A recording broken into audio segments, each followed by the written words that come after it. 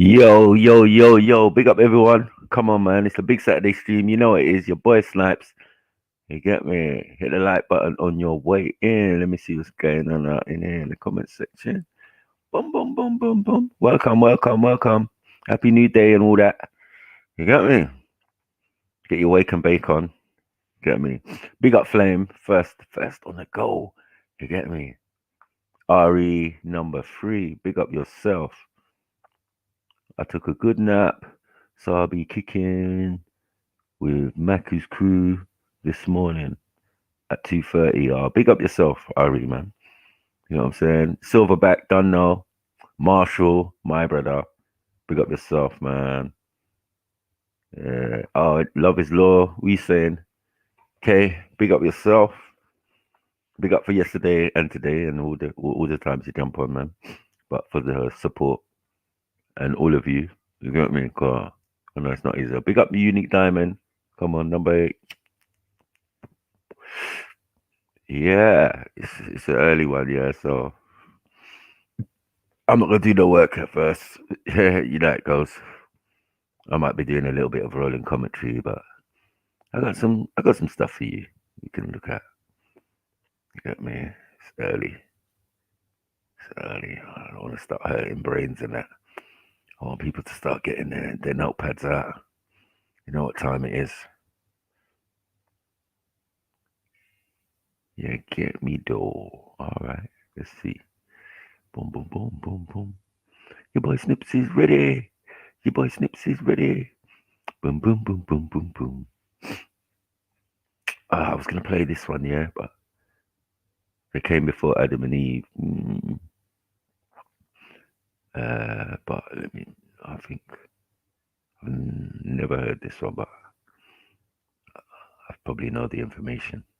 Know what I mean? Know what I mean? When you say you create a state of nothing. Cheese. It's like that. It's like that, sniper, yeah. All right, everybody, get ready. You get me? Yeah, man, I'm having my coffee and me wake and bake. You get me?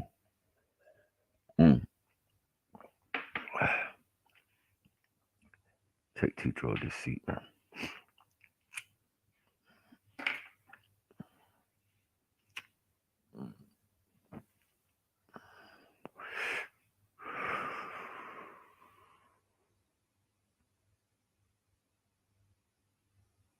Yeah, we discussed it yesterday. We was talking about apex predators and all this type of stuff, and are we smarter than animals or superior to animals? Which is a good question and a good discussion. Get me? But maybe someone could give us some indication on what we think we actually are or what we actually are. You get it? If we got a better understanding of that, and then yeah, we can move on to the next stage. All right, let's go. Let's go. Boom, boom, boom. Big up yourselves anyway, man. You get me? Welcome, welcome, welcome, welcome. You know what it is. The big Saturday stream. Anything can happen. But first, we're going to start with some 120 lessons and that. You get me? Get them brain juices functioning. All right. Let's do this.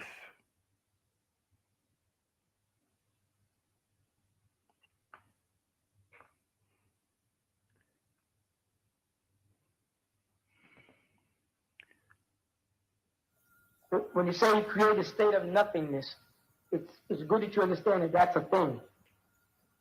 You follow? Right. Okay. Allah exists as He is. Amantu billahi kama huwa, as we say in Arabic. I have faith in Allah kama huwa, as He is, His state of existence. And here's what happens. If you blink your eye only once in every 100 years, okay, you would miss everybody that died between 1 and 100. Let me say that again.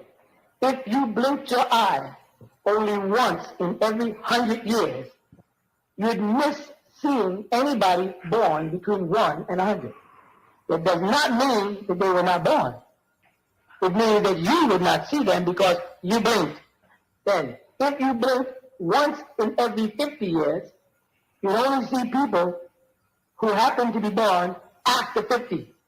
If you blinked once and then kept your eyes closed and 50 years later opened it up, you'd only see from 50 on, and 50 would become 1 to you. Why am I saying this? Because throughout the scriptures, Allah subhanahu wa ta'ala says, when He, the Almighty Heavenly Father, wants to bring something into existence, He merely says to it, kun, fayakun. Be, and it comes into existence.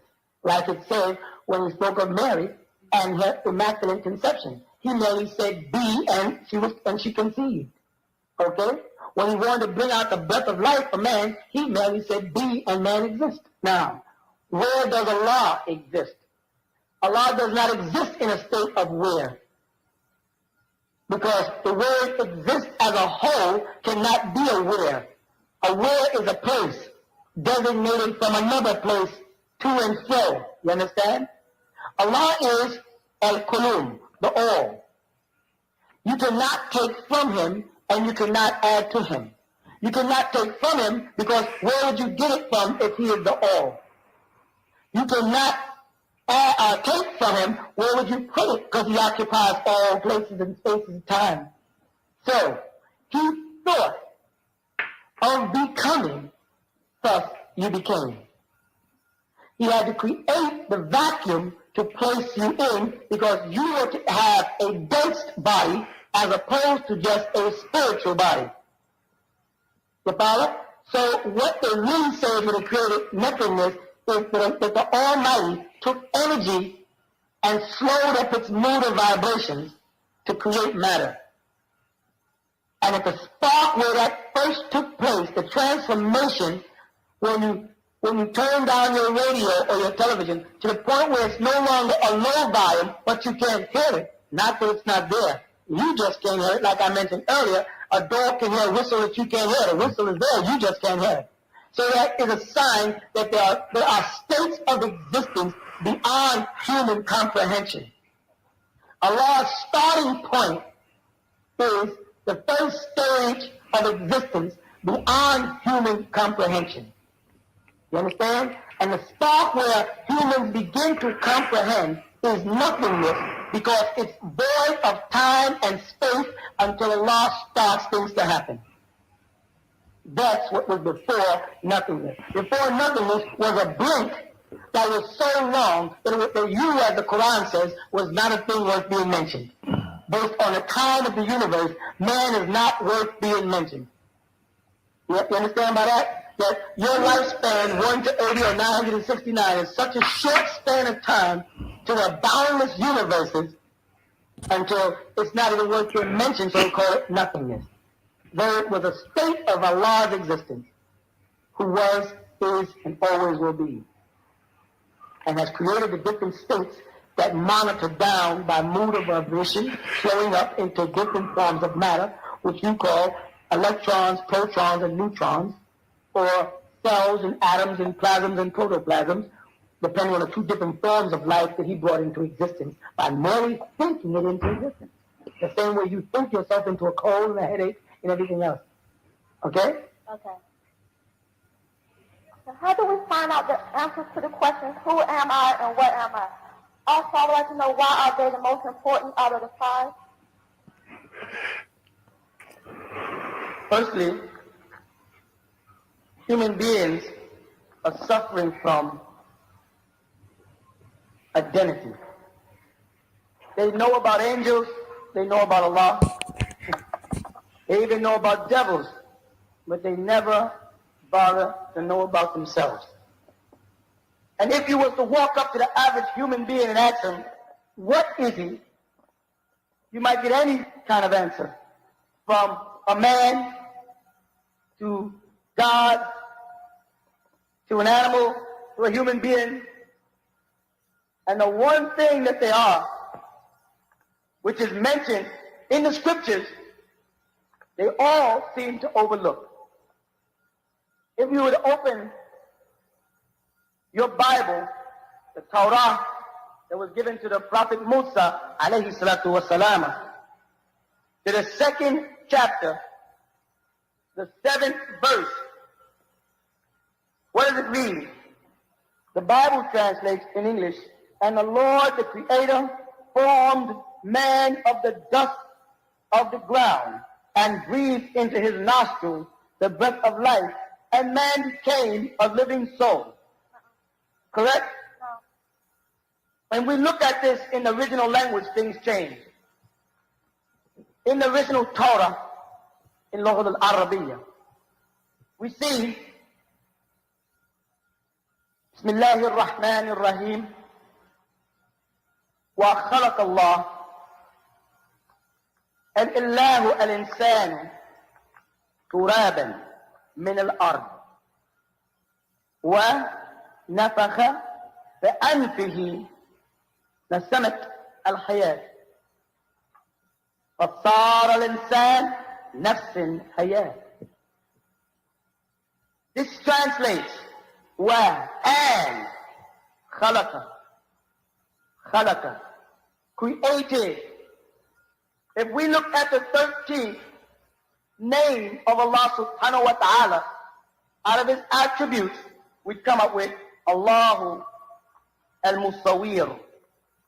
If we look at the 11th name, we come up with Allahu al-Khaliq.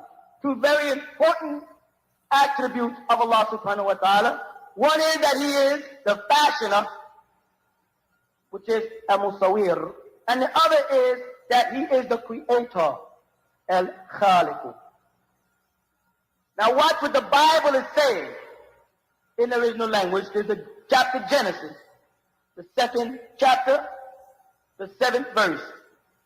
And khalaqa Allah, and Allah created the creation, al-ilahu, the creation or creator, al-insan. Remember I told you about the word insan means nas, from the word forgetful, neglectful, and is in most cases referring to man, in all cases human being. It says there, and Allah, he created as the creator, al-insan, the human beings, turaban, from the dust min al-ard, of the planet Earth. And nafakha, and he blew or breathed bi-anfihi, into his nose, in his nose, you see, nasamat al-hayat, the breath of life, hayat, the breath of life. Then it says, fasara, so fasara, man or this creature became something, fasara al-insan nafsan hayat. And so he became a human being, a nafsin, a spirit, hayat, that lives. Or as they say, a living spirit. Of course, your translation has the word soul, correct? But it doesn't have soul in the scriptures. It has the word spirit. The word soul in Arabic is ruh. The word spirit in Arabic is nafsan. The same thing applies in Hebrew, in case they say, well, the Bible was originally in Hebrew. Nefesh in Hebrew is spirit, and ruh is soul. So it doesn't change. When they say a person is breathing air, they say, tanafush. Tanafush. To breathe air. Listen to that. And here it says that the Almighty Allah, khalaqa Allah al-insan taraban, from the dust min al-ard, of the earth, wa nafakh, and he blew the anfihi, into his nose, nasamat al-hayat, the breath of life, fasara, so he became al-insan, the human being, nafsin hayat, a living spirit. So the question of what is a man is answered right in Genesis chapter 2, verse 7. What is a man then? He is a living spirit, a nafsan. Does the Quran, you ask, back this up, being we are Muslims and we should study or put a lot of reference on the Quran? And my answer would be, taba'an, of course. If you open your Quran to the 15th chapter, to the 29th verse, the truth is beautiful. We'll read it. It says, so when he completed him and breathed into him of his ruhi, he ordered him to fall down to him, meaning Adam, and to worship him. It's telling us about the creation of Adam, if you read the whole chapter 15. And it speaks about when Allah Ta'ala created Adam, and it's got a very important point. You see some words that match. When, sawaytuhu. So when he had completed Adam's body, he did something, the Quran said. Wa nafakhatu. See the same word from the Torah? Nafakhatu.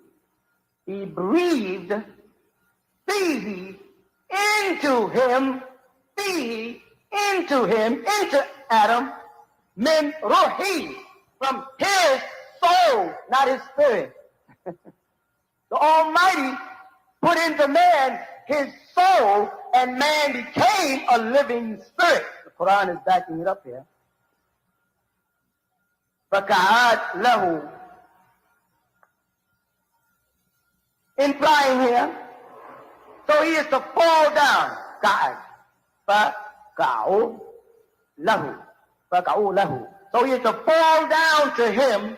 This is telling the devil, Iblis, to fall down to him, lahu, to Adam, sajidina.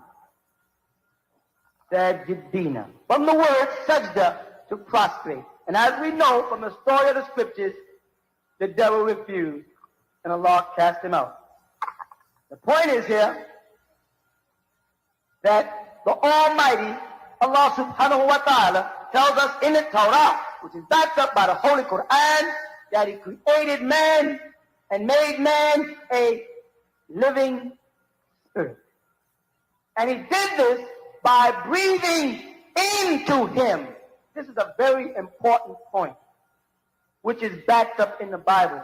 Even Al-Mashiach, the Messiah, Isa ibn Maryam, Jesus the son of Mary, galactically known as Sananda, he himself, through his disciple John, speaks about the light that lighteth every man that cometh into the world. We'll find it in St. John, chapter 1, verse 10. It says, Kana fil alam. He was in the world. وَقَوِينَ الْعَالَمْ بِهِ. And the world came into existence by way of him. وَلَمْ يَعْرَفُهُ الْعَالَمْ. But they did not know about him. Now Christians will right away tell you that this is talking about Jesus. That he was in the world was made by him, and the world knew him not. But we all know that everybody knew Jesus. The Romans knew him, the Greeks knew him, and so did the Sanhedrin and the Pharisees and Bani Israel. All of them knew who he was. So they cannot say he was in the world was created by him, and the world knew him not. Because everybody in this period of time in St. John knew Jesus. He was not someone who was not known. He was somebody who was very known, even to the point where they wanted to take his life. You got to stop making things up.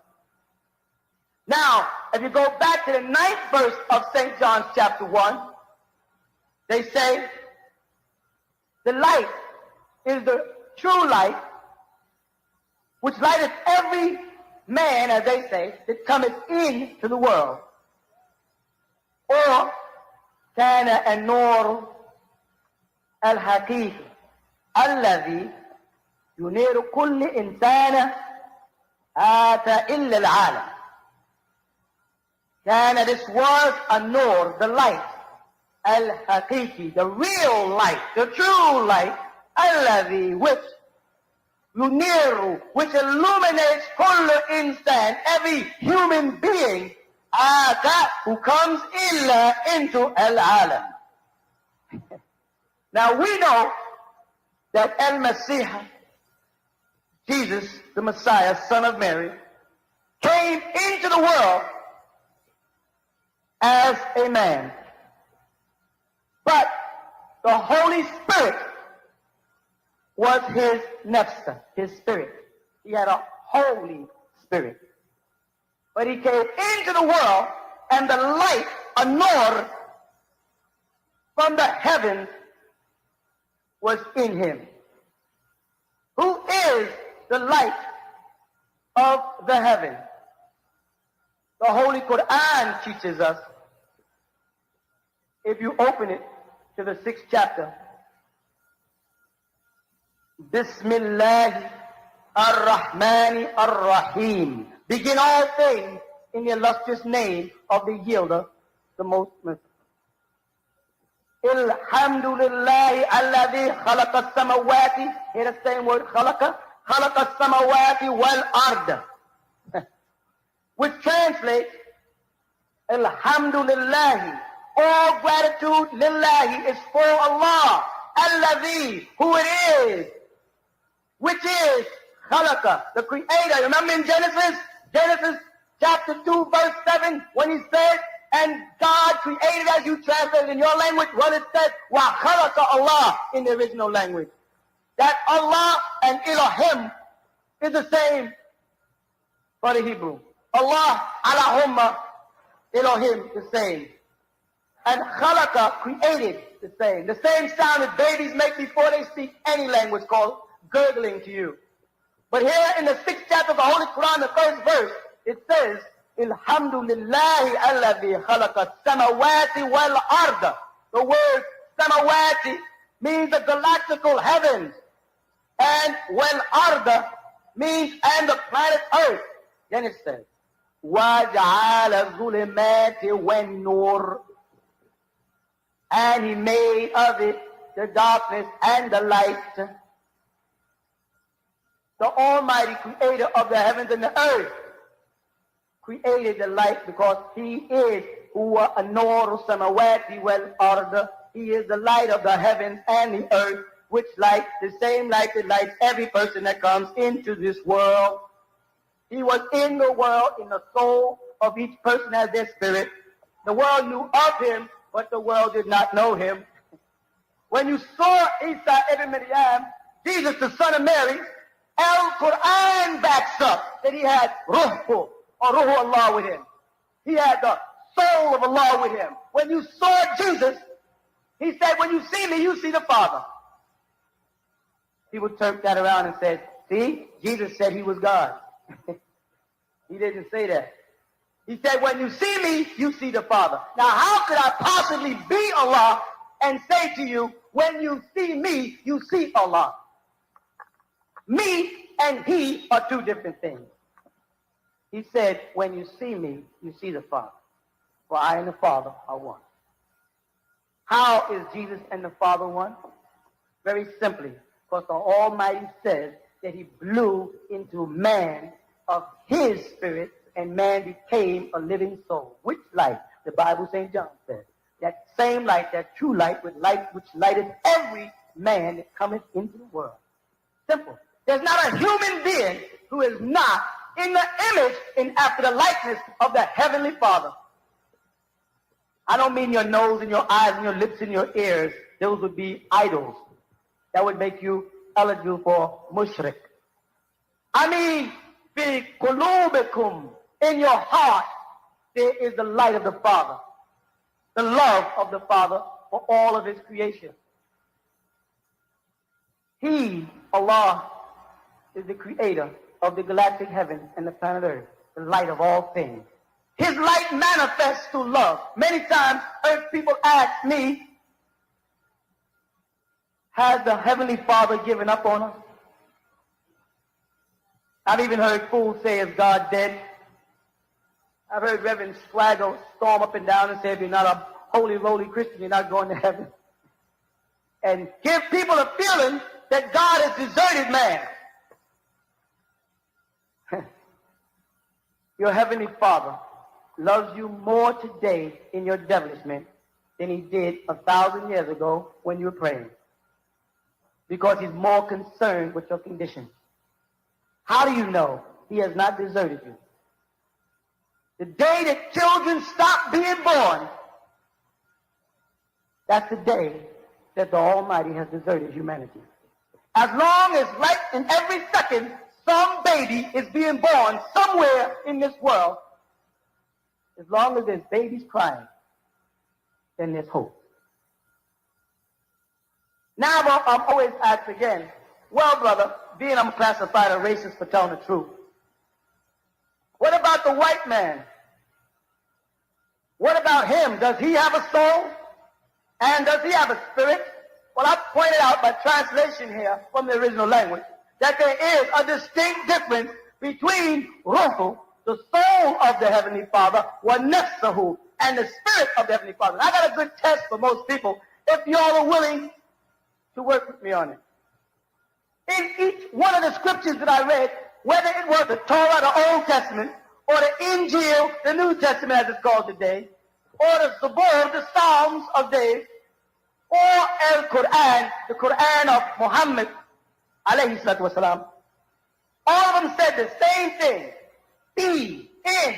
That the Almighty blew his spirit into man, and man became. Or he blew the breath of life, which from him was soul, into man, and man became a living spirit, right? But the key word is be, in. And means with. Be means in or inside something. Now here's the catch. I want y'all to work with me. Are y'all willing? Okay. I want you to say God. Try it. Don't be afraid. You use it all the time. Say God. God. Say it again. Are you people afraid to say the word God? God. God. Say it again. God. Now try to breathe in and say it. Try to breathe in and say God. Go ahead. Try it again. You'll be trying forever because you can't breathe in and say God. Try to breathe in and say Jehovah. Try it. Go ahead. Say Jehovah, breathing in. You can't do it. Try to say Om, breathing in. They tell you to breathe Om out. Try to say Om, breathing in. Try Buddha. Try Zoroastrian. Try Fard Muhammad. Now watch this one. Huwa Allah alladhi la ilaha illa huwa. He is Allah, and besides him there is none except he. Huwa Allah alladhi la ilaha illa huwa. He is Allah who is the creator. Nothing would exist if he did not create it. And he says in the Bible that he put his soul into man, be he, and man became a living spirit. I'm doing that purposely. Now I want you, we tried God and Jehovah and all the different names that they use, Yahweh and your way. Now I want you to say Allah. Say it again. Now try to breathe that out and say it. Ya Rabbil Alameen. Allah is the stain of all the boundless universes. You can't blaspheme his name. Even if you want to, you can't. Because he gave you the code of the scriptures. And in that scripture, he said he blew his spirit into you and you became a living soul. Allah subhanahu wa ta'ala. And when you breathe in, say, Allah, try it. All the Sufis do it. Allah, Allah, Allah. You now try to breathe out and do it. Ya Rabbi, you can't. Not God, not Jehovah, not Yahweh, or his way. The baby says, the first sound that comes out of everybody's mouth, regardless of where they are and regardless of what language it is, You know why?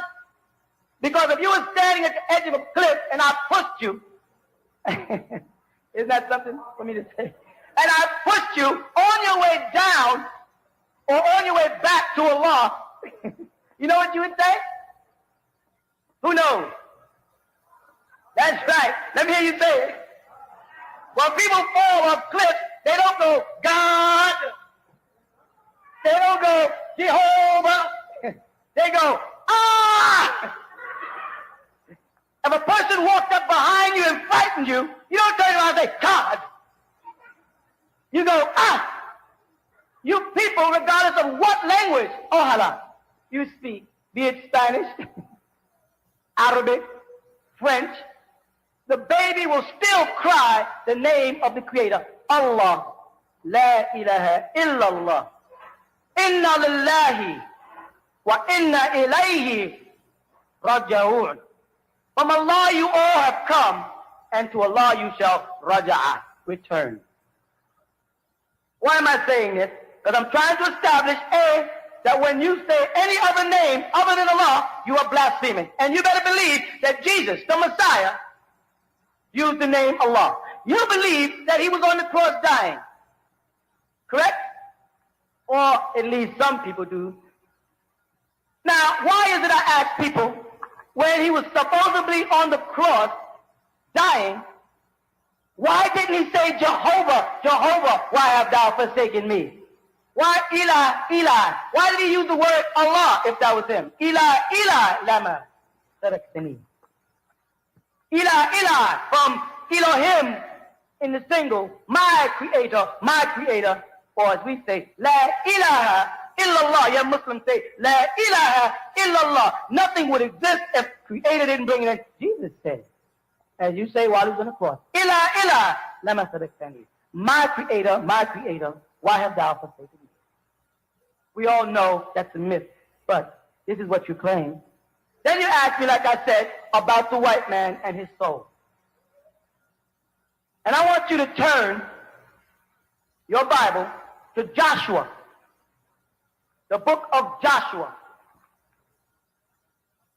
And I want you to look at the 5th chapter and the 1st verse. And we're going to read a very strange incident. The book of Joshua, the 5th chapter, the 1st verse. Does anybody want to read it?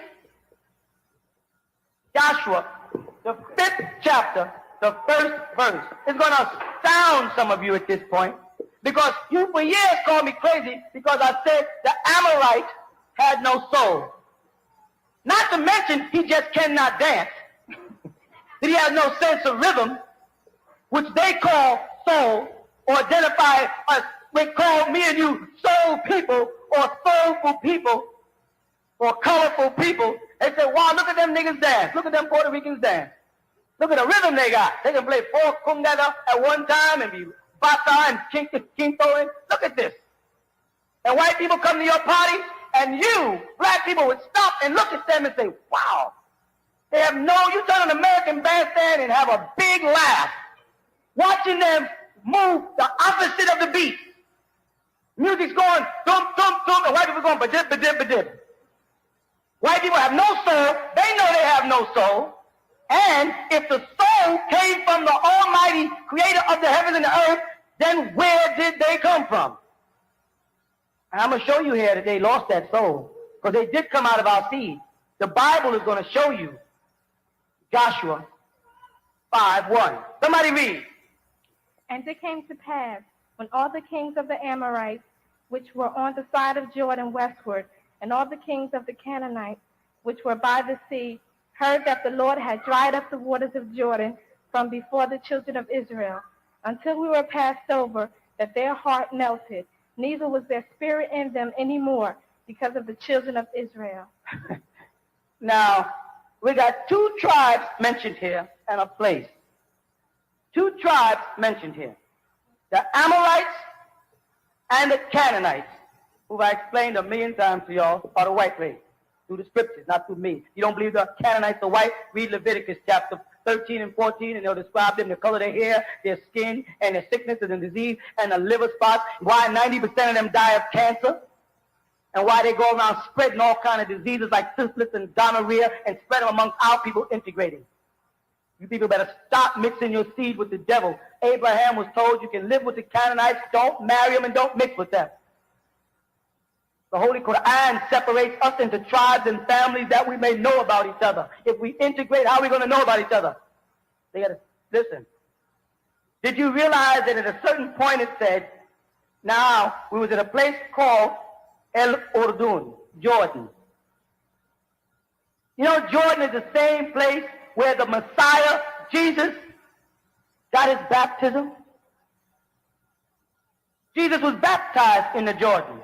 And when the Amorites and the Canaanites saw the Almighty perform the same miracle that he performed for Moses and the children of Israel before, he dried up the Jordan. A lot of people think he only did it once with the Red Sea.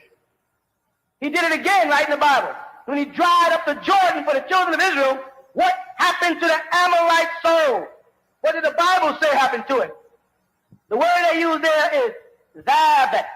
It melted qulubihim, their hearts. Wa and lem. There is not tabka remaining fihim in them a ruh, a soul, ba'd min jawa. After that, because of Bena Israel. That's the Canaanites and the Amorites soul. You have spirit written in English. In the language Arabic, they have ruh. Why do I point out ruh?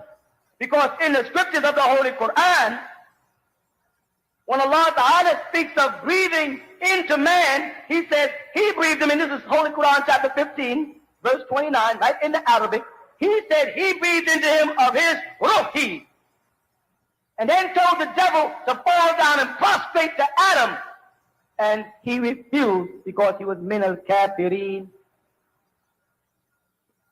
What is a kafirin? And where do we get the understanding of the kafirin? Well, before we can understand the kafirin, we have to understand what renders one a kafir, a concealer of the truth. The truth of Allah Ta'ala has come down to human beings, and so did 200 fallen angels called cherubim, cast out from heaven also into the earth. If you don't believe me, read Revelation chapter 12. And it'll tell you about Michael fighting against the devil and the devil's angels, and they have found no place for them at all in heaven anymore. Right in the book of Revelation, chapter 12. So the angels that were cast out of heaven, which I explained in last week's class, has come from the seed of the devil, as found in Genesis chapter 3, verse 15, the seed of the devil, his family. And I will show you in the Quran somewhere during the day where the jinn is a man. I'm going to tell you, a man. Go use the Arabic word, rajulin, a man. But first we got to establish something, and that is the jinn, who has come down out of heaven and is on earth tormenting man in the form of a man many times. The Quran reads in the 114th chapter, the message to human beings from Allah subhanahu wa ta'ala. It has 6 verses, because this devil was destined to reside on earth for 6,000 years, one of his numbers. And his time is almost up, and he knows it. And he is panicking. He's running wild. He sees UFOs, as he calls them. We call them swooper. He sees UFOs every day, and he don't know what to do. There's wars and rumors of wars, and nations against nations, and kingdom against kingdom, and there's famines, and there's earthquakes, and there's pestilence, and the man is confused. He's looking for you to help him, and you're confused. But because Allah is Ar-Rahman, Ar-Rahim, the light of Allah is here. And we'll know the truth, and it'll make us free. Listen what it tells us. Bismillahir Rahmanir Rahim. Begin all things with the illustrious name of Allah, the yield of the most merciful, which I explained earlier. Qul, tell them this, Muhammad. This is the angelic being, extraterrestrials as you'd have them, speaking to the Prophet Muhammad, who was the comforter who came after Jesus, the Holy Spirit with him. And the Holy Spirit is the angel Gabriel. Salaam alaikum wa rahmatullah.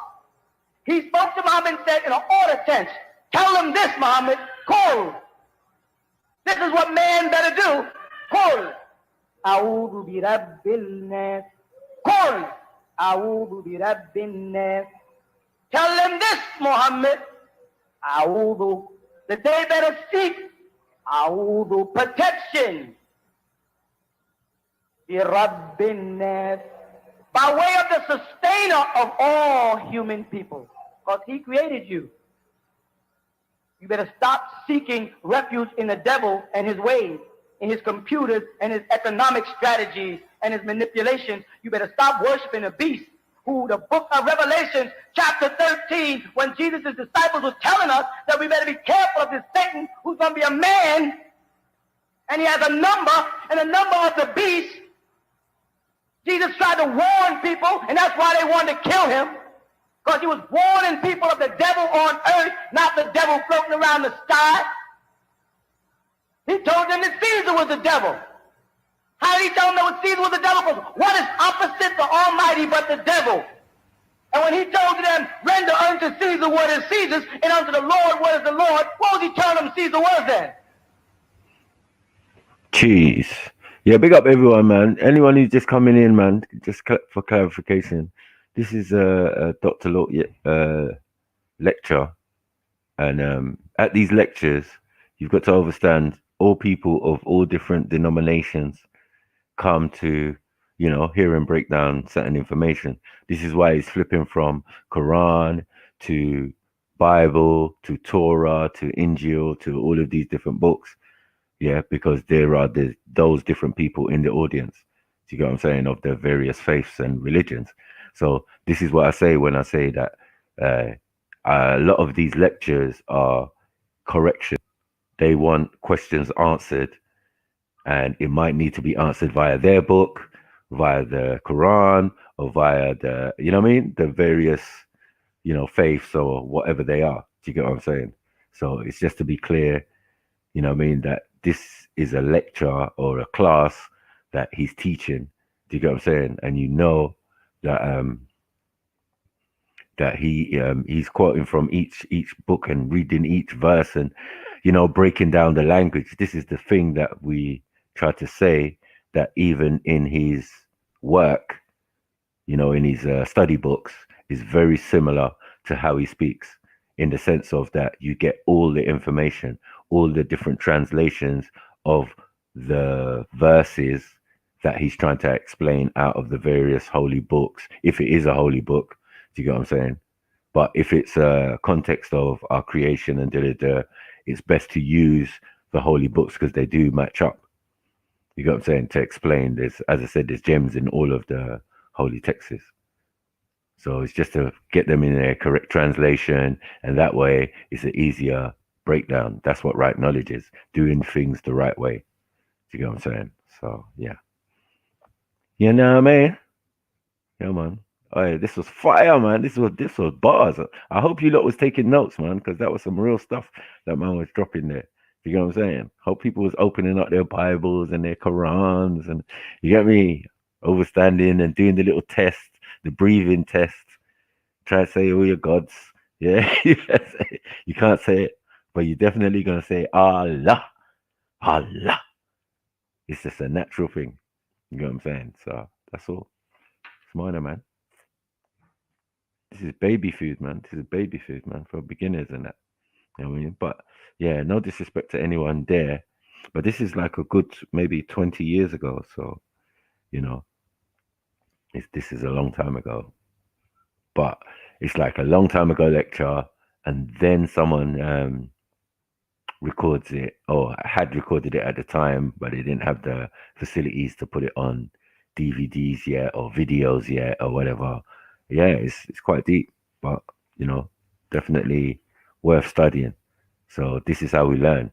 We don't listen 100% to what man's saying, because man's going to give man evidence or give man direction to go and find what he's saying.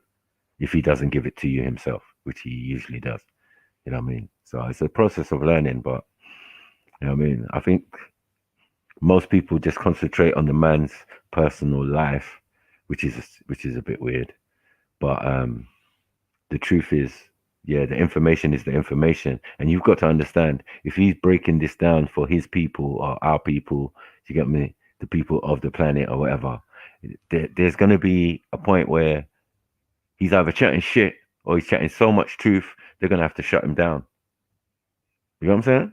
They're going to have to shut him down because it's either one or the other. Sometimes they just dismiss you like a madman. I don't know what he's talking about. He's a madman. He worships aliens and da-da-da. And it's like, who worships aliens? But yet spends billions on that type of research, if not our governments and stuff. It's like a smokescreen, you know what I mean? To say someone is a pseudo or he's do or he's a remixer or da-da-da. And by right, you should remix the disinformation with the real information and make sense of nonsense. You get me? But to have some common sense is not common, it's rare. You know what I'm saying? Now we're dealing with rare sense. So there's many methods to learning and studying information, but you get me? You can understand if this is years old and my years of learning and studying and going through the various schools and books and, you know, information, and then that having to put me onto research, and then the internet coming along, and then we can use the internet as well as reading books or classics or thing from the various authors. And that's why man said author and authorization. That wasn't just to read his books, that was to read any books that we were reading. Make sure you know who wrote the book and what their intentions were, what organizations they were with, what that organization does. Is it Illuminati? Is it this? Is it blah? Is it Masonry? Is it, you know what I'm saying? You have to know. That's what knowledge is. Knowing that everything, that you can walk into a building, look up and see the symbols and understand what's going on in that building and what energy that can bring. So you can know whether to avoid it or, you know, continue on your journey. That's why knowledge is power, man. Because if you don't know what's going on, you just be dancing, watching the video while they got checkered floor and all of this type of stuff. Two pillars at the side, and you know, they're trying to tell you something or tell your subconscious something. Do you get what I'm saying? That's gonna stay with you. But you didn't realize, you know, that that's what we call programming. Subliminal messages and all of these type of stuff. But people are doing various stuff, rituals and, you know, things in shadows and dark places or private places, yeah, that, you know, they don't want us to know what they know. Now, when people come out and show us and try and teach us, yeah, they're going to get shut down, family. You know what I'm saying? But let's deal with the info. You know what I mean? The rest is distraction. I don't care about a man's personal life. You get me? If a man did this or a man did that, well, bro, he's given that much information to say to in a way that you should have a process of learning and how you take things in. Do you get what I'm saying? So even with a subject like that, you would have known man would have applied the same skills to it. Do you get it? I don't know why man would suddenly have amnesia. Like, nah. He done it and blah, blah, blah. No, you would apply the same process to that situation. Do you get what I'm saying? If you was interested. Because what man was dealing with is knowledge, and some of that is on a metaphysical level. This is why we say degrees of knowledge. There's 360 degrees of normal knowledge and 360 degrees of metaphysical knowledge. Combine them, you get the 720. It's all just information and knowledge and how to process things and all the rituals, and you can see the signs, as I said. You know what I mean? You don't have to be influenced. You don't have to be emotionally attached to it. But if you're a truth seeker and you want to learn stuff, yeah, it's best to have an honest teacher when it comes to information. If he don't know, you tell you he don't know. But go and look for it. Go and research it. Go and find out. Come and bring me an answer. Because that's how I feel nowadays. It's like, boy, more time, I don't have no questions.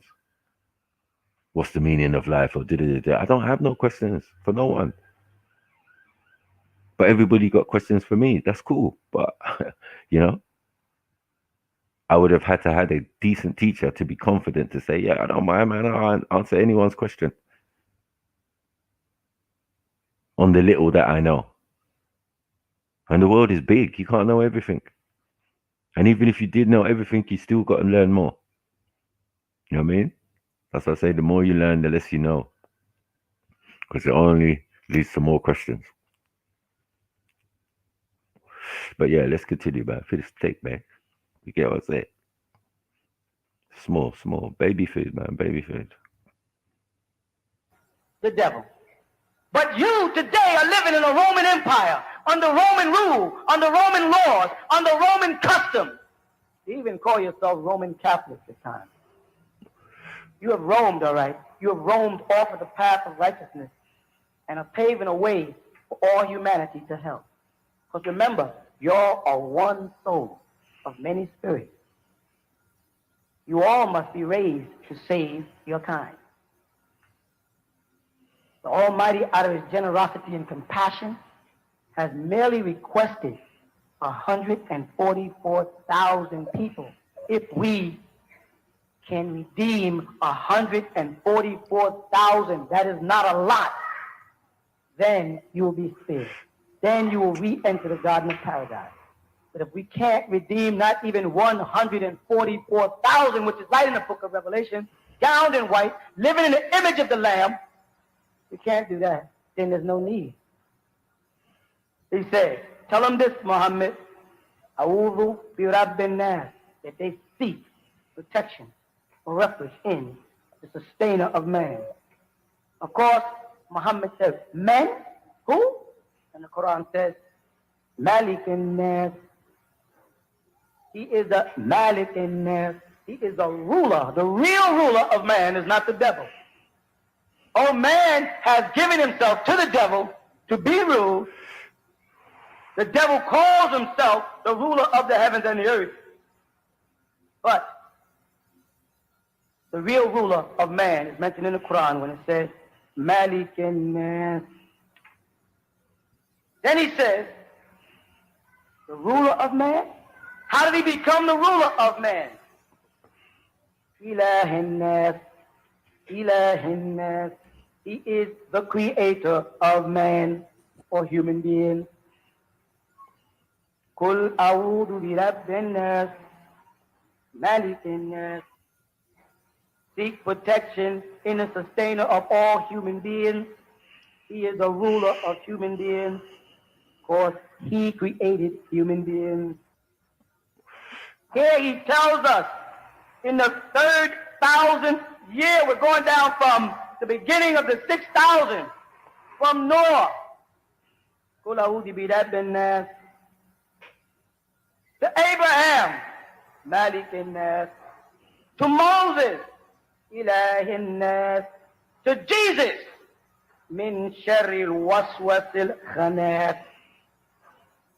Min, from Shar, the wicked, evil, Waswasil Khanas, whisperer Khanas, one of the names that Satan had in the beginning, Khanas.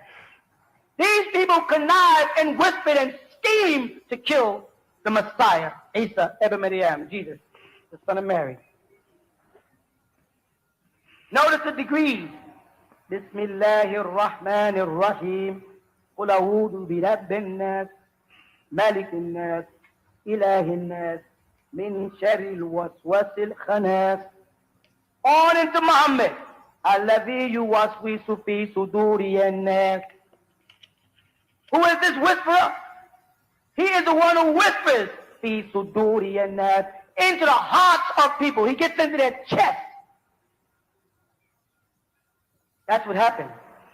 When people wanted to conspire against Muhammad sallallahu alaihi wasallam, they got around, they schemed, and they called him a fraud. He's a fake prophet. Don't believe him. When they wanted to conspire against Jesus the Messiah, they whispered. They got little councils and circles of people, and they whispered and called him a fraud. And this would continue on straight past Muhammad to Adam and straight past Muhammad to today.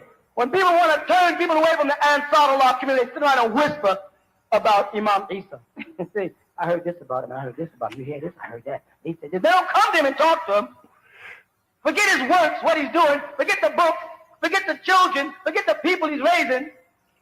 Forget the fact that the devil can out-dispute anybody but Ansar Allah doctrine. All they do is shake their head when you tell them about us. To raise... Yeah, just for clarification, you know what I'm saying? When he started the Ansar Allah community, he is a Muslim. You know what I'm saying? But the Ansar bit comes obviously from home because he's from Sudan. You know what I'm saying? And he's from the royal house of Sudan. You know what I'm saying? Who are the Mahdi. So his real name was Isa al-Hadi al-Mahdi, not Dr. York. Dr. York was a name change that occurred in the mid-90s. You can look it up. Yeah, he changed his name to his mother's maiden name.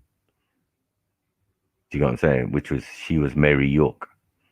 You know what I'm saying? Descendant of Ben York or old Ben York and all of this type of stuff, right? Straight out of Africa again, from the Idrisid dynasty of northeast Africa, northwest. Yeah, northwest. So So his people are from Sudan and also Mauritania kind of region. In the Black American side, you got to say, because his mom is Native American. She's Yamasee, from the Yamasee tribe. You know what I'm saying? So yeah, it goes deep. But yeah, so just for clarification, when he was doing the Ansar Allah, and as each thing, he was Imam Isa.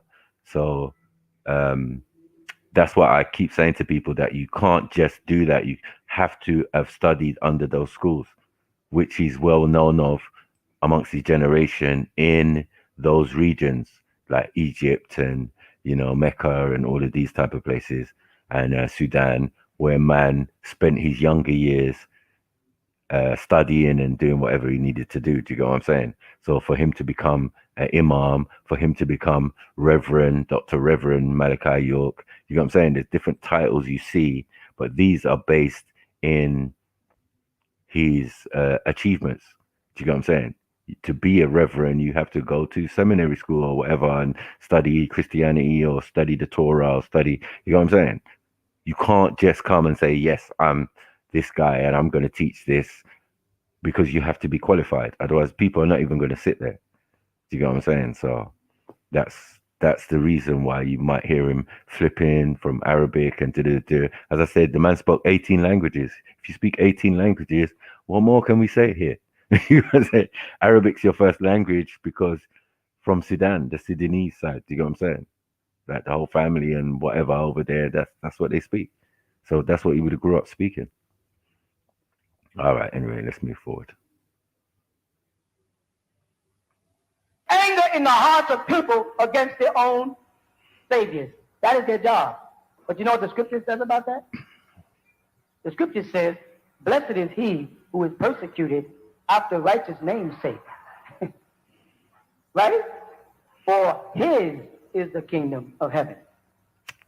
So if they don't call you names and call you brainwashed and stupid, you better be careful.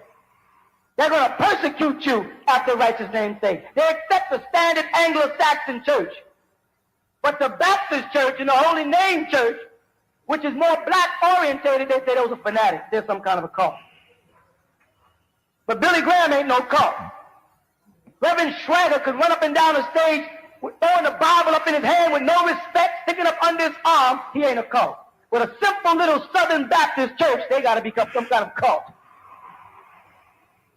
What fools these mortals be. So he whispers into the hearts of people. And who does he whisper from? He whispers from Min al Jinnati wan nas. Min al Jinnati wan nas, the Quran says. He whispers from them by way of the jinn and people. And the jinn, as I explained before, is the devil old Satan called the beast mentioned in the Bible, he gets into the hearts of men and has these men doing his bidding. Has them whispering and causing dissension and even killing people in his name. There are people out there that would kill you for the devil and swear that they've done the right thing. That's how dangerous it is. But the most valuable thing that man has is the gift of a living spirit from the Almighty, which is what he is, whether he accepts it or not. The truth shall make you free. Tells you right in the scriptures, says, Men lahu adhanun falyasmai biha. As for him who has an adhanun, an ear, so let him hear by way of it. Or as you say, he who has an ear, let him hear. Why did the law say that? Because he knew that there'd be people that are summun, bukmun, hummun, deaf, dumb, and blind. You can jump up and down, scream, tell them anything, they still won't believe. You understand what you are? You are a living spirit. You got your spirit from the soul of Allah. He blew of his soul into man, and you became a living spirit. You have now regressed from being divine, which was a supreme being. Now let me get this straight. Man is the supreme being. The Heavenly Father is just supreme. A being is a thing. Now Jesus was a supreme being. So was Moses, Muhammad, and you. A being, a supreme being. But Allah Ta'ala is El-Azim. Ain't no being added on there. The problem is, you don't know that there's a word in Arabic for being. And that word is Ka'in, a being. Allah Al-Azim means Allah is the supreme. It didn't say about Al-Azim, Ka'in, supreme being. You are a being that is supreme because you have the spirit of the Almighty in you that made you a living spirit, and you have the flesh of the earth shaped by the hands of the angel that made you a being, a thing. The Quran says that man was created from things, from dust, from mud, from clay. You dropped from your divinity, from a supreme being, now you are just a human being, el-insan. And then you dropped from a human being to a rajulin, a man. And when you get on the other side of being a man, you become an animal again. But the funny thing about the word animal is that the word animal is the same word for life again. Very strange. Hayawan means animal, and haya means life. When you get on the other side of being a supreme being, the last stage you get back to is an animal. And that's what the supreme beings have dropped themselves down to, animals. You've got to work your way back up to your divinity in order for you to be worthy of heaven, in order for you to sit in paradise amongst the angels again. You must earn this, and it's going to come through discipline and prayer. And the ultimate, which is so difficult for us, is loving one another. And love somebody as much as you love yourself.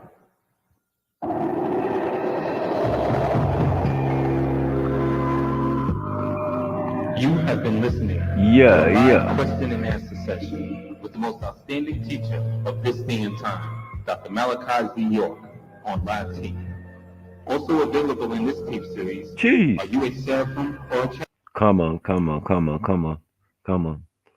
You get me? Now anyone want to jump home?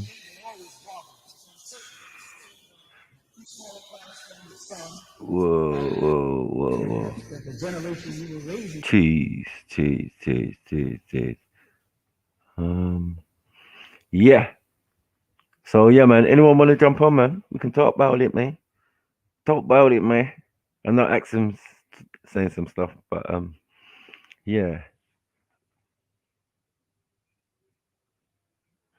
Yeah, they ain't feeling him, but there's nothing they can say. Well, when you say you're an answer, you get me. Then we go back to the text about it. Is the Ansars and the Mujahideen are exempt from all the nonsense that's going to take place now in the future. Do you get what I'm saying? All this sectarianism and I'm a this one, I'm a that one, and all of that. You know, if you go to which came first, it definitely wasn't Sunni. Do you get what I'm saying? That's after the fact.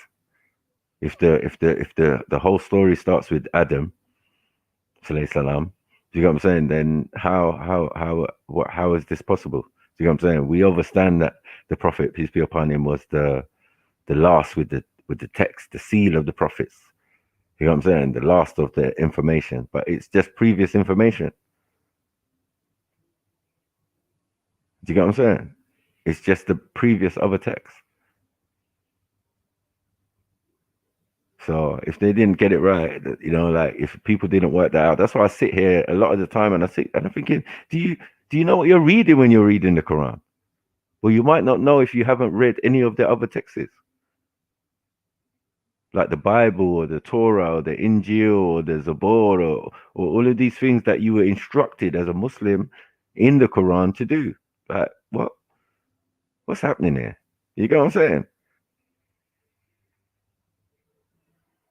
They say, it's a different story. Your God is not my God. Da-da-da-da. That was my mere process of going to the speaker's corner. Making all these guys realize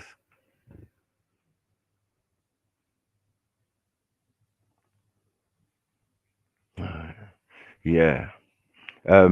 Making all these people realize that their Abrahamic religions were just one religion.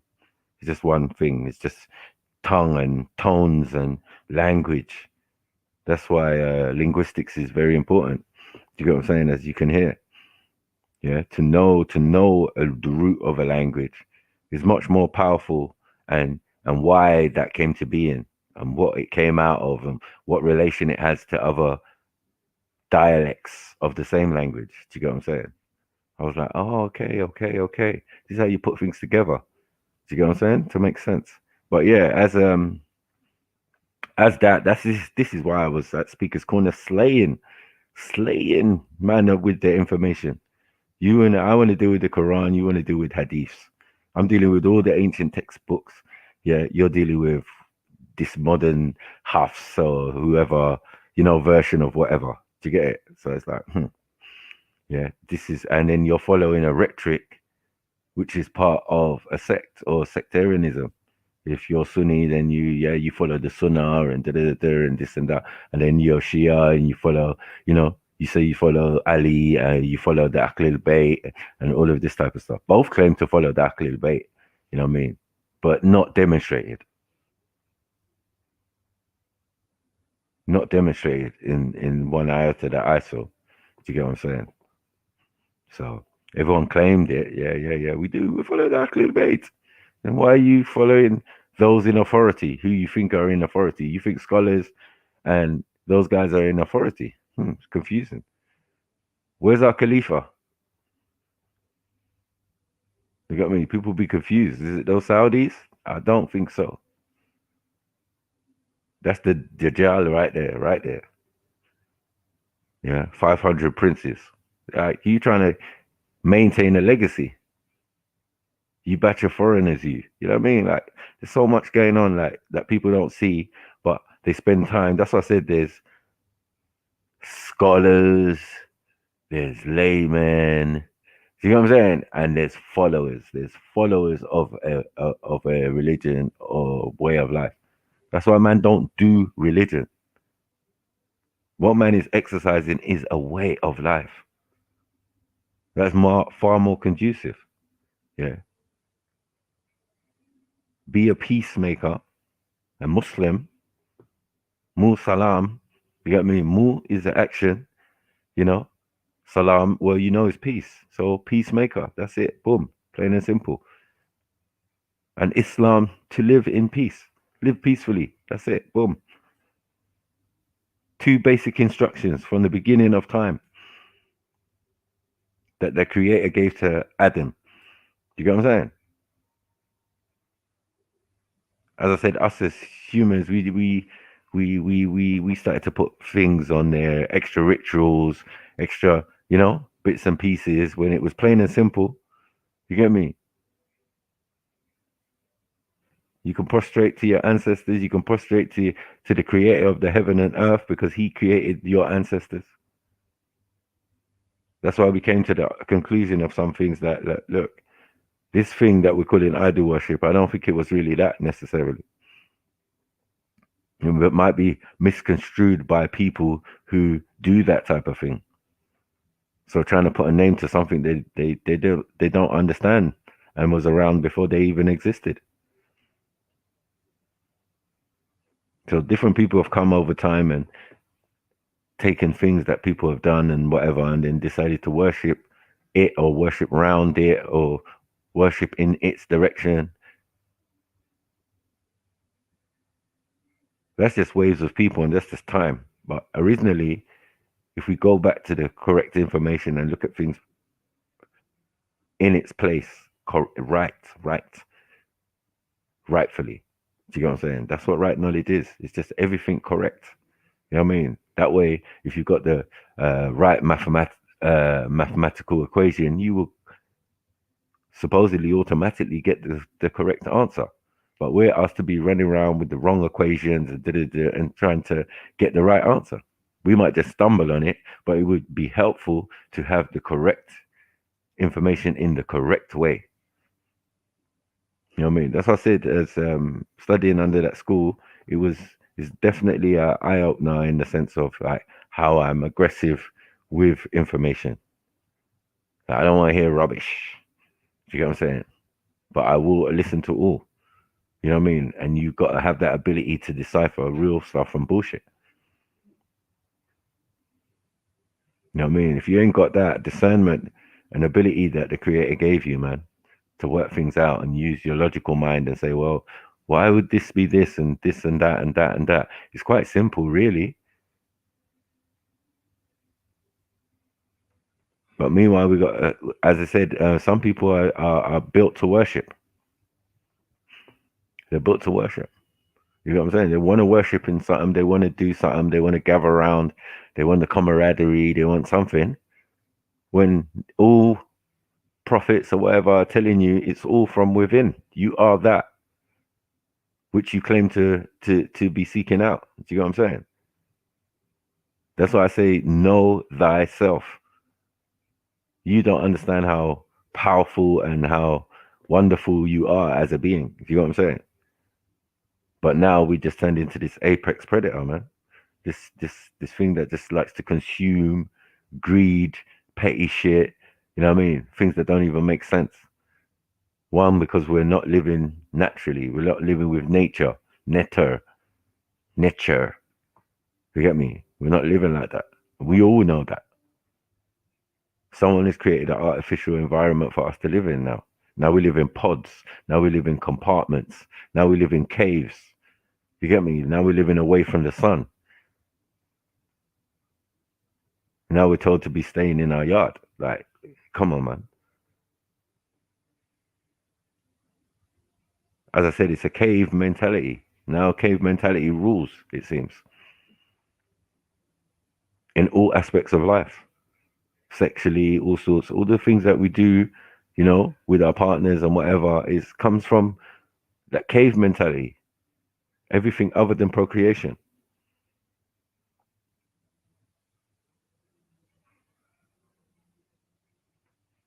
You know what I mean? Because the caveman realized that, look, if I keep placing my seed in this woman, every time 9 months, boom, a baby pops out, another mouth to feed. We live in a cave. This is too much. Like, this is not sustainable. Like, I can't deal with this.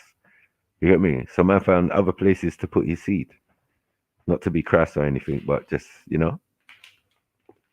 So a lot of the stuff that we do and we're listening to and we're acting on is like the mentality of a cave dweller. You know what I mean? Not saying anyone was born in a cave. I'm just saying that some people occupy the cave for a significant number of their history. And yeah, they seem to rule. They seem to be behind the hand of the hand. To get it, those same sets of people. Because remember, everyone didn't come from a cave. People had different origins to becoming what you're calling European, Asian, and all of this type of stuff. You know what I mean? So as I said, there's many types of Europeans. That's why they knew that the Jews or the Celts or whatever were not Europeans.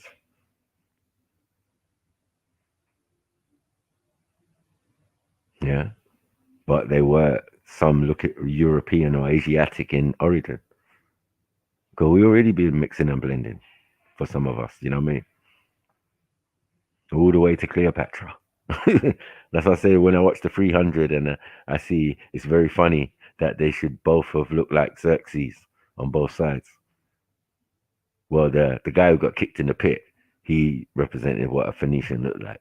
Yeah. And then Xerxes should have been part of the 300 because that's how they would have looked. Do you get it? It would have all been melanated, a melanated argument. You know what I'm saying? Of varying degrees and that.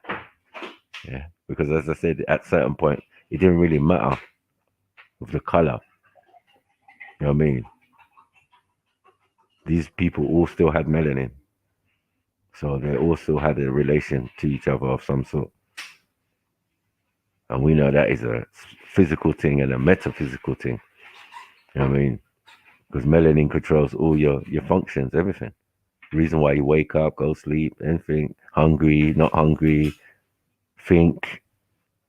Imagine, it controls your thought, like what you think about and how you ponder and all of that. And, you know, how you even breathe and that.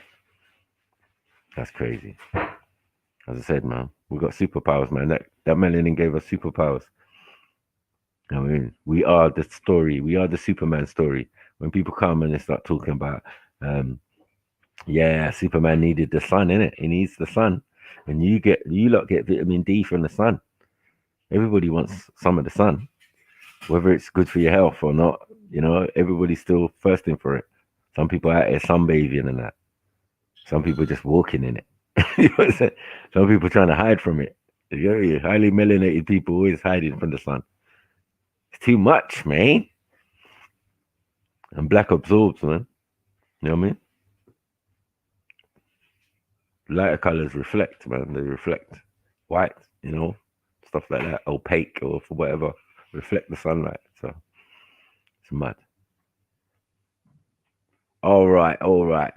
We talked about Adam now. We had a little chat about that and what man is, and you know, as I said many times before, the God is not the Most High. It's not the all. It's not the source. It's not the, you know, creator of the heavens and earth. It's a low level thing to be a god. A god is what you are. Do you know what I'm saying? That's what it says in the Bible that Christ said. Doesn't it say in your scriptures that ye are gods and children of the Most High? You know what I mean? So, you know, it's like you're getting that from a prophet or Isa or, you know, whatever name you want to call him, Jesus or whatever. He's telling the rabbis that bars just came back from Kemet. So he's saying, well, doesn't it say in your scriptures? What scriptures? The Torah for them at the time, you know. But he would have had to have read the Torah while he was in Kemet. Also, you understand? Doesn't it say in your scriptures? Well, you would have read them, innit, to say that. Like, look, right here, page whatever of this scroll, that it says, doesn't it say in your scriptures that ye are gods and children of the Most High? Boom. Okay, done. Finish. Kalas.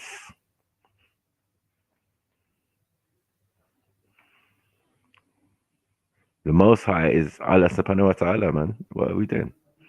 You know, he's the creator of the heaven and the earth. That's it. Boom. The Most High. The highest. He who deserves praise. Muhammad. Yeah. Who is worthy, sorry, should I say, of praise.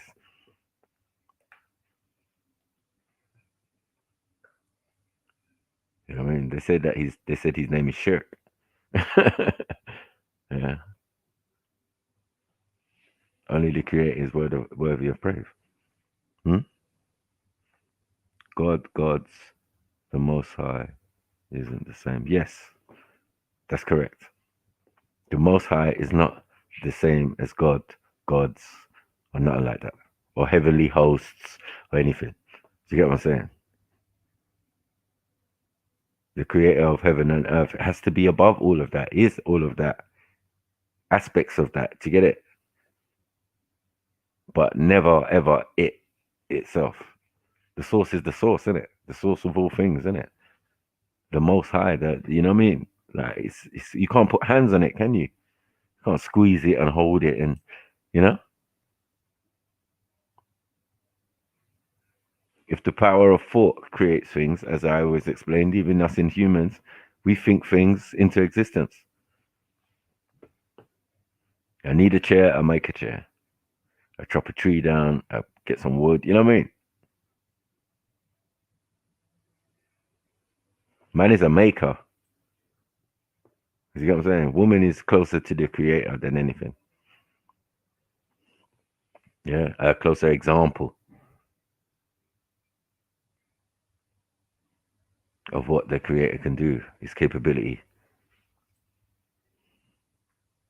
From perceived nothingness to something. You know what I'm saying? Kun fire kun. Come on, man. Levels.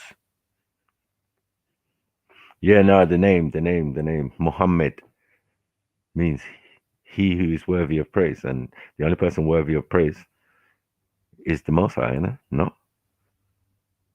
So some would say to be called that, yeah, is like you're committing you're associating partners. You get what I'm saying, with the Creator. So yeah, that's what it is. But yeah, man, these was all levels, man. Speakers Corner was great for that, man. I loved all the debates and discussions with the various different brothers from different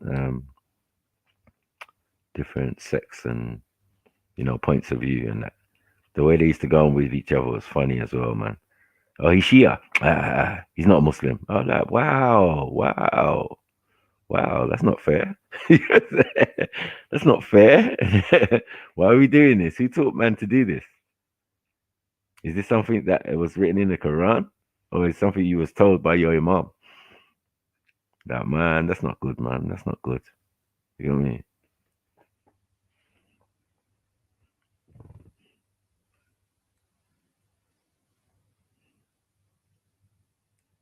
Come on. But yeah, man. As I said, these were just schools of thought, like. And when I went Speakers Corner, I just wanted to bring it all together. The glue. You know what I mean? That's how I learned it. Like, I've been around Muslims all my life. I've been cutting imams' beards and having big discussion with them. And I never heard some of the things that came up. Do you get what I'm saying? In Speakers Corner, ever. Until I came there. You know what I mean? And man started asking me questions. What do you think of Aisha? No. What? Sorry? Do you think the Prophet was a pedophile? What? Stuff for Allah. Like, what are you talking about? They're like, oh, you're a Kemet, no? I'm a Kemet? No. I'm a Nubian. You get me? I'm a Nuwabian, a Nubian. You know what I'm saying? Nuwabia is a place in Sudan, in what we're calling Upper Egypt or Lower Egypt or whatever. You know what I'm saying? Look it up, man. Nuwabia. You know what I'm saying? It's a place. But it was in Egypt, so you know what I mean? It's not a big deal. But we say the Nubian part is because Nubians you can easily identify a Nubian. You know they're gonna be like dark, shiny skin. They're definitely from Africa. Yeah. So it's easier, man. And a Nubian, even from the African point of view, are a mixture of two tribes. So the even connotation of being a Nubian is being a new being or a mixed individual from two older tribes or whatever created this Nubans or Nubians or Nubians or Nuwabians. You know what I'm saying? Like that's what it is. Cause as I said, we live with our ancestors, so you know what I mean. We're that fortunate in Africa and around the world, I would say. We live with our ancestors. So the older version of you or whatever you are, wherever you come from, you can find it, man. You can find it. It's just that it always goes back to black. Boom, boom, boom, boom, boom. You get me? In its original form. But we don't mind about the color fading and the mixing and yeah. But that's how created all the different diversity we have now. I don't know if it's a good thing, but yeah, I wouldn't have some friends if mixing wasn't a thing. Not by me, but I'm just saying by the ancestors and that. Because I hear a lot of my black folks like, yeah, man, yeah, I'm not even going with anyone else but a black person and all of this type of rubbish. I'm like, bro, you need to sort your life out, fam. Yeah. Your friend at work, your neighbor, your flatmate, your whatever, you get me, is some result of those things there. And if we didn't have that, then we wouldn't have the people of the world. A lot of races or a lot of so-called people wouldn't exist if people didn't mix. You know what I'm saying? In some places you can hear that they were told not to, but you know, when you tell people not to do something, that's when they do something. Do you know what I'm saying? Yes. Big up Shaka. Says, big up Sniper. Teach the forgotten knowledge. 100% done. No. Big up family. You know what I'm saying? Stu Brunts, big up yourself. Thank you for the donation. You get me? But yeah. That's how we go. That's how we move. Now, always you might hear people going in talking about the holy tablets. Let me explain something to you guys. The holy tablets, one, is such a credible document. It's admissible in most courts or any court of law, especially international court or your local court, regional or whatever. I don't know about federal court, but yeah. Yeah, we ain't got that system over here. But in most courts in the land, which is quite strange, you know, just like the Bible, you can, you know, bring things mainly on the premise that it provides evidence of any claim that you're trying to make. So if you wanted to prove that the Edomite, as some would say, or whatever, or Canaanites are in charge right now, yeah, and they shouldn't be.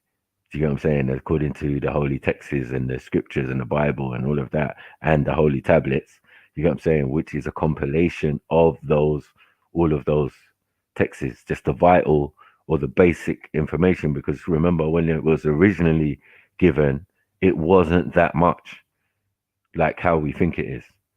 It was just you get a scroll telling you a story. You know what I mean? Like the flood of Utnapishtim, that is a complete story, right? Yeah, the Epic of Gilgamesh is another story. Like, the Iluma Elish is another story. You know what I'm saying? Explaining something and da. But yeah, man. I saw the thing set. Yeah, big up, man. We've been going in early, man. I tried to start off slow, man. Cause we spend all week doing work and that. You know what I mean? Putting in the work and having. Sometimes it's good to like one of my teachers to let you know what it is, man. Because people love religion, love all of these type of stuff, but there's more to life than what we know it. Do you get me? On the basis of religion, which we know is not historical, is not 100% factual, is based on stories and allegories and things that have been transcending since a particular period in time. Yeah. Not from the beginning of time, but a particular period in time. So these happenings in these holy texts did happen, but they've been so convoluted and diluted and patched together and It was never ever meant to be a complete story like how we have in some of our holy texts. It could not be the complete story of the world, basically, is what I mean. But it could be the story and the registering of a set of beings, a new beings or Nubians or Nuwabians coming out of, you know what I mean? Some original peoples that was already there. So, because I believe that the garden thing was an experiment, right? The Garden of Eden thing is an experiment. So there were two beings placed in a situation, naked, you know what I'm saying? Natural, should we say? You know what I'm saying? And allowed to do things maybe without the stress and strains of modern society, village, town, city, you know, all of those type of things. Because I believe at that time those things already existed. So this situation that we read about in all the holy texts is based on a particular situation that has happened multiple times. So this one that we hear about is a one that took place 6,000 years ago, but also took place from the original text 450,000 years ago. Because the Anunnaki are telling basically the same story of the man they made, blah, blah, blah, using the DNA tree and all of that. And if we go into the ancient texts, we find out where they came from, or where the stories came from, or the, you know what I mean? And you're like, okay, that makes sense. And I can see how they try to explain it at that particular time that way. Cool, no problem. If we're going to stick to it, we're still going to be stuck in the past. Yeah. But the past for some people is not the same as others. So those ancient people were far smart, intelligent, and whatever to believe in texts and information for man. You know, they must be quite intelligent and had a lot of time on their hands to be constructing monuments and doing all of this type of stuff. Astronomy, astrology, or whatever. They were doing everything. So at different points, it's showing maybe living in these organized societies were a good thing at a point, and then it wasn't a good point. You know what I mean? And then it just fell apart. Do you get what I'm saying? And people went their separate ways and because maybe that's what happened. Rather than, boom, you know, these people were wiped out and then, you know, some other people moved in later. It just doesn't make sense. Usually people have relation to the area, but we move around a lot as human beings. We're a whole gypsy species. You know what I mean? We can't sit our ass in one place. Never that. We can't sit down in one place at all. The link's in the description, so you can jump on, man. Like, I don't want to do the monologue, but I will do the monologue for a little bit. Yeah. Just trying to have a relaxing Saturday, man. Like, yo, I don't want too much stress today, man. But I don't mind teaching and giving a commentary to a real teacher.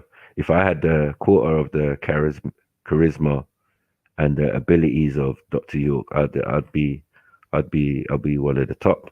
Even with the little I've got, I'm all right. You know what I mean? Like, you know, I'm quite rated when it comes to debating and discussions and all of this type of things there.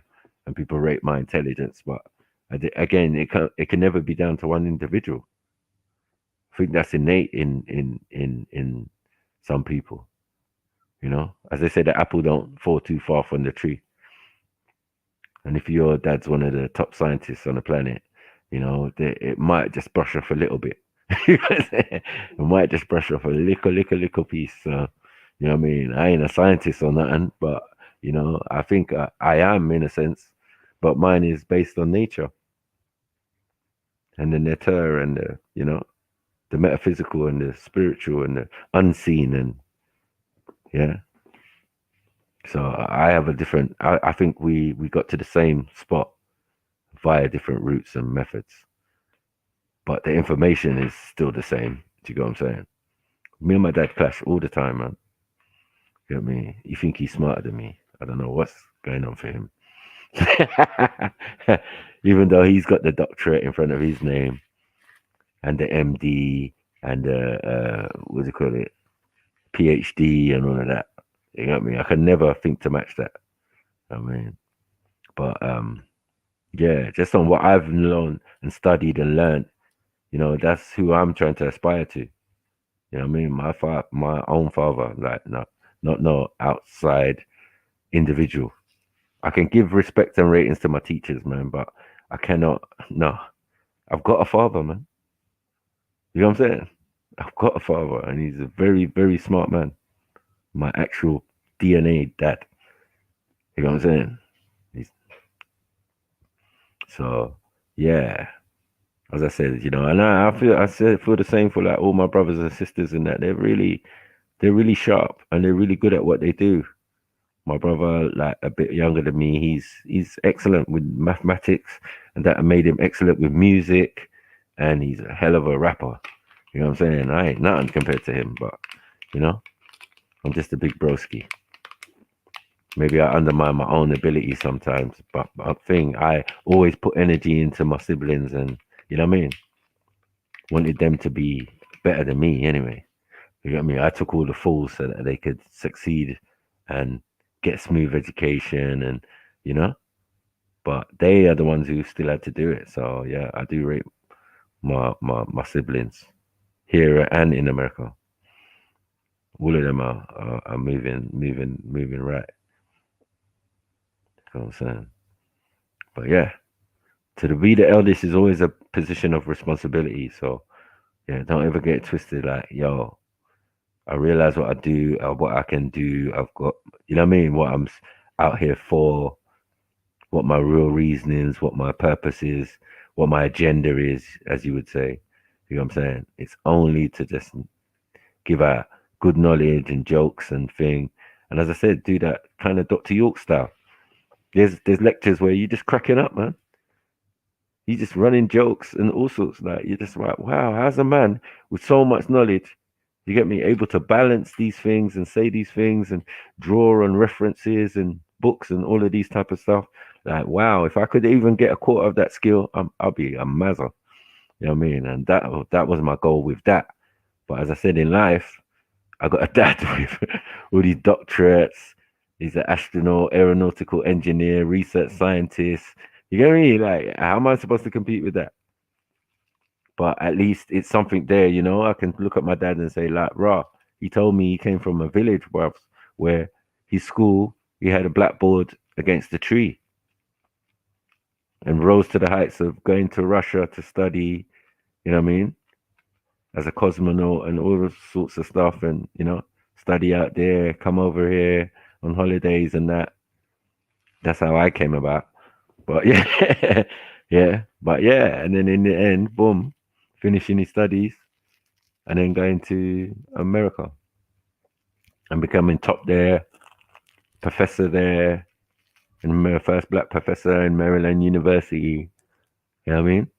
And then opening his own research company, the ADAR Corporation, and all of that. He was been doing big things from way back, man. Covers of science magazines and all sorts. It's just mud. You know what I mean? Now this man's writing books and that. Economic power and all of that. Yeah, you see me post a book before, like, yeah, man, like, yeah. Even my little sister's writing books. She's got her own book as well. So yeah, man, we grateful for our parents and that. You know what I mean? I don't even want to go into Mumsy. Mumsy's just where all the artistic temperament comes from, the fire in the belly. You know what I'm saying? Like, rah, you can't mess with Sniper. He's just got this attitude, and it's Mummy. This is a result of Mummy's work. You get me? Mummy murder. Put it that way. Yeah, my mom was hard. She played mommy and daddy, man. So yeah, she's a more spiritual, religious woman who thinks like she's be said by God as a prophetess. Like, there's levels to this. You get me? But yeah, have royal lineage and background and all of that type of stuff. So yeah, it's a lot, man. It's a lot. You know what I mean? Because I get balanced balanced knowledge, innit? I get balanced knowledge. I get the hugs, the love, the thing from mum and all of that, but also the aggression, the beating up people, the intimidation, the cheekiness, the cheekiness I got from my dad, because he's very calm, very thing, but he's also condescending and fucking rude, to be honest. Yeah, I ain't met no one any more condescending than my dad, bro. So fucking cheeky, bro. You know what I mean? But he's cool, man. You know what I mean? But so yeah, when people say, yeah, Dr. York's your teacher, Dr. York's your da-da-da, I'm like, bruv, you gotta remember, like, I'm a big man. I'm a grown man. You get me? Along the way, I had many, many teachers, man. My art teacher, she was helpful. Miss Mindell, wherever she is, big herself up, man. She was the one who was like, yeah, she saw I had a talent in drawing and doing all of that. And she was a white woman from Zimbabwe. She'd lived and grown up in Zimbabwe. And then she come over here. She's very cultural and very thing. She's funny, man. I come into the class and she's playing music and that. She came when I was about a 4th year or something like that. Just before the 5th year, yeah. And then, yeah, into my exams and all of that. She helped me, man. She helped me a lot. She gave me confidence. She made me take classes with the youngers, you know, like come in when I was in the 6th form and teach the youths how to draw and, you know, all of them type of things there. So, yeah, I always give rise to my teachers, man. And, you know, those who gave me knowledge or push me in the right direction. Do you remember I always tell you the story about the dread who lived a couple doors away from me, big man? You know what I'm saying? He always told me about these books and things that I should look up and indicated on things I should know. Do you get me? I'm like, wow. So what's this now? He's like, the Maccabees, you need to read this, you need to read that. I'm like, whoa, really? Where can I find these books? You can't find it. Yeah. Certain books that are so deep, they're buried in the Vatican, in deep water, that if you ever looked at the book, you'd probably go blind. I'm like, wow, fascinated. Like, yes, bring me in. Do you get me? Way before I even knew about any Dr. York or anything. And then I had all these white guy conspiracists, these anti-healers, talking about microchip in the forehead by the year 2000 and something and blah, blah, blah. Back in the 90s. Back in the 90s, man is telling man, yeah, they're going to do this to you. People are sheep. They're being controlled. You had so many different people, and then I started to get into some things. I started to see towards the late or mid-90s, I started to see these lectures and these debates and all of this type of stuff in America. And it wasn't none of these guys that we see now. As I said, these are real actual scholars and people who went in the field and came back and showed their slideshows and lectures and that. And then sometimes it would, yes, actually get into the debate where it's like a reverend versus a guy who's into Kemet. You know what I'm saying? But this is a real big man who goes Kemet, takes tours to Kemet. You get me? You can't, how are you going to beat that? You know what I mean? And he's come back, he's doing the slideshow, he can read the language, he got taught by people who lived there, all of these type of things, documented on video, you know what I mean? Weren't YouTube time yet, you know what I mean? It weren't them times where you could get that video or that thing. We had to, it was videos and illegal DVDs, they were calling them. There was government warnings on the information that man was looking at from early. You know what I mean? These Michael Tessarians and these Jordan Maxwells and all of this type of stuff. And then, yeah, when I started to... And then one day, yeah, as I said, I went to the cinema and I watched The Matrix. And then that was it for me. Oh, sorry. Before that, I had these Ivan Van Sertima's, Dr. Barashango, rest in peace. Rakono Rushdie, rest in peace. You know what I'm saying? All of these teachers who were teaching us about ourselves on the American side, that we were picking up that information and like, yeah. Oh, this is deep. learning these little 5% nation, all of this stuff was going on. And then the Nation of Islam, it was like, rah, rah, rah. There's so much information out there. Even though man were like trying to join no organization, man wanted knowledge. You know what I'm saying? And then I'm hearing music. I'm listening to music. These rappers are saying things that back in the day, they were saying the same things that the conspiracy theorists were saying, but just in a more concise way. Like they knew more than what they were letting on. And you know, where was I with the information that I didn't really know? Some of the things that they were talking about that egged me, that pained me, that hurt me to my soul. I was like, nah, I've got to get some knowledge. Where are they getting this knowledge from? And I followed the trail and the crumbs, and it ended up with this Dr. York information and these books and these pamphlets and that. And I was like, what? What's going on? You get what I'm saying? And then I started to go to the stores and buy one or two pamphlets, and they were really quite deep. Each one I bought, there was an Adam and Eve one. I was like, oh my God. I read this thing. Me and my B mums, we sat down and we was reading it, and she heard something about Hindu having demons in them, and she was out. She was like, no, I'm not down for this shit. Why are you reading this shit? And forever became a hater. You get me? So I was like, all right, babes, you didn't read on. You get me? That's not you. These are species before you even exist. Like, stop it, man. Just because you got coolie hair doesn't mean it's you. You know what I'm saying? Look, Adam's coolie, Adam's Hindu. You know what I mean? Let's stop it, man. So playing this game. So yeah, from there, and yeah, then after studying all that knowledge, all that African centered stuff, and you know what I mean, they came before Columbus and all of these books and all of that, like bruh. I'm watching all of these lectures on melanin, Ivan Van Sertima again. They came before Columbus, Ivan Van Sertima again. You gotta say there's so much stuff like man learned before man even got to this Nubian thing, and then man started to read the stuff, the information, and it was like they were drawing references from different texts and books and things. You know what I mean? And man was like, okay, I see where this is going.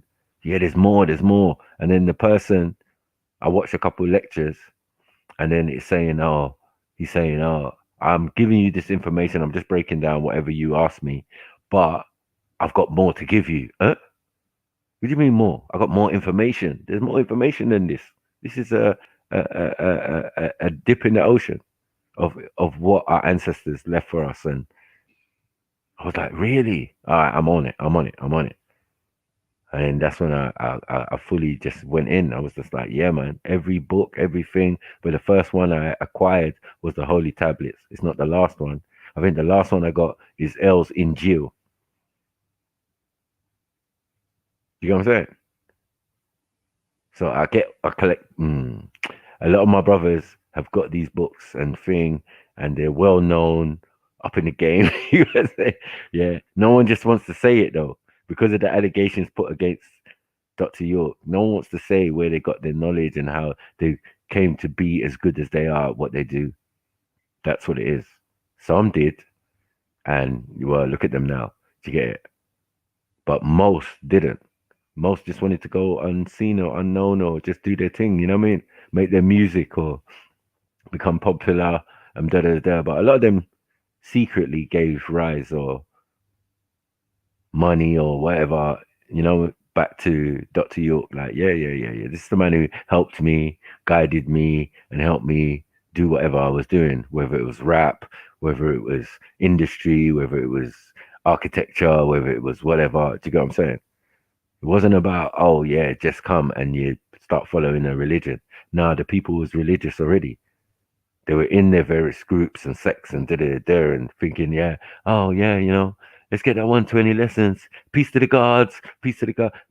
Other people saying salam alaikum. You get what I'm saying? Some people are actually organized Orthodox Sunnis out there in America. You know what I mean? They were doing that, and all sorts was going on. So in the end, when I got to the root of the knowledge, it was to unify all the schools of thought that I'd gone into. whether it was Kemet, whether it was Islam, whether it was the Hebrews or the Nubian Islamic Hebrews and all of this type of, you know. I didn't go into the masonry school, but yeah, there was masonry school there. Yeah. But I studied it though. You know what I mean? So I understood what the process was, who the top of the list is, what their best aspirations are, what the reasoning is, who started it, who created the concept, you know what I mean? How they traveled through history and got to, you know, certain places and then set up again and do that. It's been going on since Roman times and all of this type of stuff. So, you know what I mean? This is just modern information. But there's outformation, there's information out the realms of the public and outside and inside the realms of secret groups and that. There has to be, you know, there must be. And that what they put out for us is just a smidgen of what they actually know or what they can actually translate from what they know. Showing you that those scriptures and texts are so powerful, yeah, it's allowed them to create nuclear power, microwaves, do certain things, even gene splicing and all of that comes from the ancient texts. So what they're letting us see is like the surface stuff or the shit you can't hide because it was on a wall, for example, or on a cylinder scroll or whatever. You know what I mean? So you can't escape the fact that, yeah, we left facts, carved them out in 3D to say, yeah, this is what happened. You can't get away from that. He wasn't around to stop the building and construction of that information so you can hide it. But you can go there now and then blow up the places and do whatever you're doing and have some phony wars in those areas so you can destroy a lot of these monuments and things that would prove a lot of these texts is correct. And these situations, you know what I mean? Because if we can't go to Iraq and see these mastabas and all of these type of constructions and how they would have looked, then it would have made sense. Oh, this is just the same as what they've done in Egypt and Sudan. Makes sense. Okay, these must have been the same people. Because people move around a lot. And I'm saying, look, the Fertile Crescent was fertile at one stage. Somebody was up there doing agriculture 40,000 years ago and that. Come on, man. We just move, as I say, we live by rivers or we live coastal. And we never try and live in the center of somewhere that might be barren or too hot or middle of savannah with the animals. Like, we don't do silly stuff like that. Makes no sense. That's right. Check your map, man. Well, most of your countries are coastal or landlocked. You get me?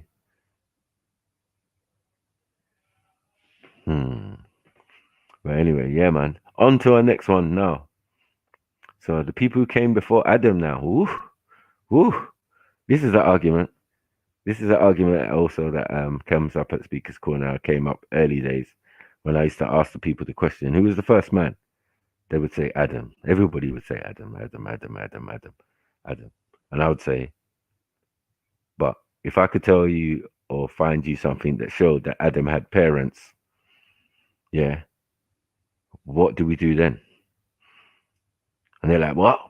No, astaghfirullah, no, blasphemy, you chatting shit, what the alien talk, and I'm like, well, I don't know, bro. I'm just saying, if your texts came from older texts and those older texts relate to what I'm talking about, then what can we do? What can we do? What can we do on that? What can we do? It just means that somebody, like in the books, was instructed was to read the previous text. Now you only got a quarter of the previous text, and you think that's the only information that ever existed. You got to think wider. Think broader. Think that people are gonna hide even that type of information. You know what I'm saying? So, anyway, let's move on, man. Let's move on. The Quran didn't come from older texts. No, but it's revealing older texts. It's the fact that we're talking about Adam, that we're talking about all the prophets and nabis in the Quran, yeah, goes in an order. It's still Adam who's created first, no? So what are we talking about? If you're not quoting the ancient texts, yeah, and you think that's what they're doing, not what they're doing in the Quran, I don't know what's going on. Remember that reading the old texts are only for clarification if you don't understand what's complete already. And remember, that's oral. Again, this is an oral translation that is now on paper. But there were already translations on paper already. Do you get what I'm saying? Okay, so it comes to confirm. If it comes to confirm, then what is that? Confirm what? Confirm Adam was Adam? Yes. Confirm Abraham was Abraham? Yes. Confirm Noah was Noah? Yes. Confirm Jesus was Jesus? Yes. Confirm, you get what I'm saying? We can see that everything is there, but the stories already exist. No? I don't know, man. You better jump on and let's do this. Look, what do you mean corrupt? I just said what the ancient texts were, but then people would just run to the Bible. Do you get what I'm saying? The ancient texts are not the Bible. The ancient texts that you're supposed to read are contained within the Bible. And anything that you was asked to read is not corrupt. What you was told to read was the Torah. That's not corrupt. What do you mean?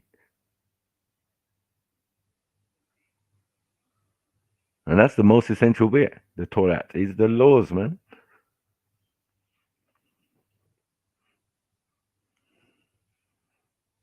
Because the laws came from Musa, no?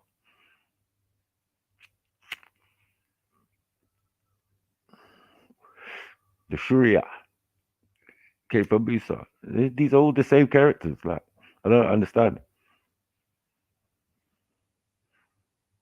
Telling the story, but not the same necessarily. Some have different endings to the story, you know? Like in Issa's case. Yeah. And you got to think about it because it's the book that mentions Muhammad the least. He's the least mentioned in the Quran.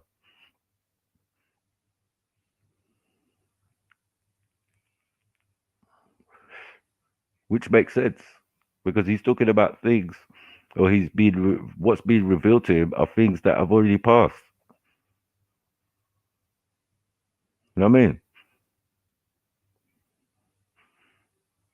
So if you don't think you're reading those ancient texts anyway when you're reading the Quran, it's a problem. It is definitely a problem.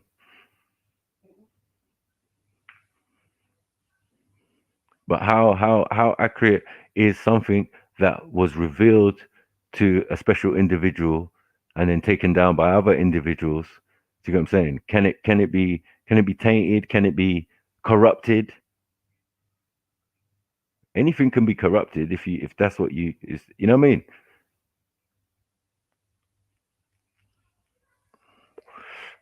But as I said, that's a rhetoric. Those things are rhetoric. Yeah. Even at Speaker's Corner, that was the first thing out of people's mouth. You know what I'm saying? But it's just a rhetoric. It's something you're taught, a response mechanism. You know what I mean? Because people are not sure on what they had to read. It says it clearly. The Torah, the Injil, and the Zabur.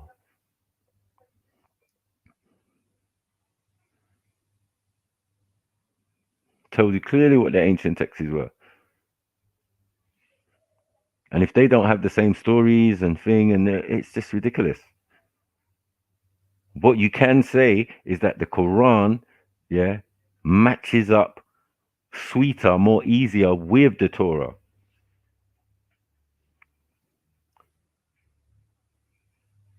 You know what I'm saying? Not the Bible. if you want to do it that way, because then again, we're going to go into translation, and now that it's in English, obviously things have changed. But when we go back to the original texts of it, then we go into the Torah. And you can find the Torah anywhere, man. You get what I'm saying?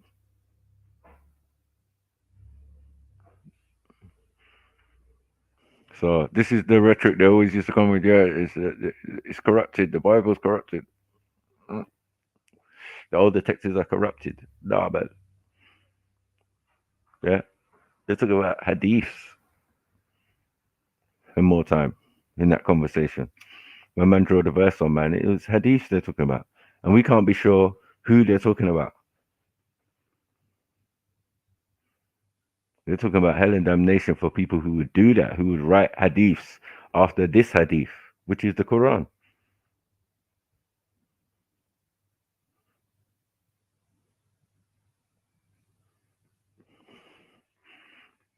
Yeah, that's the only hadith that should be read. The communication. Mm.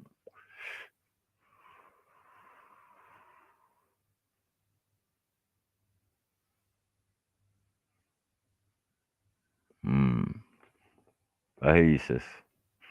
But yeah, man, we've moved on now. We're on something else. You get me? We moved on to something else now. We're going before Adam now. What are we going to do about this? You know what I'm saying? What are we going to do about this information? Because as I said, ancient texts exist way before some other texts, and we clearly know that, right? And not all ancient texts are the texts that match up with the books that we're thinking, but in most cases, when we're dealing with the Abrahamic, yes, it's going to be fully involved. These are the stories that they didn't add to the various books and the various recitations or revelations. I don't think it was deemed necessary because those books only explain a bloodline of prophets and nabis.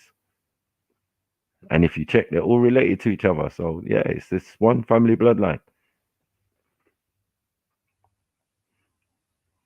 It's easy. Yeah. I don't know why they doubt me, man. I've been doing this for years, man. Been boxing clever with the best of them. You know what I'm saying? Beating them up, like, yo. I don't think you're a Muslim. That's the best you could come with. But my arguments cannot be refuted. Why is that? You get me? Because I got a good teacher, man. Imam Isa was a great teacher, man. Come on, man. You can't beat that. Yeah, under that school, I know what I know, and they know what they know. You get me? And I stay on the Salat Mustaqim. You get me? There, people be wobbling and going different ways and doing other stuff, but stay on the straight and narrow path, man. Come on, man. You get me? Know where your thing's at. Know your deen, man. You get me? But let's move on. Prior, let's go now to pre-existence, the stuff they call spook stuff. Yeah, when it gets into realms of supposed fantasy. But let's bear this in mind that our ancestors didn't lie about most things they described or passed on to us. So I don't know why we should stop now. There has to be an element of what you say, mystery and fantasy or whatever about anyone's pantheon. Otherwise, it just doesn't have no soul in it. Do you get it? So I feel, like the Europeans have theirs. They have their stories of Merlin and the dragon and all of this and blah, blah, blah. But when we tell our old African ones, yeah, it's all of a sudden it's mythology. You get me? It's a myth. My story is a mythology. You get what I'm saying? Because it sounds a little bit different, because maybe people coming down from the sky and you don't understand it. That's not my business. And that was my ancestors' business. They might have been trying to express something that might be a little bit more complicated than you could understand very simply. In all aspects, whether it's Kemet or whether it's, you get me, Yoruba tribe or whatever. So there's levels to this, man. You know what I mean? You just have to see where it all connects. And history There were. Yeah, there must have been. There must have been. Yeah, no, there was definitely jinns. They said the jinns was here like a million years. Or millions of years on this planet. Or on this plane. Get me? But yeah. Let's go. Maybe they got it misconstrued. Alright, let me go.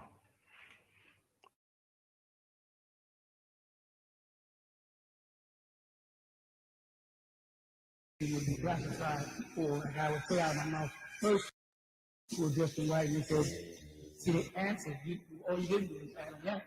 You said, no. This was an aborted idea. Remember that? They knew that in prophecy.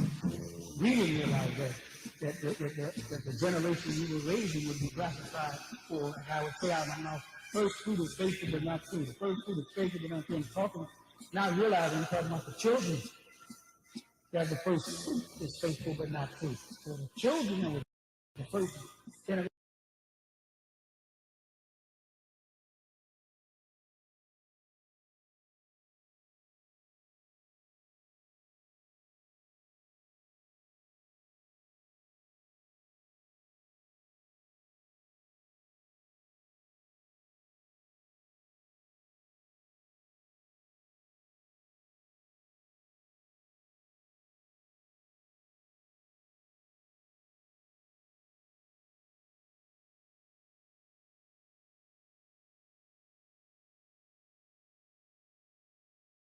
Of kids born to us, they'll stay faithful. They're blessed. Some of them are still staunch Orthodox Muslims, but they're not true enough to follow us on the path, right, of right now. So the elders they were talking to were the elite or the Gigi speaking down to the Anunnaki, saying, you know who they are. They're the ones who have went through great tribulations and have washed themselves clean in the blood of the Lamb, which is symbolic of those people who were dirty. Because remember, you are from the seed of the disagreeable. Now, years ago, I explained to y'all about these reds. Right? I told y'all have reds, and that tells you in red gills if you want to drink water.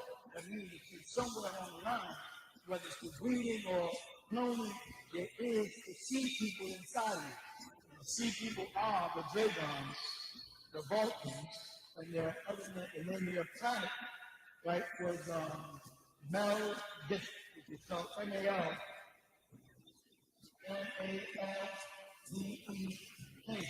That's the planet that Nigeria and ship bumped into on its normal route, on its original orbit. You had an original orbit of 25,920 years to make a standard route. It was a large ship. It had 144,000 passengers headed by 24 elders, right? Without searching the galaxy for other resources for their planet. They came out of alien planet called Riz, right? Which is Riz is the 8th planet having 2 moons, right? In a galaxy that has 19 planets, right? And they oppose the 6 moons being moon. That long short, we call it mothership. It was tremendous and as big as the planet Earth in diameter. You follow that? And it was on its way out searching for more planets with life exploring. But in the universe, instead of the planet. And that route that it was taken at that time was a very normal route where it was counterclockwise to the planets that was in this solar system at the time. They never intended to crash into it. They didn't have a problem until it passed by Neptune, right? And Neptune swole because of electrical storms on it, right? And of course, they could bear towards Neptune. They tried to pull away from Neptune. It bumped into the planet Meldic, which was they called Vulcan, right? Where the sea creatures live. Okay? And both off. Yeah, let me explain this image right here, right? The Sumerians believed in a supreme being, yeah, called Anu, right? And now Anu was given the title Anu. That's not his real name, but as a position. So a position amongst the beings that he came from. You know what I'm saying? He was placed in that position as the most high or the most knowledgeable and the most, you get me, powerful or whatever amongst them. Do you get what I'm saying? But yeah, but this is the belief of not the Sumerians, but the Anu, you get it? Anunnaki or Anunnaki, those who were sent down and those who were came down from Anu. You get what I'm saying? Which they're saying is on high. So he lives in that star constellation of what you're calling um, Ilion. You get what I'm saying? Which is really the three sons of Ilion are the three stars of Orion's belt. So you see where that connects. You got that in Kemet. You get what I'm saying? We can see it in the night sky anyway. But yeah, boom. So on high means high above you. The next galaxy, we're in the 18th galaxy, and then the next one above us supposedly is the 19th. So it's not even that far supposedly, but I don't know how far in distance it is. But yeah, it's a mad thing. But anyway, let's continue. The planet itself launched off 4 fighter ships, right? Sometimes described as 4 pieces of the planet's satellites at Nibiru. All that. Meanwhile, the planet Vulcan or Melody went off further into outer space and became known as the Lost Planet. The beings on Dragon, lived underwater. It's called a serpent people. Follow that? They stood around 4 feet tall, like gill, the web-wearing good feet. Follow that? Like very, very advanced societies underwater. On the planet. These 4 ships launched at Nibiru to intentions of the storm. However, Nibiru had 4 spheres built within this mother ship. And caught this planet in their force and locked it, having revolving right on axis. And they refer to it as the north, east, south, and west winds. All right? And then when it went on in its orbit, but it was wobbling now because of crash in the Vulcan or Melody caused damage. So it launched all 3 ships to go back to Ilium and back to their planet to let them know that they could have danger. So they would launch out other crash protection. Within their fleet at this time, there were altogether 7 ships, with the 3 going back and the 10. Follow that?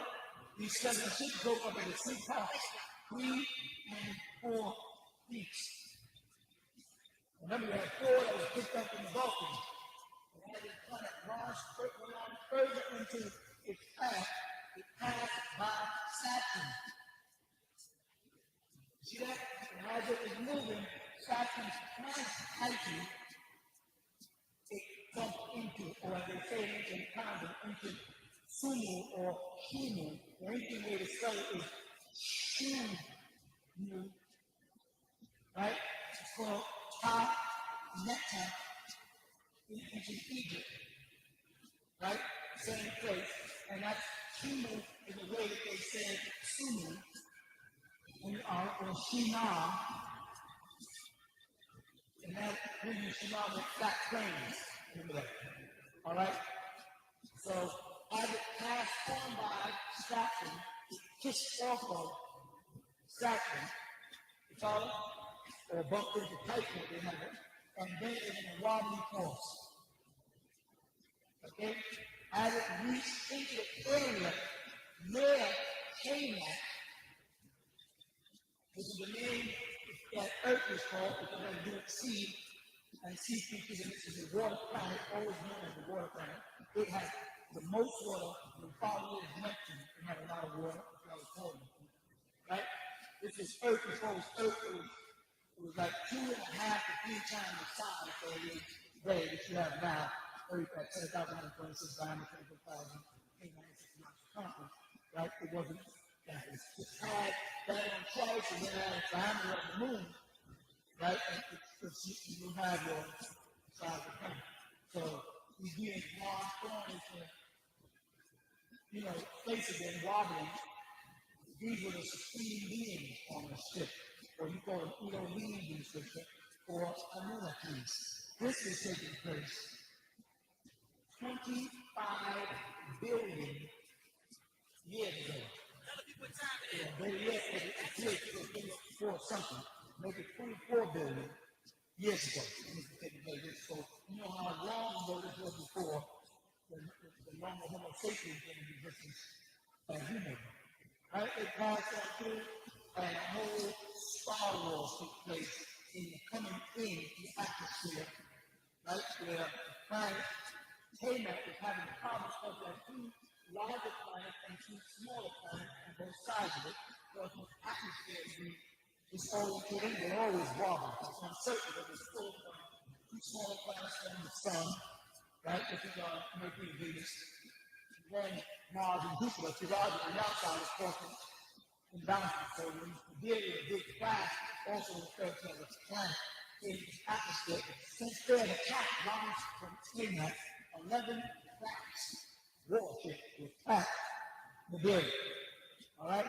But remember, Nibiru had picked up and shot 4 melded class or Vulcan class, and it was spinning right in the atmosphere as it went past heightened, as it's moving, these ships smashed into K-Mac, and going through have to break in half first.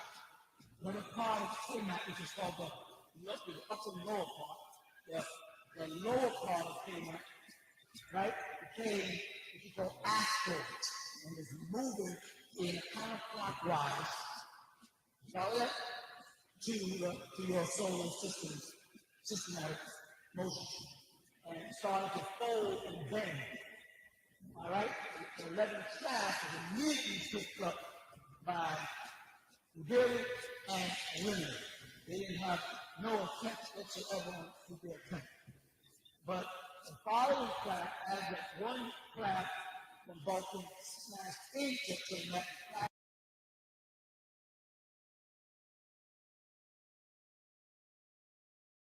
Yeah, this is the Sumerian account, right? So I hope everyone's clear. This is what the Sumerians put down, and many people have decided to translate those texts. I think it was 36 by the time it got to Zechariah Stitching. But yeah, anyway, aside from that, yeah, this information is what the Holy Tablets is about. Is about all of that ancient texts, scrolls, parchments, whatever, correctly translated. So once it's correctly translated, hear what we're hearing now. It sounds all, supernatural and all of that and weird and blah, blah, blah. But this is the texts that your ancestors left. You know what I'm saying? Yeah. Blame the people who wrote the texts. Don't blame the person who translated it. You get it? But anyway, let's move forward. Followed by another one that crashed into the whole state field. And as that planet is going to go out of orbit, we had a fair and what's called a star helicis.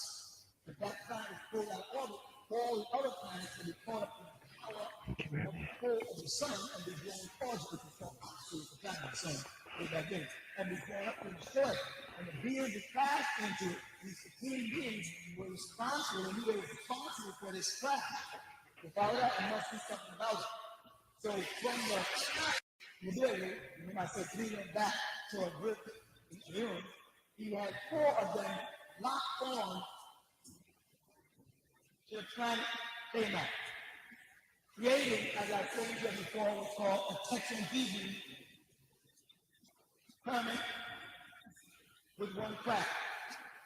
This locked in on the planet whole was going through it, had total control of it, and energy from each one of these four crafts.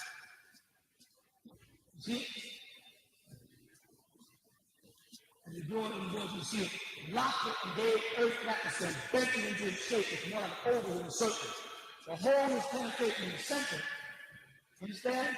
The 11th class launch made the Vulcans, who were a part of the atmosphere, the last ship of it, the other class, the last ship, assuming that they were being attacked by Canaan on behalf of the world, not knowing that this is another, immediately shot out a bolt of energy towards Canaan. This was against and trapped by the class of the world and turned into what you know as ball lightning, right? A large ball of energy, right? And sent and trapped right in the center, into the belly of Canaan, into human writing. And there they set a 600-mile sun. Follow that? And screened it so that its light would go off out of the hole in the northern region and create what we refer to as colonial, the auroras or the sun flares that they see. That is the heat, so that the heat is not centered in there, but it burns out across inside, and the water that was in the center started seeping through, thus creating a very tropical environment, which became known as Shambhala, out of the time, various names that picked up a long time to this world center. So now the new planet, so that the diameter of 39.6 miles and circumference of 24 miles, cut the diameter in half, right? And we turned out the radius, and the radius tells you where that sun sits. The sun was not trapped and that it's atmosphere set. And the elders responsible for this, the father was guilty, right, for the crash and made this their pet project.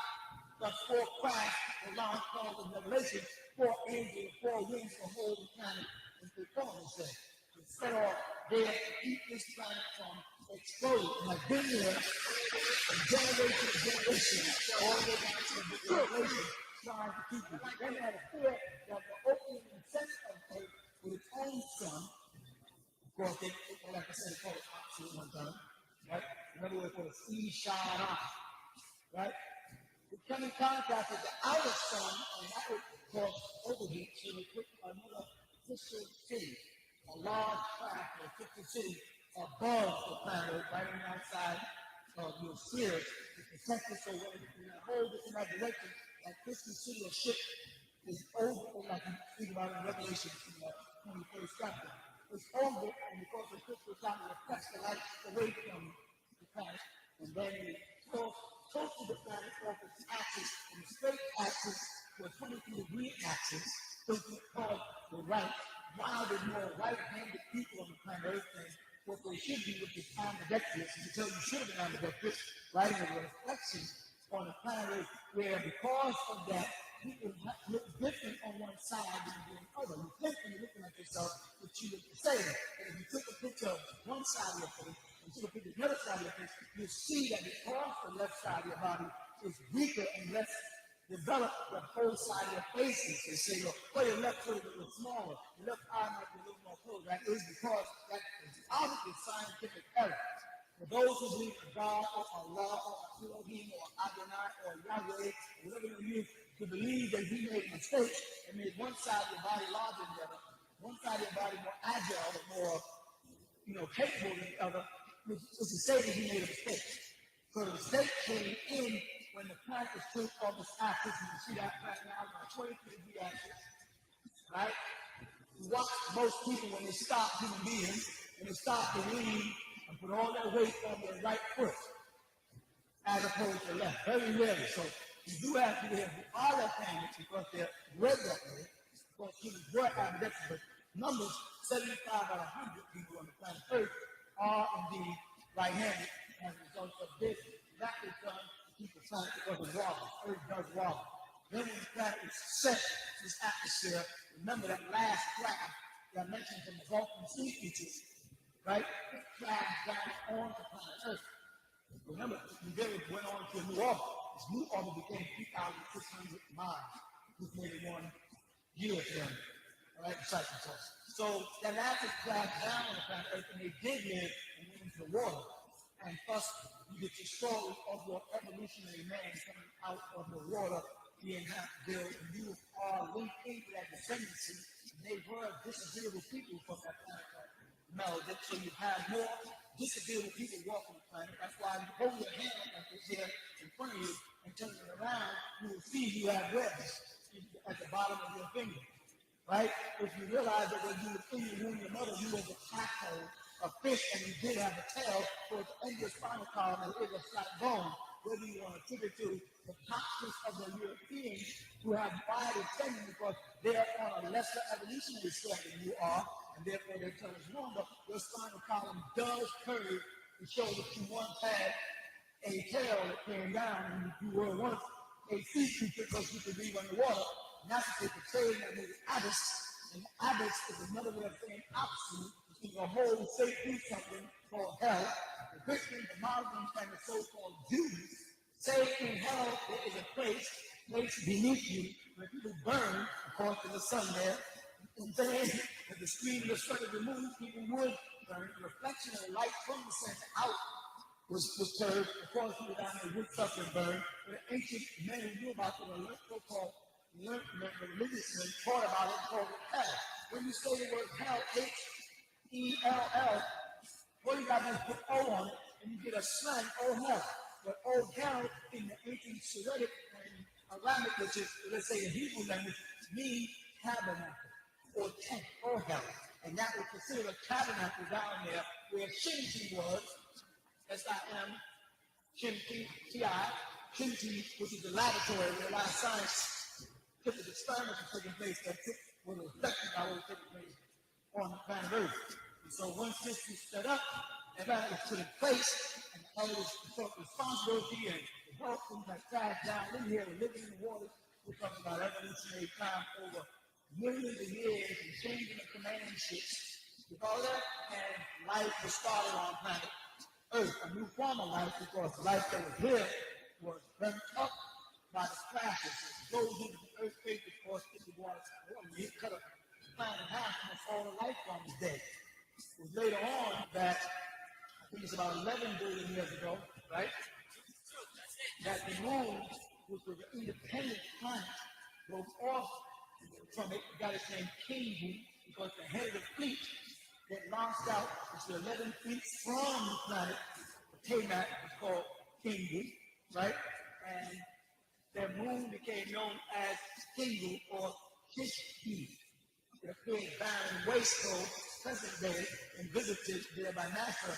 This day, began to realize that life did live there. One only things are going to come out.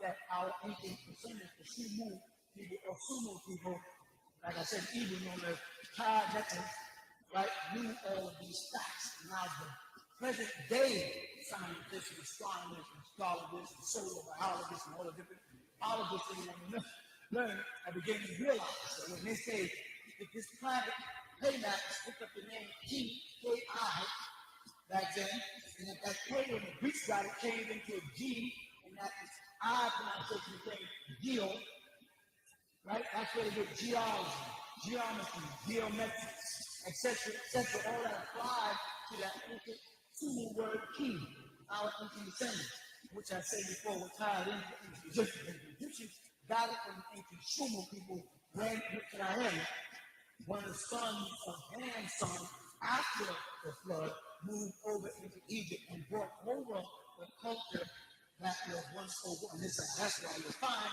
over amongst the Sumer people, they have state too. They have bull man, they have bull. They have the needle, objects are Cleopatra needle. The temples constructed the same way architects constructed. They bake stone and color their temples. Ancient Babylon, which is where that place was at the time. Right? And you can see the temple was constructed the same way, pyramid-like fashion. So the knowledge was really greater in Sumer and over, and then went over into Egypt as the same people, and then Egypt became a mountain prophet for Africa. So it's very different degrees of people. You know, the Negroes go back so long ago, and this is way before prophecies of earthly people. Sisters, the prophecies came millions of years. Kamala time. So no doubt there was a question about who are these people. They were talking about the fact that they longed for the day that the elders would collect their people off this planet. Remember, 1,000 years ago is when they actually started planning the breeding of a being called Adam. And they called him Adam because Adam, you know, from the original language, Adama, meant earthling or of the ground, of the red soil, etc., right, to be workers for them. But they had been coming here for a long time. They called themselves the Anunnaki. Those who took Saturn as their home planet because Saturn had a necklace around it, became known as the Anunnaki.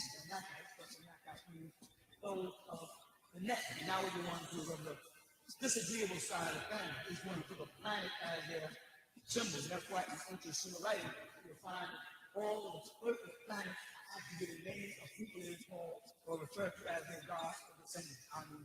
Inky, or and etc.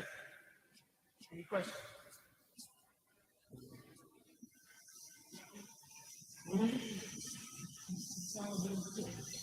What's it? How big was it? It was bigger than the planet. It was as big as the planet Earth is now. It itself, the Bear never bumped in. Okay, now, it was the four satellites and no ship back in Monday.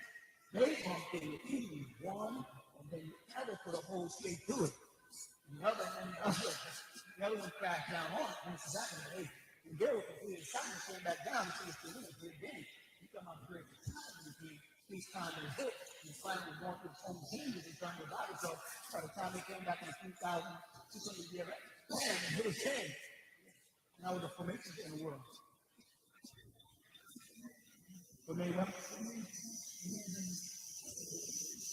What made those satellites crash? They were caught, as I said earlier.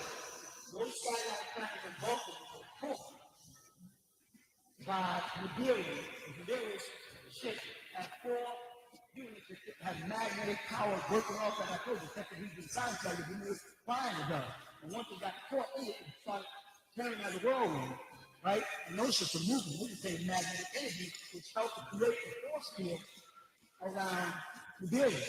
But the shocking the thing is, the building was navigating itself gravity after bumping into Meldic or Vulcan, and then was being drawn into the solar system.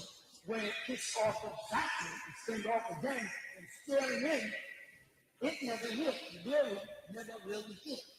It was the satellites that picked up. So it can navigate for itself, but to navigate within its range between the force field and actual flash of the building in that circle of energy, there were those 4 Vulcan ships or Meldic ships. And they're the ones that crashed into the thing. They will continue on with orbit outside. This was a very common visit here. So you thought of Mars had life, Jupiter had life, the starting to have life on here. Yeah. These ships went back to this, right? Eventually heard in the conflict that, of course, communication telepathically was going on, but the commander of the fleet convinced them that everything was under control. They made their cycle and they would be caught within this solar system, moving in and out of it counterclockwise. And at their greatest scale was the asteroid belt that was created in between Mercury, Venus, everything about Jupiter and Saturn. In between there is an asteroids moving in the opposite direction. And that was the biggest scale, but that was created by them breaking off pieces from lower part of his head, payment. And if they could keep that under control, we would have no problem. So shit was sent to affect this solar system. The message came back that there was no longer in danger of under control, right? And the aggressive, the level of aggressive that came out from Anunnaki was eliminated, and the forces of the Meldic or Vulcan was eliminated, and one ship was crashed down, was not 57. They crashed down into the water. They begin to generate in the water. So people heard eventually see ancient primitive hand and see the body being coming out of the water and coming on land, kind of algae and fungi, all kind of names. The atmosphere was conducive, but that was way after. All the way after the fall, ice age, land, that other story that man, atmosphere being with ammonia, etc. That's another story of another kind of life form. That life form water because of that crash. They do some mathematics now. They do mathematics, and they basic mathematics on the distance of the sun and certain other formulas, and it proves by 0, 2, 3, 4, right, times 2, 3, 4, to the distance of the sun, that there was definitely another planet that lived within the solar system and has something to do with asteroids, right? And that is the planet known for Vulcan and present-day television. The bowl of Genesis 9 that the Elohim made a covenant with Noah with was a mothership. They said you'll place the bowl, Christmas tree, light it, and give off a rainbow effect because it hit the crystal. If you look to a Christmas tree, so you'll place a bowl in the sky as a covenant with you because you are perfect in your generation and that you are a new Adam. For all times of your generation, that bowl was the mothership. The mother plane of life also called revealing, commanded by the son of Enki, Murdoch.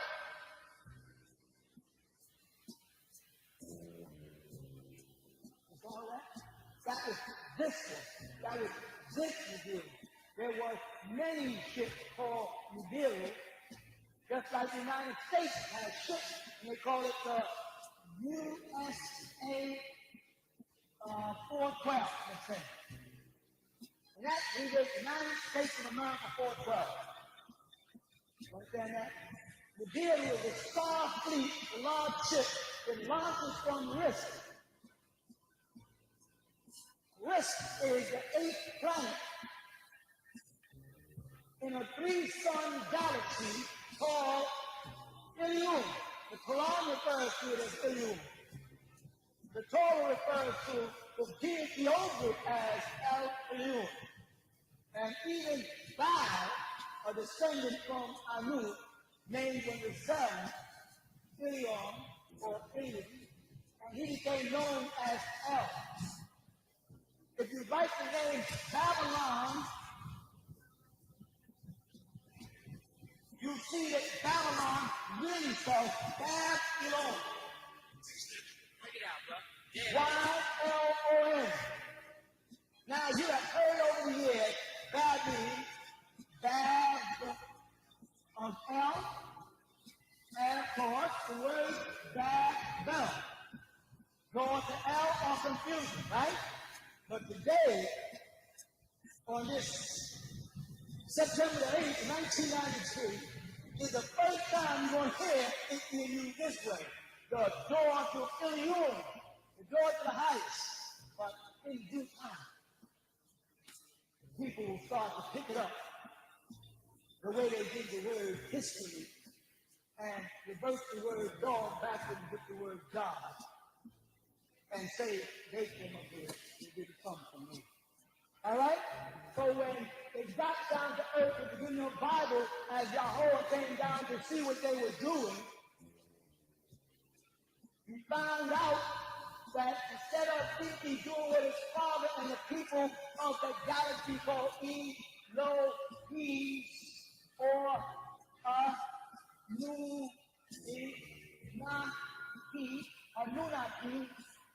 Anunnaki is the ancient word for earth. Key. But it doesn't mean earth, it means G-O, which is G-E-O.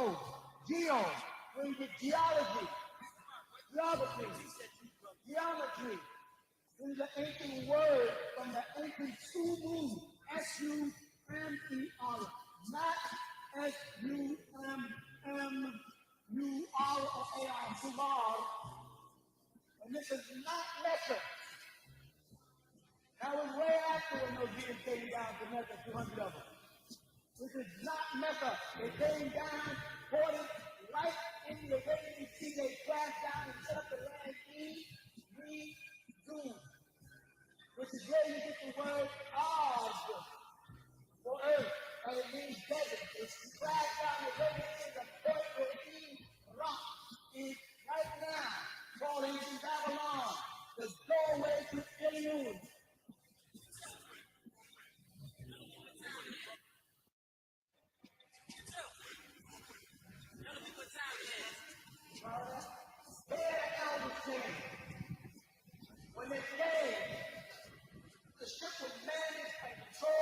thinking. After being here, they started to set up earthly empires. In Genesis 6, say, they started having sex with earthly women, kings who had descended here, that in their eyes were very beautiful women. But in that day and time, the planet Earth was full of all types of creatures. Murderers, which they recently found about it. Bigfoot called Shaggy, which came from the foundation of Orion. Unicorn. They had all kinds of creatures that came from other galaxies. Some were laboratory experiments, which was put to 5 billion years. Some people wanted to get this information, realize who was walking in the fire. Go back. When the beard was coming from Eliud in the Quran, veered to the left off of its orbit because as it passed, the planet began to wallop by explosion called an electrical storm on it. A Neptune is the planet. We call it Neptune today. So it swung off its orbit and it bounced into a planet. It was a part of your galaxy called the long night planet. They noticed there was a planet out there because of the way your planet moves, the way your galaxy moves. There was another planet. It was knocked out of its orbit by the crash of a tremendous ship called 3D. Alright? Carrying 144,000 beings from risk. And it was on a launch to find minerals and resources on other planets, not coming from the Earth's atmosphere. It had visited Earth's atmosphere thousands of times. Wasn't a planet Earth yet. It was volcanic and it was Earth's side. 3 times that. They had visited many times, but Mars had life, Venus had life, Jupiter had life, and the moon. She because she has taken right out of the field of nothing. Say called King who they actually do something they gave it. Had life. Mars you know had life without it here. It wasn't on its way here. It knew that its source was there. It knew that K-Mac, which is placed on the Earth, had resources they could be. They were venturing off in the universe, finding more planets that had resources that were not repeated, like the Red House, a very small planet. But this particular flight, 1,800 hours on a Friday of your life. This ship got on a course by electric storm on it. Bumped into Vulcan, splitting Vulcan into asteroids, and the part of it shot off into space, coming known as the lost planet. Vulcan, or the troglodyte, is sinking into the water, assuming that this was an attack, launched out 4 ships to attack the ship in Green. Those 4 ships manned by 4 angelic beings, I'm going to call them, or crew of them. Would not attack the building because the building was set up with 4 magnetic force fields sitting down it because of the potential movement side of mass.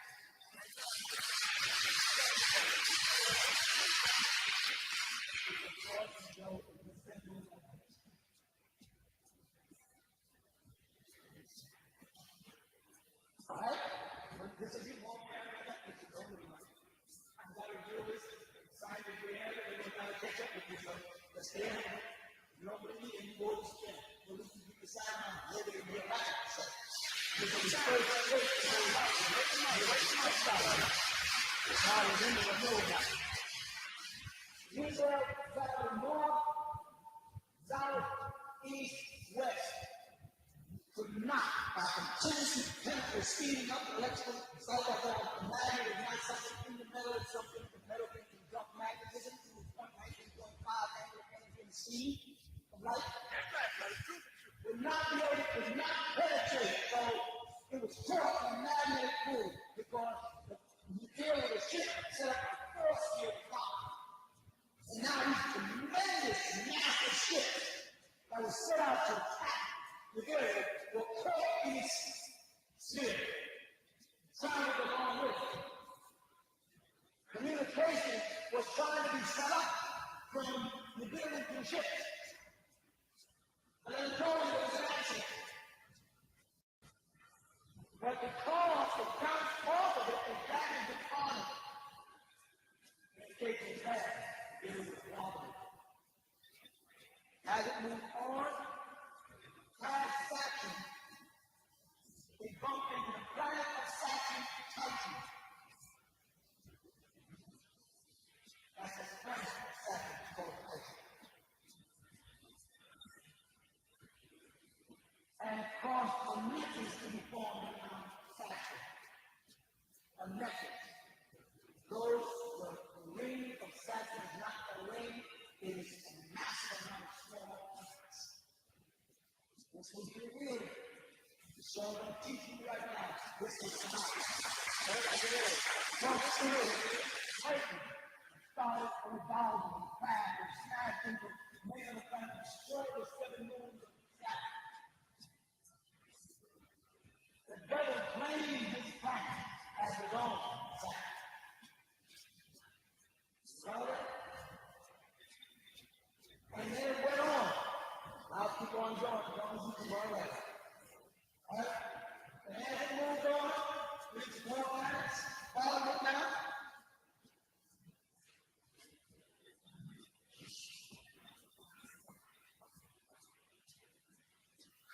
It very end was the solar system. It was now had moved off of its own orbit, which was in 25,920 years, into now of the 3,600 year era. And it's moving. It's shifting in the direction, opposite direction. Caught in this is Christ. Next time I start here, this is the beginning. This is the beginning. I heard that sometime I think it's going to happen and do that. Like this is 8,000 years, 70,000 years old. Here's Canaan. As they're spinning and moving, this planet, or this ship with the Vulcan, falls straight and hits the planet. Shattering. And as this is, as the building begins to pass, planet came out. The other, this is the north wind. I thought it's the first wind, right? The other, which is the west wind, or the east wind, is the sun, as this planet already been hit and been broken up into asteroids moving counterclockwise, while the asteroid belt in the middle of your solar system moving counterclockwise is causing so many disturbances in the sphere in this planet. Do some research. Then this began to close. And it was spinning. This planet came right about here. Shattered pieces. Moving in the opposite direction, counterclockwise. Then that began to spin as the other wing hit, snapped right into it, and penetrated my body. You follow that? Again, we went on to 3,600-year cycle, came back through while this planet was wobbling in this. The light form on it was dying. It resulted in ice ages, landslides. The beings on this planet died. The elders launched out 4 angelic beings. So, 4 angels of the 4 corners of the earth were holy beings. In your mind. Right? And they trapped the planet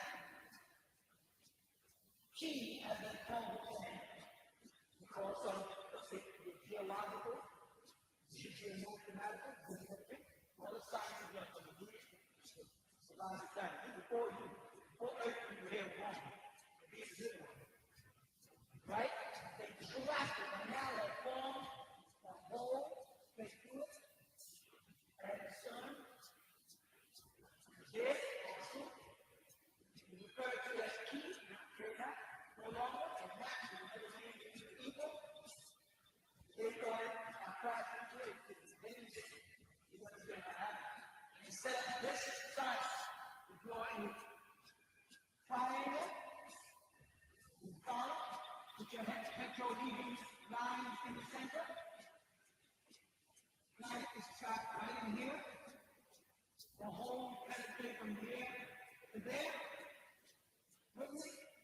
Yeah, we get you brother too. Ship here, a ship there, and a ship there. Equal distance from this. Like that. So just go along, right there. And that can do right there. Right there. With me? Get down, baby. All right, baby.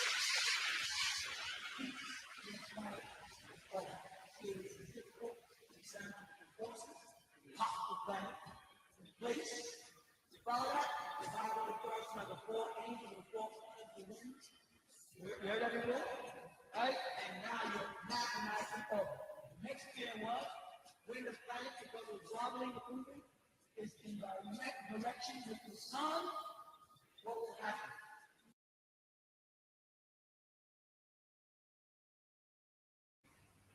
The reason why this is so relevant is that the people who it come from existed way before and are the ones who came with the concept of the Adama.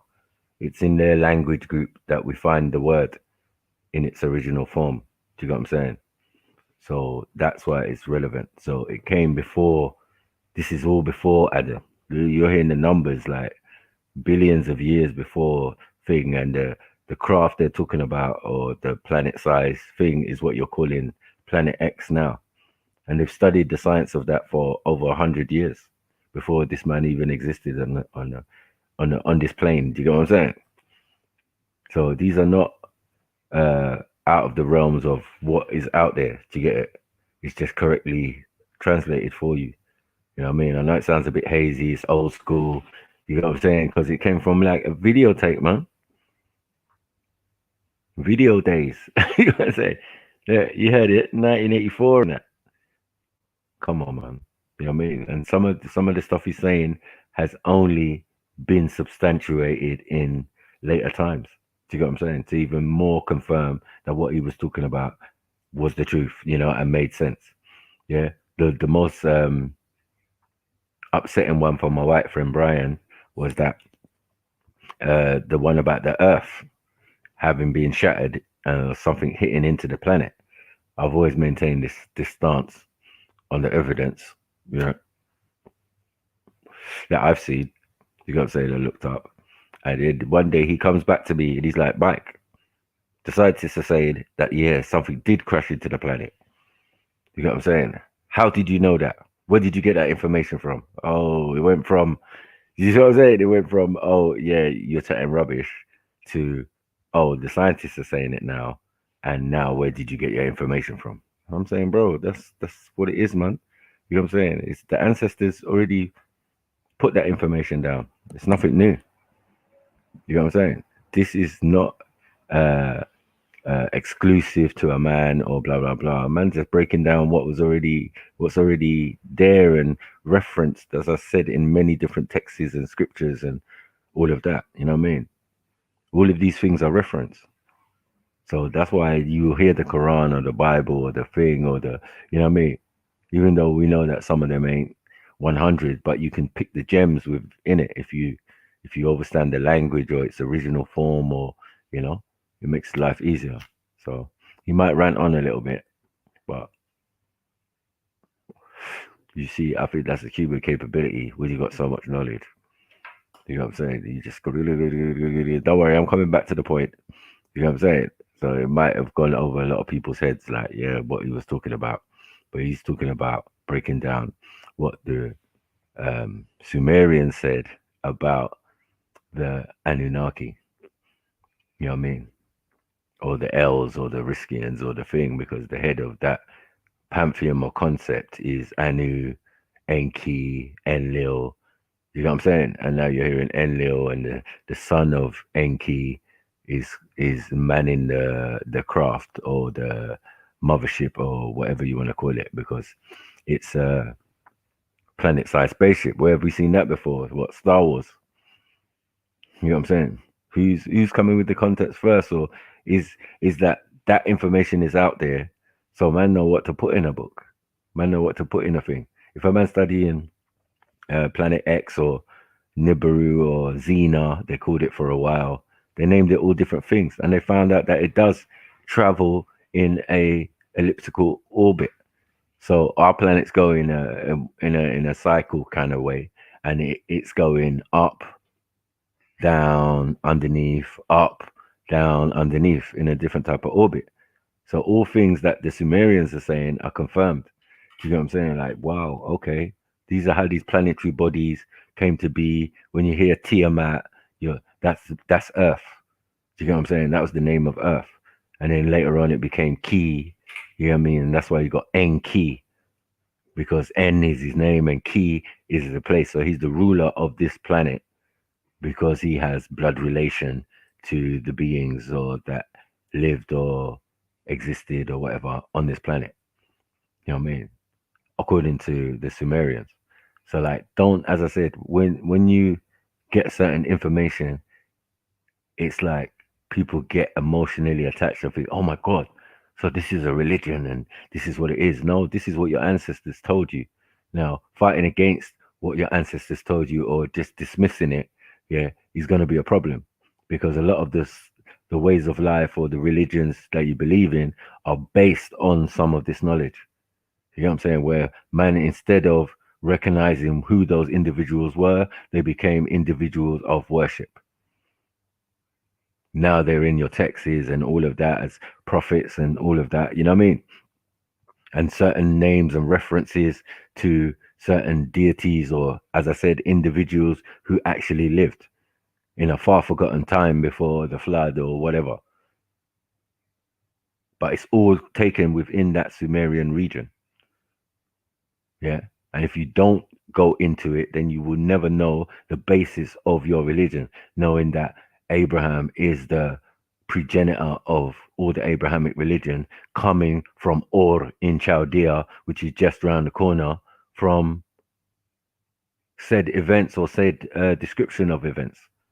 You know what I mean? That's the oldest thing, the Ilum Elish, you know what I mean? The Epic of Gilgamesh and all of these type of stuff.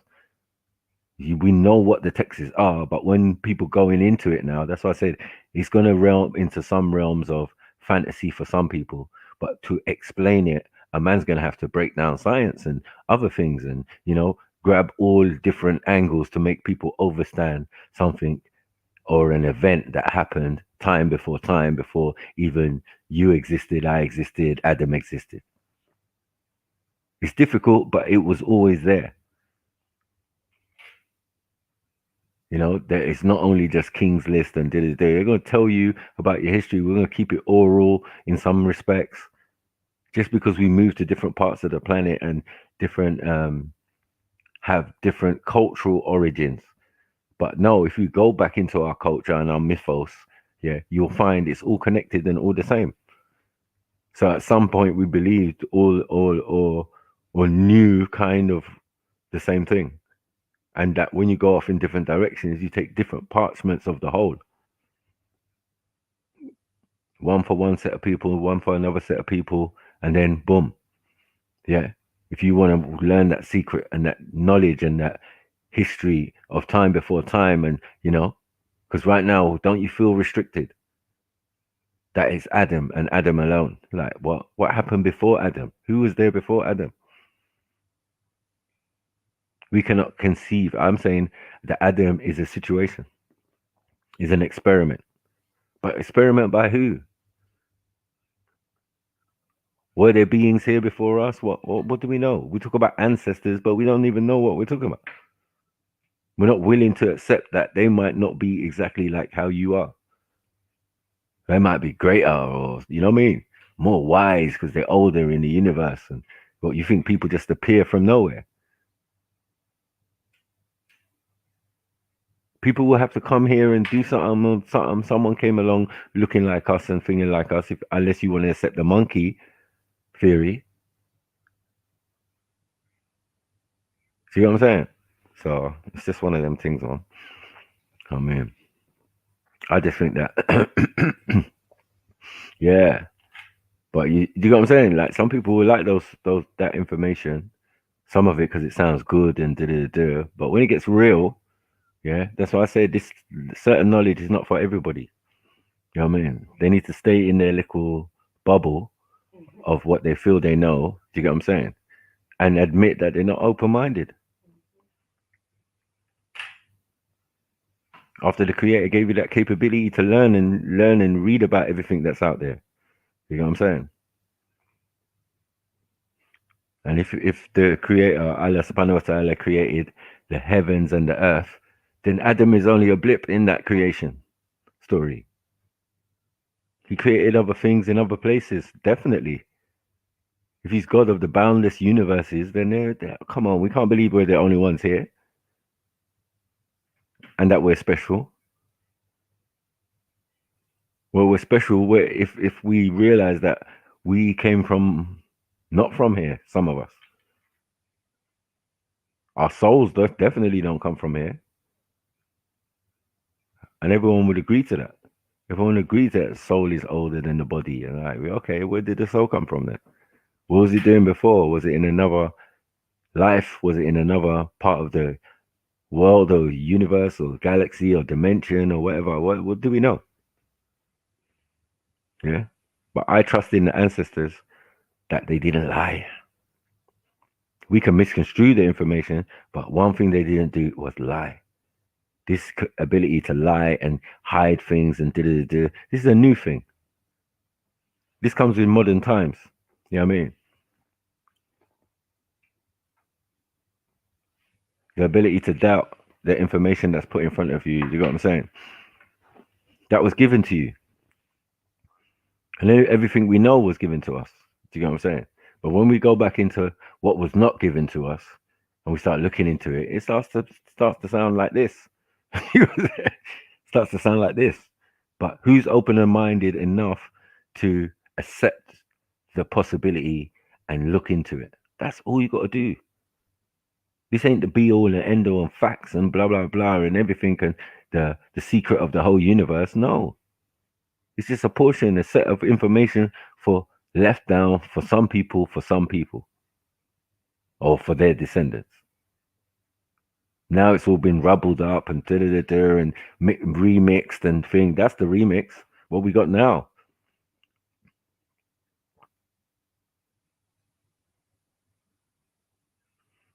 That's why whatever you're doing, you need to be more. We deal with the more spiritual aspect, the more soulful. You know what I'm saying? The more spiritual. That's why Africans mostly have to be Sufi, man, because we deal with rhythm, we deal with music, we deal with all of these type of things. They're essential. Because Arabs want to come in and ban the drum and drums, music and sound and say it's haram. I'm supposed to comply with that. That's not even in my ancestry. It's not even part of my deen.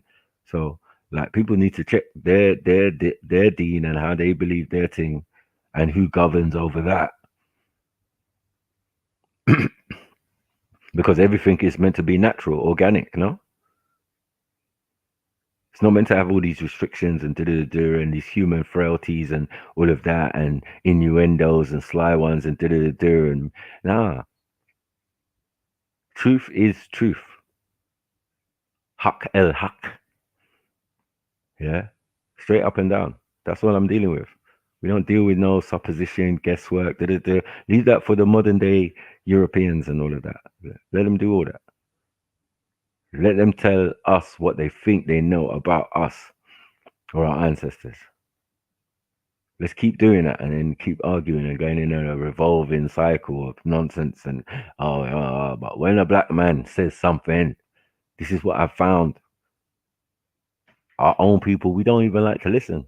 You're like, nah, man, he's chatting shit. Let the white man tell you though, oh, he might be onto something. Oh man, please. The other side I've had all my life. See what I'm saying? The other side of the fence. They taught me about their history. They taught me about this. They taught me about science. They taught me about evolution. They taught me about growing up, going to school and all of that, going to college and going to, you know what I mean? Access courses, BTECs and whatever. That's only a system designed to make me work for somebody. That's not going to soothe my venturing soul or spirit, that quest for knowledge. And knowledge of self is the most important. I should have thought of that before bringing people into the world still. You know what I'm saying? But I didn't know it was going to be like that. I didn't know that it was going to be a perpetual state of learning. You know what I mean? Every day, everything, every minute. Then applied learning, how you apply that, what you've learned to what's going on, amongst all the standard information rubbish that they give you and tell you that this will make you a smart person. That's why I stick with right knowledge, right wisdom, and right understanding. You know what I'm saying? It's easy to work that way. The rest is just smoke and mirrors. You know what I mean? We can be intellectually dumb at times. You know what I mean? Because it's based on the system that they provided with us, telling us that we're smart now. We have 1 degree. I'm sitting here telling you I got 720. Yeah, and so I want to get 1 degree. Yeah, you know, the 1 degree is to show you that you have the ability to take orders, to take instructions. Doesn't allow for independent thinking. Think about it. You go to university, you ain't studying the universe. You studying an aspect of the system and how you can make your way in it. You think it's what you want to do, but in reality, we're not in a, as I said, we're not in a natural environment. We're in another environment, yeah, trying to find ourselves. And that's the first thing that's going to make you twitch, is that you're not in the right environment. You're in someone else's environment and living the way they feel that we should live. We need to go back to our original ways. You know what I mean? We could have all these great monuments and but I bet you people live simply with even in that time. I think a descent of a civilization is when you start having gays and all sorts and this and that and blah, blah, blah and all sorts. Come on, man. You know what I mean? Oh. No, man. I put it in the description, bro. Like, what are we talking about?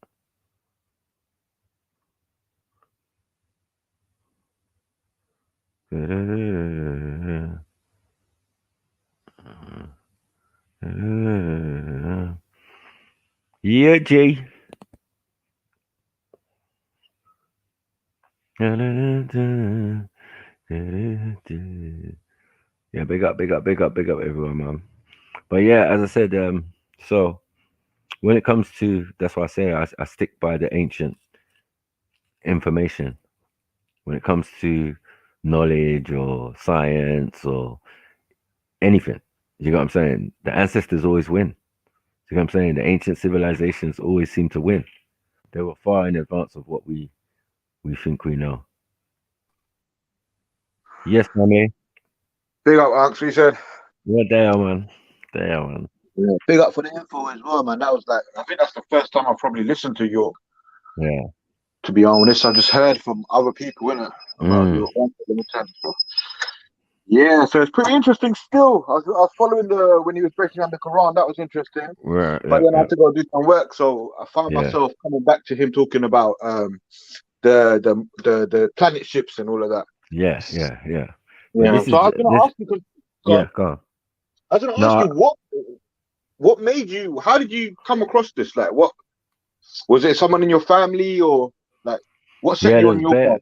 There was bare people around me on it, but as I said, it was everything. I explained yesterday that it was everything, man. The music thing. Everyone seemed to have knowledge that I didn't have. I'm making references to things that I had no clue about, and I was pissed.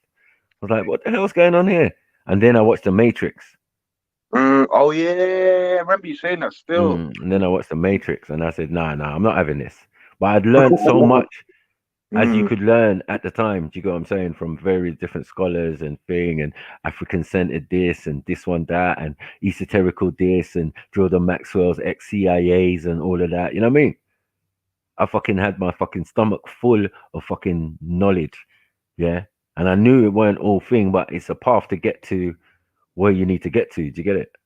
Yeah, that's a good point. That's a good point still. Then I went, my friend had these books, and he wasn't sharing.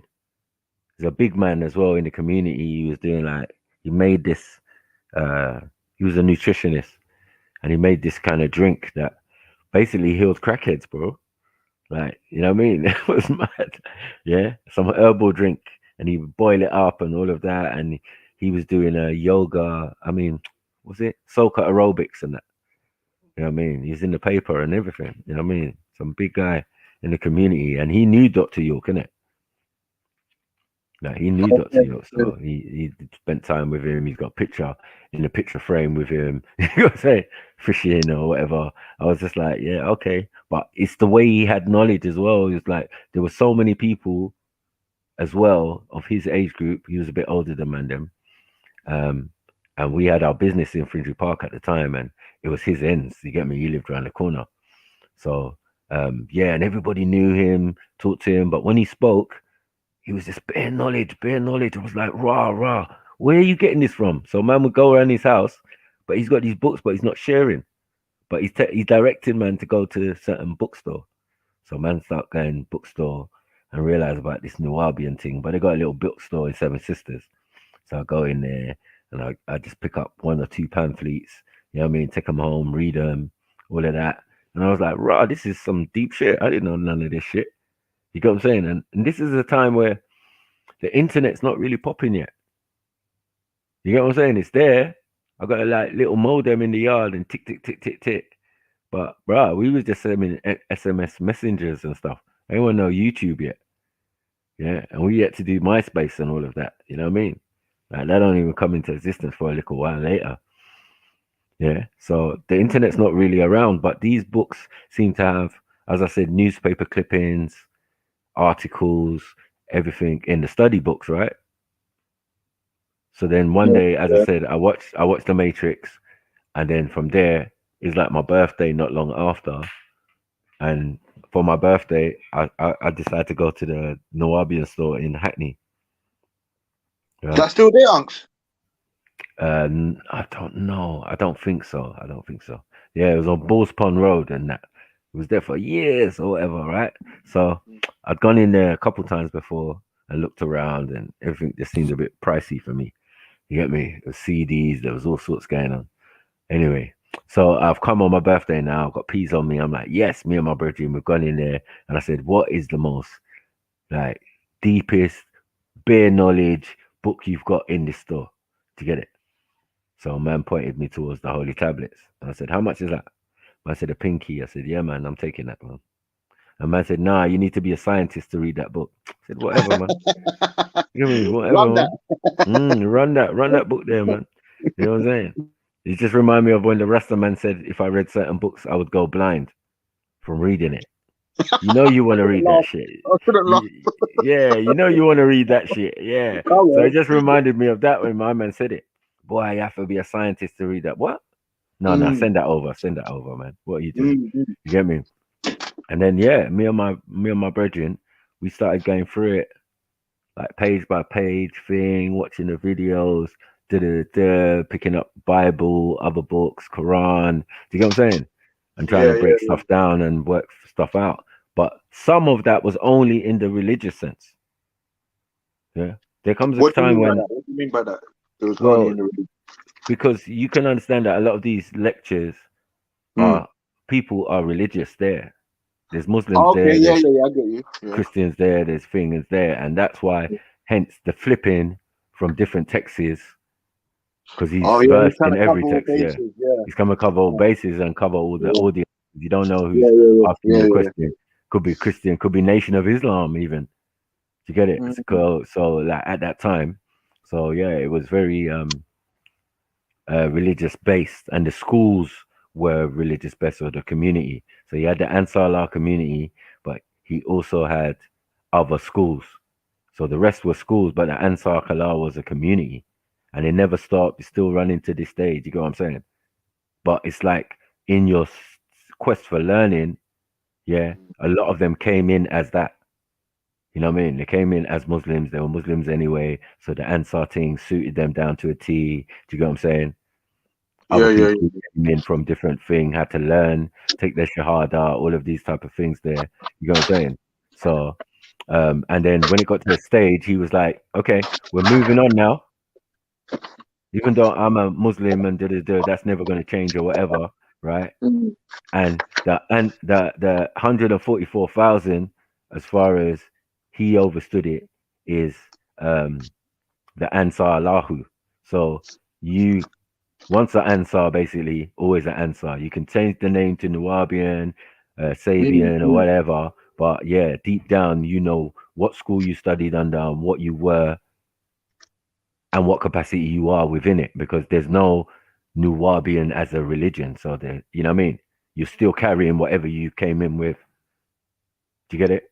You've Oh just yeah, got it yeah. in So, you just got it in a correct way. So like would be you can be a Nuwabian and a Muslim, basically. You get me? Because there's a yeah, this place is what I was gonna for ask. Would York be considered a Muslim by the people that like not quote unquote follow him, but you know what I mean? yes, as Okay. Imam Isa. Remember, as a teacher and Yeah, a yeah, and yeah. a That and was a the original name. Yeah, right. That's his name. So you yeah, get me, and that relates to one, his real name, and two, his lineage. Three, he's also academia in Islam. Do you know what I'm saying? Oh yeah, Having yeah, to go yeah. to, Mm. as I said, I had to go to Egypt and thing to study under certain imams and all of that. So now he's of a certain age, a certain generation of imams in Mecca and all of that would know Imam Isa. They wouldn't know Dr. York. They wouldn't know that title. Do you get it? Because the So title was when did that come about? When he just start this? When he come back to the Americas and start disseminating the information? right. He needed to come in a certain way, and what he did, he came through the music. Okay, I He never came knew through the this. music. What? Yeah, he came through the music. So yeah, there's videos, man. These songs is weird. But whatever. Anyway, semi R&B, you know the ones there, like yeah, Yeah, little yeah. quiff and that. Do you get me? Man was on some R&B singing early and even But it dancing makes and that. sense though, because he was trying to get to his people in it. So Right. he's trying to cover every single basis. So it's not like me and you walk in there, he connects with you, but you don't connect with me. That would have been a fail for him. Yeah. Yeah, so he's Because trying to cover. Yeah, I get it. I get it. I get it. right. I get So what's he going was on. like, yeah, he come in it. So that's a legal name change to his mother's maiden name. Mm. Do you know what I'm saying? So that's what's official. You can see it and when it happened and what it changed from. Yeah, yeah, You yeah. know what I'm So saying? So he's had his they say he's arrested now, isn't it? And this is another thing I've heard that some yeah. would say he's not, some would say he is, Mm. Well, but again, we gotta go he's by the still alive name. though, right? He's still alive. Yes, of course. Okay, Yeah, okay, okay. but as I say, we gotta go by the name. If the name is the legal name change is Dr. Mm. Malachi Z. York, yeah, Mm. then according to the Prida system all over America and wherever, there is nobody of that name in no penitentiary nowhere. Do you get it? So what's been done is that they're saying that this guy named Dwight D. York is incarcerated in Colorado Supermax, but they're saying that's him. Okay, so wait. Okay, Hmm. so they've used that name to obviously whether they're putting a wool over eyes or whatever, but they've Right. put him in a supermax. Was he arrested for? Yeah. What do they call it? Oh shit, the Mann Act, which is like a RICO, and Yeah. Okay. trafficking minors across state lines. That's the Oh, charges supposedly on this individual who's locked up. okay, okay, okay. To get it. Mm. So So what now, they put him under such a condition that he can't release no information. Like, is he still writing books? Well, we wouldn't even know if he's in a supermax. no, he's not in this supermax. That's what I'm saying. Like the name is the legal name is right. Oh yeah, yeah. I get what Malachi. you're saying. So then my question should be: has Yeah. he released any more information if he is out there? Yeah. Okay, okay, okay, Right. okay. So yeah, I used to have a blog that he did, But I lost that, man. I'm so pissed. I need to get in contact with the people who gave it to me. So yeah, it's the Malachi Z York from my studying and doing research and whatever. He's not incarcerated nowhere, nowhere. He's somehow just disappeared off the grid. He don't have tax records, nothing. So it's like he's outside the system. Not alone that him claiming that he would be going away for a little time before he went away. You get it? Whether he got incarcerated. Yeah. I was going to say, I remember Zulu and Chemo getting onto you about that court case and stuff, saying that it's all fraud and whatever, whatnot. As in that they why is it that they think, because it's actually the religious thing, they see him as an op because he's come and quote unquote remix the thing. All right, I get it now. It makes sense. Yeah, it's kind of bigger than Nino Brown though. It's not even really that. What's come out of it is that or supposedly is the idea that there was a conspiracy to try and frame him for those things, right? And that he was well aware of the conspiracy. Do you get what I'm saying? And let it play out, basically. Now, the other thing about the raiding of the land, that was definitely an eviction. It wasn't a raid for no pedo business. It was eviction raid. Do you get what I'm saying? People was living on the land illegally, basically, and not paying the little taxes that they were supposed to pay. Do you know what I'm saying? Because they had many battles with the local authorities about building constructions and all of this type of stuff. Yeah, when they got there. Because they don't want to see man building pyramids, you know what I mean, and all these little constructions. Like, what the hell's going on there? You know what I'm saying? Yeah, because I see someone in the chat saying that he tried building a city. Yeah, it wasn't a city. It was more like a theme park. Okay. Just to show people like what we can do. You know what I mean? If you build your own pyramid, you know what I mean, or build a pyramid or something that looks exactly like a pyramid out of wood or whatever you built it out of, it's quite an achievement and quite a sight. Yeah, that would be empowering for people to see. You know what I'm saying? But not in Putnam County. Not in Putnam County, Georgia, bruv. Yeah, nah, niggas. It's not too long ago they was hanging niggas and doing all sorts of fuckery. You know what I'm saying? So yeah, the sheriff, Sheriff Seals or whatever. Yeah, they went caught a lot of times, basically. Yeah. To do with planning permission and all of that. So later on, to find that people want to live on that land, because he didn't live on that land. You know what I'm saying? He lived like down the road or something in some massive mansion or whatever, right? So he didn't live on the land, but they said people so dedicated, so, you know, religious minded. He's the greatest guy in the universe, kind of thing. Do you know what I'm saying? I want to live like Kemet and do all of that type of stuff. Yeah, those people wanted to stay on the land. Do you know what I'm saying? Yeah, it makes sense. Makes sense. Yeah. But people are coming. I'm not talking just people local. I'm talking people coming from far and wide. You get me? And he came with a whole set of people from New York. Do you know what I'm saying? But I heard his capacity there was to retire. Going down there. Do you know what I'm saying? Not to end up doing more hard work or, you know, constantly lecturing until the heart gives out or something. Mad. So you can only do certain things for so long. Yeah, but yeah, it was mad though, because like when they first reported it, they said, what was it, a 33-year-old Malachi York. I think it was Malachi or Dwight York. Yeah, the leader of the Nubian, blah, blah, blah. But man was like 50. Man was like 55 or something like that. You know what I'm saying? What I'm thinking. Okay, they chose 33 to rub him out. But it was printed like that for like 2 years. You know what I mean? It was reported like that. And then when I found anything to the contrary, trying to frame him or and bring up all these documents, I found that it was Nubians who was doing it. What? The ones who was living on the land. You got to remember, men are disgruntled. People are pissed that happened to them. They're like, oh, what's going on? All of claiming that their surname is York and all of this type of shit until it goes to court. And they're like, oh, are you related to this man? No. But he's like my dad. You get what I'm saying? So I call him dad. I call him Baba. You get what I'm saying? And yeah, I just call myself something York. But my real name is Shaniqua Johnson. Do you get what I'm saying? Yeah. So yeah, we found out who was his actual pitney, because the count was he's got hundreds of pitney. Do you get what I'm saying? Yeah. But that's going to happen, and that's only going to happen if they're carrying a certain name. If they're thing. Yeah, I get you. It's not like a biological child, but it's a child through the name. The problem with Dwight York is, for Dr. York, or Dr. Malachi York, is that was one of his son's names who's passed.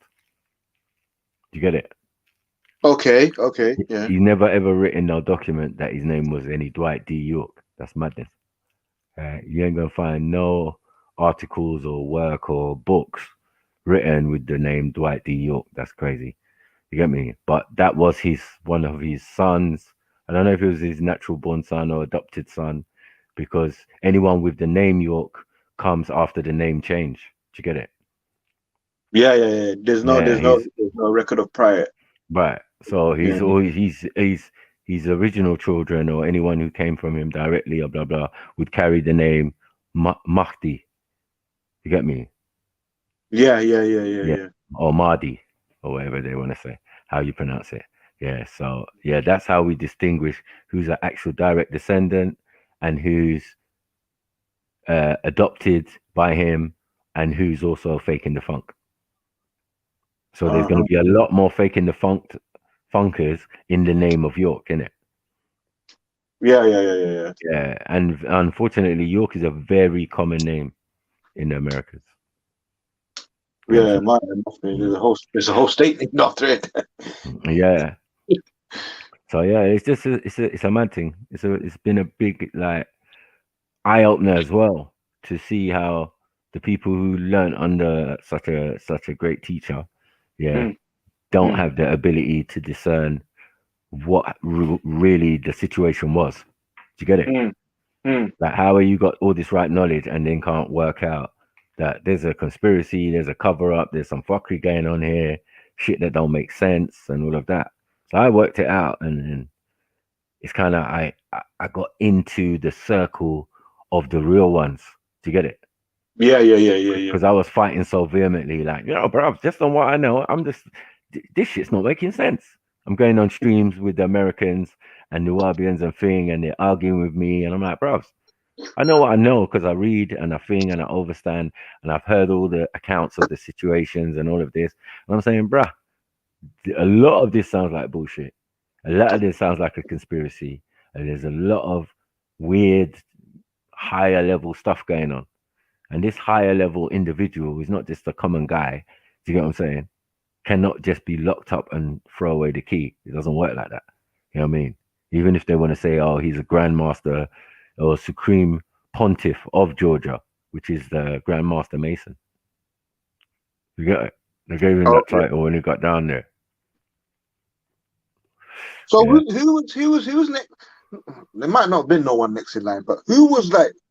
So you see, when you were researching York, was there anyone else that you like that would be second to York or second down the line, or the vice, or do you know what I'm saying? Do you know what I mean?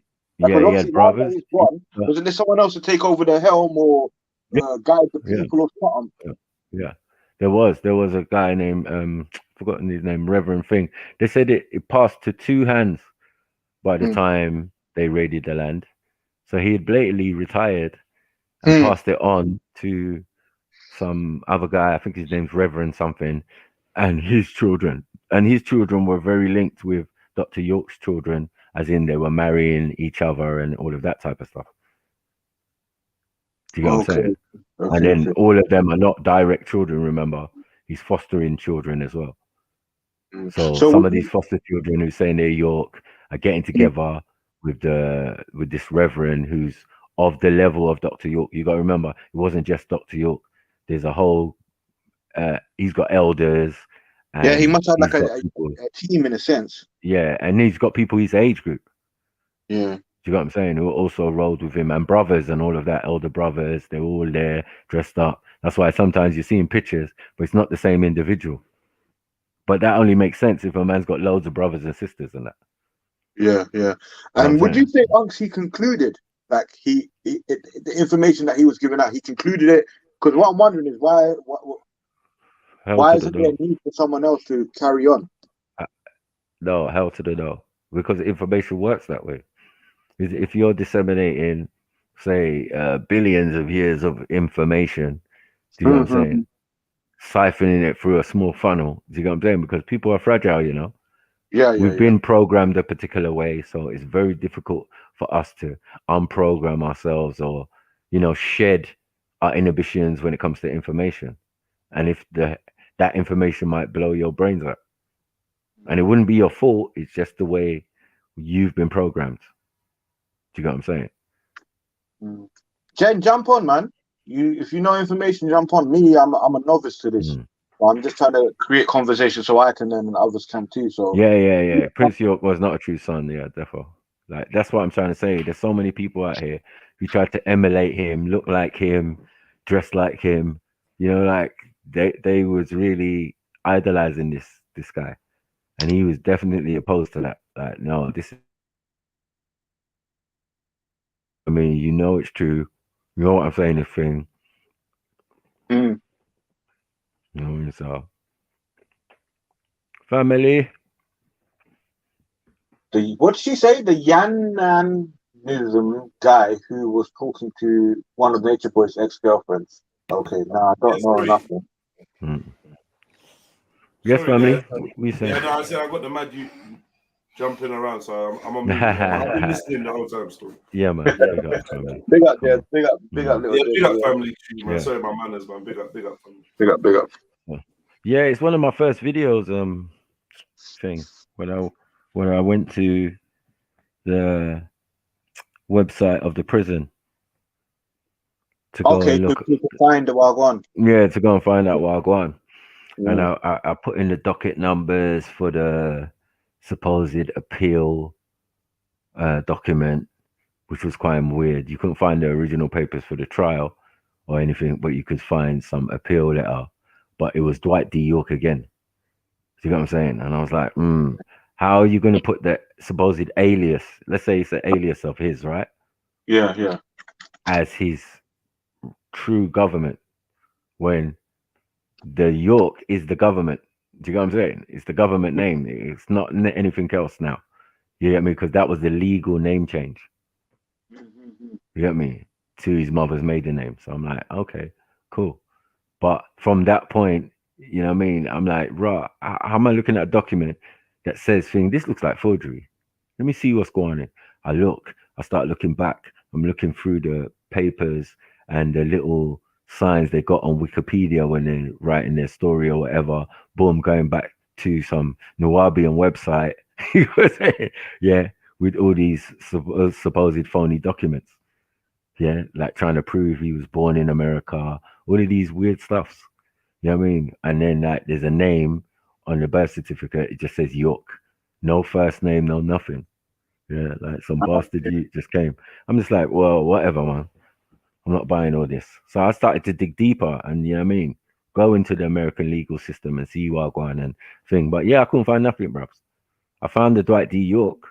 Yeah, but I didn't find no Dr. Malachi Z. York, bro. I looked up his tax records and all sorts. You know what I mean? To see if this nigga was sovereign, like he said. You know what I'm saying? Okay, he basically told us to get our sovereignty and all of this. Yeah, but we had to do it ourselves. So when I checked it up now, I'm saying, hold on, wait. This Dwight D. York's got a house, 2 houses, and a little car in that.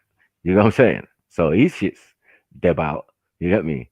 But on the Dr. York or Malachi York, bruv, there was nothing, bruv. So that doesn't mean he hasn't got tax or That means he's just outside the system. He managed to successfully remove himself from thing. But obviously, multimillionaires can get that shit done properly to get it.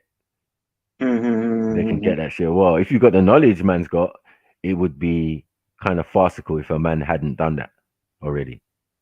Do you know what I'm saying? Yeah, After asking us to do it and, yeah. knowing what he knows and breaking it all down before he's telling us to, do it for yourself and go and change your status and all of that. Because you're the original people of the land. You're the Moors. You're the this. You're the that. You know what I'm saying? You're the Native Americans. You're the blah, blah, blah. You're the Africans who came and Africans who was here from before. You know what I mean? All of these things are broken down for you so that they can help you when you're dealing with your freedom. You get me? You don't have to prove to anyone anything, but you must keep these documents and make these powerful documents yourself. You know what I mean?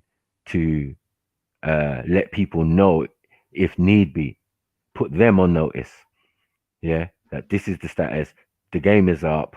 I know Wagwan. This is what you did. Blah blah blah. You know what I mean? Let's keep it moving.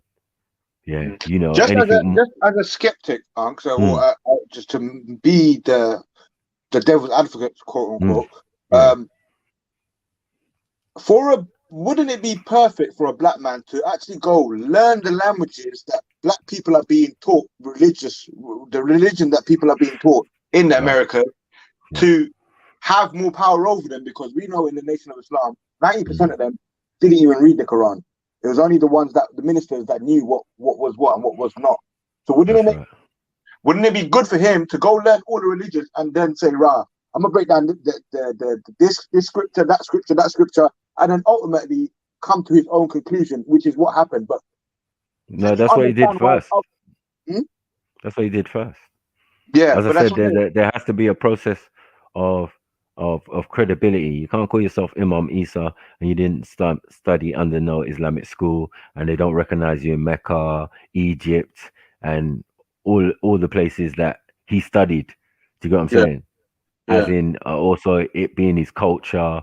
I mean, they're from southern Sudan, so they have a king, which is part of that bloodline. He was born in Sudan. Yeah, and his granddad is the spiritual leader, the Islamic leader, in a sense. Do you know what I'm saying? Of the country. So they have a spiritual leader, a spiritual imam, or the top imam. You got me, which is his granddad, and his father is the king, and his siblings or whatever. So York must have like his own biological kid, right? Kids. Yeah, he does.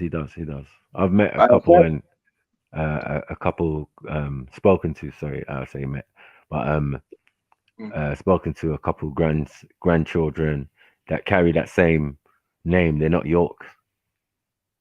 You know what I'm saying? They don't have the York surname. Okay, Sarah's asking, where are his children now? They're all about the place. Some are still running. Like one of the supposed half or adopted daughters is running what you're calling the religion now. The Sabians, as they call themselves. You know what I'm saying? She's they call themselves Sabians. They're calling themselves Sabians. They're not Nawapians no more. They're not thing. They say it's because Nawapians are on the terrorist watch list, but it's not that. It's that somebody claimed the name and put them on notice or put a lien on them, basically, because they were doing some embassy shit. You know what I mean? Where you could get a passport and all of this type of shit, and a driving, what do you call it? A number plate or whatever. Yeah, special number plate and all of this type of stuff. It was dead food. And stuff. But they got into beef with the wrong guy. And the guy was a Nuwabian, but he was more on the sovereignty and getting free, basically. So he made his own tribe. Yeah, and just been trying to get people free. And a lot of these people have done it secretly, or these celebrities or these American so-called conscious community have secretly gone and got their sovereignty done. Some Moors, some others, Lord Abbas and all of these type of guys, they've done it. But to teach other people about it, it's like a bit of plagiarism going on. There's an argument going on between certain factions because man is not teaching the sovereignty thing correctly. And then that's how some men are getting into trouble, like getting arrested and going jail and thinking that, Okay. I can just claim a property and all of that. That's more the Moors. Do you get what I'm saying? But not all Moors, but just, some of them just didn't understand the information, while their top guys were definitely getting information from this, you could say ex-Nubian guy, you know what I mean, who was just dealing with the Moorish side and the sovereignty. I wouldn't say ex-Nubian, he's still a Nubian, but yeah, he was just dealing with the Moorish side of things. You know what I mean? So And getting free. it was his people that were the quote unquote holders of the scrolls then. What his family, his children. Well, yeah, well the people that probably were before him as well, because he must have got the information from somewhere. Because I'm reading this article, yeah, and because I typed in that it calls them the Al-Sabians, yeah, Al-Sabians, yeah, and it says they were referred to as the holders of the scrolls. Right. Yeah. No, we talk. Listen, they're in the history of things, but if you can go older than that and go to older civilizations, like you wouldn't really stop there.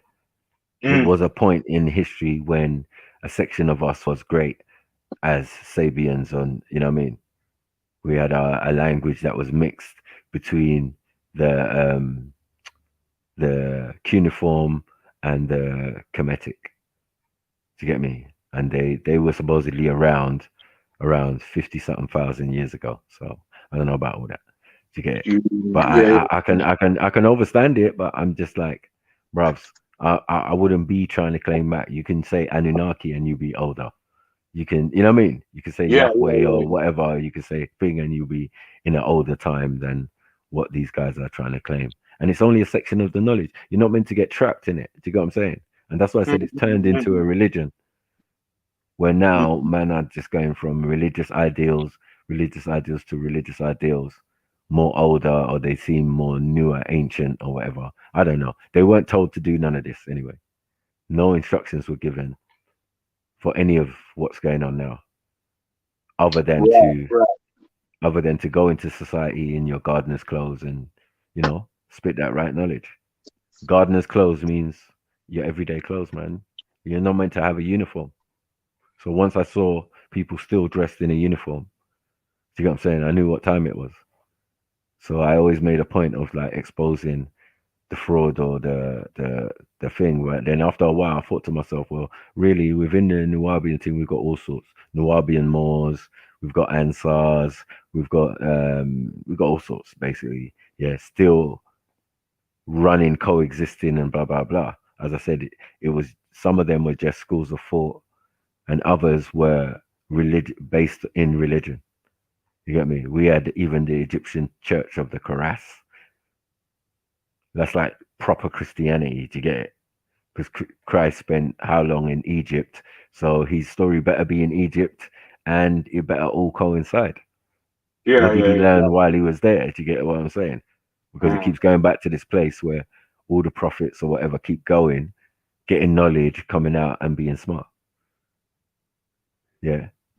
Or in the difference of Abraham's case, Abraham is the one who basically compiled what we're calling the Holy Tablets, because he's the one who was in the regions and able to pick up all these texts and parchments and stories and ideologies.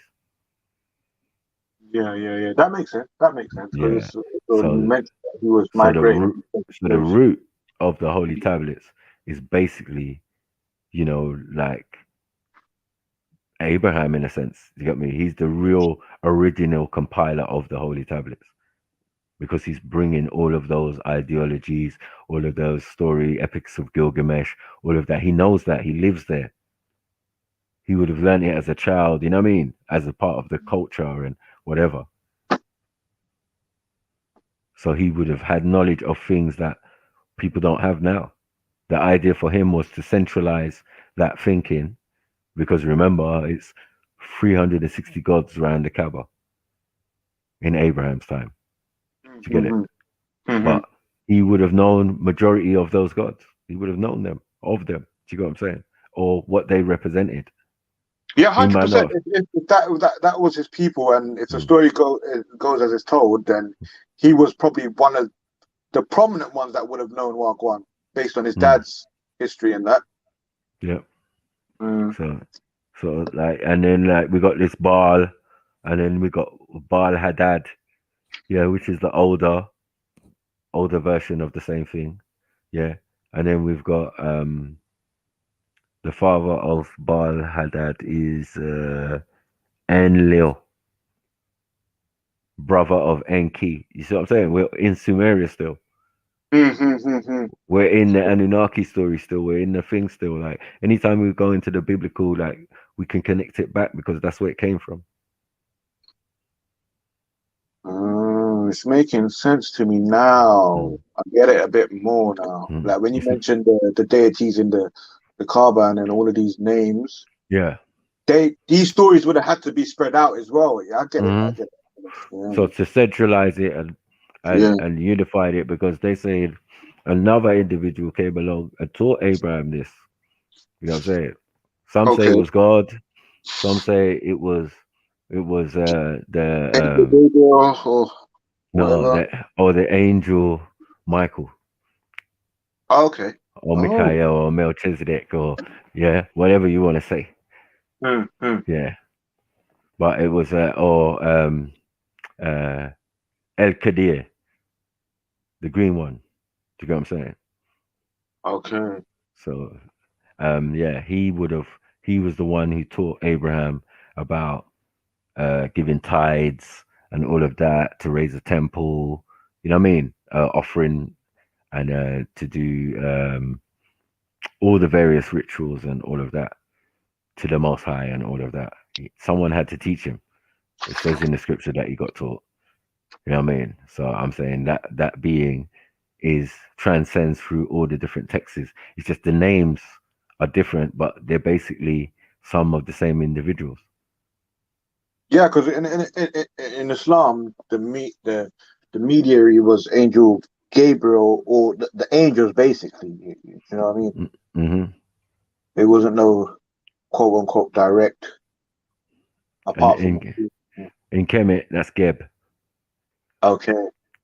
Gabriel. You get what I'm saying? Yeah, Gabriel. Yeah. So and then like each character of Sumeria is a character in Kemet, for example. So you'll get like I'll give you a perfect example. An is the god of the Egyptians, in a sense, the hidden god, the unseen one, the highest. You get me? Thing is An, and then in Sumeria it's Anu. Okay. So it's basically the same thing. You know what I mean? Remember, we don't use these vowels and all of this type of stuff. Yeah. You know what I mean? So yeah, the Anu and An is the same thing. You know what I'm saying? Showing you that the connection. And then they say Ishtar and Isis. You know what I'm saying? And then Osiris is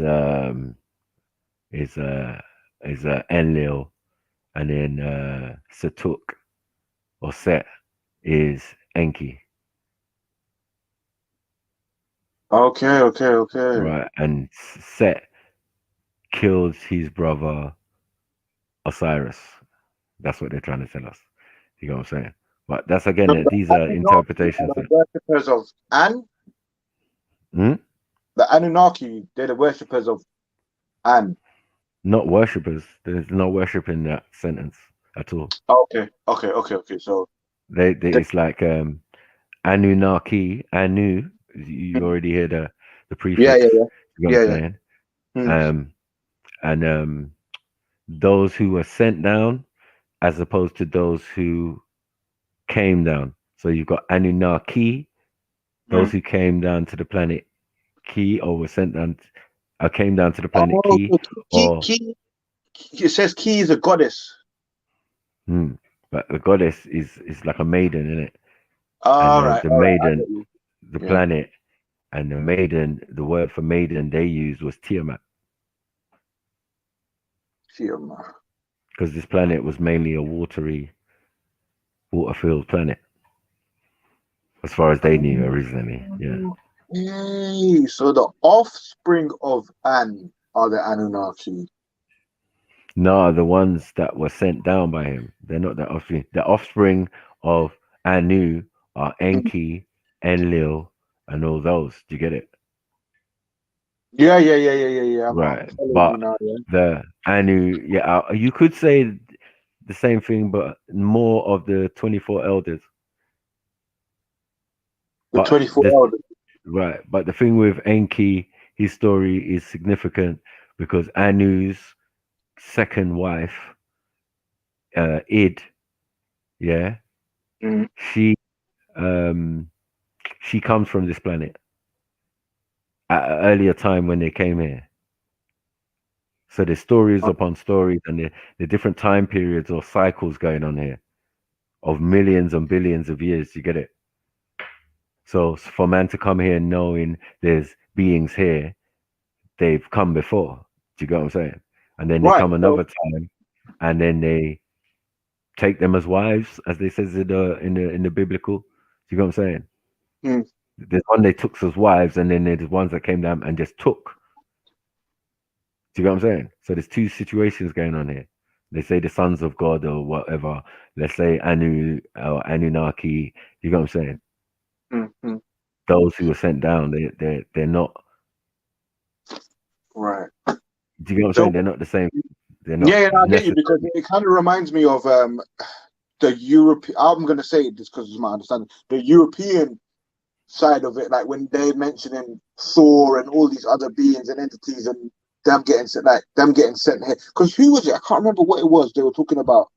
Like there's an understanding of the devil's been sent to Earth and we quote unquote are off his offspring, but God is somewhere else and in another planet or something.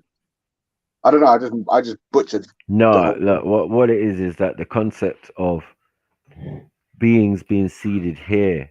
If you came from a people who had a guy at the helm whose name was Anu, yeah, that's what it is. That like as far as your physical father or physical ancestor, the oldest one, that would be Anu. Do you get it? Yeah. The creator of the heavens and earth, yeah, but he's a representative of him, yeah, or has that spirit or has that essence of him, and he's also been placed in a position of authority. Yeah. I get it. So the Anu is a title. He was like, this one we're talking about is like the 10th Anu. Okay, so what would you say? Adam is the 10th. Would be considered the 10th one. No, Adam is Adam. Adam was the Adama project. Yeah. So as it's put in the text, it's the Adama project. You get what I'm saying? So it was an experiment. This is what I'm trying to say. Like, listen, it sounds like an experiment, even in the making of Adam.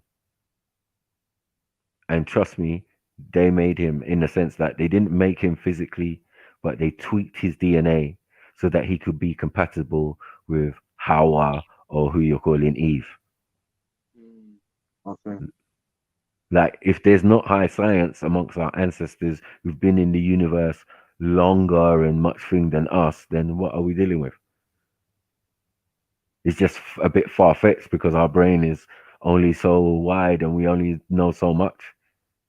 But thinking about a people or beings that are you but older in the universe, so they might have a lot more knowledge, a lot more thing that you might call magic or whatever, which is really just science beyond your comprehension. Oh. Do you get what I'm saying? No, I'm following you. I'm following you. It's just getting more clearer. Still. Right. So all this other stuff is low level stuff. Like we can't even talk in the sense of time because time don't really exist, does it? Yeah, it's been given by them. It's only, well, I guess it was. Guess who was giving it to you, man? Who? The Sumerians. Imagine I'm reading the word Sumerian right now as well. That's mad. Right. Earliest known usage of the term Anunnaki came from the inscriptions written during the region of Gudea, the third dynasty of Or of Chaldea, or you get me, where Abraham came from. Check the science, oh, man. Okay.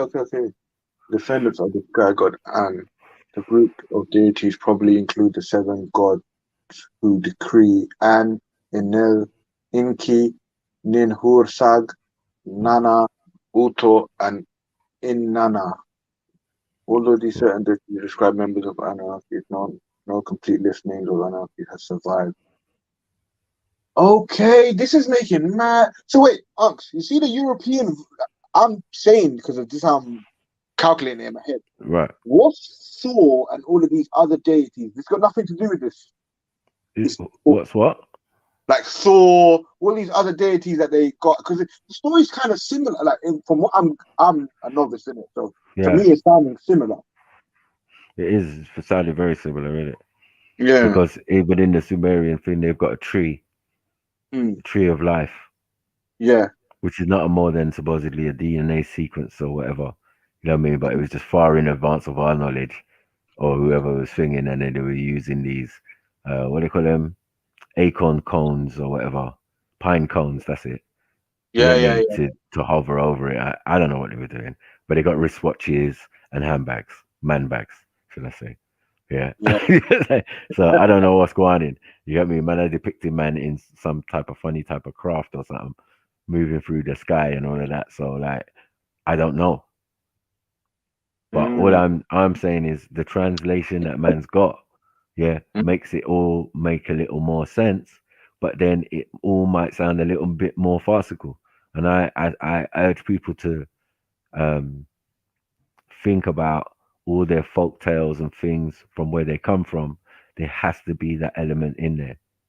This is why I can't totally dismiss this. Like I can't like obviously I have to use, for me personally, it would be the Quran will be my yardstick in everything. Yes. But at the same time, there's not to say that there's information out there that I wouldn't necessarily be in the Quran, but I would have to use the Quran to disseminate. Yeah, or the Quran will give clues. Yeah. What that thing, and the fact that everybody's using the word Adam, which is Akkadian or Sumerian, or you know what I'm saying, word in origin. You get what I'm saying? It's not Hebrew, it's not thing, it's not Arabic, it's not nah. Even though Arabic and all of these languages have a connection to that ancient language or dialect. Let's get it right, because they're all basically the same language. So it's just different tones and dialects when we're talking about Aramaic and Ashuric, Syriac, and all of these different type of off branches of the same thing. Then down to Arabic, and then down to Hebrew, and all of this type of stuff. So you're saying Nawapianism feels the missing parts not included in the Bible, Quran, or Torah? No, definitely including the Bible, Quran, and Torah. But he's saying it's a new religion. It's not a religion. It's just the overstanding of those same ancient texts. The ancient texts are the religion, isn't it? Or what the religions are based on. So if you look at it like that, then that's the only holy book that man have, or mainly, should I say, is the holy tablets. The rest of the other books are some more ancient scrolls and stellars and all of these type of stuff, like the Book of Coming Forth by Day, which is basically the Dead Sea Scrolls. You know what I'm saying? So, like, I'm sure there's people out there who've got translation of the Dead Sea Scrolls. You know what I mean? According to the European. How I break this down to myself and build a bridge for me to understand it is, I would I instantly think, all right, cool. All these entities that I spoke of are jinns that were here like before man, after man, and here now. And people started worshipping them and whatnot. That's my understanding. In certain respects, that is definitely true. Okay. But it's only one side of the story. Okay. Yeah, obviously, because 100% that's yeah, because we got to envisage that angelic beings came here too, and in a lot of other texts, that's made reference to as well. Do you get what I'm saying? That these beings came, that the good ones came, the fallen ones, fallen 200. You keep hearing this recurring phrase. You go over to the Hindu side, you fully hear it again. Oh, there's a war in the sky with the angels and the jinns fighting and like it's the same story, but it's just how the puzzle fits together. Once you fit it together, and the perfect place of fitting it all and remixing all of those stories is the Middle East, is that Sumeria region. So hence why we're all fixated, religiously, if you're of the Abrahamic religion, on that region. I keep telling man, because that's where the knowledge of worship and idea coming from the Far East side. You get me? The idea of ancestral worship or ancestral resonance has been our thing from time. But we are of those people too. So, at some point, it seems that all of that information long time ago had already come together. So you could think and you say, rah, so what's Shiva doing over here? You get it? What's Shiva got to do with it? What's the price of eggs? We're miles from where Shiva's supposed to be. Or are we? Then we got people telling us, no, there's even statue of Shiva in Somalia and shit. Where it originally came from. I'm like, what? Okay. Land of the gods and that. Do you get what I'm saying? Think about it. Remember that India was a piece of East Africa. Oh yeah. So why the statues and monuments wouldn't be the same? It's the same landmass. You know what I'm saying? Like, it's broken off. What did the people die? Did the monuments all crumble to the ground? I very much doubt it.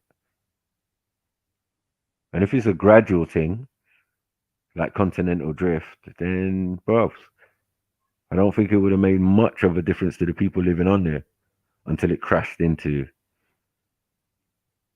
Eurasia. Where did it crash into Eurasia? Okay. Okay. Into the Eurasia, giving you the Himalayan mountains. So Everest. Yeah. That's how Everest came, because two plates are going over each other, basically. That plate that is India. Because, go on. Because in their religions, they always talk about like someone touching down, and it's in some of these regions, like everyone that touched down on a mountain or on a hilly terrain. That's right. That's correct.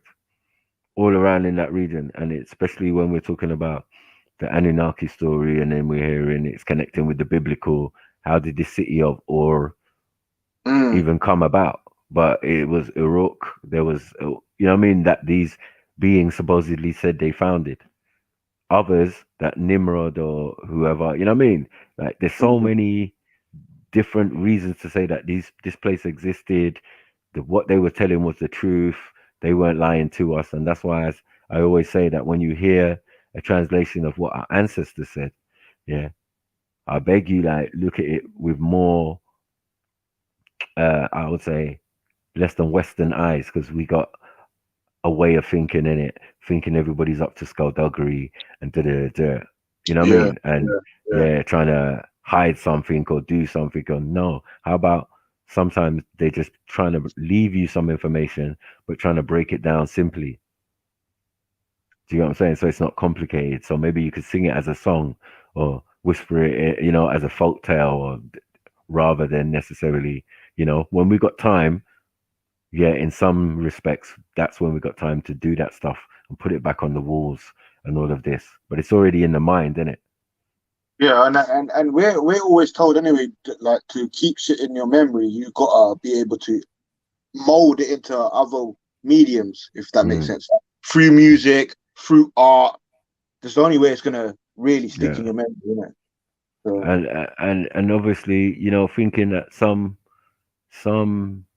places were set there for living purposes. I think living next to a monument in the middle of the desert is a mad thing. Do you know what I'm saying? It wasn't always a desert, that's true, but at the same time, yeah, like we don't do stuff like that. We don't do stuff like that, blood. We don't do them Me? things. Like, we don't do them things. You get me? And we're trying to say that's been there for thousands of years as a place of learning and gathering information. They're saying like one of the two brothers, Enki or Enlil, are the ones who founded these great cities around the world, this Mu, Lemuria, Atlantis, and all of that. Are we to believe those things? See what I'm saying? But there's still people interested in it, running up and down, looking for the places, know that there was places that existed before certain periods and are under the sea now, and all of this to confirm some of the folk tales and myth tales from all around the world to be true. To get it. And you see, Unks, you believe Adam was a plural, right?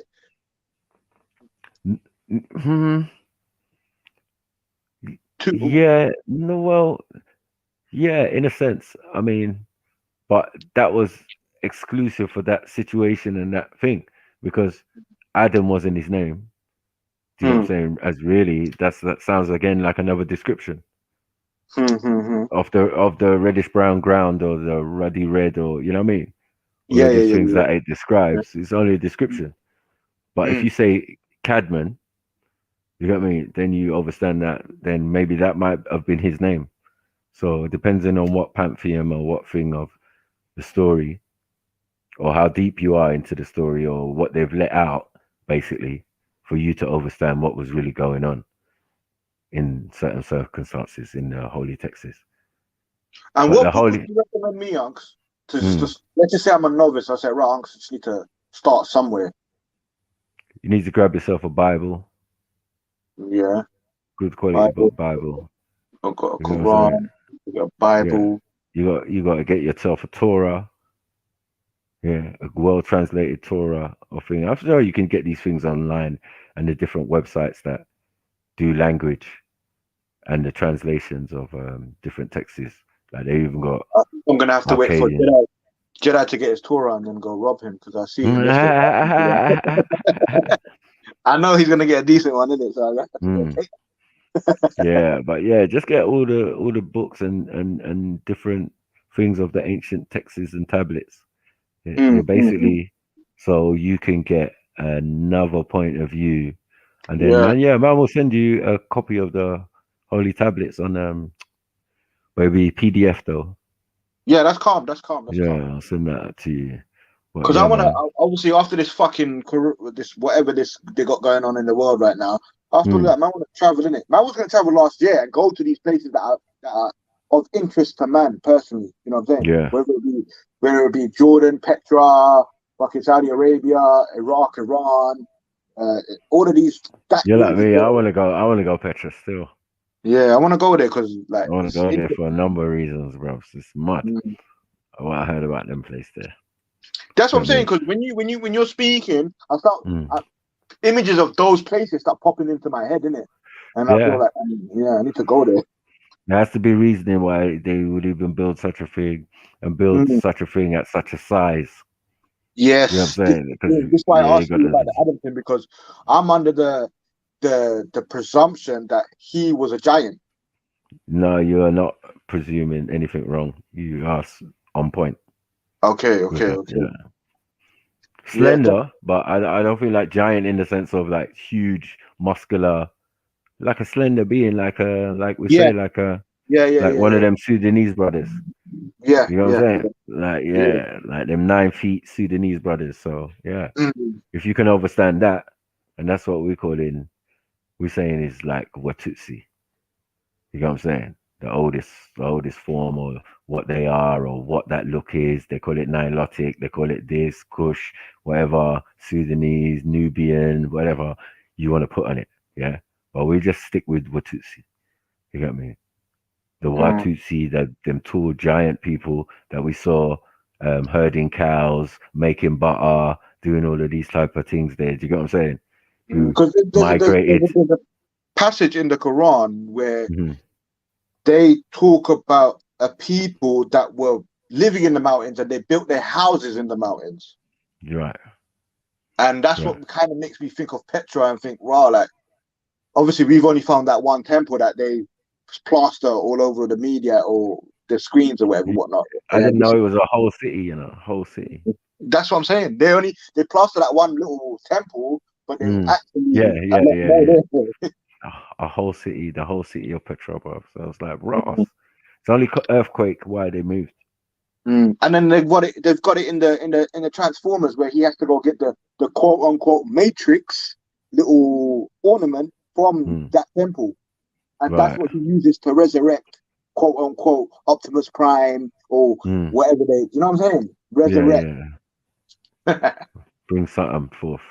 Yeah. But as again, these things are not going to be possible without people with conscious thought, what we're calling masons, to build.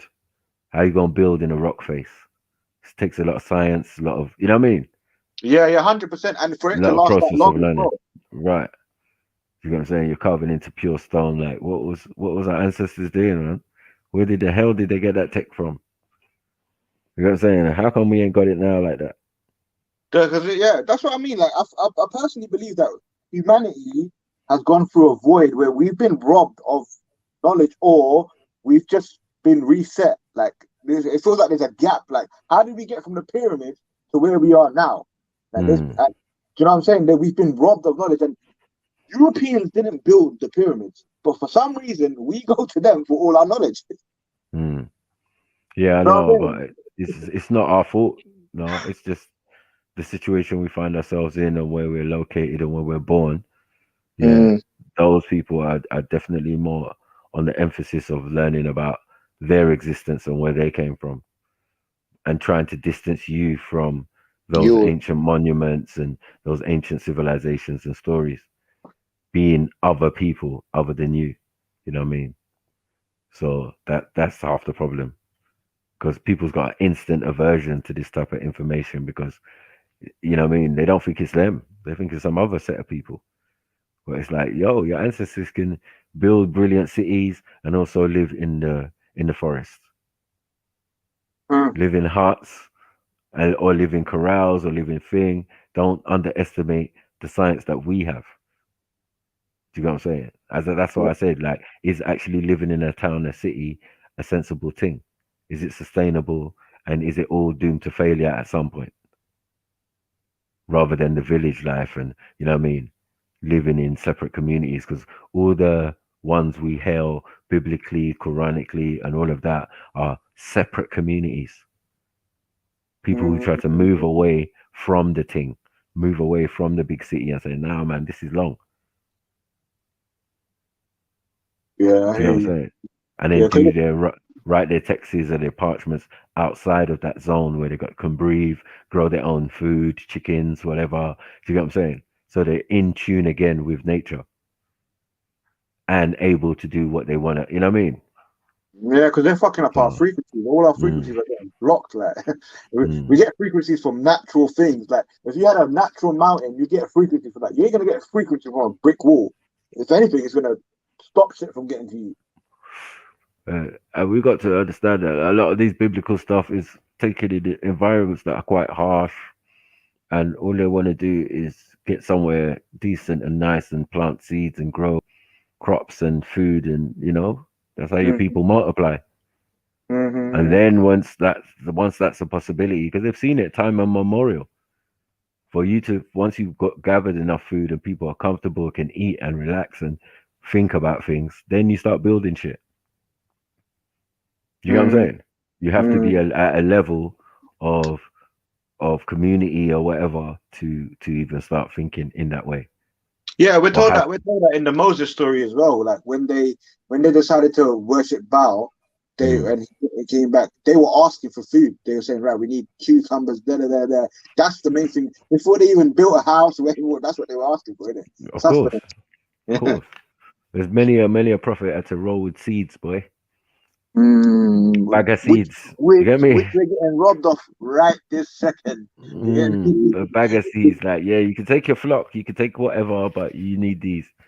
When you get to the land, watch the ride. It's mad how we like. I would like to think we as the people are getting closer to building a portal for freedom out of the system. But then when you were like you said, the prophets had seeds with them. Us, man, we get freedom, but then we're getting robbed of our seeds. We get as in you can't you go get a banana, you ain't gonna know if this is the natural organic banana or is this GMO. You know what I'm saying? You get grapes with no seeds now. You get watermelon with no seeds. Where they do that? Slowly getting robbed of our freedom. And it's actually like you said, most prophets will probably roll with seeds. You would have to. The fundamentals that we needed, we ain't got no more. That's why we're fighting each other over bollocks. Yeah, I hear that, man. This is sick though, Unks. You need to do this more often. Have a little segment where you break down certain things and whatnot. Because obviously you're like what's the word? You're not what's the word? Not Marmite, but something. Yeah.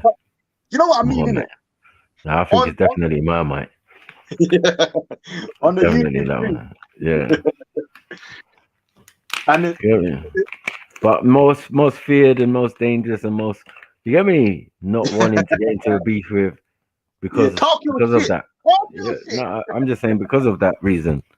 They really know it's not the other side. The other side is just jokes and games, and you're a product of your environment. So making jokes and running people down to the ground is something that is an acquired skill that we pick up just from being in the ends, or growing up with certain people and your friends and family and that.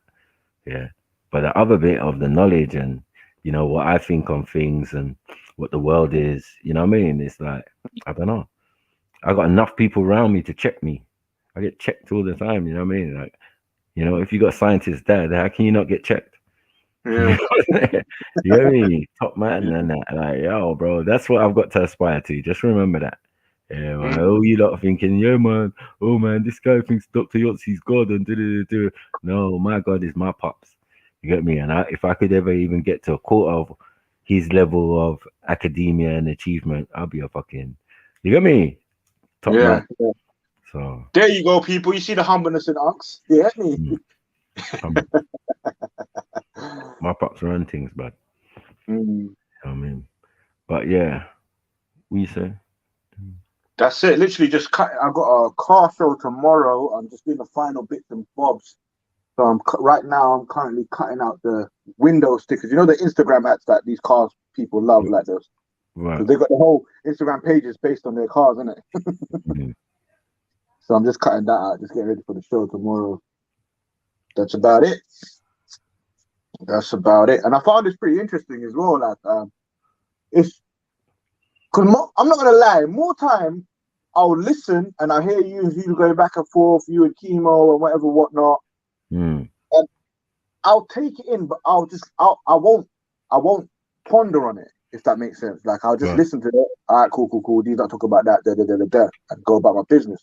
But I do know if I put the dunya to the side, I would have to investigate this stuff. Yeah, I mean, it's just like anything else, isn't it?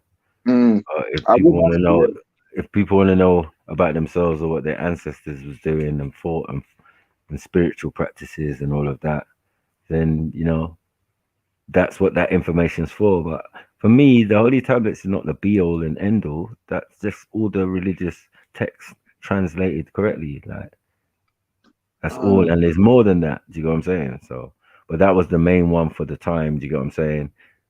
As in all the relatable ones from the Bible and the Quran. You know what I'm saying? The story of Abraham, the story of Muhammad, the story of Christ. You know what I mean? Is all contained within the Holy Tablets. You get it? So I don't know. Yeah, but those are for the religious folks, and it makes sense. Like what I was saying before, that all of these people came in religious, so you had to give them their thing correct. and all the rest of the information. Like, hold on, you missed this parchment that might be relevant, that you might need to read. You get me? That they're hiding in the Vatican or something. You get me? You getting that? You know what I mean? As well as the established story. You know what I mean? You're just getting a better version or more in-depth version of that same thing. So that's when it becomes like, oh, well, how did you know that about the Prophet Sallallahu Alaihi Wasallam, man? All of these type of things. And I'm like, yeah, well, was in the Holy Tablets, reading it. And the amount of Muslims that asked me to bring it to Speaker's Corner, you know what I mean, to have a look and read that particular part or the part they were interested in. And my Hebrew Israelite brothers, you get me as well.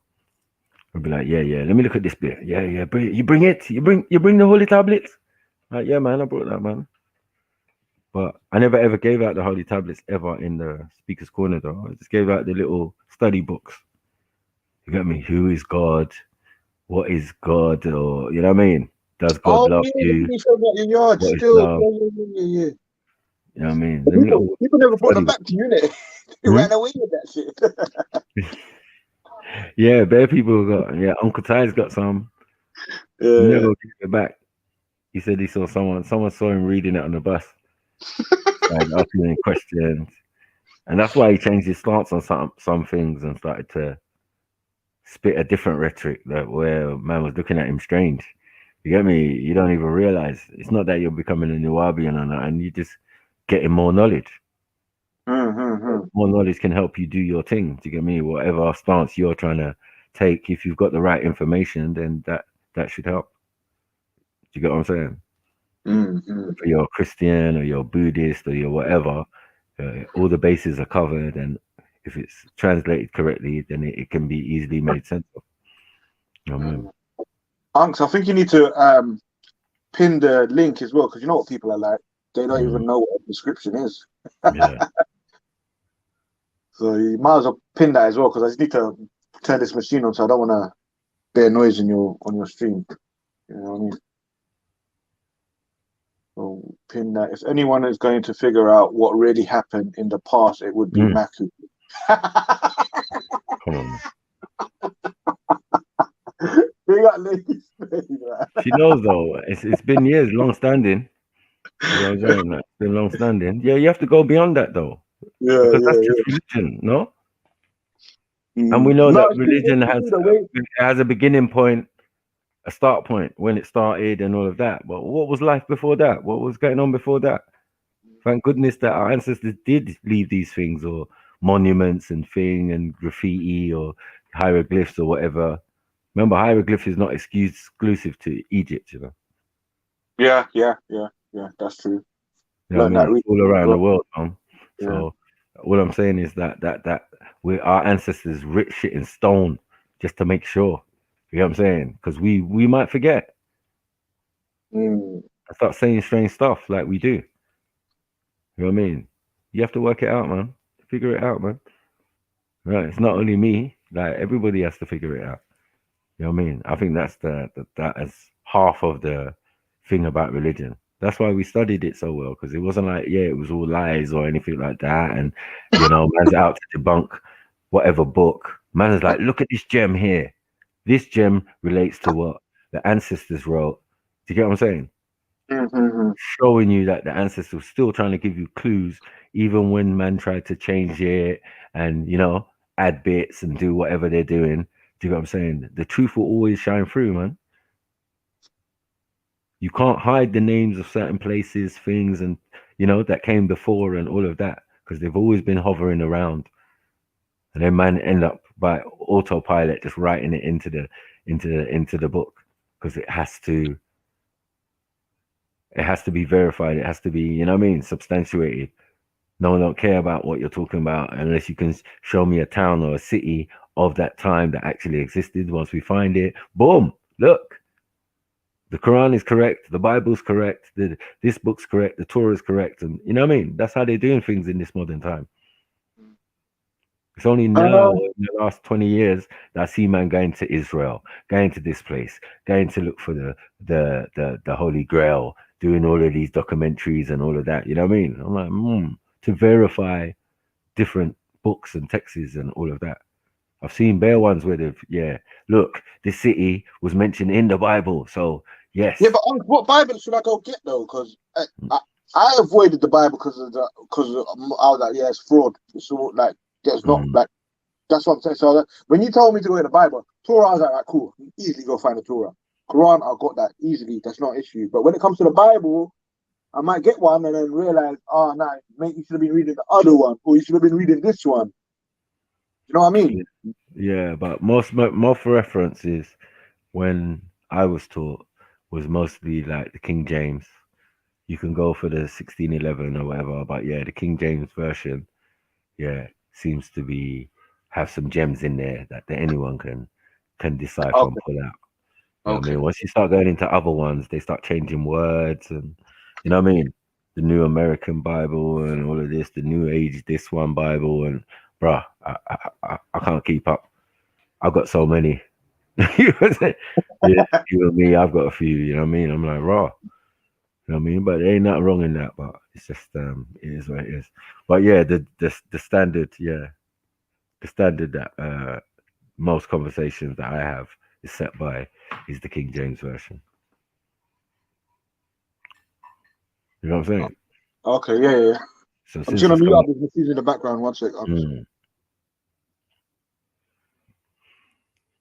So loads of things was going on before Adam. You tell them lady space, but yeah, as I said, like they want to keep us in the religious paradigm rather than the metaphysical one. You know what I mean? Or the reality of the situation. Because some people have vested interest in keeping knowledge from the general public. You know what I mean?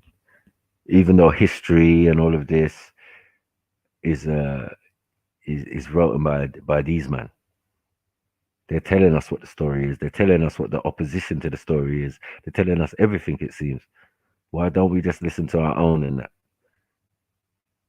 Listen to our ancestors or listen to people who are of our ancestry, able to do the same things that Europeans are able to do. Just translate something, please. And let's get that information, please. I don't want nothing else. I don't want to glorify a man. I don't want a thing. I just want a man to say what he does. You know what I'm saying? Show him proof. You know what I mean? Not just there chatting shit, but you have to be there like, yo, boom. Yeah, this is the topic. This is what we're talking about. I'm going to break it down simple and plain for you. It's not going to be complicated. You know what I mean? I know you're going to emotionally attach to it. Don't worry. You know what I mean? Don't be emotionally attached to being white, to being a thing, to being a human beast, to being whatever. Don't worry about that. Because that's only fleshly, that's only earthly, that's only things you're made up of. Yeah? But you know your soul is from somewhere else, man. It's from something you can't put your hands on and you know it's there though. Because your ancestors made reference to it. And if you're them, you know what I'm saying is true. You know what I mean? You don't know. You feel it. You know what I mean? You feel when someone's telling the truth or chatting shit. That's the one we rarely listen to, and we always kick ourselves when we don't listen to ourselves. Because yourself be letting you know the truth. You're like, nah, this person's not good. You be like, no, man, don't say that. Turns out this person is no good. And you want to kick yourself because you know yourself told you. Early out, you just refuse to listen to yourself. Or listen to your natural instincts or your feelings, what your body and your soul is telling you.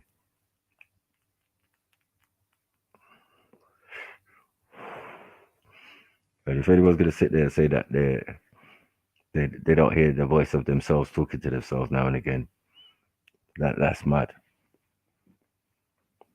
That's mad. They say talking to someone who ain't there is the first sign of madness. But no, it's the first sign of reality because you do it all the time. You just don't say it openly. You know what I'm saying? You just don't say it openly. So yeah, man. All this knowledge thing is it's just a thing. As I said, for me, it was just so that when my daughters grew up and they started asking questions why, I had some blood clot answers. The rest is just a game. That just came later, and people's just gonna get beat up. You know what I mean? And I became very good and very efficient at taking people's heads off when it comes to info. Because I like that shit. I like quizzes.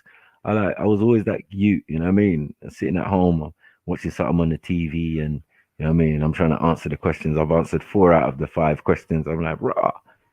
You get me? Trivial pursuits and all that. Yeah, man. I was that kid, man. I was a nerd, man. I ain't gonna lie to you. Yeah. Really excited, bad and wicked nerd. Yeah, I was wicked and bad. Yeah, wicked and bad, push face and troublesome. But yeah, man, I don't know. Yeah, what's gonna make you a man is not one individual. No way. I said, yeah, you see that that Ford Mohammed, I know. He taught that though. He taught that. He taught that. That some of that stuff was wild, bro. Even though he was a member back in the day, it was like what? All right, everyone has their commit mistakes and shit. If you want to join the Nation of Islam, he's like, yeah, man, go ahead, but hear what they're talking about though. Tribe of Shabazz and all that, and your nose got broad because of the wickedness. Like what? Yeah, as black as your eyebrows. You get me? Yeah, I heard it all before. I was like, what? Nah, it's peak for these one. Peak for these one. But Dr. York taught that yeah, look, some were misconstrued talk by Elijah Muhammad and of the time, them 1940s or whatever it was. You get me? The man they speak old school. In the beginning, there was a being that came to the planet. He looked kind of oriental. Yeah, that's how my man was talking. So like, yeah, bro. Yeah, thank God for Malcolm X. Yeah, because he must have been boring to listen to. You know what I'm saying? Like people trying to keep up, like falling asleep and that. Yeah, that's why you need these young, charismatic guys like Dr. York of the time. You know what I'm saying? Like, but no one's been able to replicate that charisma. You know what I mean? I try my best and try and be me though.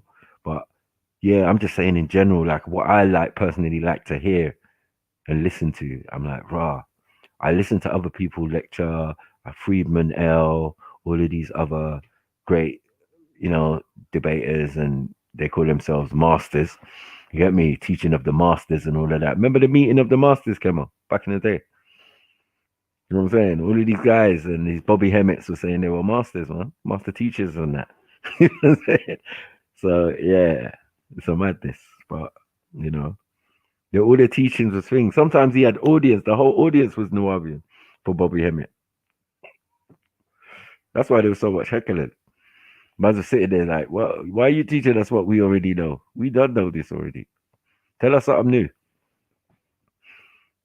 Yeah, tell us something new, Bobby. You know what I mean? Bobby just there drinking ashe to the ancestors.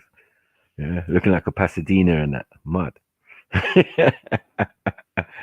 Yeah, those days, man. What was that? The one that used to shout and swear, the light skinned guy. Older gentleman. He was just rude. Yeah, these motherfuckers. Rah, rah, rah, rah.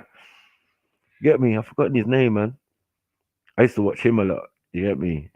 I did like that energy at first, and then after a while, he was just like rude. And I realized he was just babbling on. Forgot my man's name, man. But he never came out. I don't know if he came to the HOK. Because there's an old guy who kind of looks like him, but it's not him. I swear this guy was more like, yeah, he was definitely a mixed brother. You know what I'm saying? Or very fair or whatever. But yeah, he was just foul. His mouth was foul, bro, when he was spitting his shit. And then Dr. Valentine. Yeah, I rated Dr. Valentine because his shit was different as well. You know what I mean? It wasn't the same as well. It was like, raw, what's this now? This one's talking about, a flood going to take off the earth in 2000 and so, and he's got a map how the earth's going to look after the event and all of this. I was like, Ross, all right, let me listen up. You get me? So don't get it twisted and think that, it's all one way, one book, one thing, one ideology. No, it's never been that, bro. I've always sourced from so many different places. I was just interested. That was it. You know what I mean? It's just that process of learning. You know what I mean? Your mom's bringing you up in the Pan-African thing. You don't even pay it no mind. You're like, what the hell is she? What is this? Taking me to meetings. Then you get older and then you're a little bit into it. You get me? Get onto this Garvey thing and all of this other type of stuff and Malcolm X and all of that. And then you go through that and then, you got John Henry Clark and all of that. I liked Dr. Ben Yochanan was hard still. When he had the debate with the Jewish man. Yeah. Ripped him a new one, respectfully. That was funny. Mush up my man. It's just like, I am a Jew. I'm a Falasha Jew. Huh? Killed him. I think I still got it on my page somewhere. Right, Kemo. You're not tired of being a fucking chat warrior, bro. I chat about every excuse under the sun. I gotta go out. It's late. It's early. I got things to do. Oh, all you're not gonna do is argue. Bro. Man, hush your mouth, man. You type bad, but you're not bad. If you was bad, you would have jumped on. Get me? Yeah. I don't even know. I tell people to watch his old dusty videos.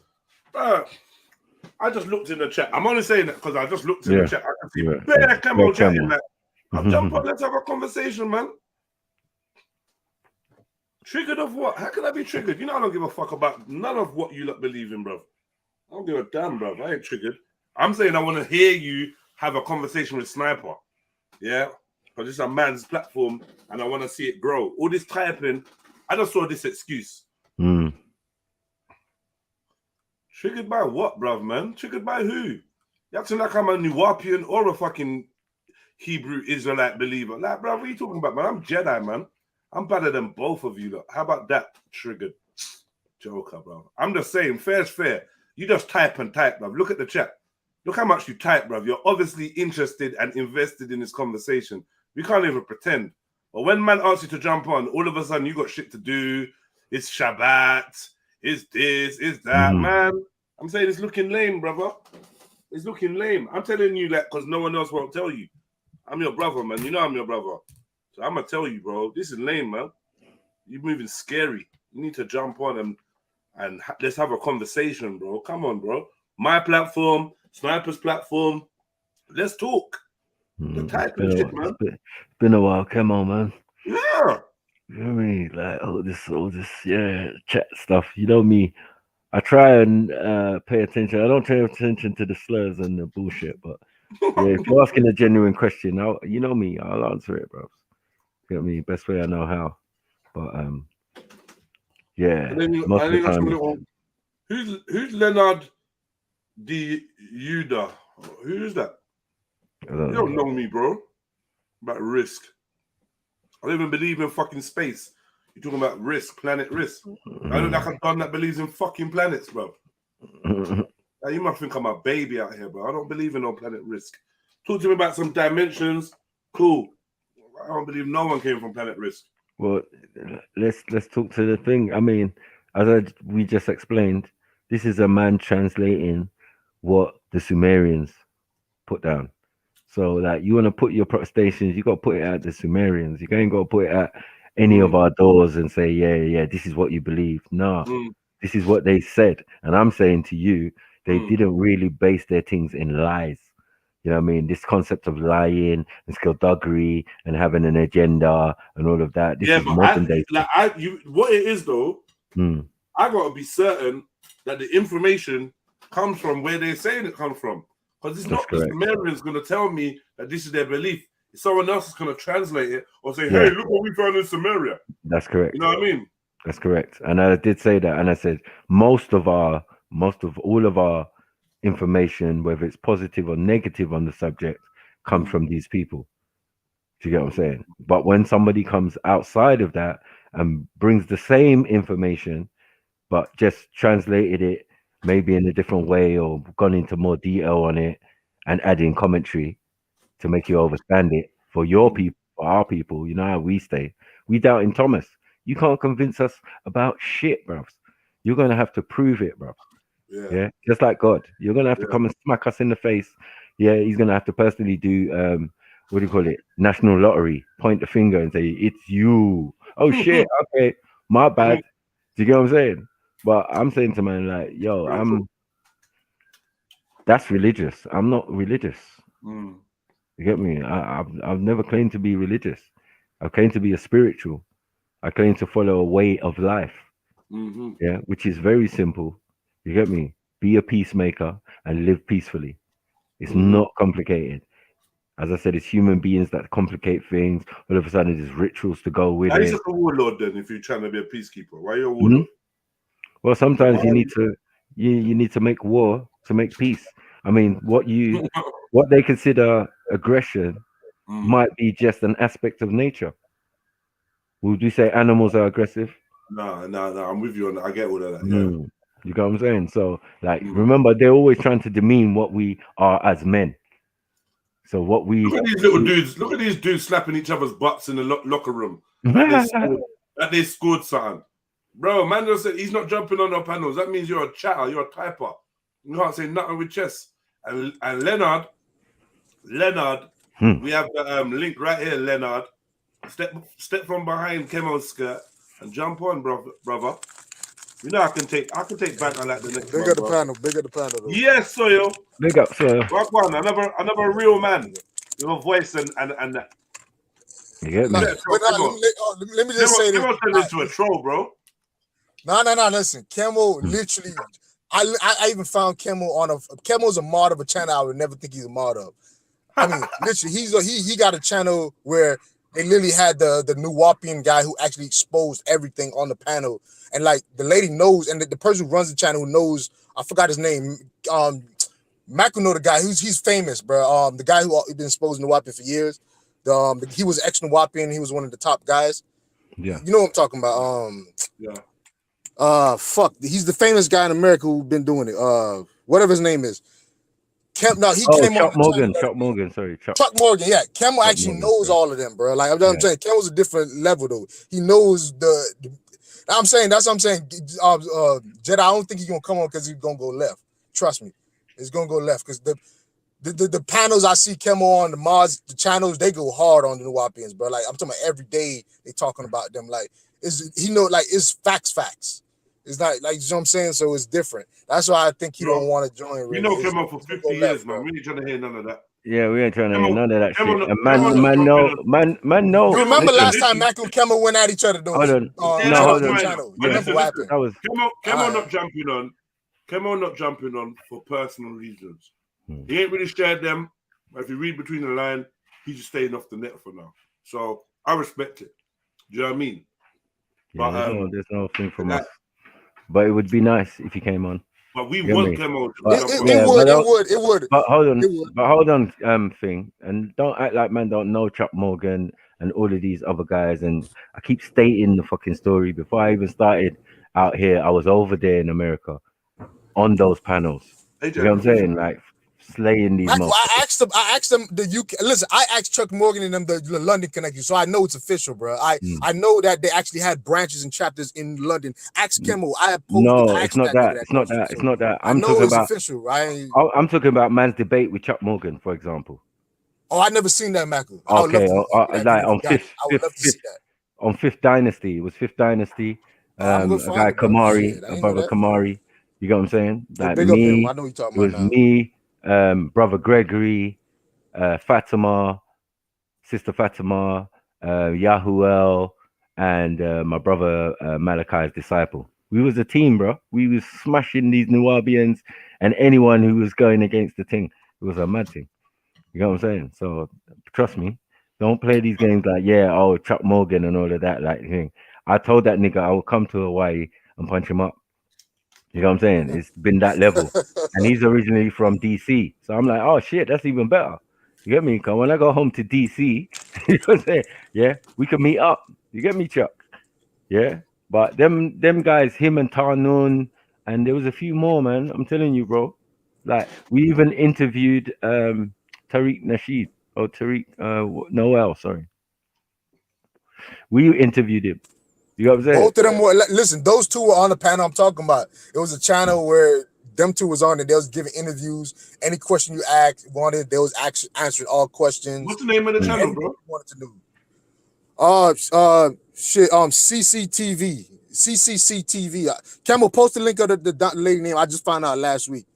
CCTV, I think, right, Camel? 3 seasons of TV at the end. And some of the crew. Wait, does one of the C stand for Christmas? I'm Christian. No, I don't know. I don't even know. I found out about last week. I literally found out last week. Chuck Morgan. Because of the pro-life situation, I found out. Chuck Morgan's running Christianity in Hawaii. You know what I'm saying? Like, he's doing that. That's what he's doing over there. So I thought he was like a Kemet person. I didn't know he was Christian. No, he's doing that. That's what he's doing over there. But he was a Nubian, innit, for God knows how many years. Like, that's why. But Jawa was a Nubian, man. Fucking yeah. I can tell you so many, man. There's so many. Most of them. Most of the HOK. Side point for anybody that's into rap battle, head over to Caffeine and sign up get your little free account.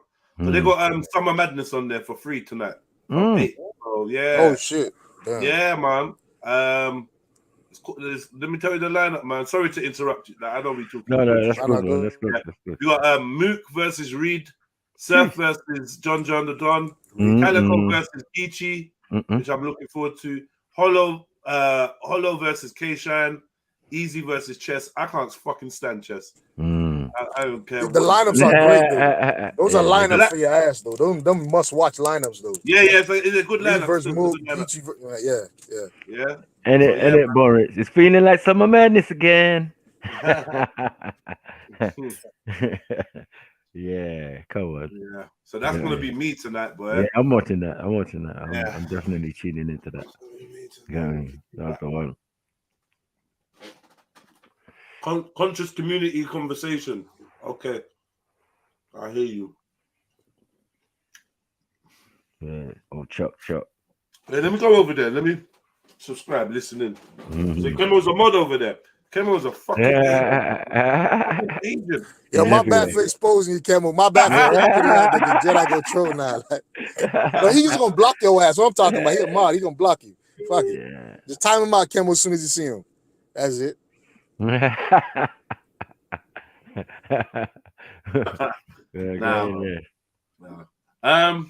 go over there. CCC TV. I feel like I've heard it before.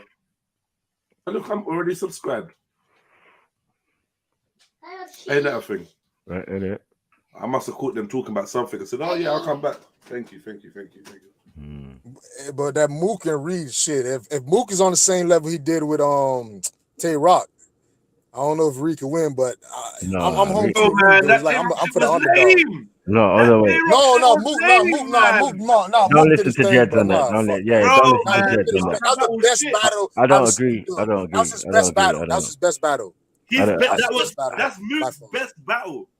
Oh my god! Yeah. Not so far. Nah, not so far. But it was a good one because what battle was better than what Mook battle was better? You know what? I'm not even a Mook fan. No, when he dealt with Lux. Yeah, I'm not really a Lux one. fan. But yeah, when he came back and he dealt with Lux. He dealt with Tay Rock. Yes, but the battle was shit, man. Yeah, you let them know the crowds and all of that. Bars though, it was personal. Jedi, it's like how you would battle rap. You go personal. He did that personal shit to him. No, he did. That's what I'm saying. You gotta respect it, Jedi. Dog. Yeah, that's it was bad. It was bad.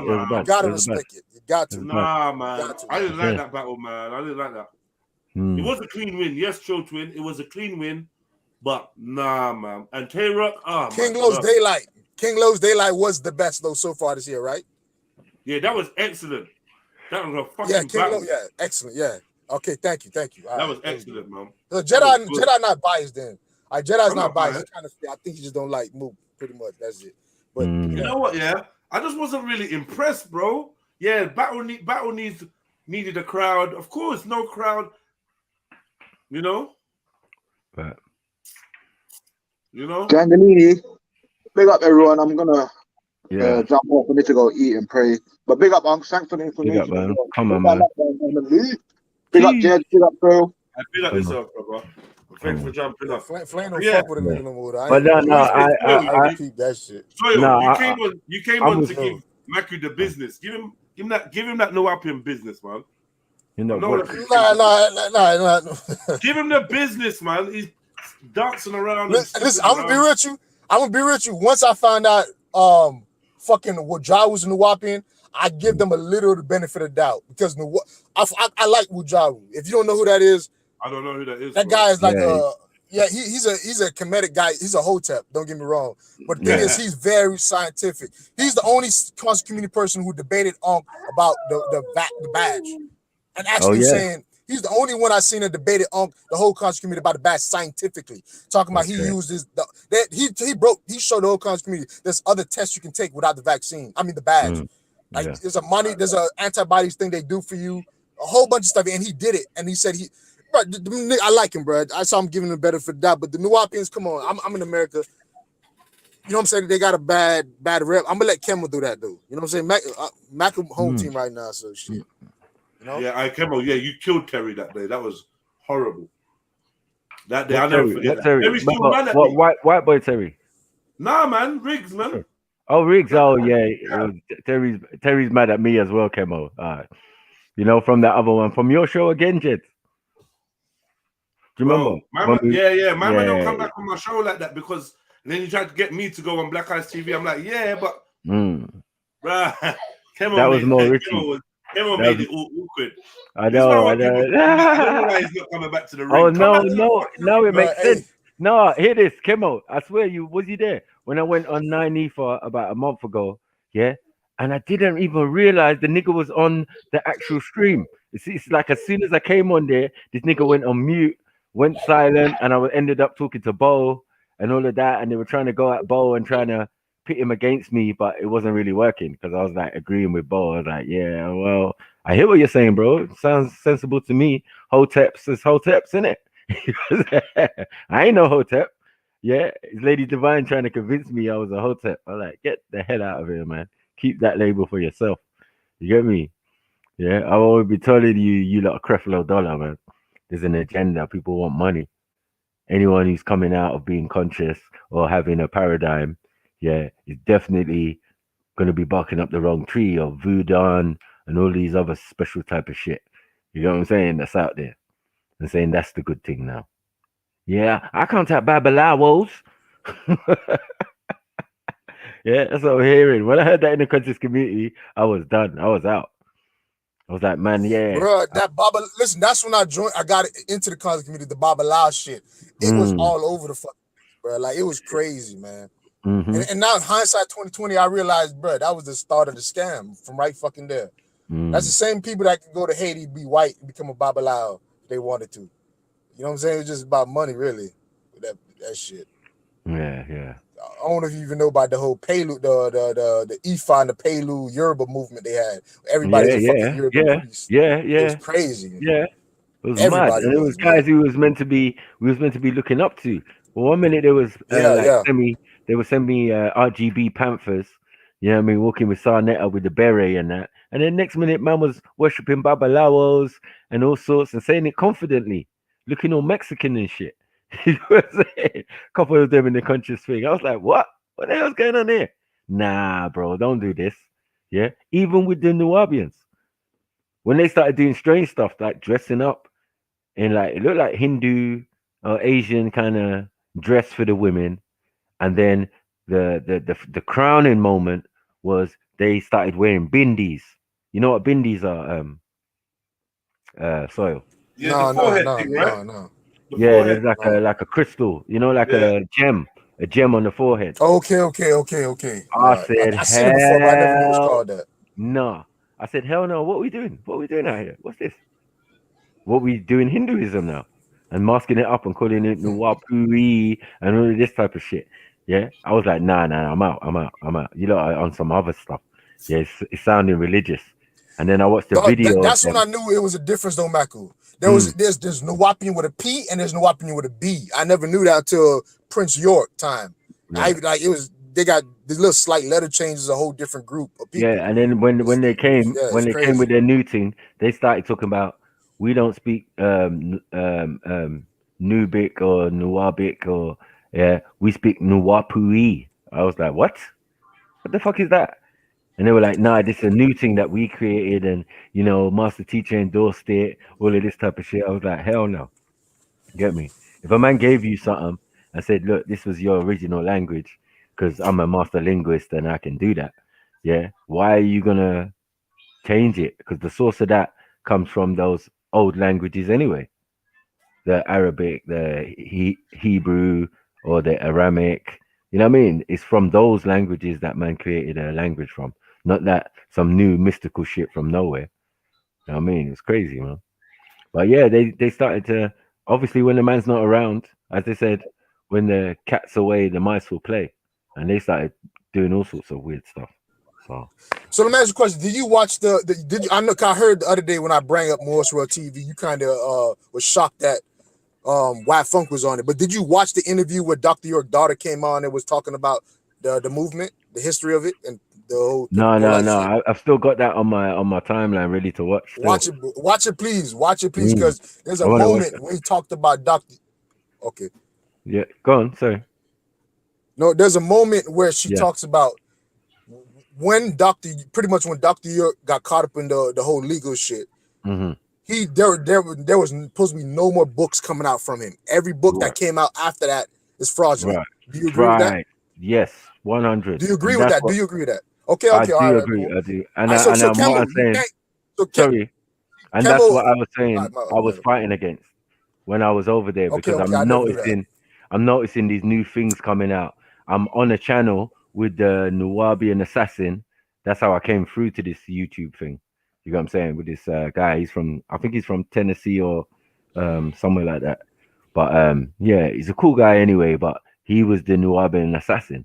So one day I was watching his show, and he was breaking down some stuff from the holy tablets or whatever. And he said, anyone can jump on. So I'd never jumped on YouTube or anything like that before. So I looked at my brother and he said, yeah, do it. So I jumped on there one night, and then, we did a show. It was about hip hop and Illuminati and the industry and all of that. And then it went on to the Nuwabian stuff. But all right, we're going down now. We're breaking down stuff, historical stuffs, and bringing evidences and all of this stuff to match up with the holy tablets. Cool. Yeah. And then it switches. All of a sudden he's saying stuff that I don't recognize. You know what I mean? I'm thinking, am I not read? I swear I read a lot. You get me? And I know most of the words and references relating to certain things and certain peoples and certain languages. And I'm like, man, are coming with different versions and all of this. And then there's one show on his channel in particular. It's called Is Anu a Demon? Right? So I'm like, raw. A Nuwabian shouldn't be saying stuff like that. Do you know what I'm saying? They would know better that Anu can't be no demon or whatever, because that's like a earthly thing and that's like a mad thing. Anyway, I don't even know how a man got to that conclusion if you got the right information.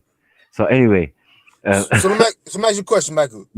So pretty much 20 years of all these new books are bullshit. Bullshit. 100%. The new stuff, like the 50 books. Polite said he put in his books where he wrote letters to all that stuff. They're saying it's fraudulent. Doctor, pretty much he stopped communicating with everybody but his family or something like that. Right, that's correct. So that's the thing, bro. It's kind of a gray area. Like all the stuff Todd said, the stuff in Georgia, the stuff in London, and the stuff in Detroit and Philly, and Detroit. We had the bookstores.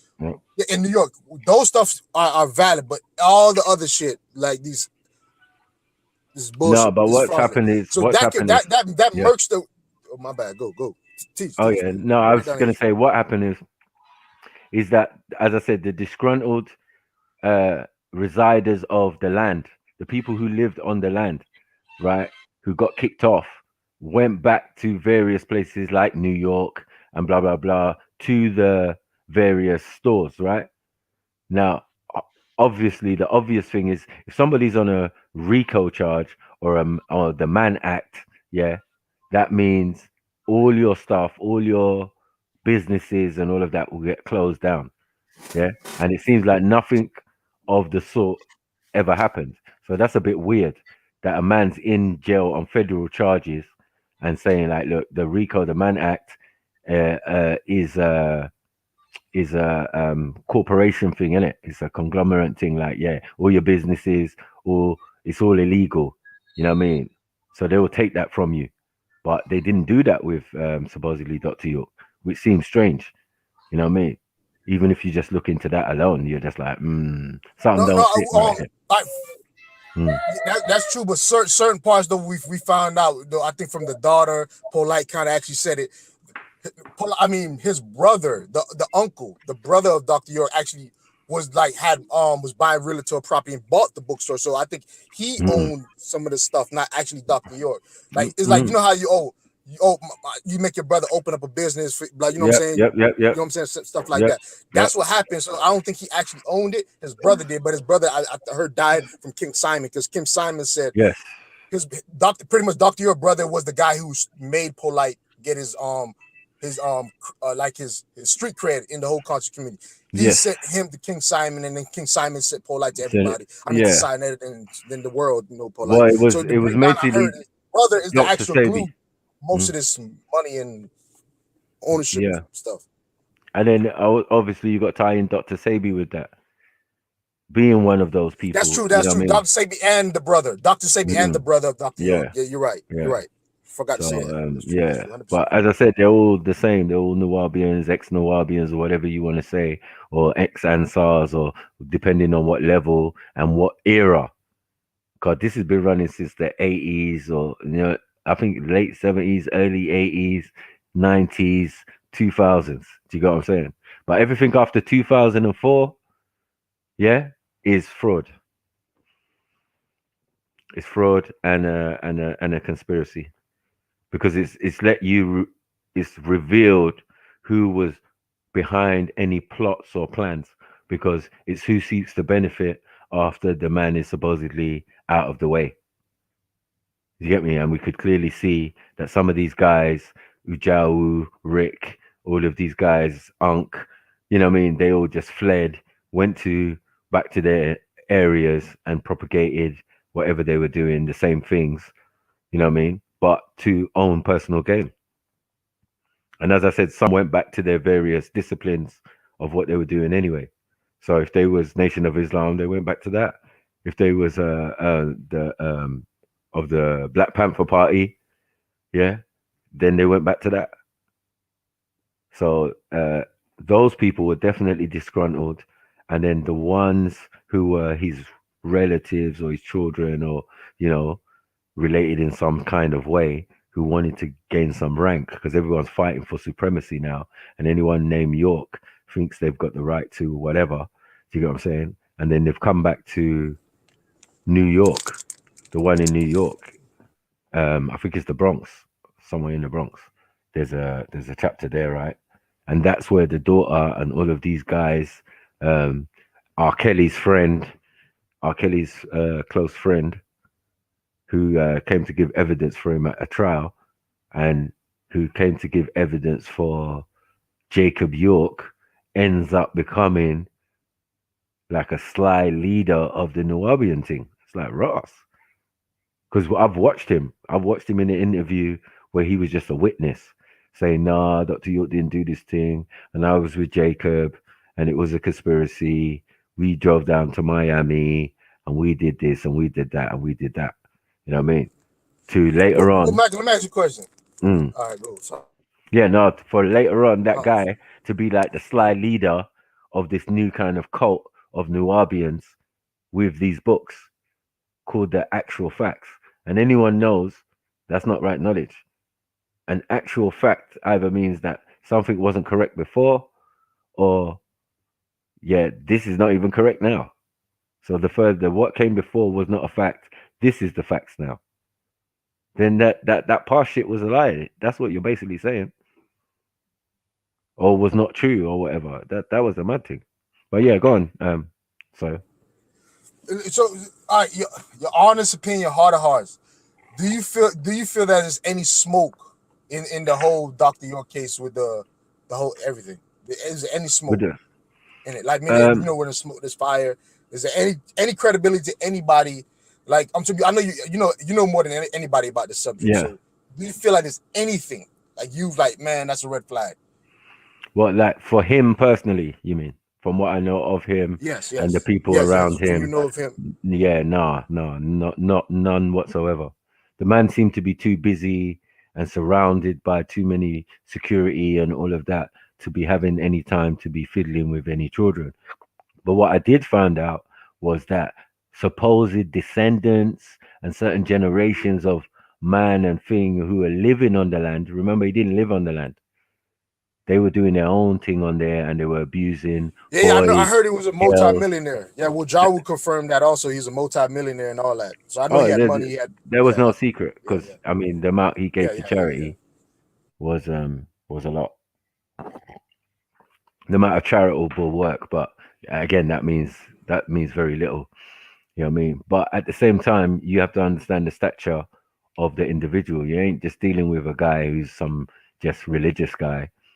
This guy obviously has higher connections in stuff and is into higher stuff or masonry or whatever. And he's not your average public speaker or anything like that. So you can't compare him to none of the others, even though the others were all good.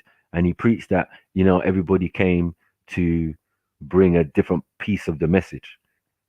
Like Garvey, like this one, like that one, like, Elijah Muhammad, like certain aspects of what they were saying was on point, but just not everything.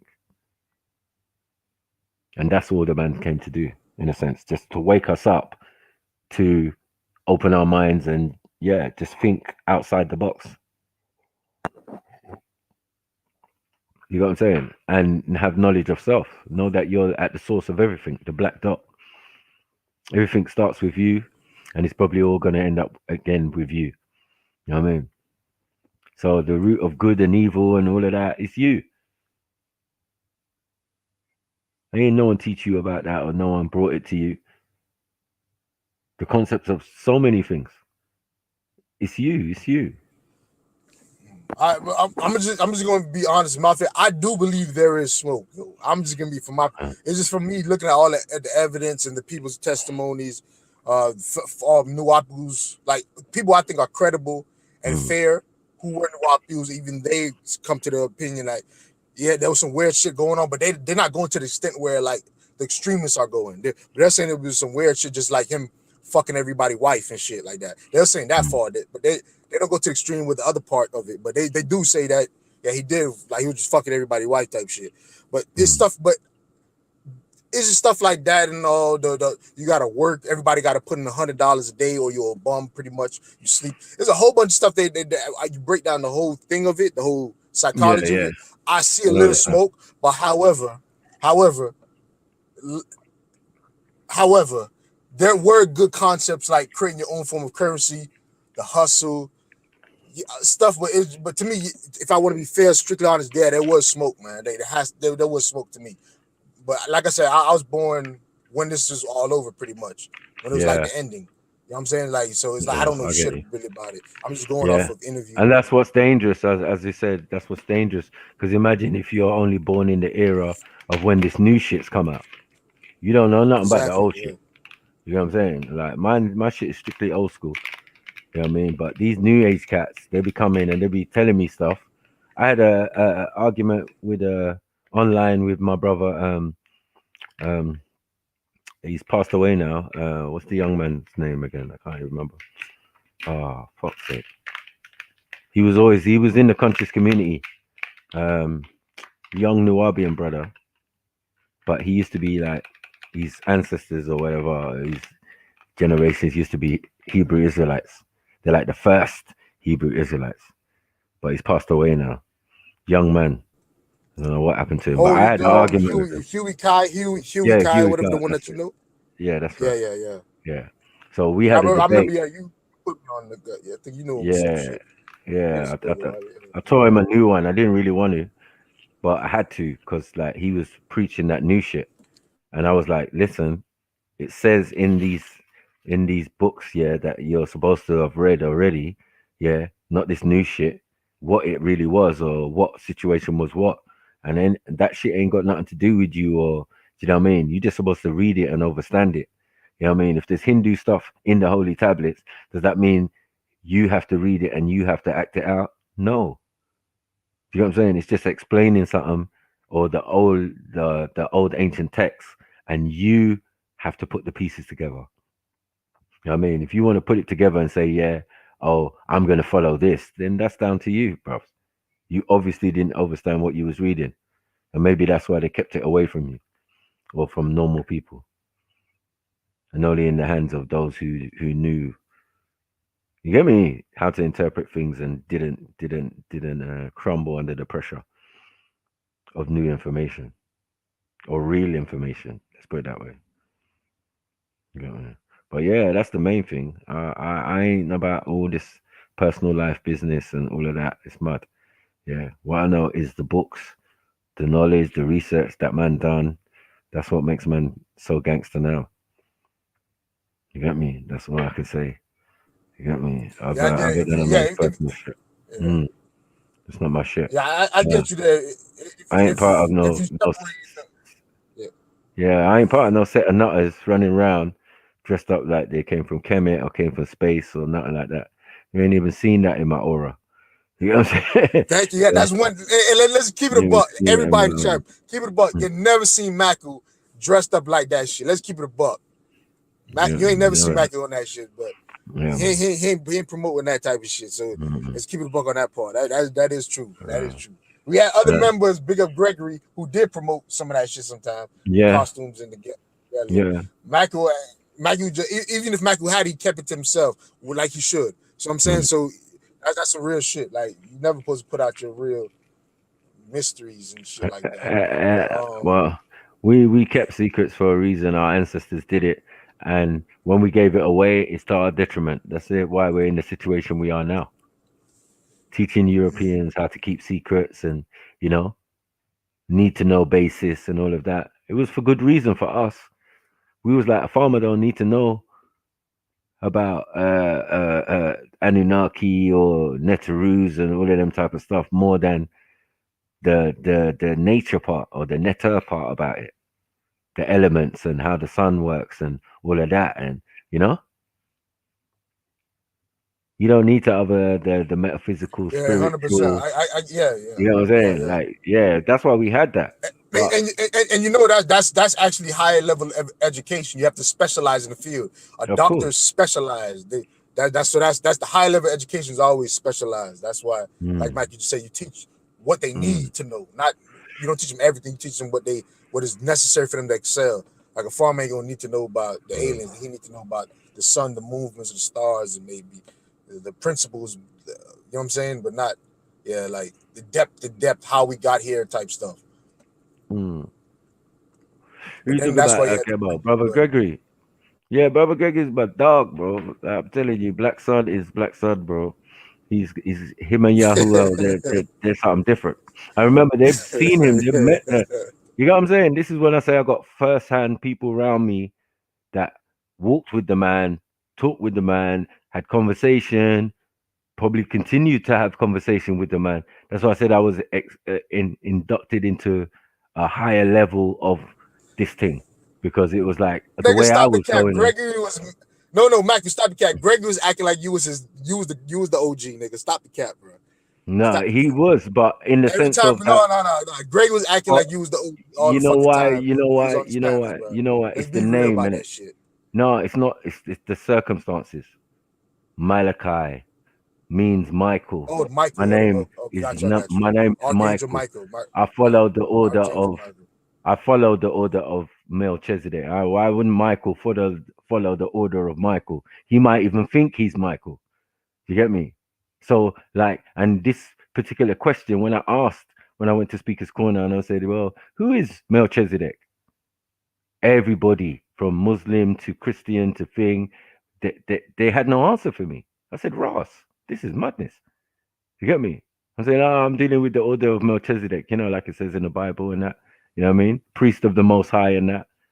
You get me? Man, all right, see you later, man.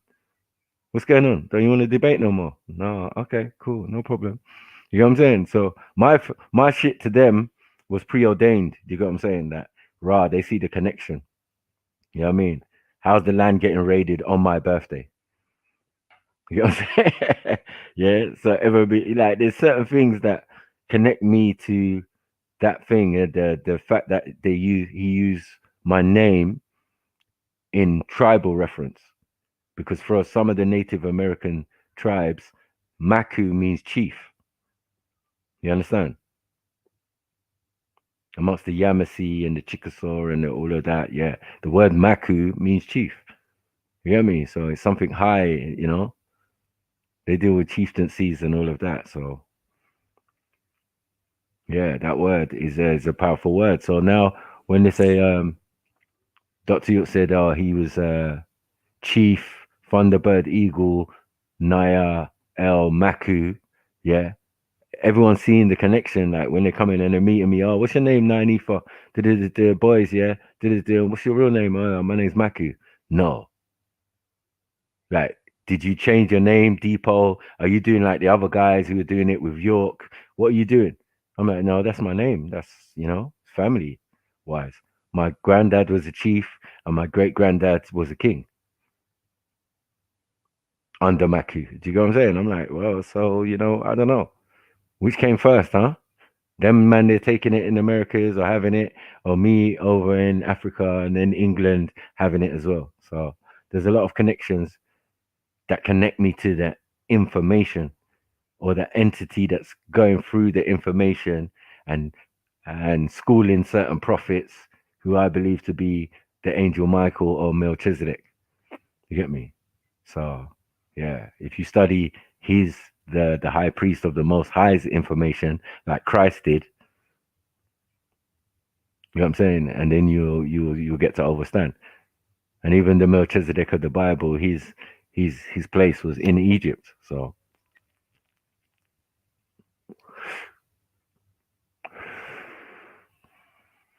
and he lived in a place called Salam or Salam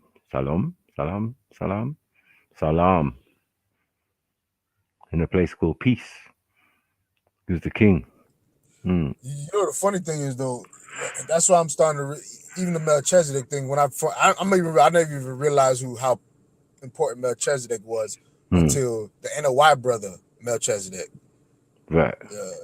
He named himself after that. They always broke that shit down. But yeah, the crazy thing is, you never heard of like what's it called? Like there's a whole bunch of these different Bible books that they're like actually proven to be biblical books, but they weren't included into like the canon. I think it was one called Son of something of Adam. There's a bunch of different books. Like, yeah, you ever got into them or read them? Like, there's I'm talking about there's actual real books. That's the title different. Like the actual books of the Bible, but they're different names. Right. They just never were included. You ever got into them? Yeah, most of them are contained within the holy tablets. If it wasn't, that's what I was there should be a That's problem. what I was getting to. There should be a problem, and then him being a Mason and having access to that information would also, you get what I'm saying? It would seem a non-relevance. Like, why would you be a Mason now? Why are you the top Mason if you can't bring us out of it information that tells us about ourselves and the hidden bits of various books, texts, and tablets? Do you get what I'm saying? That's why it's everything that we know and then a bit more that's been hidden. So let me ask you, the holy tablets, I think you were making it a synonymous with the five, the 10 laws the Moses written down. Like those, it's pretty much the same thing, or No, I mean the laws that's more to do with the Dead Sea Scrolls or the No, Book when of you were bringing Thomas. up Moses earlier and the holy tablets, like what would you meaning by that though? Moses. I didn't say nothing about Moses. What did I say about Moses? I thought you bring. I Oh thought you no, bringing Moses I'm and talking like about the Torah. Yeah, I'm talking about the Torah. the talk. Yeah. Yeah, that's different. Yeah, I was talking about the Torah, and I'm saying like when man's are making references, or Christ was making a reference to what books the rabbis was reading. Doesn't it say in your books that ye are gods and children of the Most High? He was referring to the Torah. But how is this guy who's just spent 15 or 14, 15 years in Egypt, talking about the Torah? Unless while he was in Egypt, he studied the Torah, amongst other things. You know what I'm saying? So More, the holy tablets more. have nothing to do with is the holy. All right, so you can go like this. The holy tablets is first. Then you have like what Sumerian literature, or is Sumerian literature first, the holy tablets, then you got like No, the Torah, like Hebrew, no. Christianity. Everything that you're How saying, other than, I mean, the Sumerian as well, is contained within the holy tablets. So all these books I'm referring to, or stories like the Illumer, which is a tablet. You know what I'm saying? The Sumerian tablet is translated in the holy tablets. The books of Confucius in the holy tablets. The books of Buddha in the holy tablets. It's not just from one region, it's from all around the world, isn't it? It should be all of the ancient texts, you know what I mean, as far as we can gather. Do you get what I'm saying? Or that relate to us as human beings or whatever. Do you get it? And it's not that many when you actually really go back.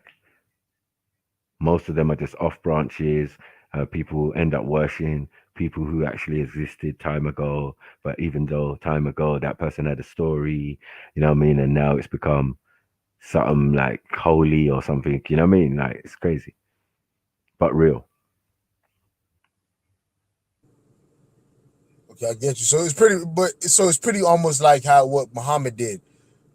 There's corruptions in the Bible, so I'm gonna create the Quran, which is perfects that, and then No, you have the holy what the tablets. saying is the formulation of the holy tablets originally started with Abraham. So if anybody was a person who compiled the holy tablets first, it would have been Abraham. One, because he lived in the region, grew and in the region, and would have understood all of those pantheons and ideas and ideals. And obviously they would have had writing. So he's the one able to take the parchments and, travel as you hear his story from one end of Iraq to Egypt back into Saudi Arabia or whatever, Arabia. Do you get what I'm saying? So, yeah, it's just that simple. It So, starts. So let me get. It starts with Abraham and ends with who? well, that's it. No, The I'm holy saying tablets it. I'm referring to. Oh, No, I'm just asking. It starts with Abraham, but ends with who though? it doesn't start with Jesus Abraham. or Muhammad? It Oh, doesn't start with Abraham. It starts with the texts that I suppose it's in order, because the last person kind of mentioned is the character that is supposedly coming back. So you're kind of in Revelations when you get to the end the of Mahdi. The Mahdi. the. No, that Mahdi is even at an earlier point, which has already expired Okay. already. Yeah, so he's Okay. already come and gone, basically. Oh. Okay. Wow. Yeah. And his only purpose was to bring more information or clarification again. You get what I'm saying? Or some instructions to certain individuals, you know what I mean, of the Prophet's family to pass on the baton, as it were. Okay. Mm. No, the reason why I want to say that Gregory and Fatima was always talking about the Mahdi thing Mm. in Yeah. Sudan and the Mahdi. I said I didn't know the Mahdi came back. I mean, Reza already here and left. Well, and remember that Fatima is a Mahdi as well. She's from uh, yeah. originally from Sudan and That's why it was easier. She was never a Nuwabian, but she understood everything that was being said, and you get what I'm saying. So it was easier for her to break down and decipher because she knows Arabic very well. You know what I mean? It's her first language, and then she was sent to a Catholic school and all of that. It's crazy, but yeah, I suppose that's how you learn. Mm. But Yahuel is something else. My brother Yahuel, big him up, man. You think brother Gregory something? Nah, Yahuel is it will fry your brain. And then young Malachi, oh damn, he's the young phenom. You get me? He's gonna be great one day. You get me? I know you've been with Malachi's disciple in the back chat of the hangouts and that. You get me? But yeah, we was a team, man. We went around slaying and licking, mashing up people. Yeah. I probably remember around that time. Yeah. I think what's the name know about you? Fucking Rob Boone. I think he said your name before one time on the stream. I like, what the fuck? Yeah, no, because Everybody know you. I know one of them over there was saying your name before. Yeah, I know. What do you call it? Obviously, the NBK. Okay, I've gone yeah, to that's what I'm saying. war. I think they. I've gone to war with them on this Dr. York topic one time because my sister Africa, Africa. Yeah, she was just called Africa anyway. But yeah, we'd been in the back chat slaying all these racists, doing all this stuff, and then one day she started hanging with them, and then yeah, it's like she turned funny on me. You know them ones. I came in there one day and then they were reviewing my video, the Hebrew Israelite one, because they had something against Hebrew Israelites at that time. You get me? I was in a group with them and it said no Hebrew Negroites or something like that. It was mad. But I'd been in the group before they changed the name or whatever, yeah. So they kept me in the group or whatever. So they was reviewing my video, cracking up, and I must have just messaged something in there like, yeah, that was me, blah blah blah, and they were bigging me up and saying, yeah, man, that was a work. You slayed man, took man's head off and all sorts. I was like, yeah, I know. Yeah, I said that was light work still, and they said, oh, you Nuwabian and that, and I was like, yeah, and he was like, what? You get me? Then man, it was like one guy started to get hype, man. I've forgotten his name. He had some kind of Kemetic name, begins with an M. But he was really hype. He had a really kind of like country accent, but I think you're talking about Maru or some shit. Maru's that Egyptian That's it, Maru. with the high bass voice. Yeah, that was I Maru, Maru, right? he was funny as fuck. But he was hyper as fuck. I'm saying I had to go. The hangout can only take a certain amount of people. I had to go against all of them. Yeah, we was pulling papers, we was pulling all sorts. I was sitting there sweating. You know what I'm saying? Screaming at the top of my voice and da. You know me, I held my own. You know what I'm saying? But I'm saying like a hangout takes 10 people. Yeah, and that shit was full. Every member of MBK was in there. I was like, oh my god, you get what I'm saying? Like I had to battle, man, and I came through. Yeah, those are the original members, bro. Maru, all them, those are the original members of MBK. I don't think you see them anymore. No. I think what happened was, Finn came and saved me, brother Scripture, because the reference I'd made, like I haven't met Dr. York before. She was like, yes, you have. You said you have. I said, how is that? That's dumb. He's in America. I'm over here in England. Like, what are you talking about? You get what I'm saying? She was like, yeah, you said it. I said it. I said, I swear on both my daughter's life, I never said it. Yeah, you did. Oh, so you're saying I'm lying on my children's life. So you know me, I just spun it on another angle. I just got mad because she was my sister as well. So I don't understand why she was showing off in front of these MPK guys. You know what I mean? So I was like, we all know each other. We've all been chatting in the back chat for what 6 or 7, 8 months or whatever. You know what I mean? Going through knowledge and information and chilling. You know what I mean? As you do on the hangouts. Good old days. But yeah, it just went left, bro, because of her. But it was cool though. In the end, they couldn't take the shit and they kicked me out. Right at the last minute, I was so pissed. I was like, bro, I was breaking down shit. I was screaming at the top of my voice. I looked around and I was out of the thing. Someone just couldn't take it no more. But my first interaction with Alan and them was in that same day. At first, man misconstrued and was like, yeah, oh, you Nubian and da. You get me? And I must have said something. And he hey, post the link in the chat. Some female. I don't know if you know her. I don't know if that's but it looks like Sylvia Powell. She asked me how do I join the stream. I don't know if she wants the link. I don't know if you know her though. Okay. Let's go. Bam. But yeah, man.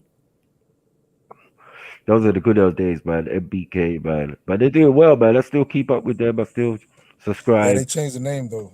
Yeah, they're on something else, but you know, the information's still the same. Yeah. They've been going at them fake American Indians. You know what I'm saying? Yeah, the Abos. The Abos. Yeah, they've been killing them. But the information's been good. Hey, listen, bro. Yeah, but like, bro, the Abos are like, damn. I know. They're stubborn, man. They're ignorant. It's like, but you know what it is? It's like just like all other. It's some facts. It's some facts. Yeah, it's all other groups are basically similar. Think about it. There are some Hebrew Israelites who just think an extreme way and think it's one way and that's it. Yeah. There are others that are more flexible. There are others that are even Israelite chemists now. Do you get what I'm saying? Like things change over time. There's a few in it. What's his name? Divine Prospect. Yeah, he was their champion research. Pause. Hold on. Slow down. He was the first guy I ever heard in the Israelites community who debated Zionex on multiple gods in the religion, and if you can actually pray to multiple gods. Like he actually broke it. Like it was weird. It was like it was weird, man. It's just like literally showing that in the Bible, like literally there's different form of gods, and different gods around in different regions at the time. But Israelites believe there's only one God. But he's shown that the different gods, that all these gods had power, but they didn't have this power as like the supreme God, but they all had power.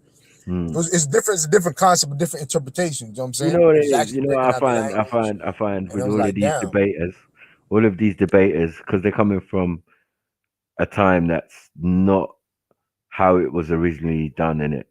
As we said, the original debaters were these people who went out in the field, these lecturers, these professors, come back with their slideshow, and sometimes it could be a slideshow clash. You get me? You get your turn. Seti's like the last of that generation. You know what I'm saying? Because when I first saw Seti, he was a seasoned debater, and he would do slideshows and all sorts. Even though there'd be kids there, he'd be saying "motherfucker." You know what I'm saying? Yeah. He killed me. You give me a joke, man. Listen, bro. They had a squad. It's just the fact, man. If they would have just allowed Seti and I don't even like Young Pharaoh, but if they would allow Young Pharaoh and Seti at the time just expose the scamming in the community, I think everything would have been smooth. But they didn't want to let it happen, so that's the fallout. I think the problem is that everybody's scamming. That what I was told by my MBK brothers. They were like, when I was like, yeah, this Polite guy, he's scamming and they were like, huh. Well, you think Polite's the only one? And why not? Why shouldn't he? I was like, oh, okay. I thought you would be on my side on the thing like, yeah, man, scamming's fucked up. You get what I'm saying? And they were like, nah, everybody's doing it. Especially the conscious community. And they were fully in there. Shit. Remember, they were fully involved. So I'm hearing from the horse's mouth, kind of people who are around, people in the back of videos, or sometimes speaking on the videos. I'm there in the back chat in the hangout, talking to them on a daily. So when I'm seeing certain things, I'm like, okay, I see what's going on here. Man, I'm moving, maneuvering, trying to get a little bit more limelight, trying to get their thing together. It's crazy. You know what I mean? I jumped out when I think it was as soon as Polite went to LA and the scamming business came out, and Sarnetta said that his life will be threatened if he dies or something. He's not thing, and the Prince York thing as well. After that, we kind of came out because man got threatened by him. Man had a debate with him, and he threatened man. You know what I'm saying? Yeah, he threatened man because the questions was getting too hot. Me, brother Gregory, Fatima, all of them. Like, I think that's how we met up. On some other brother, Asaru, Nanifa. Yeah, he had a channel, and he was on the Nuwabian Assassins channel, but he also had a panel of his own. And yeah, we all met up on there one day, and then formed the meeting of the masters and that. And then yeah, those videos you can see on my page. You get me? We've had some good guests. That's where the first Freestyle Friday comes from. Brother Gregory doing it. You know what I mean? And we just sit to freestyle a little bit and then debate and then go into some of the information. Freestyling as well. Even though man had the text in front of them and that, like, yeah. For all those dumb Nawabians and and we had guests. We had proper guests. People whose, partners were like the man's doctor and wife. You get me? Like how you can't beat that. Yeah, people want to talk stuff and say, yeah, I know someone, the nephew of a cousin of a cousin of someone who is on the land. Like, bruv, how about his physician, personal physician, the person who makes sure that he's all right? What is wrong with him, by the way? You can ask this person. Do you get what I'm saying? And then his wife, who he entrusted certain things to. And they say a completely different story to any of what being said. More along the lines of what I've been saying. So I drove towards that at first. I listened to that and I was like, rah, okay, he's not in jail yet. All right. Because I was thinking that, but I didn't really want to say it. You know what I mean? And then there was this woman who's got her own radio station. Yeah. Don Corleone. Sister Don Corleone. Yeah, she was going in on Nuwabians and even though she was or something. You know what I mean? I thought that was strange. And she was talking about her husband, who's his doctor, was like, nah, this guy was wearing a costume, going into the prison in the daytime, standing behind the screen, pretending to be in jail.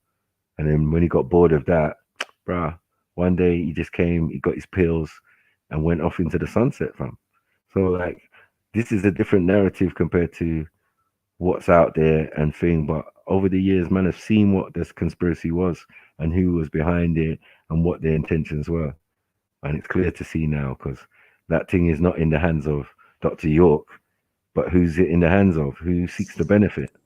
You know what I mean? So that's the question.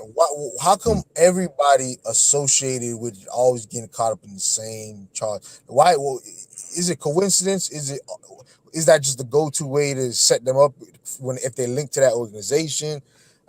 That's like why though? Like the son. I don't know. He might be a son. His so-called son. His so-called Prince York. His so-called son. But he does look like him, bro. Let's keep the buck. He does look like him a little bit.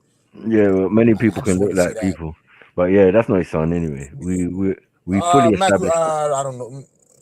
Remember, as I said, I had this guy. I remember, but dog, you know how much motherfuckers who were Nuwapians vouch for that though. I see. Kingsley. Just, what was his name? Bro, his name Ramses Richardson. That was his surname. Like we know everything about him. Like, yeah, Richardson. Did say some shit. Like, come on, man. It's not York. It's not. Hold on. It's not York. That didn't make nobody though. That's what that Ramsey. Bro, I'm telling you, we made a bad boy video. Man took it offline. I take that back. I remember the video now. The Ramsey. I was so, and remember, for there to be a prince, there has to be a king. Ain't no king out here. Ain't no King York.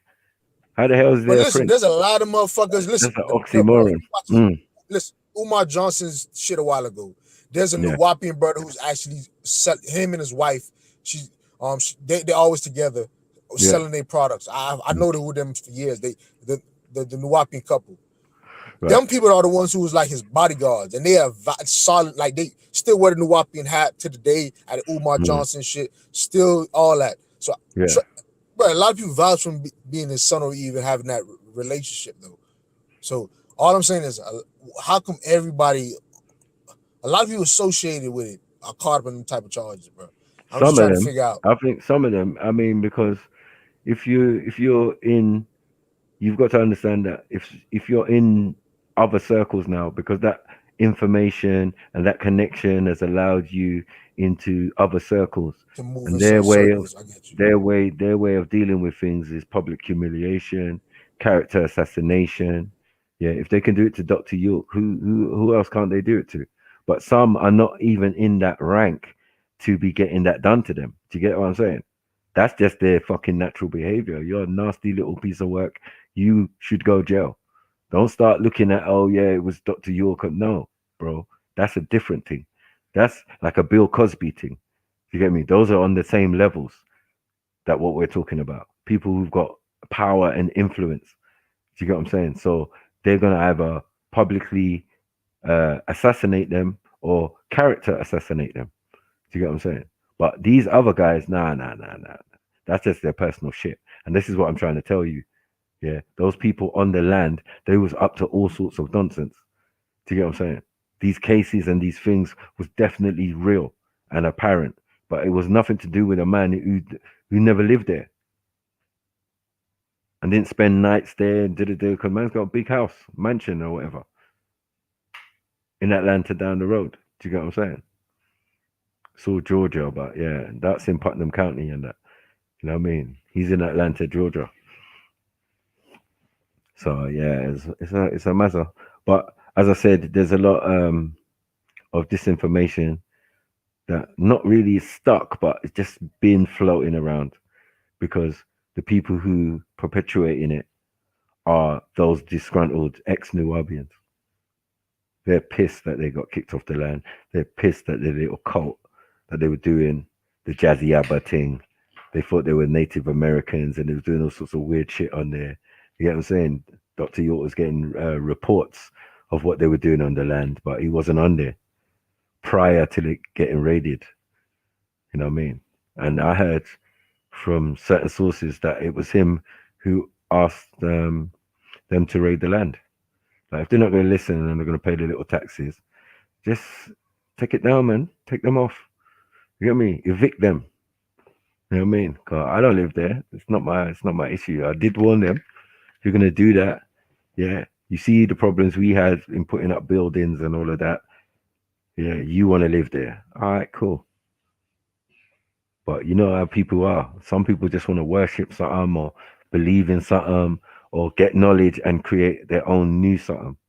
So there was elements of that, and now there's elements of that even now, as we look into from like what you're saying, Soil, from a certain amount of time, these new books came out, this new thinking came out, and this kind of religion. Yeah, that's when Badman hopped off, bro. No, that's why I said I gotta be fair. His daughter literally dissociated Dr. York with all that new shit. She literally said and she's literally was calling out Prince York, I think polite subliminally, and all these other new niggas was posting out books and talking about him. That's what she did. Like, she literally said that he literally stopped talking to everybody, blah blah blah. Only the family could get in touch with him. So anybody putting out new books, blah blah blah. You know what I'm saying? All that shit. Yeah. You know what I'm saying? So no, that's true. That's true. I know that. I can't say that Dr. York's associated with all that any of this new shit right now because his daughter Lily came out. She kind of like primary evidence right now. And then definitely, we know with Polite that we saw clearly that you was associated. You knew King Simon. You knew Dr. Sabi. Dr. Sabi helped you supposedly set up your first shop, or whatever. But really, and then we also knew that your woman was one of Dr. York's supposed daughters. Do you get what I'm saying? And that you came on the land and shot someone in the face. I think it was a brother or something. Do you get what I'm saying? Because remember, he's always talking about shooting someone in the face. That's why he had to go to jail. No, it looked like it's a well-known thing though. That everybody agreed that it actually happened. Yeah, he shot her Dr. York's son actually in the face. Exactly. That's more. So that's exactly what happened. So everybody says that. people that fuck nigga's not. polite, people don't fuck polite. Yeah, All of them that. say that. Yeah, People polite, yeah. I think, says the same thing. So Yeah.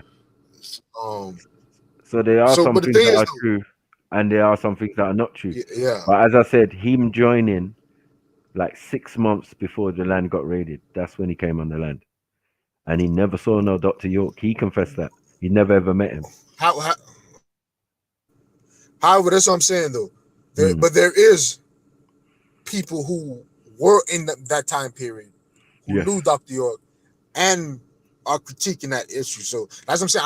I'm not gonna lump all these new niggas in with Dr. York, but the people who was there with him, like with Jawu, I'll give you a perfect all these example. The guy Noel, Chuck Morgan, all these people was literally with them at the time period. All of them, I can't discount what they're saying though. No, you know what? You know how I got them? I'll toss up Prince York, but not them though. Nah, you know how I got them? Bro. You know how I got them? Yeah, but they were also. I was like, okay, so you realize that this thing was a fraud and when Chuck Morgan, he says to me 2011. I said, hold on, wait. The land was raided in 2004, right? So as you're saying, any publications after 2004, 2005, all the way to 2011, and it seems in 2010 and 11, a new doctrine comes out, right? This Patara, actual facts, because Chuck Morgan and others are involved in that. Now, when he sees that and he sees what they're up to, all of a sudden he wants to jump ship. He don't want nothing to do with it no more. So how can you now turn around and say it's all crap when you are the one who was involved in putting it together? Don't say Dr. York stuff is crap. Say that the new stuff, the conspiracy shit, or the books you lot put together, because you said you had a hand in the old books and he trusted you with certain information and you helped write certain books. Okay, cool, no problem. Yeah. A lot of you would claim that, but then you're all involved in this new book writing thing. You understand? This new doctrine, this new Nuwapui and all of this thing, and all of a sudden it's not authored by Dr. York. You're not seeing his name at the bottom of these books. All of a sudden it's for you by us, like Fubu, basically. Yeah, in some funny type of script that's bordering on Hindu. Like when I go in the front of the holy tablets and see all the languages, and I look and I'm saying, rah, that one they're looking like a Hindu one. That's not Nuwabic. What are these guys on? And then little by little, it becomes apparent that, yeah, man, these men are going down some different road, to the extent now they're calling themselves Sabians.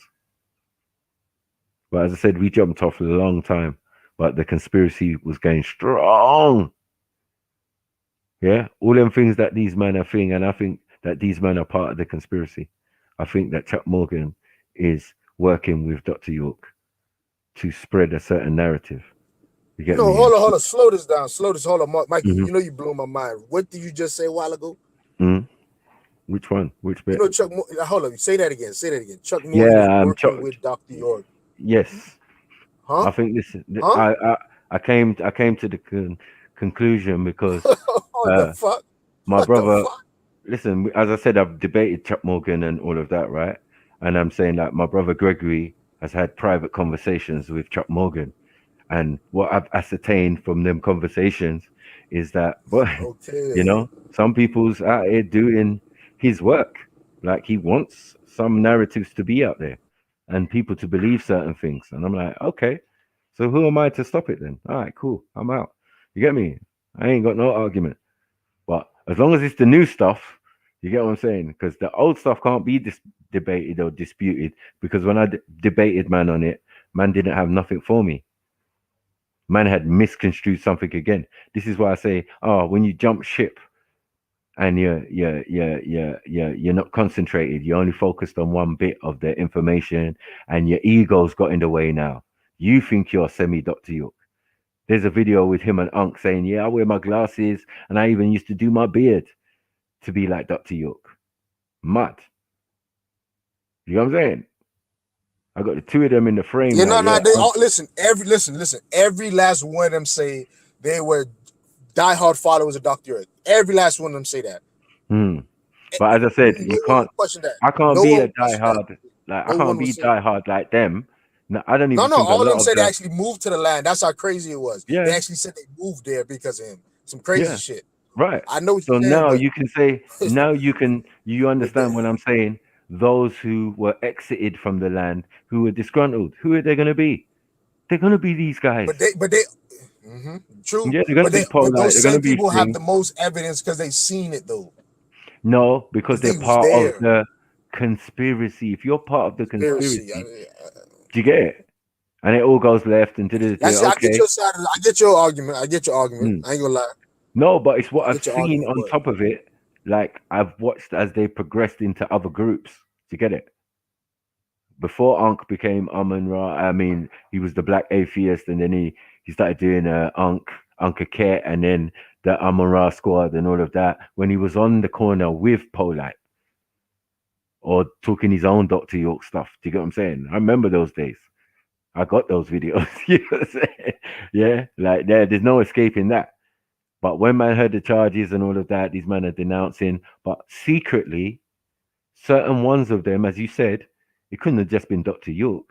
He must have had some young apprentices before Polite, and there were many. Do you get it? Many guys who went off and did their own thing. One formed the Church of the Koras and took it to the next level. So basically, a man's teaching Egyptian kind of Christianity. It's basically Christianity. You got me? Just with right knowledge. It's like, oh gosh. Jesus.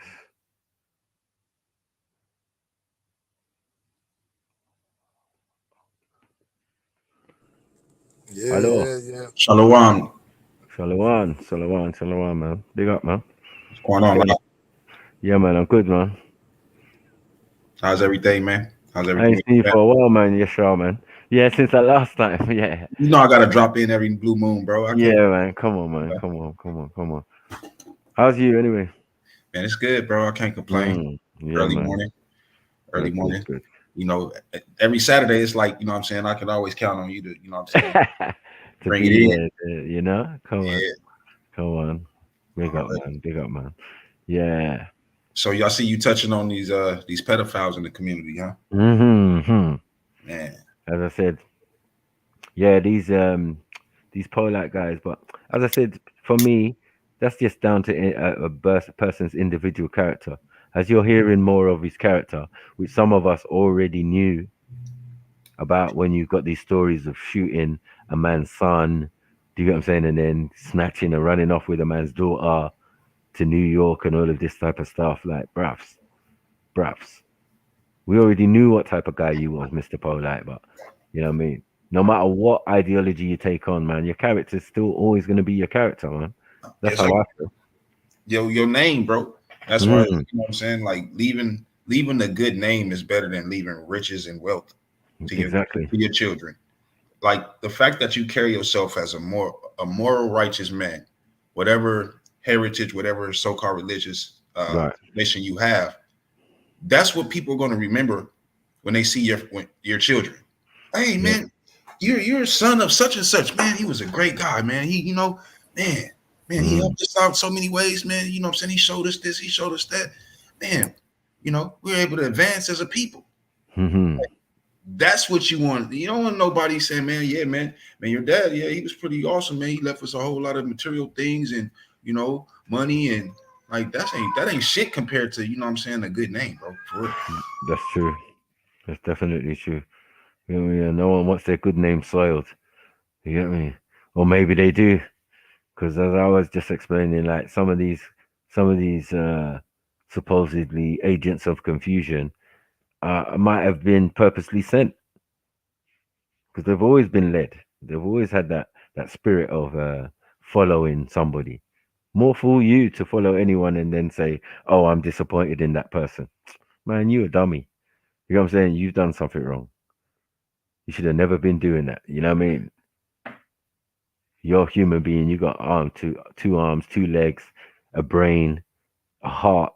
You know what I'm saying? Like you can do things yourself, man. Why are you relying on other people?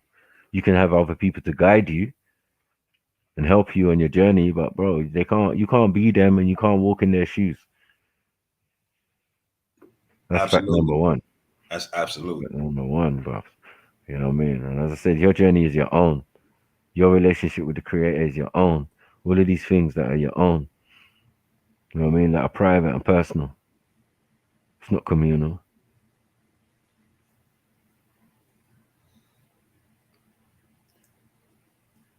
Okay. Yeah. Yeah, man. But we got real life. Real life. Yeah, big up everyone, man. Big up everyone for staying tuned in. You know how we do. How we does. You get me? Big up, gents. I know you're listening in. You know what I'm saying?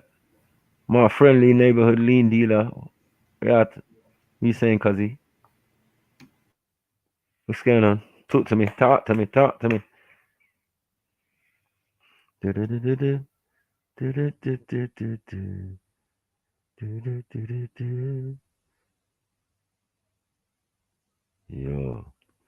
you look just want to hear me monologue, innit? No, I'm trying to see this. It seems like it's like a little setup. That's what I'm trying to see what the fuck going on. You ain't watching the chat. It's like a little setup going on. So shit. Send the link, man. The link's always out there, man. I've always sent it. God knows how many times. Yeah. Ari, jump on, man. I know you might have something to talk about. You know what I mean? Come and talk about how this sector is blacker than the black sector and the rose sector combined. Yeah, you know how we do over here, boy. We got all that. I didn't even know these sectors existed in the YouTube soil. I mean, neither. When I heard the sector word was from her, I didn't even thought about it like that. What sector this, sector that? Yeah, the black sector and the rose sector. Like, raw. Niggas be doxing each other to the day. It's mainly over your side, but you get me? They're coming over little by little. Some of us are going over there, innit? You get me? Yeah, that doxing in America, it's like, hey, man, people do all the fucking time, but it's like. And guess who our representative is? That's how shit do. Guess who our representative was over there? Shahid. Oh yeah. And you know who Shahid is. You get me? Yeah, Cat Boy, yeah. The Cat Boy. You know what I'm saying? And they found out he was the Cat Boy. You know, the first time I even heard Shahid's name was that whole when that Lukeman shit was going on. Right. I remember when I just started tuning in, I found out the whole Lukeman I remember shit. that. Yeah. That was when I first started tuning in. I'm like, damn. Then I found out about the cat shit. Mm-hmm. Then it's like, oh man. Then it's like then it was like the whole I'm black. Yeah. I love Tupac. All that weird shit. It's like, all that. But then it's not weird though. Some people then again, I probably just him though. I don't know, man. He's just young. Remember, he was young. When we met him, he was a young troll. Yeah, there we go, troll. Yeah. He was a troll that we pulled out of the matrix and made into a human being. But this guy should never be over in America on the roast section or the black section or whatever. Yeah, the black sector of the internet. No way, no how. He'd be like, yeah, Michael, I'll be over there, like roasting people. You nigga. I'll be like, you. What? Yeah. All right, you jumping on, yeah? Yeah, man. I want to know about you'll be a celebrity over there. Mm-hmm. That's what I'm trying to say. I'm trying to say, like me and Jedi and even on G Block, we would be definitely like top tier over there. You know what I'm saying? They would have to come to us like, oh shit. You get me? You think screaming and hollering is gonna win you this roast? It's not gonna happen. Yeah, this is a skill. You get me? And we're very versed in it. We didn't know it was like that. That this whole sections of the internet trying to do what we do on a daily. You get me? Or just for no reason. Do you get what I'm saying? So yeah, it's amazing to me. It's mad. I mean, people get their hairs torn off, boy. You know, it's hard for them to be able to do what we do and how we do it because they don't have the eyes we have. They don't have the experience that we experience. You know what I'm saying? They can see and you know what I'm saying, they can hear, but that ain't shit compared to the actual experience. You a person living something outside of a person's opinion. You see what I'm saying? That's right. Big difference. That's right. As I said, reading something, learning something, and then actually put it into your daily life. I think that was part of what you were supposed to learn. You get me? How you apply shit. You know what I mean? What relevance it has. It might not have relevance in that. It might have relevance in clear thought and discussion with the elders or whatever. You get what I'm saying? Like, yo, elders, I got a question. I got a motherfucking question. Yeah. Why is this, and this, that? Oh, you're not ready yet, young Padawan. Yeah, you're gonna have to experience certain things first. Key words, experience. You know what I mean? Yashar, what camp you from? I don't do the camps, but I love my brothers though. No, I seen Command in General, so I'm thinking of Yahana. So I'm like, damn, you must be one of the. Nah, man, camps. One of my actual elder, you know what I'm saying, my real elder, he gave me that title, bro. I never okay. I never just put that title in front of my name. I never put any title in front of my name, to be honest. But Yashar, that's it, Yashar, that's all. When I first came to meet Nuwabian, you know, even now, bro, I don't tell people to address me as that. I just put that up there. You see what I'm saying? Yeah. Yashar is all good with me. You ain't got to call me. Yashar, man. My brother Yashar, man. What do you mean? You know what I mean? He got that ultimate fire. You know what I'm saying? Soil. I've seen him blaze a fire in the hangouts, and you get me? It's been a mess. You get me? You ain't got to outshout Yashar. I tell you that. No, that's what Kemo wanted to happen. That's what I'm like. I'm trying to gauge the temperature. Oh hell no! No. Kemo, that's my brother, man. That's my way past that. We way past that. You get me? Yeah, we had those days though. Don't get twisted. We did have those days, but that's like you never get to know someone until you fight with them, right? Kind of thing. You get what I'm saying? It's like you get respect for each other in that sense. Yeah. And then you're like, all right, this nigga ain't having shit from me. I ain't having shit from him. Yeah, we can work with that. Yeah, if we fight, we'll kill each other type shit. Yeah, we can work with that. We're like, yo, this nigga never gonna back down. All right, fuck it. You know what I'm saying? I'm gonna back down this time. You know what I'm saying? Like, yeah. That's what life's all about, though. You know what I'm saying? But real recognize real as well. That's what Absolutely. It is. It's just the energy. So yeah. What's good with the lean dealer though? Yeah, lean dealer's not talking, man. I don't know what's going on, family. Get me? MD, what you saying? What you saying? You get me? Yeah, I want to know about the rose sector, man. I want to know what's going on. I want to know where we sit in that, because from what I'm hearing, we like the best ever. Ain't even been on one, but it's like we the best ever without even going on our body of work and that. It's mad. You get me? Jedi's done some horrible. Now, y'all motherfuckers funny though. Don't get me wrong, y'all motherfuckers funny. But there's some people though, like there's some people who like, that's roast motherfuckers though in America. They are. I know, of course. Roast. Of course. Yeah, so of course. On the YouTube streets there, y'all motherfuckers, you got man, shut up, man. Shut the fucking best. The hell best ever did it, and you know it is. I'm the best, man. I'm a fucking machine, bro. I just go easy because people start crying. Yeah, people that will be like, "Oh, Jedi, maybe you're going too far, man, Jedi." I'm a fucking machine. Who are you trying to?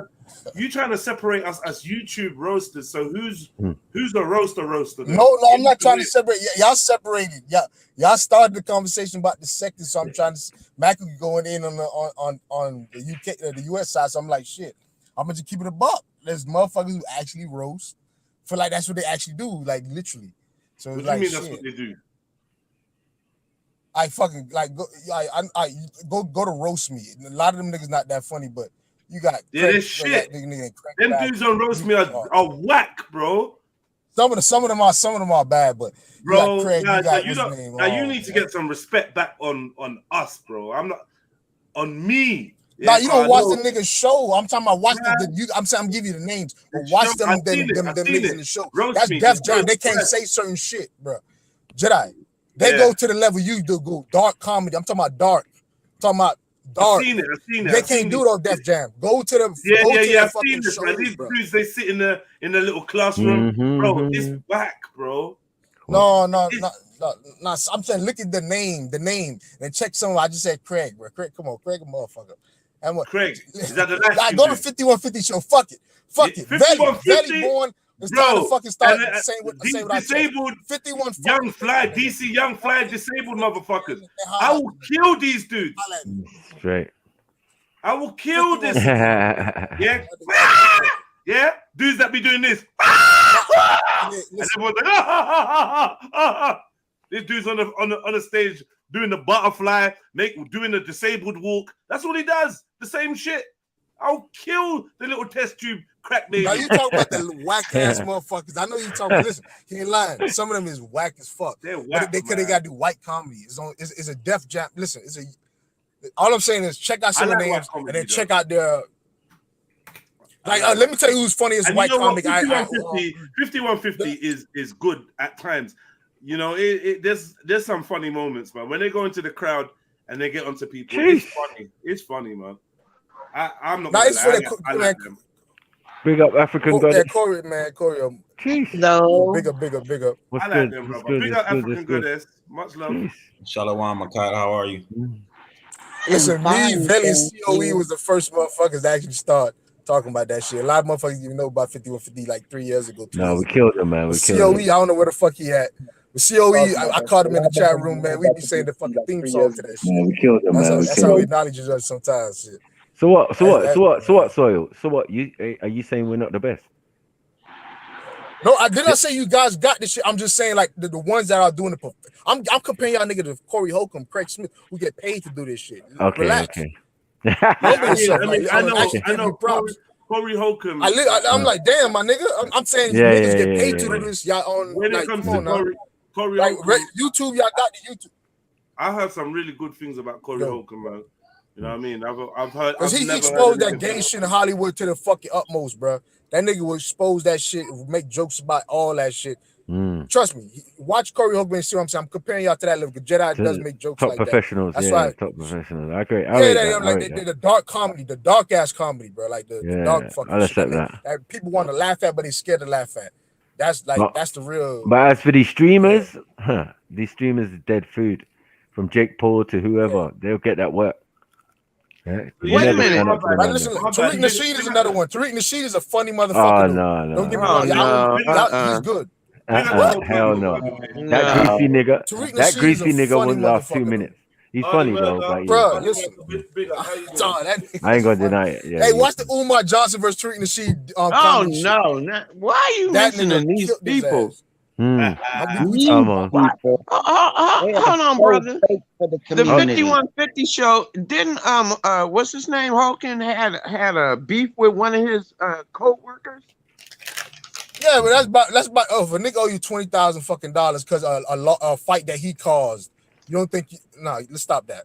Listen, somebody owe me $20,000 for a fight that he caused. We gonna have problems. I don't give a fuck what you say. This Corey guy.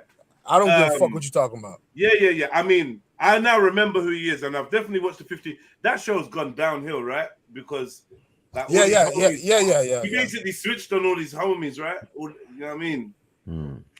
Yeah. I didn't even talk about anything, and you just said what the fuck I'm talking about. I was just mentioning something. Watch the 5150. No, that's what you're talking about. You're literally talking about Zoe Williams. I'm just putting what's the 50? I see that one. No, you just said I see that one. That one was serious. Watch the 5150 where he it's his birthday and he's wearing a funny ass suit.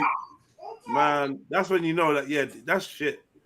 There's something wrong with that dude, man. That dude's got no. That dude's got ego overdose, man. Yeah, there's something wrong with that Corey dude, man. He got character flaws. You know, no, but you gotta. He say what the fuck he want though. Do like I respect him to say what they want. Nah, the dude do the shit like that.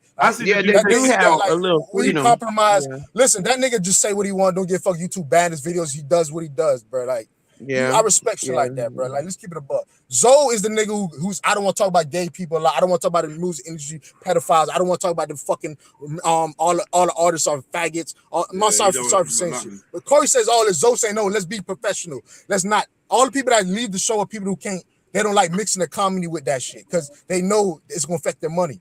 Just check Right. everybody. Let's keep it a buck. He play like Jedi if you want to be a buck. Like shit that people don't want to talk about. They know they doing some fuck shit, and you expose it, but you're their friend almost, and then you think you can go that level, but they can't take it. That's Corey. That's what I'm saying, Jedi. You can't say you don't like Corey because he's actually you're the most similar person on the internet. You'll say who's not famous like that.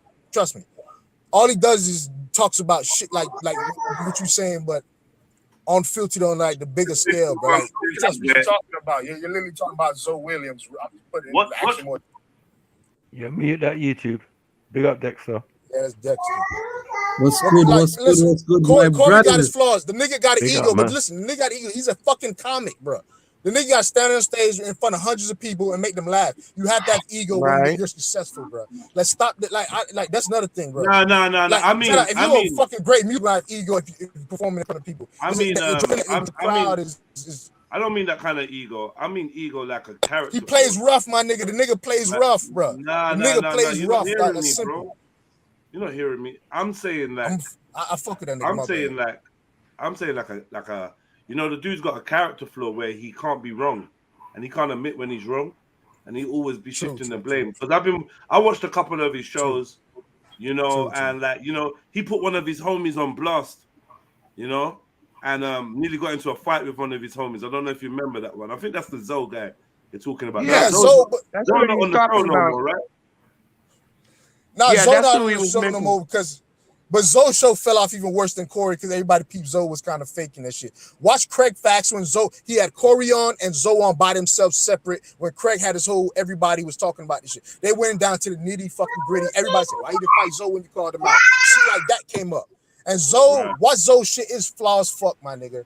Flaw, bro. Like if that's your homie, my nigga, if you owed him $20,000 that long, right?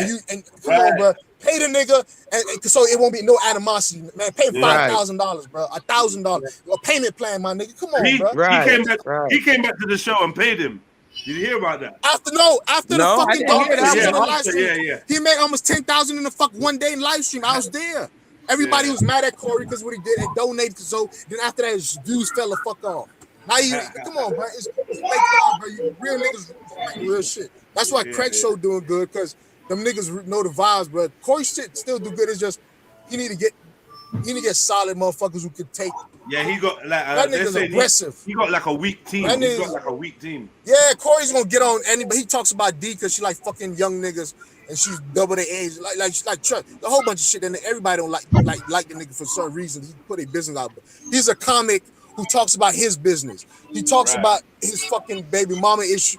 Listen, man, you'll call this nigga deadbeat father if you really listen to the nigga, but you know what I'm saying? Like on some other shit, but that's not him. Listen to what I'm like. You gotta listen. The nigga's out there. He'll show his character flaws. It's just a real nigga just trying to show you his flaws if you really listen to him and show you game, bro. Everybody, man. Listen, man, I fuck with Corey, man. That's all I can say. I'm not. I'm sounding like a you fan know what? right now. I would like that to. That nigga's a real nigga if you really take off all the personality bullshit. That nigga a real nigga back then. You know what? I like to say something because I've been analyzing what Jedi and Maku been doing, and I've been watching their past shows, and I found out y'all kind of been investigating some of the people in the black sector, and I seen how y'all did Okra. Yeah. I said, wow, because I mean, I didn't know how you could even fathom that, Jedi, because no one in the black sector could handle her. I put Okra. You handle her. I put Okra and young Pharaoh in the same room. Since I saw that one. Yeah. Since you want to talk shit, and you notice she didn't have all that shit to talk when he came on, but that was crazy. You know what? At the end of that, I walked away thinking to myself, I think Okra might low-key be young Pharaoh's mom. Low-key, because he said some shit that was playing in my mind. He was like, after my mom haven't been there half my life, wasn't there, I don't know my mom, why would you turn around and say you're my mother? And I don't know, man. There's something's not right. And they're both crazy like each other. Well, he's crazy now. He's crazy. He's always been crazy. People just didn't know what they're looking for. I could see the way he was drinking that water. He was crazy. Hey, bro, you seen the Sprite? You seen that Sprite? Is he doing Sprite now? Yeah. The man poured Sprite on himself, went crazy. I saw that. No way. That shit's funny, though. Yeah, he sure did.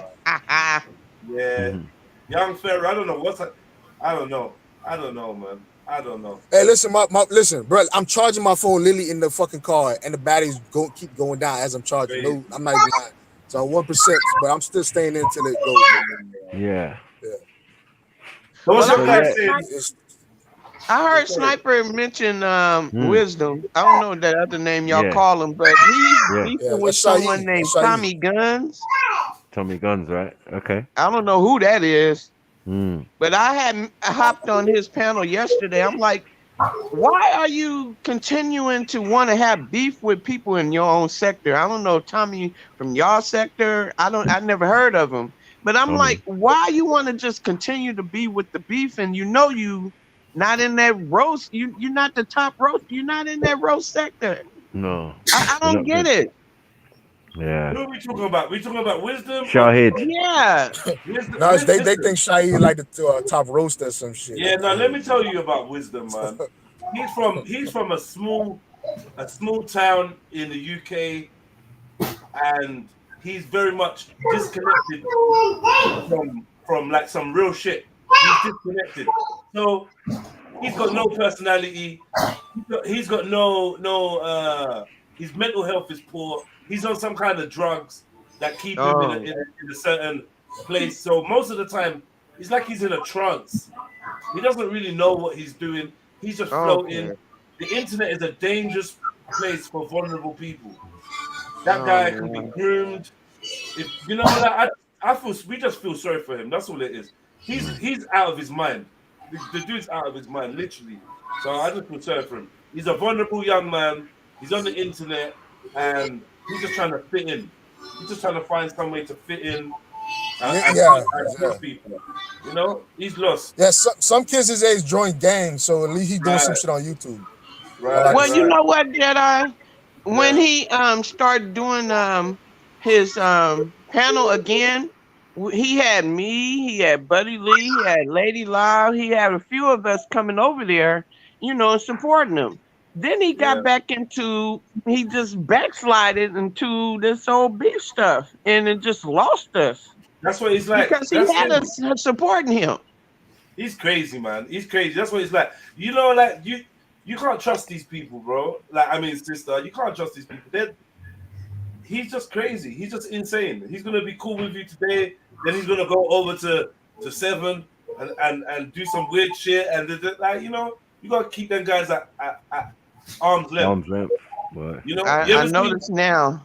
You ever seen? I definitely noticed because I said, "Wilson, why are you doing this?" Because I just heard your mother been doxxed last week.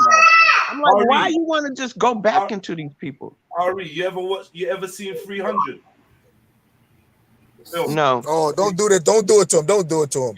Shield up. Put your shield up. Put your shield up. Put your shield up, huh?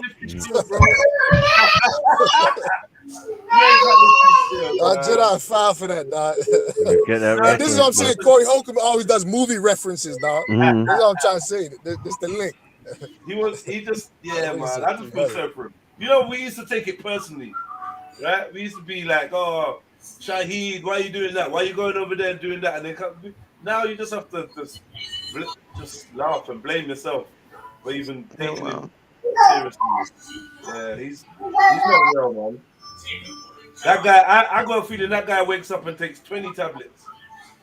Yeah, man. You never heard him talking. You never heard him talking real slow, like. Yeah, I don't even know, man. Remember, he spent a year pretending to be black. I didn't know that. You didn't know? Yeah, Lukeman. That's his real name. His name's Lukeman or some shit. He was Rachel Dozell before Rachel Dozell, man. Yeah, original. That's her name, right? Dozell. He just used to come to my panel and just sit there and listen to us, with our BS, you know. And I'm like, why this kid don't never talk or speak or anything like that? But I just let him on, and then all of a sudden he just wanted to start roasting people. I'm like, wait a minute, you can't roast, bro. You getting fried up around here. Why are you doing this? You know. It's crazy. I think it's anti-psychotics. I think that's what he's taking, man. He don't know what he's doing. I don't know. He's the same age as my middle boy, you know, and I'm just like that auntie, you know. I'm like, leave that shit alone, man. And the voice, it just melts my heart, just like the baby is talking right now. It just, I love hearing kids, you know. It just make me happy. But when they get doing into some type of danger, you know, I'm the mother, like to be protective, you know. I'm just he's just hard headed. Yo, Dexter. I'm here, my G. Oh, big up, Dexter, man. Big up, man. Love, my brother. It's been such a long time, man. It's good to lock it in with you guys, man. How you been? Man. Where you been, man? Yo, I've been around, man. Like I went back to the park just to see what it was saying, man. So it's a grave site over there, man. Oh shit, it's Dexter. Fuck yeah. Yes, sir. I didn't even know who it was. We was talking about you the other day. First in the beginning, didn't even know. No. I was gonna do. I'm trying to bring him into the conversation because he came in and no one had addressed him. Yeah, now come on, This is my homie, man. This is my fucking homie. Where's It's my me, fucking man. hat, bro? I'm checking. Maku knows where I'm at. Yeah. Maku likes to keep secrets, man. Nah, don't lie. We was talking about it the other day still. You know what I mean? We were talking about his hat. He was like, yeah, man. Dexter's supposed to have a hat for me, blah, blah, blah. I got you, Jeds. Come on, man. You're big, bro, man. Anytime. You don't come to my channel, though. What are you doing? You don't come to my channel. Bro, I need to. I don't know what your channel is, bro. Like, I just got wow. It's even at the bottom. It's even at the bottom of Maku's channel, but we're not going to say nothing about that. Okay, cool. You know what I'm saying? That you got. Listen, it's Triluminati Live, yeah? Triluminati Live. Yeah. Come over there, man. We're there every day, man. We got Kenyans, Ugandans, South Africans, There better be some South Africans, not them South African, not those Zulu Hebrews that are seen lurking on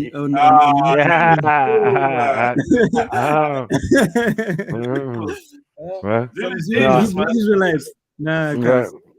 He was here earlier, man. He was here earlier. Yeah. Popping his eyes round. You get me? Don't want to break his Sabbath and that. You get me? Master's calling, yeah. Seen. 1 second. All right. Yeah, friendly neighborhood Lindy now. Welcome. Yeah. Yo, what's up? What you saying, G? You good? Yo, what's up? Let me just go back. All right. I got something for you guys, man. Yeah. Pardon? No, I said I got something for you guys. Oh, bet. This I saw this video the other day and I was thinking, I wonder what the man will have to say about this, because this is sounding hella bitter, man. And hella snitchy. Oh, bro, this guy was on the internet, on Instagram, talking about, everybody calling Bouncer a snitch, man, but that snitch thing is played out. Shut the fuck up, man. Don't care. Is it? All right, let's see what he's going to say now. Okay. He was talking about it, yeah? Yeah, well, he commented under something to do with Bouncer. Yeah. Said, everyone calling him a snitch, but, that shit's played out. That snitch talk is played out. Bro, I don't care, bro. Okay. And then you make a video called Stop Snitching. All right, cool. Or No Snitching. All right, cool. Let's see. No snitching. One of the dumbest statements that I hear come out of the black community. No snitching. As if it's okay to kill other black people, to sell drugs to other black people, and no one's supposed to tell on you. Are you that delusional that you think you can run amok and cause terror in the black community and people are not going to be upset about that? Do you think it's okay to cause terror in the black community, to have mothers burying their 14-year-olds, burying their 15-year-olds, burying their 16-year-olds, and no one's going to be upset? I have never heard such delusion come from people. I've never heard. This dude never cared about no 14-year-olds dying in the hood. He never gave a fuck. He just the Kevin Samuels little little routine that he tried to do. It's obviously not working out as good as he wants it to. So he's trying to diversify the topics he speaks on. Now he's back. Now he's back community minded with a heart, caring about what's going on in our streets, bro. I want to debate this guy. I want to say what's damaging our youth more. Yeah, black men taking homosexual roles in the media, for our young men to see, or people not snitching. What's more both. damaging? Both is. It depends what you call snitching, bruh. It depends what you call snitching, because nowadays people don't even know what the fuck snitching is. They go on like telling the police, nah, if me and Jedi were gonna rob a bank, yeah, I get yam, he don't get yam, and I say, yeah. I was with another person, Jedi, yeah, he uses Jedi mind tricks, and that's why you don't know it was him in it. And then they catch him, and that's snitching. If someone goes and rapes someone, and then you see that, or you try and stop it, and then you tell the police, that ain't snitching. That's different. But different. But like crims and shit, they switch the definitions now, especially with the black community. Motherfuckers are being dumb, falling for this bullshit. And then instead of telling the police, telling the authorities, doing something about it, and that's if the authorities will even help the black communities. A lot of the time, the authorities can oftentimes be the problem. No, we're not endorsing that. We're not endorsing that. You look at the civil rights movement and shit, it was the police and shit trying to stop that shit. Yeah, so we're not involved. We're not involved. We're not involved. We're not endorsing feds of any kind. I disagree.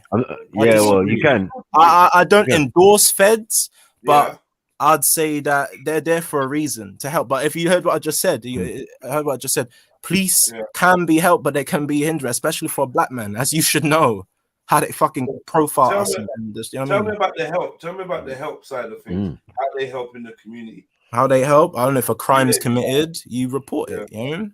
I oftentimes, if it's something violent or something, I oftentimes don't really see police doing much about it. But at least if you tell the police, if shit happens and someone comes after you and you defend it now, you've already told the police, so you got the law on your side. If man gets beat up, and you defending yourself and you do what you had to do as a man to protect yourself, at least you went to the police, so you're not seen by law as the instigator.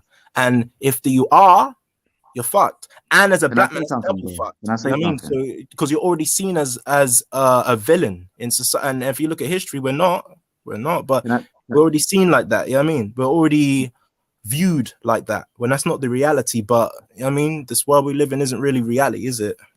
Can I say something, bro? Yeah, go for it. Safe, man. So my perspective is that the feds and that, it's kind of too late, because by then the crime's already happened and someone's already died, or someone's already got their house broken into, whatever the situation is. Realistically, we need to avert these things happening before they happen. So obviously, but it's like putting on a band-aid. Do you know what I'm saying? It's like a band-aid sort of situation. Really, we need to get to the root cause. We need to stop these crimes happening, instead of just, the crimes happen, so let's, try and band-aid the situation kind of thing. Yeah, I get what you're saying, but with police, they got access to more people than you do. They got cameras, they got authorities, they got access to, like, criminal records, data records, medical history, criminal records. They've got a lot more resources at their disposal compared to the average man and woman. Not saying that you can't deal with it yourself, but I would say use the police. They're civil servants. They're here to serve us. They often don't act like it, but that's what they're here for. They're here to serve us, not the other way around. So deal with them when you need to. If they are questioning you, obviously, are you stopping me for crime? And that? No. All right, I'm on my way. I ain't trying to have no conversation, because police officers are trying to, their job is to, find crime and stop it. So I ain't really going to engage with them like that. But ring them when you need to. And you don't notice how with other communities, you don't see them having the same problems like we do, and you don't see them doing the same practices like we do. So we need to come out of these backwater practices, and then we'll see progress. Until we do that, we won't see any noticeable change. But that's what I'm saying. Before due respect, you're not being specific enough.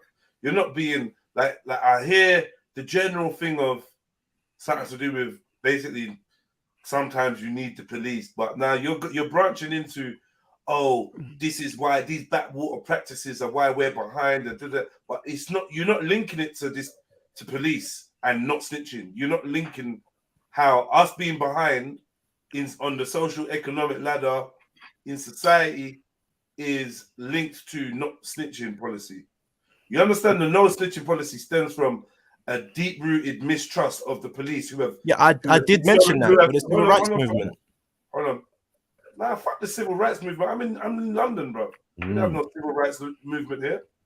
It would affect us. It reverberates throughout the planet. Wait. No. It's the other way around. Racism reverberates around the planet. In America, you can see the civil rights movement being opposed by law enforcement and the government. That's what I said. That's what I said. But what I'm saying is that's just a symptom of the racism, because over here we didn't have the civil rights movement, and yet you still see the racism from the government and their force, which is the police. Same in France, right? So I think that what we're dealing with is a general mistrust of the police, not because of Rosa Parks, yeah, but because the police kill black people. The police plant evidence. The police come to your neighborhood, to your community, and they terrorize you. The police bust heads. They harm children. They harm women. They kill grandmas. They kill granddads. Yeah. They go out of their way. They lock up the man with the £20 weed bag, £20 rock, whatever you want to call it. They arrest him, and then they walk past. They stop traffic, yeah, and escort the politicians that shit the shit in through London. Do you understand what I'm saying? So we understand when it comes to the law, we are always we always feel the full force of the law while they protect the actual criminals. This is why we got to get out of the mindset to feel that, okay, there's good and bad, and the police are on the good side, you know what I mean? And they're here for what's good. They fight crime. No, they fight poor people. That's what the police do. Yeah, they enforce this maritime law. They take your human rights away from you, and they try to make money for the system by throwing you in jail, by taking you through the court systems. Each police station is a limited company. Every court is a limited company. They're all registered. They all float on the stock exchange. They all make money, and they all deal with financial law rather than common law. This is why we don't fuck with the police at the core. At the court, did you say? At the core, the court. At the core. This is the core. This is the core to why we don't trust the police, because instinctively we know they're actually not upholding what they should be. Which is absolutely. It's an unfair system that works against us. But that's the thing. We're in the unfair system, so we have to play the game. Why do you think they call it a court of law? And you have to wear a suit? It's because you have to dress appropriately and play the game. So you can't just choose not to play the game while being in there. I mean, we've been kidnapped. Our history, different things has been taken from us. So until we can get a hold of that information and bring our power back to ourselves, we have to play the game. No, we don't. And I think that's that's where we go wrong. Because once we play the game, then we end up in their jurisdiction, where they can then what's the word? Yeah, basically, when you play the game, for instance, you go into court, you're dressed up like a fucking penguin in your black and white suit, and you're using words like your honor, and he's telling you to sit and come forward. You now go under their jurisdiction. Yeah, but do you know where the origins of that is from? It's from Africa. Yeah, that's from us. No. That's the court. That's a Masonic stuff. The black and white checkered shit, the suits and wear. That's Masonic. That's us. That's us. That's what we grafted. Very little of the European society was created by them. It was stolen, most of it from us. The most things they've made is the patent. You know, that thing where it's like you create something and then the copyright, that's about, even in slavery times, who did they get to build and shit? They got us to do that, because we would have made, before we were kidnappees, we were what? Doctors, chemists. Chemistry, even the word chemistry means black. Even the word chemistry means black, so that's us. We didn't contribute to history. We made whether yeah, but is that be a bit more? We should Young, like try not to talk Young about Warrior the whole- TN, how you doing? This sounded like an episode of Hidden Colors right now. Yeah, I don't even know what that is, but cool. Even though I celebrate. This is Shar. Sorry, brother. Sorry, let me be quiet. Go on. Let me go. I was just gonna say, even though I celebrate the achievements and the origins of many things, down to and give praise like that. You know what? The black mind was gifted with the ability to create these things. They were used against us, and they're not working for us now. Right? It's nothing like it was back then. Like it's completely not even that. I'm not even saying that whether we were the first Masons or not the first Masons, yada yada yada. What I'm saying is, if the courts are operating off maritime law, yeah, and dealing with us like we are on a ship, yeah, it's no point saying to the youngsters, yeah, let's just continue playing this game because this game has got us where we are right now.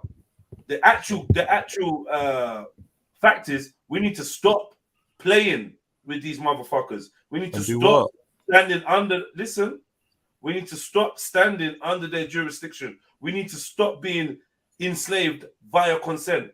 Stop consenting to be a slave. I agree completely. And therefore, you take your power back.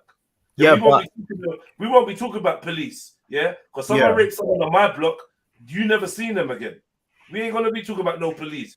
If somebody, God forbids, rapes a female in your family and you call 999, I'm gonna look at you sideways, bro. Okay, well, I'm phoning the police and I'm doing something myself. Yeah, So that's the, dumb, the thing is, that's not dumb because police if you do something, you don't tell the police, they're gonna be like, why didn't you report it? And then you're gonna be looked at as a villain in law. And when it comes to law, you don't fuck with law. Okay, but they're the kind of people that can take your house from you, you do shit to your property. You don't F with your money, you don't F with stuff like that. You tell the police, and then if you want to do something about it, go ahead. But at least you told the police. And then if anything does happen to you now, it's gonna be cushioned, a cushioned punishment or whatever, because you told the police, innit? You told them. Bro. doesn't really change. Allow people to speak. Sorry. Where are you from, bro? Well, me, the UK, bro. Country-wise. The UK, England. Ethnicity, bro. Ethnicity. I'm like, I'm guessing you guys are brothers. Black. I'm black. Bro, where are you? What's your ethnicity, bro? Black. What do you mean? I just said black, like Caribbean, like Caribbean British. You could say. What country did your family come from, bro? I don't really see how this is relevant, but like Caribbean. Bro, are you ashamed? Why would I be ashamed of Caribbean? Bro? I don't know. I'm from Nigeria. I'm an Igbo man from Nigeria. What's so hard about saying where you're from? I could just say Africa. Where the fuck? Okay, well, a little thing called slavery happened, so a lot of my history is I don't really know. You said what tribe I came from. I couldn't tell you. No. I doubt. As I just said, slavery happened, bro. I don't know my language. I don't know my real name, my real last name, my family crest. knows this, bro. That stuff's been stolen from all of us. Maybe you know. Maybe you're one of the lucky ones that didn't happen to. You don't know what country bro, why are you being so defensive? My parents were born here, bro. Like, okay, where were their parents born? I just told you, Caribbean. Where? Caribbean. Caribbean's a big place. Like Trinidad, Jamaica. Yeah. Grenada, one of them's from, because I've got obviously two grandparents on each side. Deep in the country of Trinidad, deep in the country of Jamaica. I mean the country, in the Blue Mountains. Yeah? Mm-hmm. A boy from a village, a man from a village rapes a young gal there. Yeah? What happens to him? That's a bit different from this society, though. So using that as an example, is a bit in the mountains and shit. Like, obviously, he ain't running to no. I can answer that. I'm answering the question, but I'm just setting the pretext. It's a bit different. One's city environment. Oh well, I assume people would know that. And then this is mountain shit. Obviously, you ain't running to the feds. You're dealing with that. But we don't live in the mountains, so it's cool to use that. Well, at least I don't. At least I don't live in the mountains. I can't speak for. Are we gonna have a conversation or not? I don't want to do the whole linguistic mental masturbation. I'm not doing no linguistic nothing. I was talking about city life. Now you're talking about mountains. So I just have to make it clear that it's different. Obviously, if you're in the wild and shit or in the mountains, I ain't gonna know. As I'm dealing with that shit, that person's probably gonna, they're gonna be dealt with if you know who it is and you know. What I mean, pardon? Where's the police in that?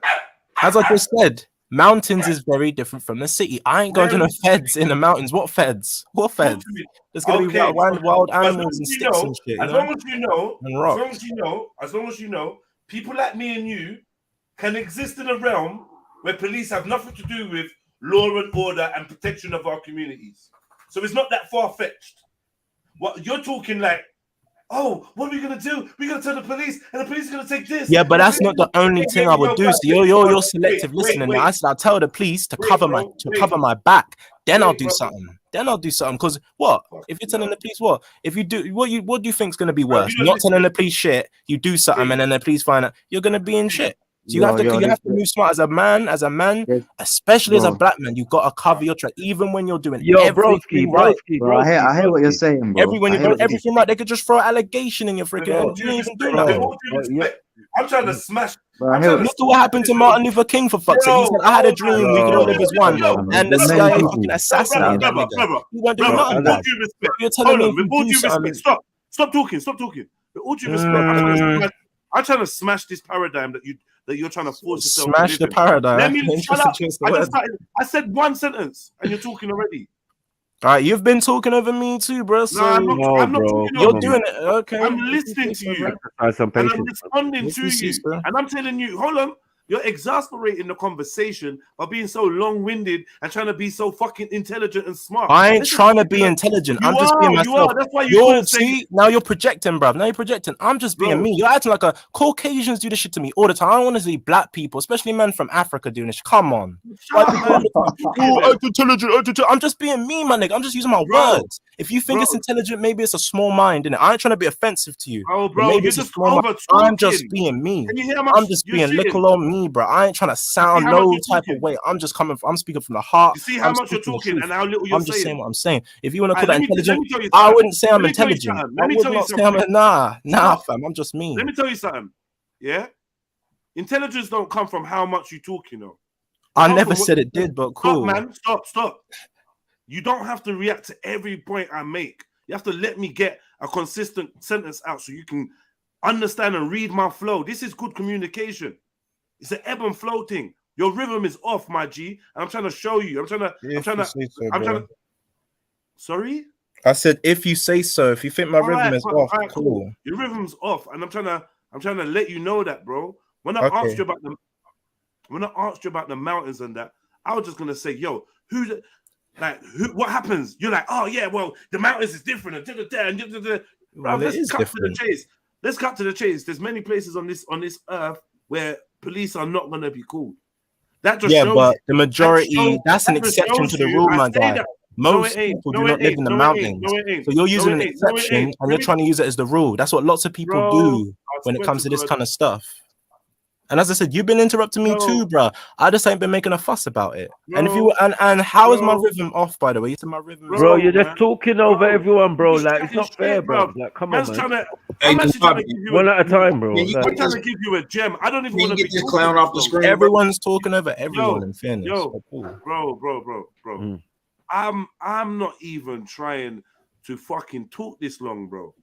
It's how difficult you're making it for me to get this point across to you. And the point I'm trying to make to you is, law and order are part of a natural phenomenon, on Earth.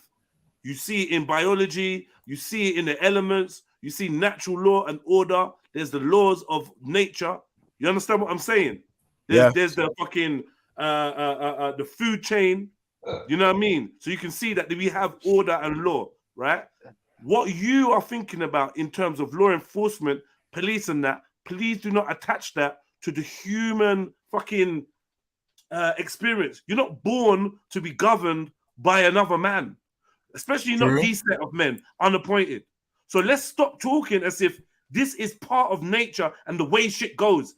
What I'm trying to explain to you is this is the way we are allowing things as humankind. We're allowing it to be like this. We're allowing ourselves to be governed, ruled, checked, and policed by outsiders to our community that mean us harm. And they have interests in other places. It doesn't have to be like that if we stop allowing it. That's what I mean by slavery by consent.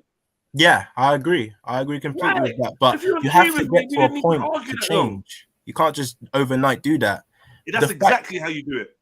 I don't know. Everything in reality is a process. It starts off as something simple, and over time it gets more complex. So if you look at black people, a lot of us are religious, Christians, worshiping the white man, or you know what I mean? So subconsciously we're already viewing Caucasians as authority, Jesus white. Even if you do Jesus is right, it's still it's the story. That's not our story.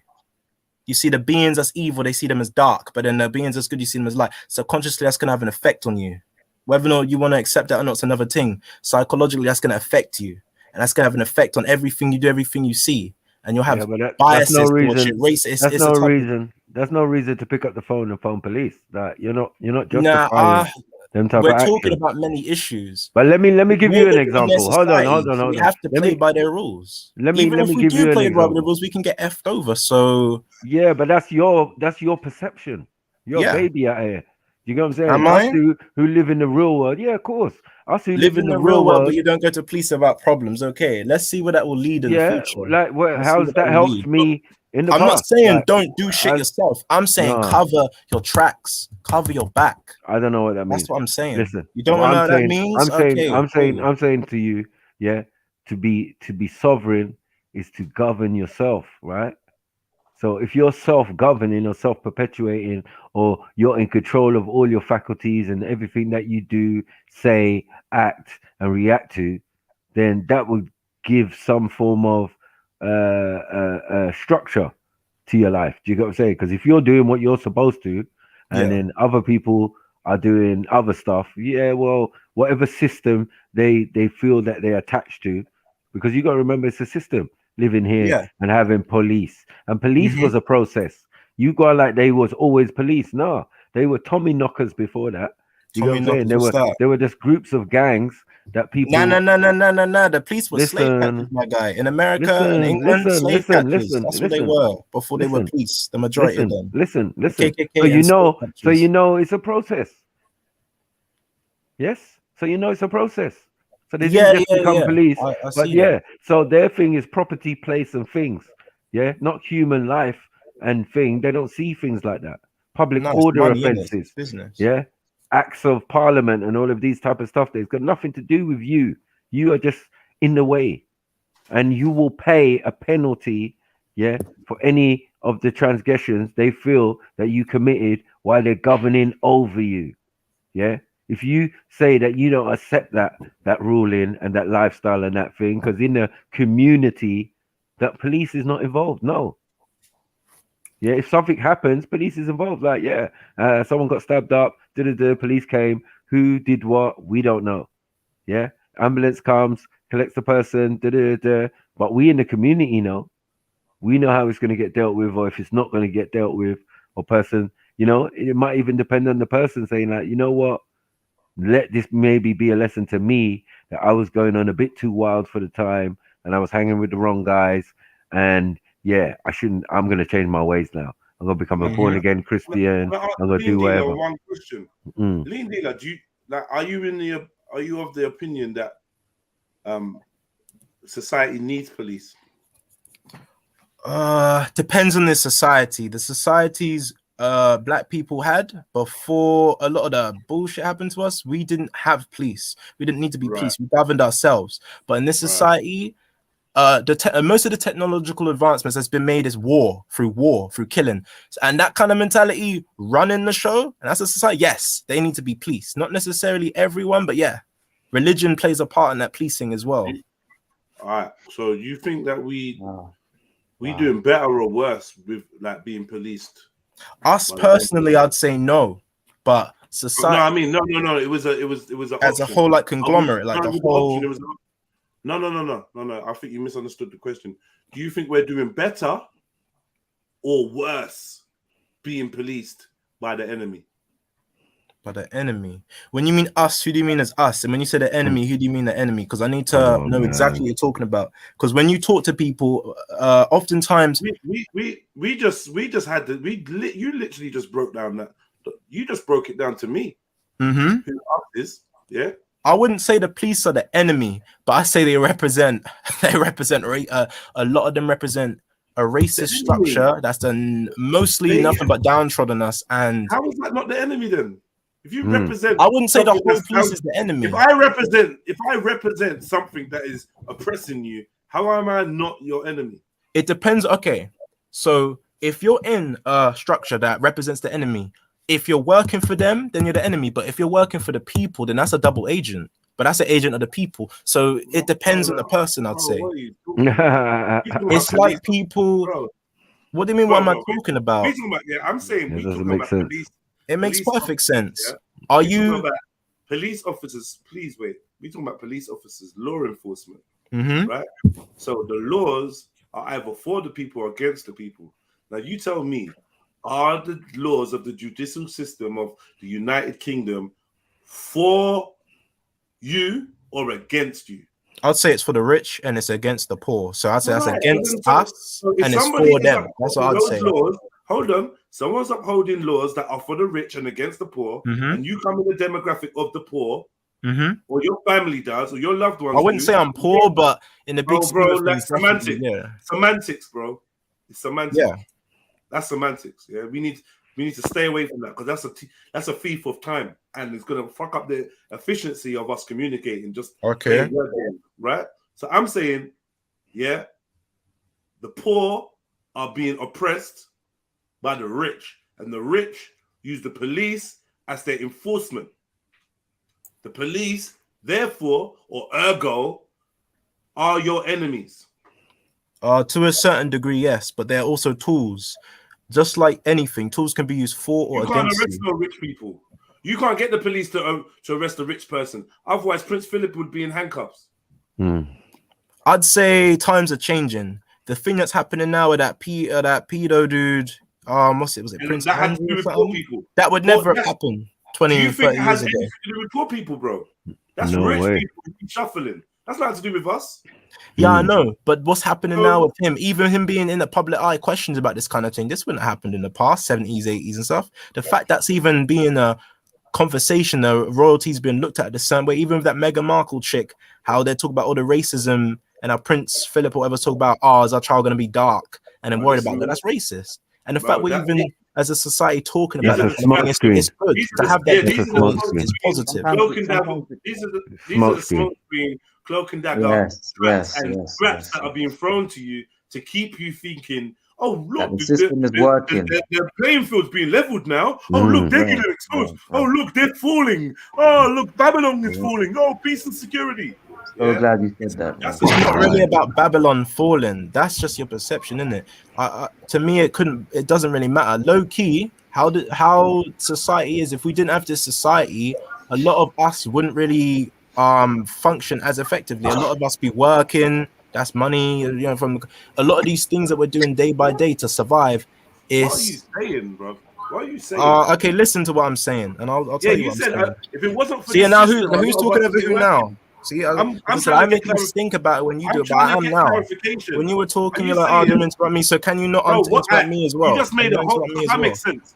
I only spoke for 2 seconds, bro. You said, what are you saying? I said, I'll clarify, and now I can't clarify. Are you going to let me clarify? Or are you going to speak for me on my behalf?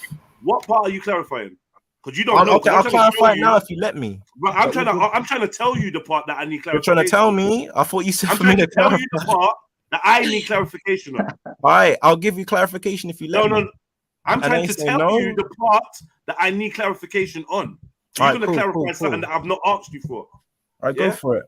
Pump your fucking brakes, man. Bruh, chill. No, I'm chilled, bro. You're starting to. If you say so, the way I'm talking right now, is because there's loads of people watching. Whatever, man. There could be kids watching, adults watching. So you have to conduct yourself in a certain professional manner. This ain't how I normally chat to people. Still, but I'm online. I have to come a certain way. There could be some young kids, some teenagers listening to this shit. Fake for young people. That's all you want. But you still talk. If you say so, but I'm young myself, so whatever. Let me just give you the part that I need clarification on. Cool. So you're twisting yourself up. All right, you're gonna give me the part. Or you're gonna recant what you're saying. Yeah. But you only just shut up just now. Wow, what's the ADHD? What in the ADHD is going on here, man? You only just shut the fuck up just now. Yo, dude, you're repeating yourself. Cool. Say what you need to clarify instead of coming this verbal, bruv. Let him finish, verbal man. thing. Come on, man. How old are you, man? This is a discussion, bro. Like, shut never up, man. saying this to me? Like, How old are you? And you come with this verbal online? Come on, man. Come on. I'm the same age as you. You're the same age as me? Okay. If you say so. I'm in my 20s, so... Okay, cool. Just relax, man. What the hell? I'm in my 22, so what's your point? You're acting low-key kind of foolish still. Like, you're coming a bit aggressive at me. I beg. We're having a debate, yeah, and then you're saying, fuck you, this was... Come on, man, come on. See what I mean about these Asperger's use? Asperger's? I ain't got no Asperger's, bro. Hold on 1 second, Slaps. You're not reading the see, this is what people do. When they can't combat your freaking conversation, they start personally attacking you and shit. I'd expect this from Caucasians, bro. Let me clarify to you what's going on. I've had to Let me mute, clarify man. to you what's going on. It's just long. You're not reading the social cues. Yeah? That's Social what's happening cues, right now. Bro, 1 second, please. I beg you. You are not reading the social cues. Yeah? This is showing me you have a lack of social intelligence. If you say so, bruv, you don't know me. You only know me from some online profile. That's it. You're interrupting, but wait, there's more. There's more. Now, the point I wanted you to clarify was... I'll give the energy that you give to me, bro. God. You've been interrupting me constantly, so I'll do the same to you, bro. Don't interrupt me and I won't interrupt you. Simple. I'm just trying to make a point. One at a time, man. I beg. Like, what's wrong with this guy? Get me. Relax, man. Like, fucking hell, bruv, man. Just a convo. Get me. Right. So the point I wanted you to clarify was, did you say that without the system, a lot of us would be working and not really achieving much, working to get money? Is that what you said? Okay. Do you know how to, from scratch, build a fire? Yes. Do you know how to from scratch? Wait, where are you from again? In what, Nigeria? Maybe that's a bad example still. Most people, don't really know how to build a fire from scratch, how to hunt from scratch, how to know what berries are poisonous from what aren't poisonous. I know most people don't know the simple like things that we, from hunter-gatherers, from our backgrounds and shit, from our evolution. We don't know that shit. So we go to Sainsbury's, we go to Tesco, buying all this shit that's already been killed and shit. Most of us don't know how to hunt. Most of us are not self-sufficient.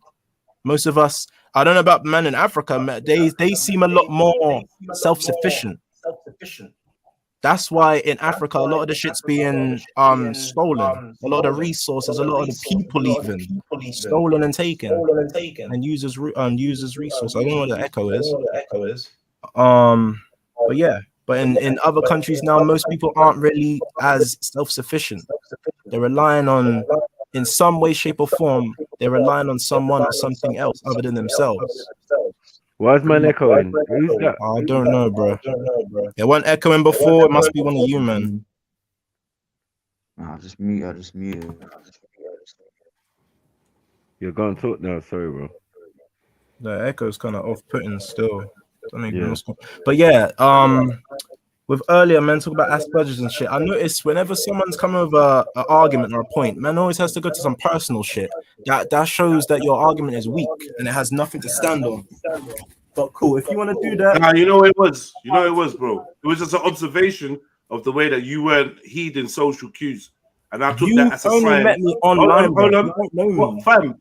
Four or five words into my explanation. As I said, you interrupted me, bro, so I'll do the same to you. Bro, what are you doing, man? See, now, when I was interrupting, I interrupted you for clarification. When you interrupted me, it's different. But when I interrupt you, okay. I interrupted you specifically for you to clarify a point. Then you argued with me because you was going to clarify, even though you didn't know what specific point I needed clarification on, which then made you look dumb. Because I'm saying, I'm only trying to tell you what I need clarification on. That means I was actively listening, and I got to a point where I didn't understand what you were saying. Rather than nod like the Churchill dog, I decided to ask you to clarify it and specify what I needed you to clarify on. Okay. And that took all of 5 minutes because you wouldn't shut the fuck up. Nah, bruv, you kept swearing, please, King, interrupting, bruv. You say you are actively listening, but you don't understand. You say that you're actively listening, but you interrupted me. That don't make no sense. You're not even listening to me, King. And I'm listening to you. You feel like I'm not, because I interrupted you that one time to ask for clarification on something you said. And you still don't get that. You don't get it. That's the only reason I interrupted you. You're going to interrupt me just to be rude? Nah. Just to say, I interrupted principle, you. It's principle, Come on, bro. that's childish, bro. You don't need to do that.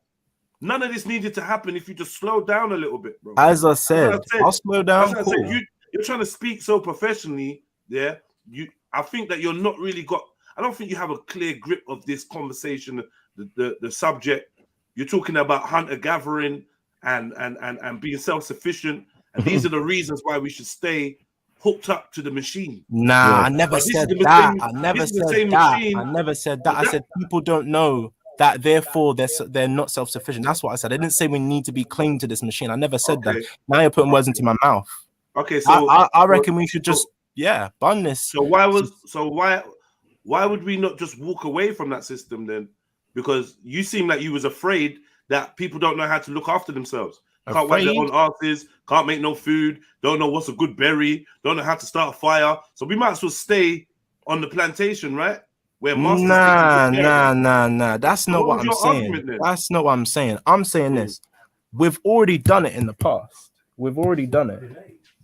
We've already done it in the past. So if we can, we've already done it. It's shit we've already achieved. So we can do it again. We have to. We're moving backwards to move forward at this point. This stuff we've already done. The world was a much more dangerous place than it is now. So if we could have survived then, with all the crap we had against us then, of course we can survive now. You're coming with this narrative, oh, stay in a plantation. When did I say that? Okay, so then when I'm saying that we don't need them, and like this slavery by consent is what we need to stop, and we need to stop it right now. So you was like, oh, it's not just as easy as just stopping. And I said, that's exactly what we need to do. Then you made the point that people can't fend for themselves. So it seemed like you was making an argument that was pro-system. Because I'm saying I'm anti-system. And I'm saying, yeah, what we need to do is get the balls and the testicular fortitude to walk the fuck away from the system right now. Down tools. Withdraw consent. And then start dealing with life as adults rather than being in this childish or adolescent scenario that we're in, where we don't have full responsibility for ourselves and our own safety and security. I do think it's a wiser option for mankind to do what they call civil disobedience. Somebody put in the chat just now, oh, the petrol prices have gone up. A young sister said, all we should do is not get no petrol and sit there and refuse to play their fucking game, then they would have to fix up. But we are the cogs that keep their machine running. You get what I'm saying? Even with policing, how can, like, policing is such a fucked up thing, because the minute we stop doing crime, all these thousands, millions of policemen are out of jobs. All these court officials, all these prosecutors, all these judges, all these prison officers, they're all out of jobs. The minute that we decide that we're not committing crime anymore, they're out of jobs. So it's never going to be in their interest for them to actually stop the crime happening. So the techniques that they use in our communities prove that they're not actually trying to put a stop to the crime. They're just trying to enforce their fucking tactics and their techniques on the poor people in the communities. So we end up being the victims of law enforcement. So they don't ever protect and serve. They just prosecute and persecute us. You understand what I'm saying? Profile us. You see what I'm saying? This is where the distrust from the police comes, because the whole concept of the police force, or as a policeman, is he actively wants you to keep committing crime. And he can stay in a job and feed his children. You see where I'm going with that? But yeah, I didn't mean to hurt your feelings, bro. Like I think if you listen back to it, you see where the communication kind of broke down, and I ain't got the most patience all the time, and I was kind of a little bit perturbed by the way you was kind of not ebbing and flowing. But bro, I take back any insults or anything I said ad hominem wise, or anything I said rude to you, my brother. Like, no disrespect. I don't know you personally, and I enjoyed the conversation. It's just, I felt like we could have found a better rhythm to, have a more fruitful dialogue. But peace to you, my brother. If people were so way inclined, Jedi, how could you start that process off of sticking your fingers up to the system? And like, say you wanted to stay in England, forget about convince everybody in your block, everyone on your road, that you're not paying rent anymore. And get them to convince other people. Yeah, get them to convince all your neighbors to block off one end of the road and say, yeah, no one else is welcome here. Down your tools, create public spaces where you're growing food and start trading with your neighbors. Start trading your goods, trading your skills. Do you think you'd get away with that in London? No. No. That'd be the beginning of the end. If enough of us did it, then we now. Look, this is the thing. It's like I would say it's like an abusive relationship, right?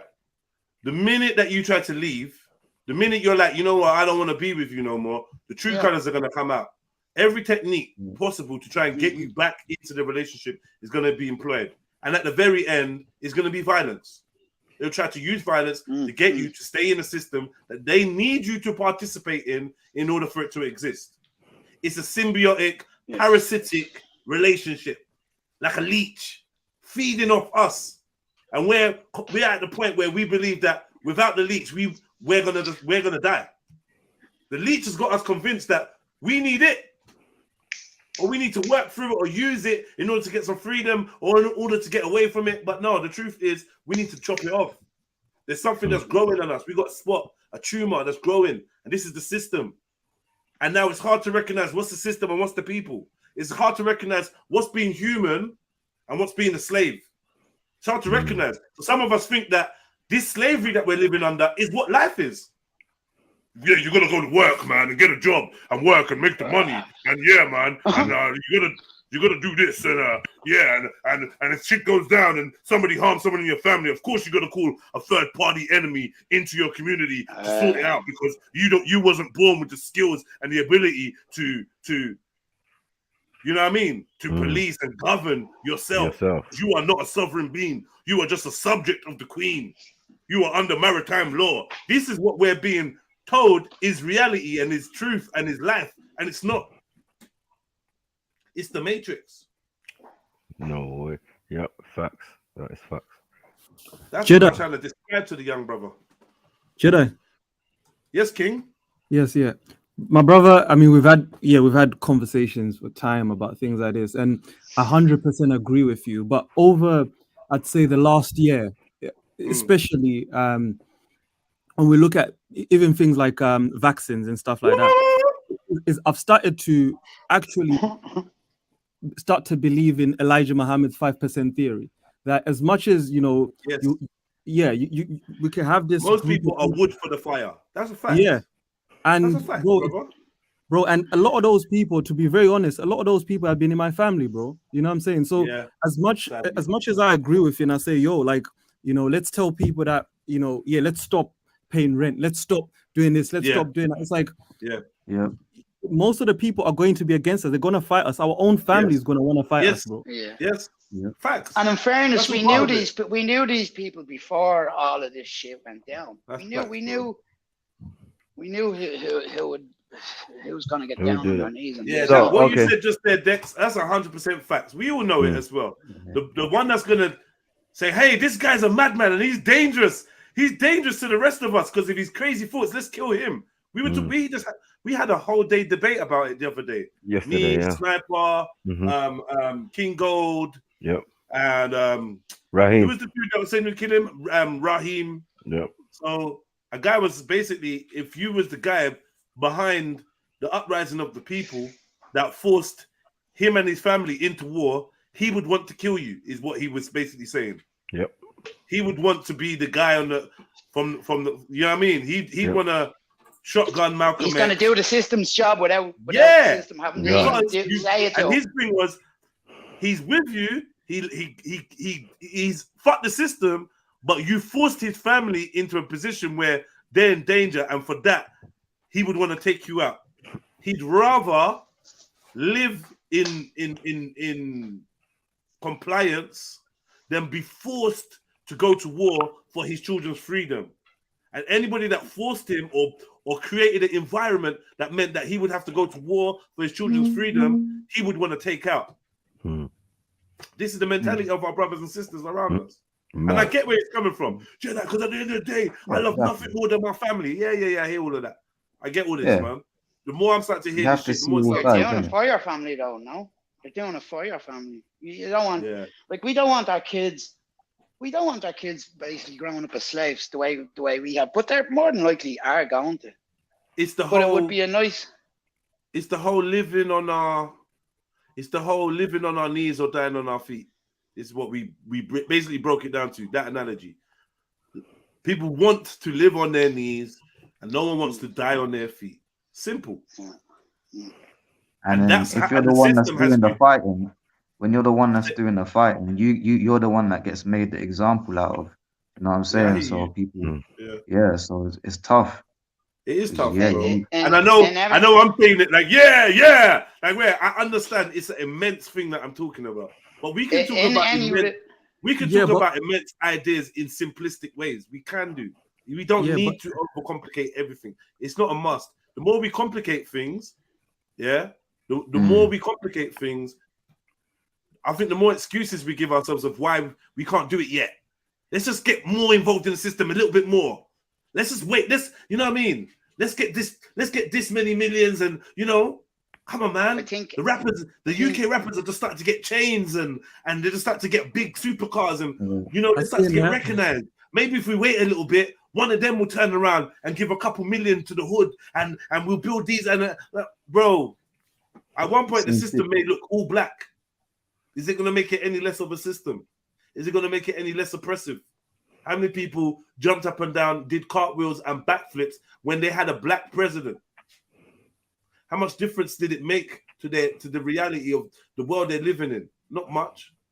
The people that was on the bottom stayed on the bottom. The people was on the top stayed on the top. End of story. End of story. So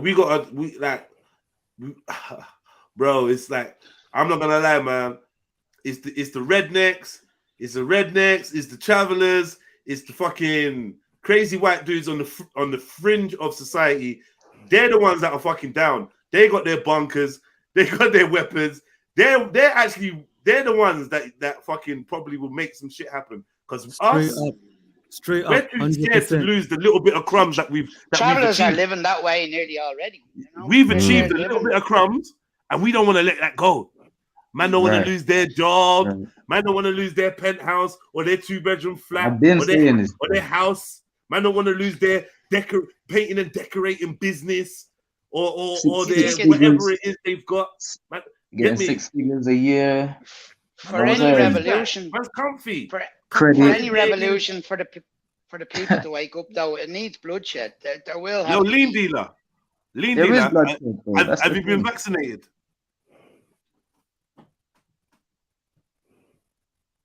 Nah, I don't think he has, man. He don't sound like he has. I think he has. Let's see. Yeah, I think he's one of them people where if he's backed into a corner, he's gonna do it. Man, that sound like that's TN, man. My Israelite brother, man. It sounds like Zulu a little bit, man. TN. He's around, but he's not on the panel, man.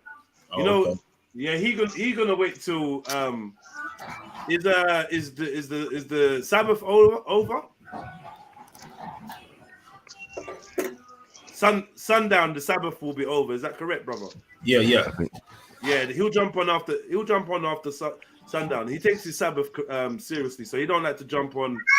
And, we took a lot of shit, swearing, he likes to refrain from all of that for the Sabbath. So once the sun starts going down, he'll come on. Just like a vampire. Yeah. All right, let's play this Sarah. The rest of the snitching. Well, didn't none of you have no opinions on what we were saying though? Cause I feel like what we're talking about, like, can outpass what Sarah's gonna say. Like, I just wanted to hear some. No, I think it gave a more perspective that what he's saying is found in incompleteness. You get me? Because at the end of the day, if he's saying the black community, one, that is a logical fallacy. We look into that and we realize you're actually talking absolute bullshit, bullcrap. There's no bulletin board. There's no information station. Bro. A community is a community. Yo, I'm arguing. This dog done shitted and pissed him up and teared up my fucking slipper. No way. Fucking puppy, man. Take the shit out of my slipper. Bro, I forgot I had the puppy in here for a minute, man. Yeah, bro, that energy you was putting off, bro, because of this dude right here. Yeah, you know like, man, I gotta get this shit off too. Let me turn this. Take the shit out of this shit. Take the shit out of this slipper, man. Yeah, look at you, look at you. I'm on mute. I'll be back, brothers. All right, let me play what this guy's saying, man. Let's see. Yeah, it's just listen. Anyway, I'm saying that he's saying things coming from what aspects? He was saying people who's selling drugs and all of these type of things, which is not in the realms of like what we're trying to say. Like, yeah, if it's pedophiles and all of that, yeah, but by all means, pick up the phone and call the authorities or whatever. Yeah, like serious crimes or whatever. That if that's what you feel and that's what you do you get what I'm saying?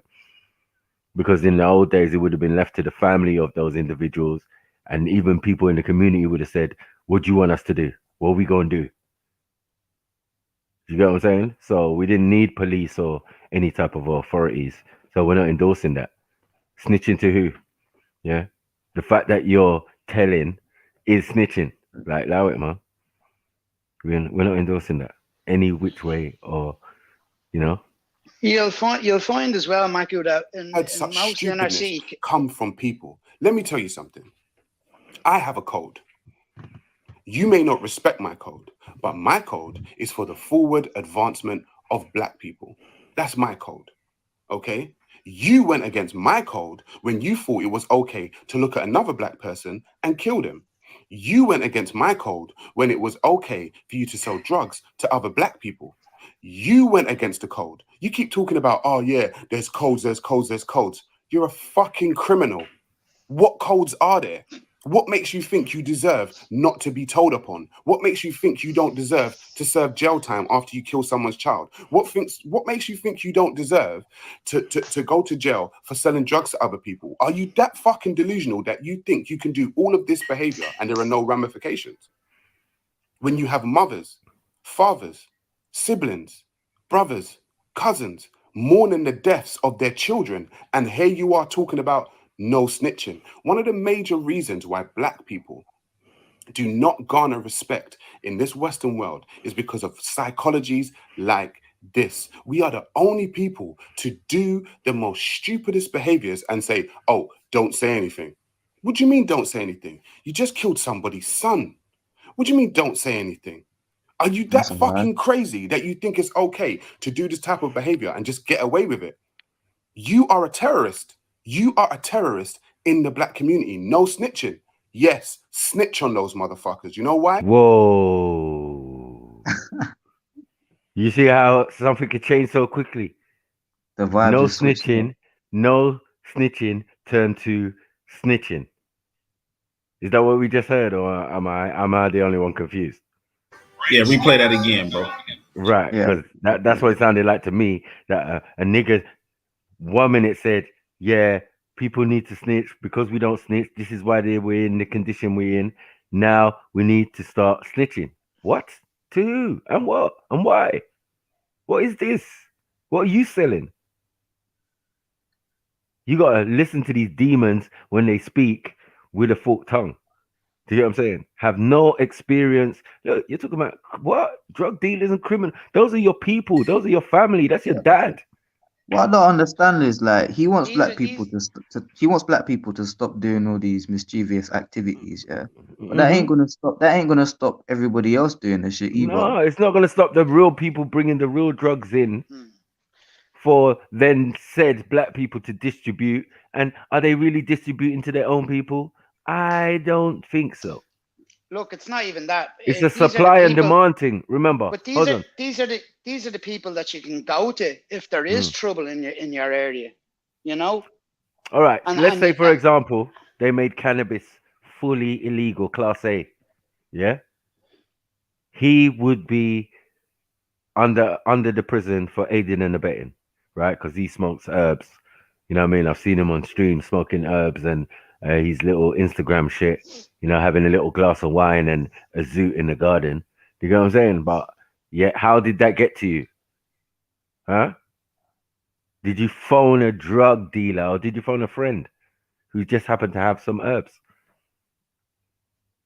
and would break you off a piece for a little bit of money? That's barter and that's trade and thing. But now you're calling him a drug dealer. Now you're saying that anyone see him, they should snitch on him. Does that even make sense? Someone who's providing a service for you within the community, because no one wants the weed dealer to go to prison. You're a genuine hater if you feel that. You know what I'm saying? Yeah. No one even knows who the top crack dealer is. There's people out there hustling with crack. There's people out there hustling with cocaine, ease, ecstasy, all of these MDMA and all of these type of things. This is a supply and demand society. No one is forcing nothing on nobody. Yeah, because if you stand there out there on the road corner with crack in your mouth, yeah, you're gonna be surprised at the people who come and want your services. It ain't gonna be your people, but it's gonna be the people in your community. This is why we can't say black community, because it's not exclusive like that. This is the con and the snake tongue coughing curse that these men are doing. You know what I mean? Talking about things they know nothing about. What do you know about being on the roads or being or being snitched on? Or being fucked up and bent up by police on the whim of somebody who looked just like you, wearing a hoodie, sitting in his yard. We understand pedophiles and child rapists and all of that, whatever. As I said, most of the people out there are civilians. We're not asking civilians to do what is wanted of the people who do what they do in the community. We're not asking them that. If you want to be a roadman and blah, blah, blah, there's a code to that. The code is no snitching. The code is you could go jail. You know what I'm saying? It's an occupational hazard is what it was called from the beginning. Yeah. Part of being a criminal or whatever, or trying to get money or being a hustler, let's get it right. Because as I said, a lot of these people were my elders, my friend's dad, and he had the weed and, all of these type of things. We would never want our friend's dad to go to prison. What? But just to satisfy what? What? To make the society better, supposedly. Yeah, he sells weed. He's a drug dealer. Now my friend's dad's in jail. He's away from his children. This one now is growing up wayward. Now we've destroyed the community. We're actually helping to mess it up when we snitch. And we have to remember, most of this is just stepping stones for people. No one don't want to stay in that life forever. And no one don't want to be the guy who snitched. No, certainly. No one. No one wants to be able to hold your head. Right. Police protection and what they call it, all of them type of things there. Go and place you in some house in the middle of Scotland or some shit. Because you're a snitch. And no one likes to snitch. And the feds snitch on snitches. This is a known thing. The first sign of snitching is when you go court. Oh, who said you did this thing? This guy. Now you're going to have to come and give evidence. Queen's evidence. Now you're on the Queen's side. Because you're a snitch. Do you get what I'm saying? And snitches will get everybody killed, man. That's why we can't have that in our community. It's not what we do. You know what I mean? But we do have an internal thing that will tell everyone who did what. Okay, when you say, so brother, when you say snitches, yeah, can you define snitching? Can I define snitching? Yeah. Informing. Yeah. Give some context. Give some context, please. There's many types of snitching. Dry snitching, all sorts of snitching. I got some context for snitching. Anyone wants it? I got one. Go on. I would say, utilizing the oppressive system to, using the system against one of our own. Use Yeah, the, but Jez, Okay. telling, Can I say something? Can I say something? Yeah. Right. I would Because say, and go on. no, okay, because I define snitching, yeah, as like, suppose now me and somebody was to do a crime, was to do a little something, yeah, and then I get yam, then I ain't saying nothing about whoever that person is. You know what I'm saying? Now, Who's this? if This is not the someone's same person talking. no, the person that was talking is my son. I'm his father. Okay, welcome, man. Yeah. Greetings, my brother. I've been in the Wapping since '94, so I've been around a while. You may know me. You may not know me. I was involved in Dalston Tab. People know me as Talib. People know me as Talib. I was teaching for a while, for a number of years. So I've been around the block, you know what I'm saying? Yeah, man. Big up. And that was my son you heard speaking earlier. Yeah, you know what I mean? yeah. So anyway, as I was saying, yeah, I would define snitching as that, if you're involved in something, then that's the code, yeah? But if someone's doing me something, yeah, then and you go to police because for whatever reason, that to me is not snitching. You know what I'm saying? So someone done you something, yeah? It's like, for example, there was a neighbor of mine a few years ago, yeah, and one of them card carrying racist type man, them, you know, I mean, big England tattoo on his back and them thing there. It's a stereotypical card carrying racist, yeah. And for a number of years, this dude was antagonizing my family. You understand? And he was known as a knife man as well. I heard from good sources that he's a knife man. Yeah. And so for a number of years, he's just antagonizing me. Yeah. So I went to police because I know I could have knocked him out as well. I know he's like, he goes on like he's all that, but he's one of them man there that when it comes down to it, he ain't really about that, what he says is about. You know them ones, yeah? Yeah. Anyway, yeah. So I'm thinking one day I might have to knock this dude out. And if I do, all these reports I've been putting about his antagonizing me, that's going to work in my favor. You understand? So for that reason, I went to police, and anything he did, I wrote it down, blah, blah, blah, made a diary, all the rest of that crap. And then if I had to knock him out, the weight of the law is on my side. So I'm covered. So what my son was alluding to earlier is that like when you're covering your tracks, you know what I'm saying? You do certain things to cover your tracks, but that's when someone's being antagonistic towards you. You understand? Right. When you get arrested for that, what did they call that? When you get arrested for what? When you've already told them about a crime you're going to commit. What is that? You've lost me. I wasn't talking about a crime you're going to commit. So that's what your son was talking about. Your son was talking about a crime before he was going to take some retribution or retaliation. He was going to inform the police and tell them. Do you get what I'm saying? That's not what he was talking about. He was talking about the same thing. No, that you must have misunderstood what he was coming from, because he was talking about the same thing I just articulated. Right. So he may not have. I don't know how I didn't hear it, but that's what he meant. Yeah, so that's what I mean, that he was talking about the same kind of scenario I was talking about. Yeah, but I'm saying that scenario. Hold on, one sec. Sorry. In that scenario, for me though, that is not necessarily the right thing to do. It might be right for you, but it's not the right and not the established thing that we do in those circumstances. Okay, you know what is the right thing to do? I grew up with racists. Definitely. NF, you name it. You got to say BMP. Yeah, all of them different ones. And I'm telling you, not one time, yeah, you could be my next door blood clot, pussy clot, ras clot neighbor. Yeah, there is no way I'm reporting what to the police. When I'm bad man, move in silence is what I was taught. Yeah, so we ain't telling no one about what we gonna do. Yeah, if we're gonna bury you and we're gonna dash you in the River Lee, we're gonna do what we're gonna do. We're just not gonna tell nobody. That's the best way to keep a secret, the less people that know. That's why we say don't talk. Yeah, it's just common sense. You know what I mean? All of these phrases and all of these folk tales and all of these things that were thrown us to grow us up.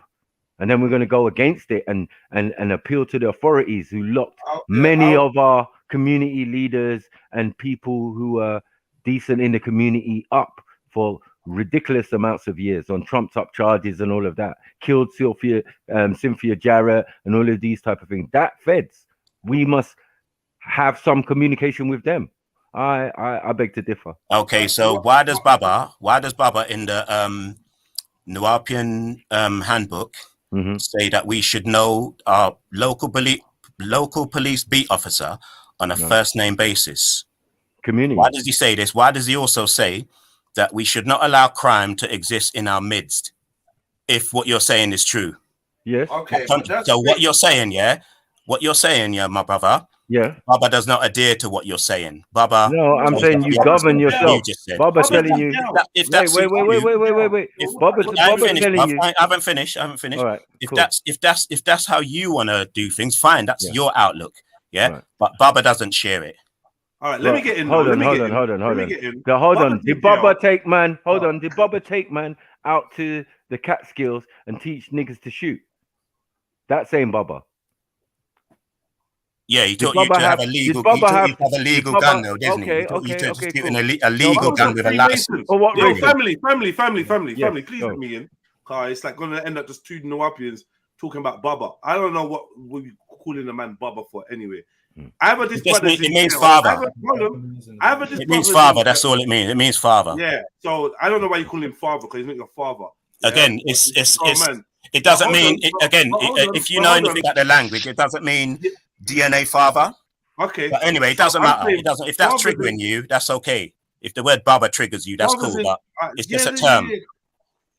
Father's in jail, for rape or child molestation. And if he's not in jail, he's got a lookalike in jail or some shit, and he's hidden off somewhere, blah, blah, blah. That's got nothing to do with what's happening on Brixton High Road, Tottenham High Road, Dalston High Road. It means nothing. Yeah, it means nothing. It actually, it doesn't mean whatever a man's stance is on working with. Baba is as far into the system as can be. Yeah, he's a 33-degree Freemason. Yeah, Baba's not your average Joe. Baba's hand in hand with the system from my perspective. Regardless of how much fantastic information, that's what it is true.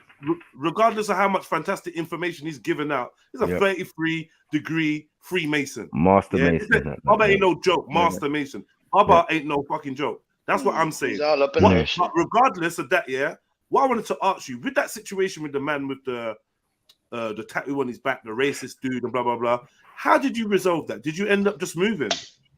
No. How did that get resolved? He got evicted eventually. Because of all your reports? Well, no, not necessarily. But it was my testimony that it was me and the housing association that were taking him to court, and I was their main witness, and I testified. And then I mean, I wouldn't personally. I would say. As a family, is there a cat in here? Is there a cat? I don't know what that is. Personally, I would say as a family man, you weren't snitching. You had no pact with this guy, and this guy wasn't of your community. He lived in your community, but he wasn't of your community. And I feel that's why I said the snitching thing is mainly about when you use the system against one of your own. Yeah. Well, fair enough. That's what I was saying. You know what I mean? Yeah. So if somebody's a rapist, but he could be black.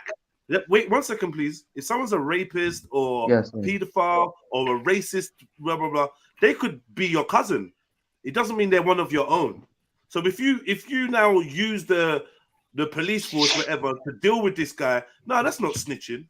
Yeah. But if there's a black dude who's selling crack cocaine or weed or whatever, and you decide to call the police on him, that is now snitching. Because you've gone out of your way to deprive a man of his liberty when you are happy to walk into a pharmacy and buy some cocodamol or codeine or promethazine. Do you know what I mean? Or go into an off license. Why the assumption that people will just do that? Because some people don't use pharmaceuticals. So why the assumption that you would let me just finish, bro. Why the assumption that one would be averse to crack but open to pharmaceuticals? Because not everybody's open to pharmaceuticals, are they? So that's just an assumption, really, isn't it? No. All right. So I wasn't just leaving it on pharmaceuticals. I was mid-sentence, as you could hear. You decided to interject. All right, Fred, I did interrupt you. I apologize for that, brother. Sorry, continue. I was then going to go on to the newsagents or the off license with their alcohol and cigarettes, and then I was going to go into the supermarket with their processed meats and their sugars and their salts equally all as dangerous to our community. So what I'm saying is, we take on a polarized view of the world based on the oppressor. So the oppressor tells us what's right and wrong. And we're like, okay, this is right and this is wrong. And we use them to snitch or to give information on other people in our community that are doing things that the masses deem us wrong. However, we know that these people are doing the most wrong, right? We know these people are doing the most wrong. So why would we then use this agency that's there to oppress poor people? Fair enough, the guy's doing something you don't think is great. Fair enough, the guy's doing something that you don't like. But using these enforcers of the system who are oppressing poor people worldwide against another poor person, that to me, is what we call snitching. Especially when you got other ways to deal with this. You can approach a man and say blah blah blah. You can get a team of men from the community, able-bodied men, and say, yo, we need to go down and chat to these young men out there doing this and doing that. We need to actually find remedies ourselves rather than always looking for a third party to come in, people that have no love for me or the people I'm calling them on, to deal with our issues. Because we are handicapping ourselves and we're not teaching our children that we actually were born with the social skills to deal with our own issues. Right. Snitching is a more complicated issue than just, oh, well, if you're doing something that you shouldn't be doing, then I'm going to call the police. It's more complicated. Yeah, isn't that a bit of an oversimplification, though? No, I mean, it's not. No. It's not. It's not. No, it's because okay, I'll say why. I'll say why I think. I will. Yeah, 1 second. 1 second though. Like, all I'm not to get too long-winded. I know I'm chatting for long, so let me just round it up and just say, we have lost our ability to deal with things ourselves, and we have been tricked or hypnotized into thinking that one set of people are bad and the other set of people are good. Even if we know that there's bad policemen, we have it in our heads, hardwired, that the police are really there for the greater good. But what I'm saying is that's an inversion on actually what's the truth. And the truth is the police will uphold the most wicked, the most unlawful, the most unrighteous laws that they are orders that they are given. They will uphold them because they are just there for money. They will uphold them against me and you.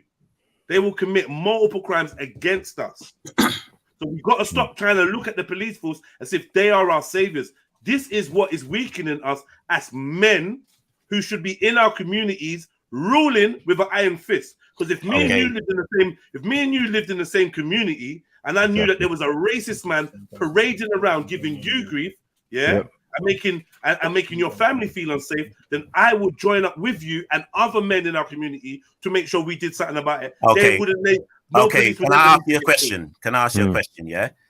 Do we have what you just said in place? Is that in place currently now as you speak? In some places, yes. No. Okay. Do you have that in place? Do you personally? No. Okay. No. So therefore, to be fair, yes, I do. No, let me correct myself. Yes, I do. Because I've never called the police. That doesn't mean you have. Okay. My point is, brother. What's your name, by the way, brother? Jedi. My point is, Jedi. Yeah. That I don't necessarily disagree with what you said. However, what I would say is that in order for that to be in place, you need a system. You need a community of like-minded people already there, which for the most we don't have. Yeah.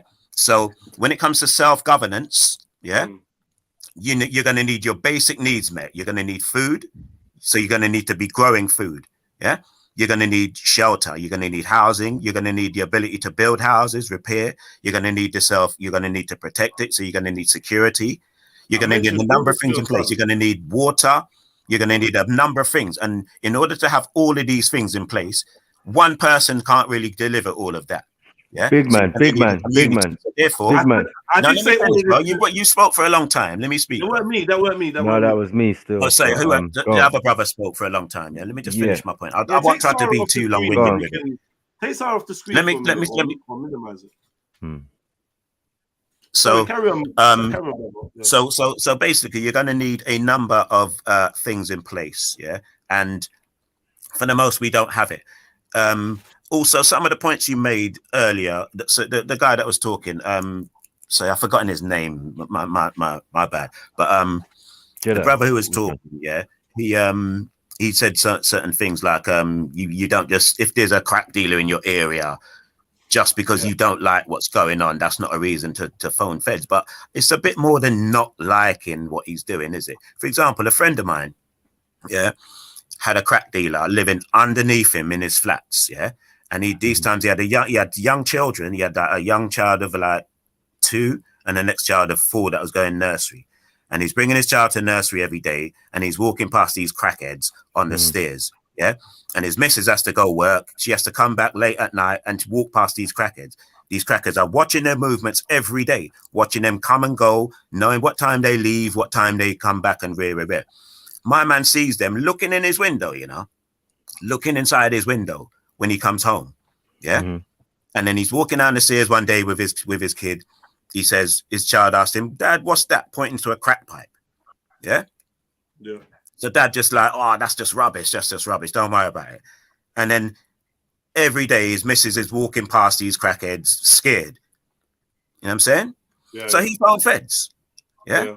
According to you, that's snitching. According to me, you know what, brother? You know what? According to me, that ain't snitching because he don't know this way from no one. Hold on. Let me finish. Let me just finish. Yeah. You also said, yeah. Instead of doing that, you could utilize a set of man. Yeah. In order to utilize a set of man, first of all, you need that set of man there, which not all of us have. Even if you do, yeah, what repercussions are going to come back to you? Because them set of man ain't always going to be with you. Suppose you're walking down the street with your missus and you buck up on that bray, and then what? Brother, to be fair, yeah, this is part of, I think this is part of what I've been talking about, you know, we've been stripped of our self-belief. Our manhood, bro. Yeah. No, again, I didn't say it because I said I agree with you, but you need shit in place. I'm talking about, I know. I want to go you don't over. have that in place. What do you do? You reviewed what I said, and I appreciate your constructive criticism, and I just wanted to kind of not even rebuttal that, because I think you got your points, and rather than, I don't want it to sound like an argument, because we're not arguing, we're just talking, right? Yeah, so rather than just going at you, I just wanted to say, look, the scenario you gave with the crackhead in the crack dealer in the building, this is something that you could approach a man on, and say, "Yo, my brother, like, honestly, I know you got to do your thing and that, but crackheads coming up into the yard, hanging on the staircase, and my kids are like, this ain't on, yeah, this ain't on." You could try many different approaches, depending on who you are and what your background is. Me personally, if I come down the stairs, I'll tell you something for now, for free. 500 meters from my house, 500, no, maybe even more than that, from my house. 2 days ago, I'm walking down the road, I see a man sorting out his crack pipe, just on the corner of the road. I said to him, "Blood, what are you doing?" He said, "Oh, no, mate, rare," because he looked at me and he recognizes me as being what? A vocal resident of my community that will stand up for standards and levels of my community. I said, "Bro, what are you doing?"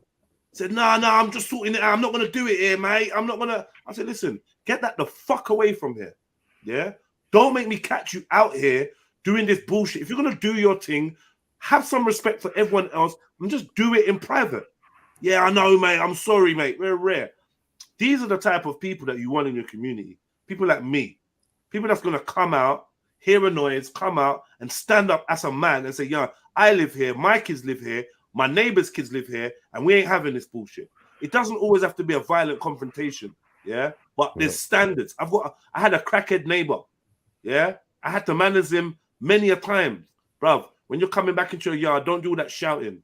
Bro, all this fighting you're doing that. Bro, tie your bin bags so there's not foxes and rats everywhere. Bro, I beg you, splash a bit of water on your windowsill to get some of the dirt out. Like, I would say these things on a regular. It's taking an interest. It's going back to community watch kind of thing. It's having pride in your neighborhood. And I don't think it needs to be something that ends in violence. As long as you can explain to a man, "Yo, my brother, the more that you make people come here, the more it's going to bait up your yard. Your yard's going to get raided, bro." You say stuff like, "Yo, bro, I've heard from other neighbors that they're going to call the police on you because you've got like neaties in the staircase." Look, I don't mind what you're doing, brother. Like, I used to shop too, but guess what? I think you need to pattern up and change it up, because giving you a heads up, I've had a letter from the council and they're asking questions about what you're doing down there. You know, just little things like it's maneuvering, isn't it? It's things to do, bro. Like, okay, you know? you see, just see the problem I have with that personally, is that when you go to middle class neighborhoods, upper middle class neighborhoods, they don't tolerate that type of thing in their neighborhoods, and there's a reason why they don't, and there's a reason why their neighborhoods are much more affluent, less problematic than our so-called neighborhoods, where we sit around saying the same stuff you just said, and then basically what you're doing is you're self-ghettoizing when you do that. You self-ghetto. You're literally self-ghettoizing. Nah, bro, listen, if you live in certain areas, let me finish, man. Let me finish. Yeah, you're self-ghettoizing because just because you go and speak to a neighbor and you say to him, bruv, you know, you're leaving crack pipes around, blah, blah, blah. That does not guarantee they're going to respond positively. That, in fact, more than likely is going to escalate a situation. And then you don't know who else is behind them. It might not be them one. It could be a whole bag of people behind them. You understand? So you don't really know what the scenario is going to be. Let me finish, brother. It may go the way you said it might go, but at the same time with me, on the flip side of May is maybe not. Yeah, you can't live life like that, without trying. Then you could call the police. After you know you tried, you could call the feds up, brother. Right? Can I finish, please, brother? Why wouldn't you try first, brother? Can I finish, please? Can I finish my point? On the flip side of maybe is maybe not. So there's no guarantee it's gonna go the way you said it's gonna go. There's no guarantee of that. And which way it may go, it may be mild, it may be quite bad, it may be absolutely severe. You don't really know. Okay. Yeah. But that goes both ways, though, King. I'm not disagreeing with that. I just said it may go the way you go, but it may not. Brother, listen, you calling the police could go wrong on you, bro. You know this, right?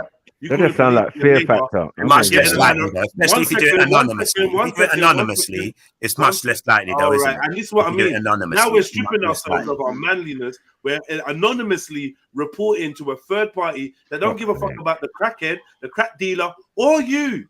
They don't care about any of us. If you associate masculinity with that, that's on you. I don't personally associate masculinity with what you just described. So that's you. If you associate your masculinity with that, that's on you, brother. It's an aspect, yeah. It's not. It may be to you, it isn't. Not to me, not to me, brother. Go to jail and be a snitch. Hold on, man. Yo, hold on. Why do I never get these guys on my channel, bro? What's going on? Because this is a great combo, man. But I know it's your show, but I don't want to But like, I would love to talk to man, but I just feel like I ain't got the space to talk to man in the manner that I would like to, because this is a slow conversation. There's no rushing. I'm not in a rush to go nowhere. Saturday, I'm staying in. I'd love to like hear where the brother's coming from without him or me feeling rushed. All I'm saying to you, my bro, is okay. You've discussed that, it could go right, it could go wrong. You want to lean towards it going wrong because that's the way your mind is taking. No, I didn't do that. No. That's not what I said. That is not what I said. I entertained both possibilities. Yeah, you did, but then you left it on the fact that I said it could go the way you said it went. Yeah, it but also could go another way. So I'm entertaining both, not just one. So please don't miss. It's probably the best way to start, though, isn't it? But listen. What you said was it could go the way you said, or and then you elaborated. Yeah, because you had already elaborated on what you said. There was no need to go over it again, is there? I'm just giving you a difference. You said the maybe. You were entertaining the maybe thing, and I acknowledged that. I also just pointed out that there's also on the flip side of maybe is maybe not, and I just elaborated a few points on the maybe not side. You've now just jumped on that as if that's the only thing I'm entertaining, which is not true. I've not had a chance to fucking say nothing. How can you don't need to swear, brother. You don't need to swear, man. I swear, this is my language. But I swear too. I swear too, yeah. But not when I'm in a conversation such as this. There's no need to be swearing that now when you're talking to me now. I swear like a trooper when I'm ready. Trust me. All right, that's good. But I was in the middle of making a point. You're doing all of this. I don't really care whether you swear, whether you don't swear. I'm a grown man. No one can tell me. No, but you're talking to me and you're using profanity talking to me, and there's no need for it. That's all I'm saying. There's no need for it. I use profanity. So do I, but I'm not in this context. That's good for you. And I'm happy for you. But you are not me. Are you trying to govern the way I speak? I'm not trying to govern the way you speak. I'm saying to you, there's no need for it. You listen. It It's would have up to been you. easier. Fine. If you want to use profanity in a conversation such as this, that's up to you. My God, brother. Right, there's a time and a place for profanity, really, isn't there? That's and in my opinion, this is not the place. But if it is in your opinion, cool. Swear away, pal. Bro, you clearly have your own way, your own speaking stance, your own speaking style, and your own opinions. Don't we all? Brother, like don't we all? What's happening here? Do you want to hear someone else's speaking or not? Do you want to hear what I'm trying to say, or do you want to interject every 5 seconds? What are you doing? I'm not arguing. Continue. I'm agreeing with you. I'm agreeing with you. I'm just saying simply, just give me the respect to just let me finish my point and don't worry about whether I swore or not, because we're all adults here. Yeah? This is an adult. I'm not worried about it. I just said there's no need for it, bruv. That's it. Don't stop the flow of the convo to talk about who swears and who don't swear. And okay, just like I just said, just continue, bruv. Just continue. Now if you want to swear, just continue. It's not a big deal. Swear if you want to swear. I just said, did you hear when I said, look, if you're going to swear, swear. Yeah. Continue. I've heard and then you're going on with all this rhetoric. Just continue, bruv. It's not. When you play it back, you'll hear how it went down. Because I don't know why you're in. I already know how it went down. I don't need to play. Bruv, just say what you got to say. I am. You just interrupted. I was again. quiet. I was being quiet, listening, and then you just went on with all this. But you're not quiet now. You got to say, mate. But you're not quiet now. I am saying what I'm trying to say. You just keep piping up, and I keep stopping for you. Right. So anyway, this thing about masculinity, I'm saying, yeah, it is a masculine trait to be the king of your castle. Yeah, it is a masculine trait. Yeah, to have an effect on your environment. Yeah, and to enforce your will when it's for the good of the people. So for you to take yourself up and speak to a neighbor that you reside with as a man, yeah, and not worry about how it could go wrong or rare, because you know you have your communication skills and you know you've come with a clean heart. Anything can happen. You can knock on someone's door and say, yo, mate, you got a package out there, and get stabbed. It is what it is, but we can't live our lives like that, especially if this is our family home and we got family members. If we got family members, then yeah, you're going to need to go and check a man. I ain't leaving it to police. I'm going to check a man and say, yo, my brother, listen, you're doing your thing, whatever you're doing. As a man, I can't tell you not to do your thing. But what I'm asking you is that you please don't have these addicts taking the substance they bought from you in the staircase right by where we both live. Because that's not smart enough. That's not smart for you, someone selling a product, and it's not smart for me, a family man that's got nothing to do with this stuff. There's ways to communicate this to people, and people will listen. People will hear. Trust me, if a man's shotting, yeah, if he's smart enough to be shotting crack, he ain't gonna want nitties just outside his yard doing the crack. It's too much of a red arrow pointing to, yo, I'm the crack dealer, come here. He ain't gonna want that. You understand what I'm saying? But Bruv, I feel like we got to take the steps we can, yeah, to broach these subjects amongst ourselves in our community, because it takes all sorts to make a community, yeah? We got to broach these subjects, try and find remedies, and then if all our attempts have been, exhausted, right, then I feel like, you know what, then, okay, you know what, I tried, I'm going to go to the fucking council, or I'm going to go to the police and let them know, or whatever it is you're going to do. But I would say that the community-minded thing would be for us to find remedies amongst ourselves first. This is what I'm trying to promote.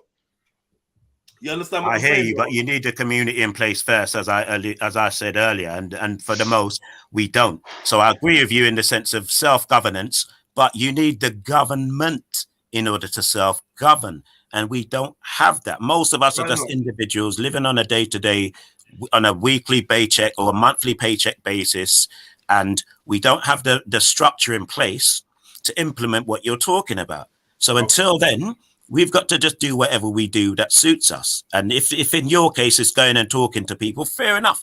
But you can't say that someone else, is it feminine to ask for help? Is that a feminine trait? Or is it just a common sense thing to do regardless of gender? Because you said, I never mentioned femininity. No, you said, brother, you said the masculine thing to do is to deal with it yourself. So that implies that if you don't deal with it yourself, that's somehow not masculine, which is I'm saying not it's true. It's less masculine. Getting a third No, party. That I disagree with that Can I go? wholeheartedly. Getting a Oh tertiary yeah, I party. wanted to I say something disagree as with well, that man. Hold on. Let me just wholeheartedly. reply to that one Ask for sentence. help One is not sentence. Let me just reply feminine. to that one sentence. Feminine, Getting yes. a tertiary party to deal with your issues before you've attempted to find a remedy yourself may be deemed as less than masculine. I Because disagree. as a man, you are a problem solver and you are the king of your castle and you are the protector and provider. Therefore, So if you being have a problem solver, does that mean you're able to solve any? Being a problem solver, does that mean you're able to solve any and all problems? It's not even masculine. I think it means that you have the ability. You have the ability to at least look at your options. No. You're acting like a politician, brother. No. I'll ask the question Can I again. even answer? Yeah? Can I even answer? You're hot on my heels. Can I even fucking answer though? You didn't answer. You're answering like a I am politician. answering, bro. You're swerving like. Bruv, I said 4 words, You're bro. swerving like Agent Smith in the Matrix, bro. I'm not You're swerving, swerving bro. like Agent Smith in the Matrix. That's what I'm saying, man. You're swerving the question. Now, yeah? I'm an agent now. No, I said you're swerving the question like Agent Smith in the Matrix. It's a metaphor, brother. I'm not literally saying you're an agent. It's an analogy.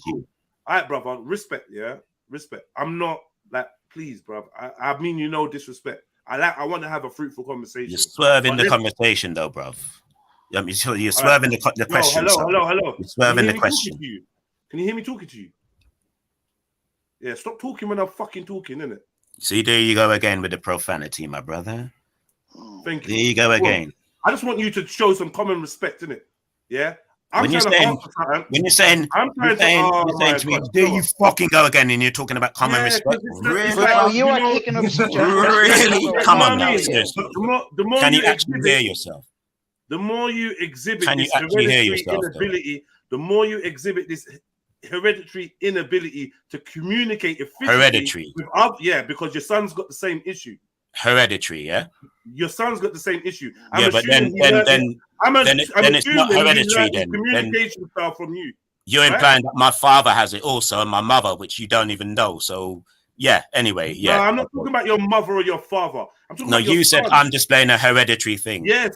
In order for it to be hereditary to me, it would have had to be passed to me from my parents. Bro, this is what I'm saying. You and the word games. It's another thing you. No, that's your words. Semantics. Your words. You play semantics, your words. bro. I'm just repeating your words to you. You That's tried it. to dissect a man's sentence before he's even finished it. I'm not dissecting it. I just repeated it verbatim. When I'm talking about hereditary, I'm talking about what you passed to your son. I don't know your mum and dad. Yeah, but you were addressing it to me, though. You addressed it to me, though. And that's just your perception anyway. That's just your perception. It means nothing. Because you won't let man get a fucking sentence done. Here you go again with the profanity. Yes. There you go again. I told you already. You can. So do I. Wave a white flag every time I swear. Yeah. Not every time. Not in a conversation such as this, though. When it's up to you. But we can have is that conducive? Is swearing conducive to what we're trying to achieve? Big man. My language. Yeah. Come on. Look, at the end of the day, family. At the end of the day, yeah, your actions are a bit weird, bro. Like you're having a conversation. Your opinion. When a man is again, it might be my opinion, but my opinion is valid because it's my platform. It's my platform, right? Well, this is feminist. This is why you don't know what masculine is. Hold on, big man. You came in quoting another man. Let's get that right. Let's get that right.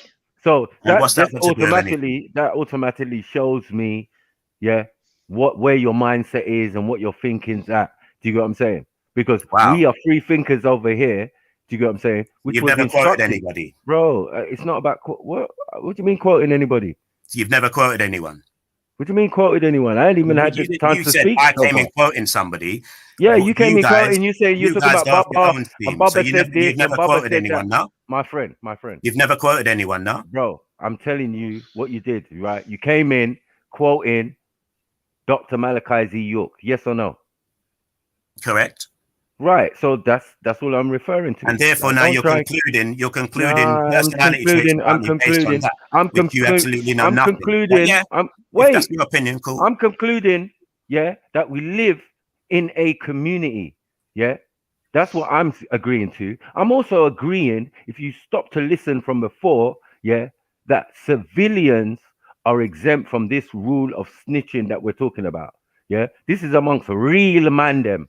Yeah, road man, those same community man who are in the community every day, dealing with various different things and getting on with their daily life and trying to bring up their families and do whatever, right?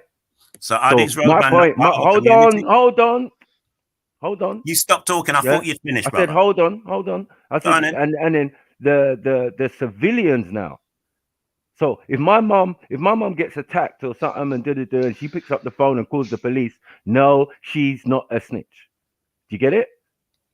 It's plain and simple, right? Civilians are entitled to do what the establishment requires of them. Like they say, when in Rome, do as the Romans do. That's cool. That's whatever. Yeah. But we are of a different generation. Yeah. We are of the oppressed generation with their foot on our neck like George Floyd.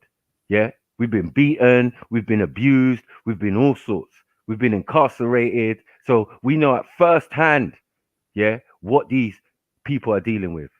If your baby mother calls police on you, yeah, for me, it happened to me, for example, we can never agree again.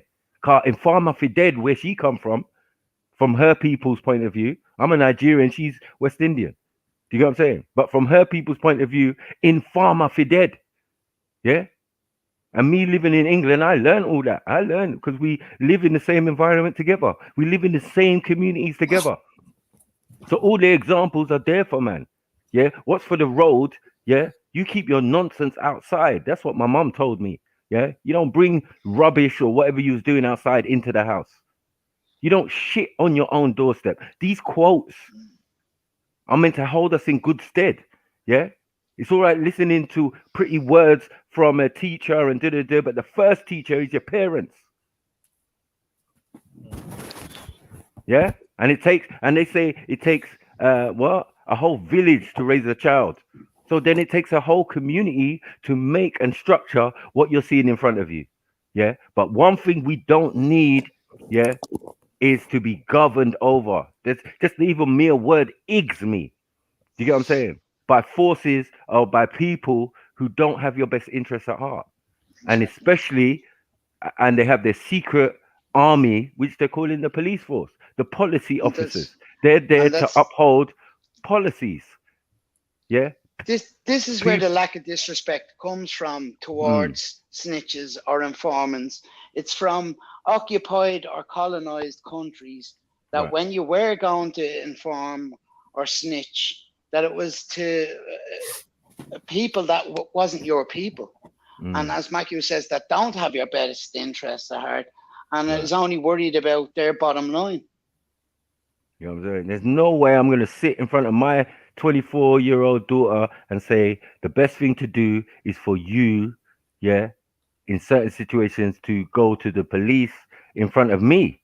What the hell what am I your baba or your father for? Wouldn't that depend on what she's going to the police for, though? No. Oh, come on. No, it wouldn't. Brother, earlier on.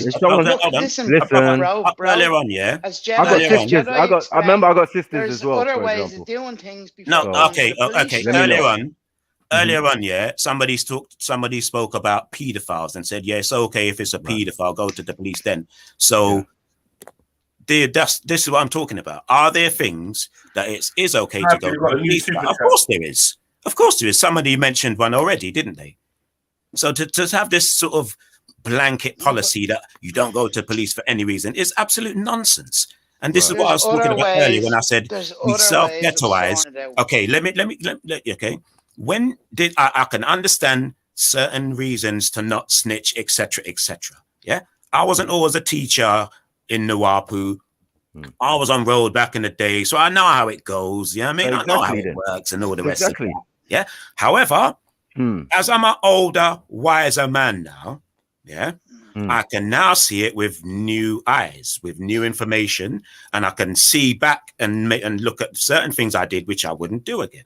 Yeah, right. Which is this not have anything to do with police thing. I don't agree with that anymore.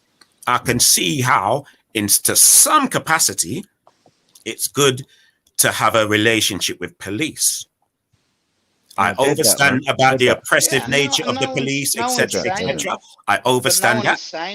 But it seems to me the consensus I'm here. saying that's I'm going dead to say this food, one man. point, and then I'm saying I'll it's let dead someone food, else man. talk. Yeah, Go on. I'll say this Yeah. one more point, and then I'll let someone else talk. It seems to me, from what I'm hearing so far, that the general consensus here is to not go to police for anything to self-govern, even though there's no self-governance in place. That's what I'm hearing. No. Hold on. One sec. On letting me rebuttal and explain myself. Yeah, you absolutely refused to engage me in a cohesive fucking conversation that meant that we could get anywhere. That's why you're leaving. That's why you're leaving the conversation. Hold on. Yeah. That's why you're leaving the conversation. Triggered. Bro, can you listen to me? I'm listening, brother. I'm listening. Yeah, but like, active listening isn't you sniggering triggered in the background because you're trying to look the big man in front of your son. Okay, if you say so. Active listening. Yeah, don't patronize me, brother. Please. I'm not patronizing you. All right, cool. So what I'm saying to you is this, yeah? If you'd given me the chance to have an actual conversation with you instead of doing the stupidness you were doing, yeah, you wouldn't walk away with the viewpoint that man's saying, yeah, don't contact the police for nothing. And blah, blah, blah, blah, blah. You just didn't even take the time to let man put some meat on the argument. So this is why you've got such a foolish viewpoint of what man is saying. It's your own fault for not being able to listen. Now, let me hear from someone else, man. Sarah, what one? Big up, everyone. Yeah, I'm literally just going to build on what the brothers have said. I think you live in a society where men have been made docile. Because if your instinct as a man, the head of a household, is to call a third party to protect your household, that's not a natural instinct. That's programming that you've received through the society, right? Calling the police should be an anomaly. For example, if you're disabled or you're a woman by herself, don't be charging at no man with a knife. Don't be silly. Of course, use your logic. But where's your extended family? Where are your brothers? Where are your uncles? Where are the men of the community? They should be able to step in and be like, no, we're not having this. That's the society we should be living in. Not relying on a third party. And he said something about pedophiles. They're not arresting the pedophiles, these MPs that are pedophiles, that are creating the laws that are arresting us, that they're using to arrest us. So clearly the police are not there to stop crime, like the brother said. They're just there to make money. If your daughters or sisters or anything are ringing the police before they're ringing their fathers or brothers, yeah, that's quite there's odd. something wrong. There's something Definitely. wrong. Yeah. But yeah, that was my little 1-2 piece. Go on, Error. I just come on to listen what's going on and just add my piece in here and there. I'm not really clued up about this what you were saying, but I don't. We saying anyway. Thank you. Oh, sorry. Yeah, that's what I was just asking your opinion. Yeah, as I said, what I've been hearing and what my brother Jedi was trying to allude to is that look. At the end of the day, yeah, me personally, from what I heard, I did hear a lot of simping. I did hear a lot of not confident in your own self or regretful about some of the actions you personally did. Yeah, that has nothing to do in a sense of what we was talking about. Yeah, we're dealing with people snitching on people who are just trying to make a living and blah blah blah and doing whatever in the community. Do you get it? These are fathers, these are brothers, these are someone's family member. And as we said, it's usually only a stepping stone. And if you bring the people in that kill black people and kill all sorts of people, to be honest, but kill black people, yeah, under their watch at police stations and all of this type of stuff, you're really working with the enemy. I can never look at you in the same way again. Do you get what I'm saying? Yeah, definitely. So when you're saying simping, let me be direct here. When you're saying simping, are you referring to me? I'm talking to you, yeah. Direct. Okay, so be direct with it then. Don't come with this indirect nonsense, man. Be direct well, with I was just being polite. I was just being polite. Well, that's feminine. I didn't really want to. I didn't want to. I didn't want to. Masculinity, yeah. I didn't want to go in. No, again. Let me tell you some facts, yeah. When you're talking about feminine traits, masculine traits, or whatever, what you just did there was a feminine trait. Actually, because men are much more direct when they speak, whereas women sort of want to spare feelings and such and such. So what you did there was actually a feminine trait, not masculine. But anyway, I don't even know about all that. But anyway, of course you don't. Get to the point. Masculinity while displaying feminine traits. But that's not even my point. Get to the point. That's not even my point. Yeah, get to that's not even my point. Yeah, right. That's not even my point. Yeah, go on, get to your point. My point is, yeah, I said from the start, yeah, there are reasons to go to police in some circumstances. I said that, and everyone agreed. Yeah, no one disagreed with that. Someone earlier on said about the paedophile thing. If you know of a paedophile, go to police for that reason. Yeah, that's what somebody said, and yes, I agree with that. Yeah. What you as a father? No, stop. For example, if you had a daughter, no. Let me clarify. Let me clarify it. Let me clarify it. Society should be tight that we don't need the police to get me. Let me clarify. Our different communities should be tight that we don't need no, let me clarify that. Don't just assume, don't just make assumptions about what I said. Clarify it, and then you can comment. Yeah? Let me clarify. Big up, Suppose now in the community, I know of a paedophile. Yeah, right. Not someone directly in my family or whatever, but I know of a paedophile. Yeah, I'm going to feds. No, why don't you do something about it as a man of the community? Exactly. I'm going why to don't you feds. step to him as a man of the community Because and address him about his actions? Okay, I'll tell you why I won't That's step the him as a manly man thing of the to community. I'll do. tell you why. I'll tell you Go why ahead. I won't step to him as a man of the community. Go Yeah, ahead. because if I step to him as a man of the community, yeah, if it's not recorded, he can then say where, what, this, that, and this, that, yeah, and then all this paedophile shit that I'm coming with can be compromised. Yeah, so my intention is to get this paedophile off the streets. My ego doesn't come in. Bro. So what a lot of people are talking about is very egotistical. I'm a man and I'm going to beat my chest like a big man. And you trust the system where That paedophiles doesn't matter to me. Beating my chest doesn't matter to me. You trust the system where paedophiles One at a time, please. I was accused of not letting people talk, you know. And look at this here. Go ahead. One at a time, please. Okay. So beating my chest is not something I need to do in order to affirm my masculinity. I already know I'm a man. I know who I am. Ain't no one can tell me anything about who I am. Yeah. But so I would do that for that reason, because I understand how the law works. I understand how to strengthen the case and how to not compromise the case. Doing what you said sounds good. Why does anybody need to know what you do to this? How you check Can I finish? Go on, big man. Go on. Doing what you said sounds good. But however, it's more than likely going to compromise and weaken the case and may end up with that paedophile not being off the streets.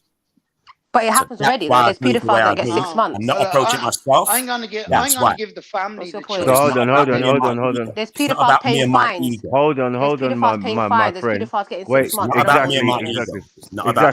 Exactly. But your ego is gonna allow this guy to go through the court system, probably get a light sentence, and be back on road within 6 months to a year. 1 second, looking you dead in your face. Hold on, dead in your face. Because you were such a coward, now other people are going to get hurt and injured. One second. Let me finish. Let me finish now. That's cap. Let me finish. That's straight cap. Coward. That's cap. That's cap. Let me finish. Yeah? Because obviously, if you know something and you feel that you've got it dealt with, and then the system fails you, and let's be honest, the system can fail you and does fail on a regular basis when it comes to these particular subjects. Yeah. And these individuals.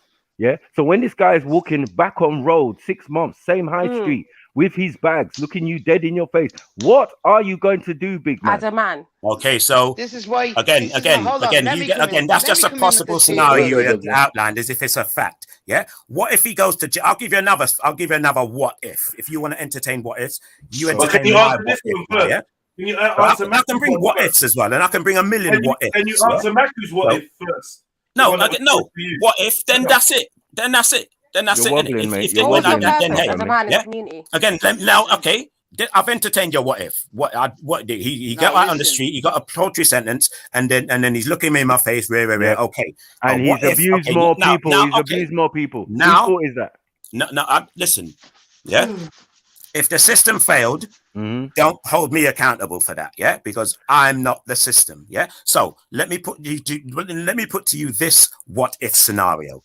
What if I did what I said I'd do? Don't approach him myself, but phone feds, and then the feds deal with him. He gets a big sentence, yeah? And off the back of arresting him, they unfold a paedophile ring, and there's a next whole bag of paedophiles off the streets in jail. What if that happened? Well, anyone feel free to answer that.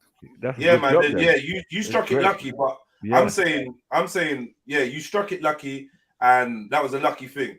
But I don't understand why we have stripped ourselves of the ability to sort out issues in the community ourselves. That's so right. the default is call the police. Something's wrong with the kids, call the social worker. Something's wrong with us. No, that's not what I'm saying, though, is it?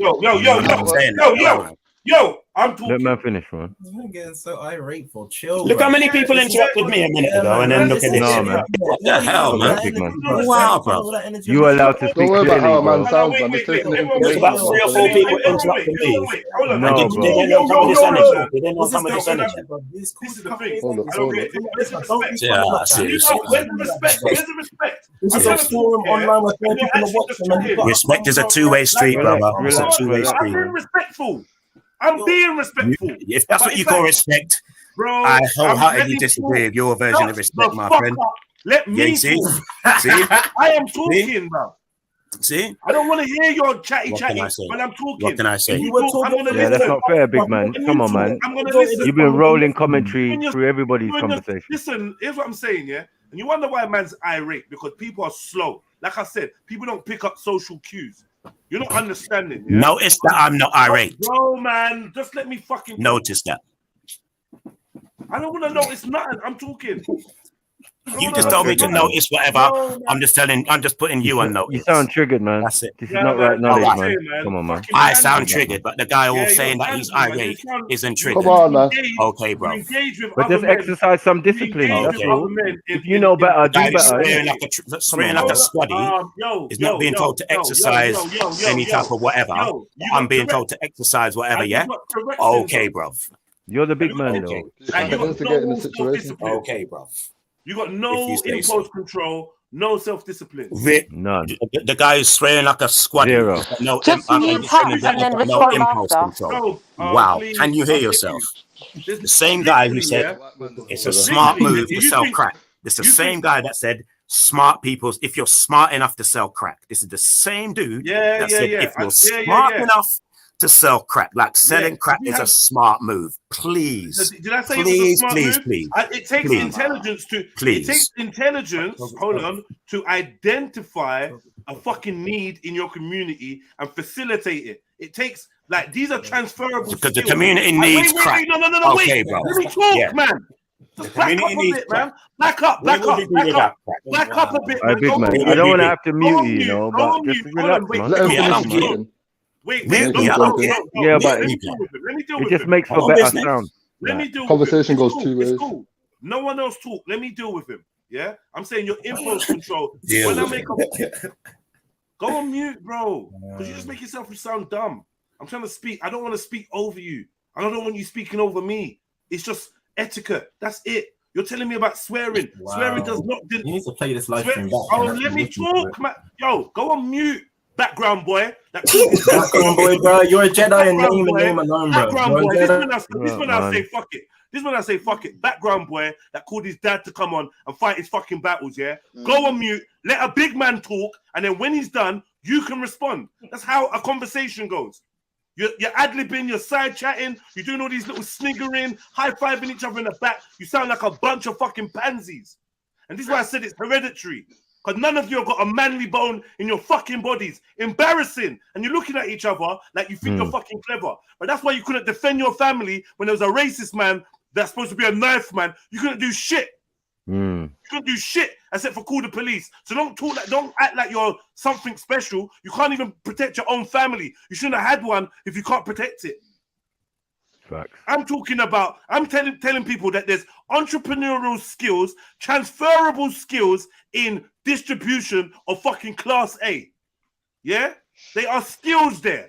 Because you're all hoity-toity, you think you're fucking holier than thou, and you know better than everyone. You're like, man said you had to be smart to be a crack dealer. Ha ha ha ha ha ha ha. Because you're dumb. And you're already at the point where you're looking down on your own community. You don't even understand. If you could even show that boy or that man his transferable skills, he could go on to be an entrepreneur and be a millionaire or a billionaire. but you think there's no intelligence because he's selling something that you frown upon. Fucking idiot. You both sound like fucking fools. You don't know shit. And you're like, oh, why is man getting irate? Man's getting irate because I tried to talk to your son. Yeah? Your big grown-up son, take himself on the internet and don't know how to conduct himself around men.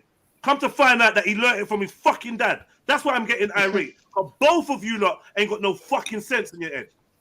No whopping. You spend all the time no whopping. You don't even know how to discuss. Exactly. You don't know how to. Okay, I'll take some cues from you then, yeah. Shut up, man. It's embarrassing. Shut the fuck up, man. Shut up. I'll take some cues from you then, yeah. Okay, mate. Thanks. I'm taking notes down as we speak, you know. I'm done with family. I'm done. I'm done. Yeah. You made a fucking donuts. Yeah. And you turn a good conversation into some stupidness. Yeah. Because you think that you're smarter than the average, but actually you're clever dumb.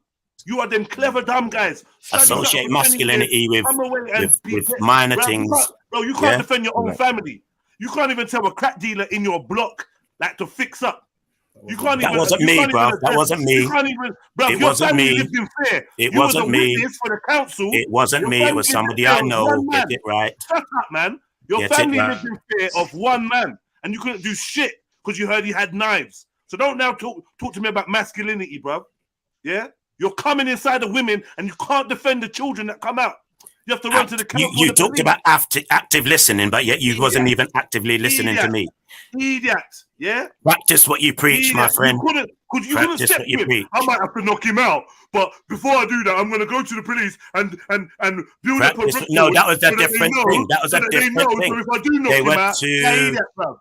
You're an idiot. Yeah, There were you make two racist different man things. press to There you were in two England. different things. You make Active racist listening, man he press said. to you in Relax, England. man. You're You couldn't acting do triggered, shit. man. Hold on. Let me Active get it off. listening, he says, and you're Let man conflating finish. two different. This is what you wanted, right? This is what you wanted. So just wait and take it, bro. Active We listening. can have a normal conversation. Practice yeah? what you preach, my People friend. like you, stop coming in women. Practice But what when you the children preach. come out, you Right. can't protect them. You have to dial 999. If you don't have a phone, you're fucked. If you got no phone line, yeah, you're fucked as a man. Because your thing is call the police and give witness evidence to the fucking Assumptions. council. I'll give a testimony. Yeah, you're all about testimonies and statements. You're not. Wow. You get me? Your family will die before the police get there. Exactly. But by the time you're waiting for The police never to arrive at the scene of a crime and everyone's Yeah, dead, yeah, yeah? man. You are Okay, an that's idiot. right. That's Yeah, listen. Anytime you phone police, everyone's going to be dead by the time they Let me get tell there. you something. Yeah, of Let me course. tell you something, Mr. course they Internet are. Chatty Patty, yeah? In my neighborhood, In I'm fact- a hero. in fact, in my if they wanna neighborhood, kill people, I can just phone police and- in my neighborhood, I am a hero because I act like a man. I can just murder people and then, hey. Because I act like a man. In my neighborhood, yeah, an affluent neighborhood, I am a hero because I act like a man and I stand Okay. on my principles. Wow, Yeah? that's great. Open the biscuits. Thank you. He acts like Yeah? a man. Open the biscuits. You are an informer in your Open ends. the biscuits. That's what you are. Idiot. Yeah? Yeah, but yet we defined what an informer is, and then we agreed You are informer. what an informer was. Remember when You're I a first coward, said define you hide behind informer? the system because you're a When I coward said and you lack define masculinity. when I You said lack define manhood. informer, Anyway, I'm done talking to you. I said little define girls, boys. informer. I'm No one done disagreed with the talking to you, definition, boys. and now all of a You sudden sound you're moving the reach around. goalposts. Okay, bruv. Yeah, and listen to your tone of voice. Listen to mine. Yeah, but I'm triggered. Yeah. Okay, You're mate. you sound If you like say. a bitch. Passive aggressive. If you say, bitch. yeah, That's what you sound like, yeah, sound you're a like, little moany, yeah, you're a little sound moany like. statement Yeah. giving, testimony wouldn't you? giving, bitch, police calling, You'd know, innit? bitch. You'd know. Yeah, that's what you are. You'd know. You're a bitch boy, and you've raised a You'd bitch know. boy. Congratulations. You'd know. You're both bitch boys.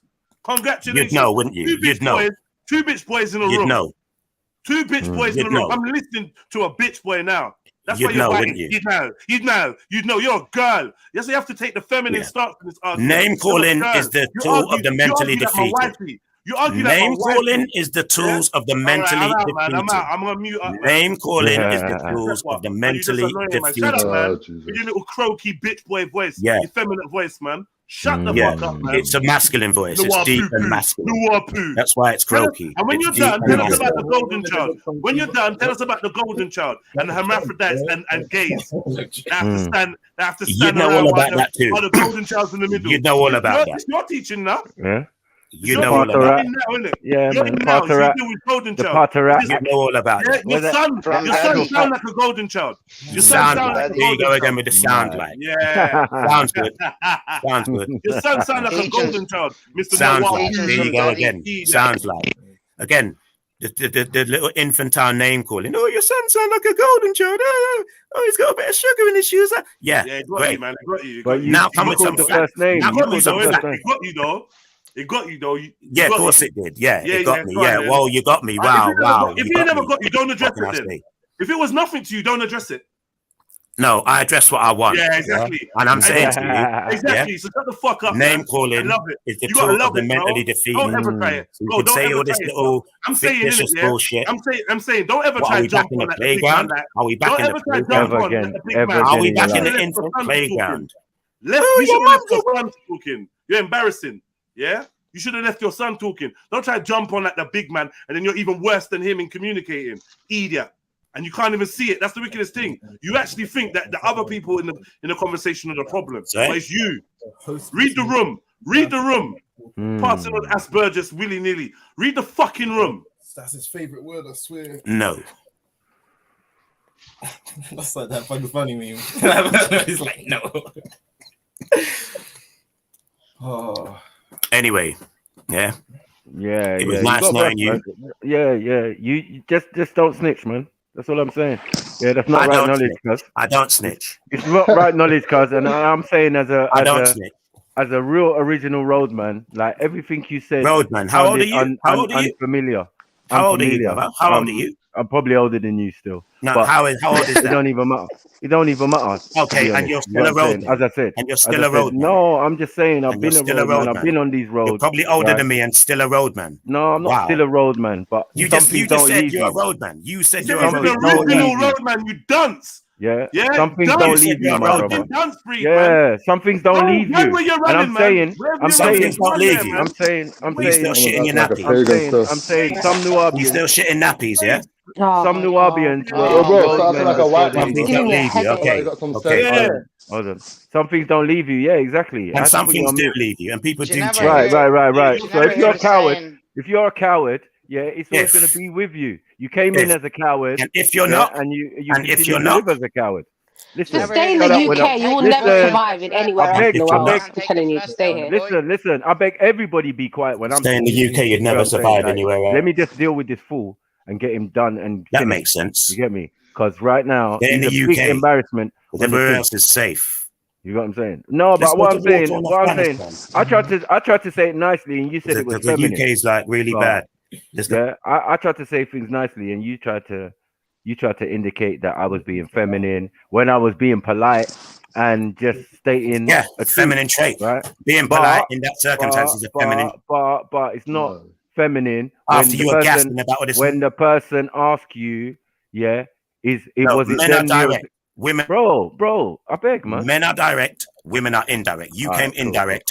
Cool. I'm gonna put you in the back. You're gonna have to wait right there. You get me, car? You must think this is some type of fucking foolish game. You get what I'm saying? I'm saying you came in talking about another man. Yeah, you misconstrued the information, meaning you weren't listening when the man was talking, fam. Yeah, and you want me to agree with you on the foolishness that you're saying, and you're embarrassing yourself in front of your child. You've got no fucking shame. You understand? To sit there and endorse snitching. We're not doing that, bro. Yeah? I don't know what road you thought you was on, but nowhere, no how is anybody gonna endorse such a thing. Yeah, it's just not the done thing. And I could hear your fear and trepidation of the roads when you were speaking. Yeah. Oh, what if maybes and what if this scenario happened and a racist just run up on me and and I'm a bad man. I knock niggas out, stab niggas up, pull guns and push guns in your fucking nostril. Yeah. I ain't got nothing to do with whatever I learned. Yeah. And I learned another lesson from the streets. Humility, you know what I'm saying? To be wily and survive out on these streets. You know what I'm saying? But govern yourself, govern your own actions. Because if I was wild and thing, yeah, it'd be a problem for all of y'all. Same with probably Jedi. Do you get what I'm saying? If we decided to be the opposite of what we are and go down the path that man went down, yeah, I'll be in your house. You get me? Everybody be duct taped up. You be pissed looking at me, talking about, oh, we in the Wabians, we in the Wabians. Nigga, I'm hungry and I need food. And my pitney needs shoes too. I don't care about none of that shit. Yeah, but one thing we're not gonna do is fucking snitch.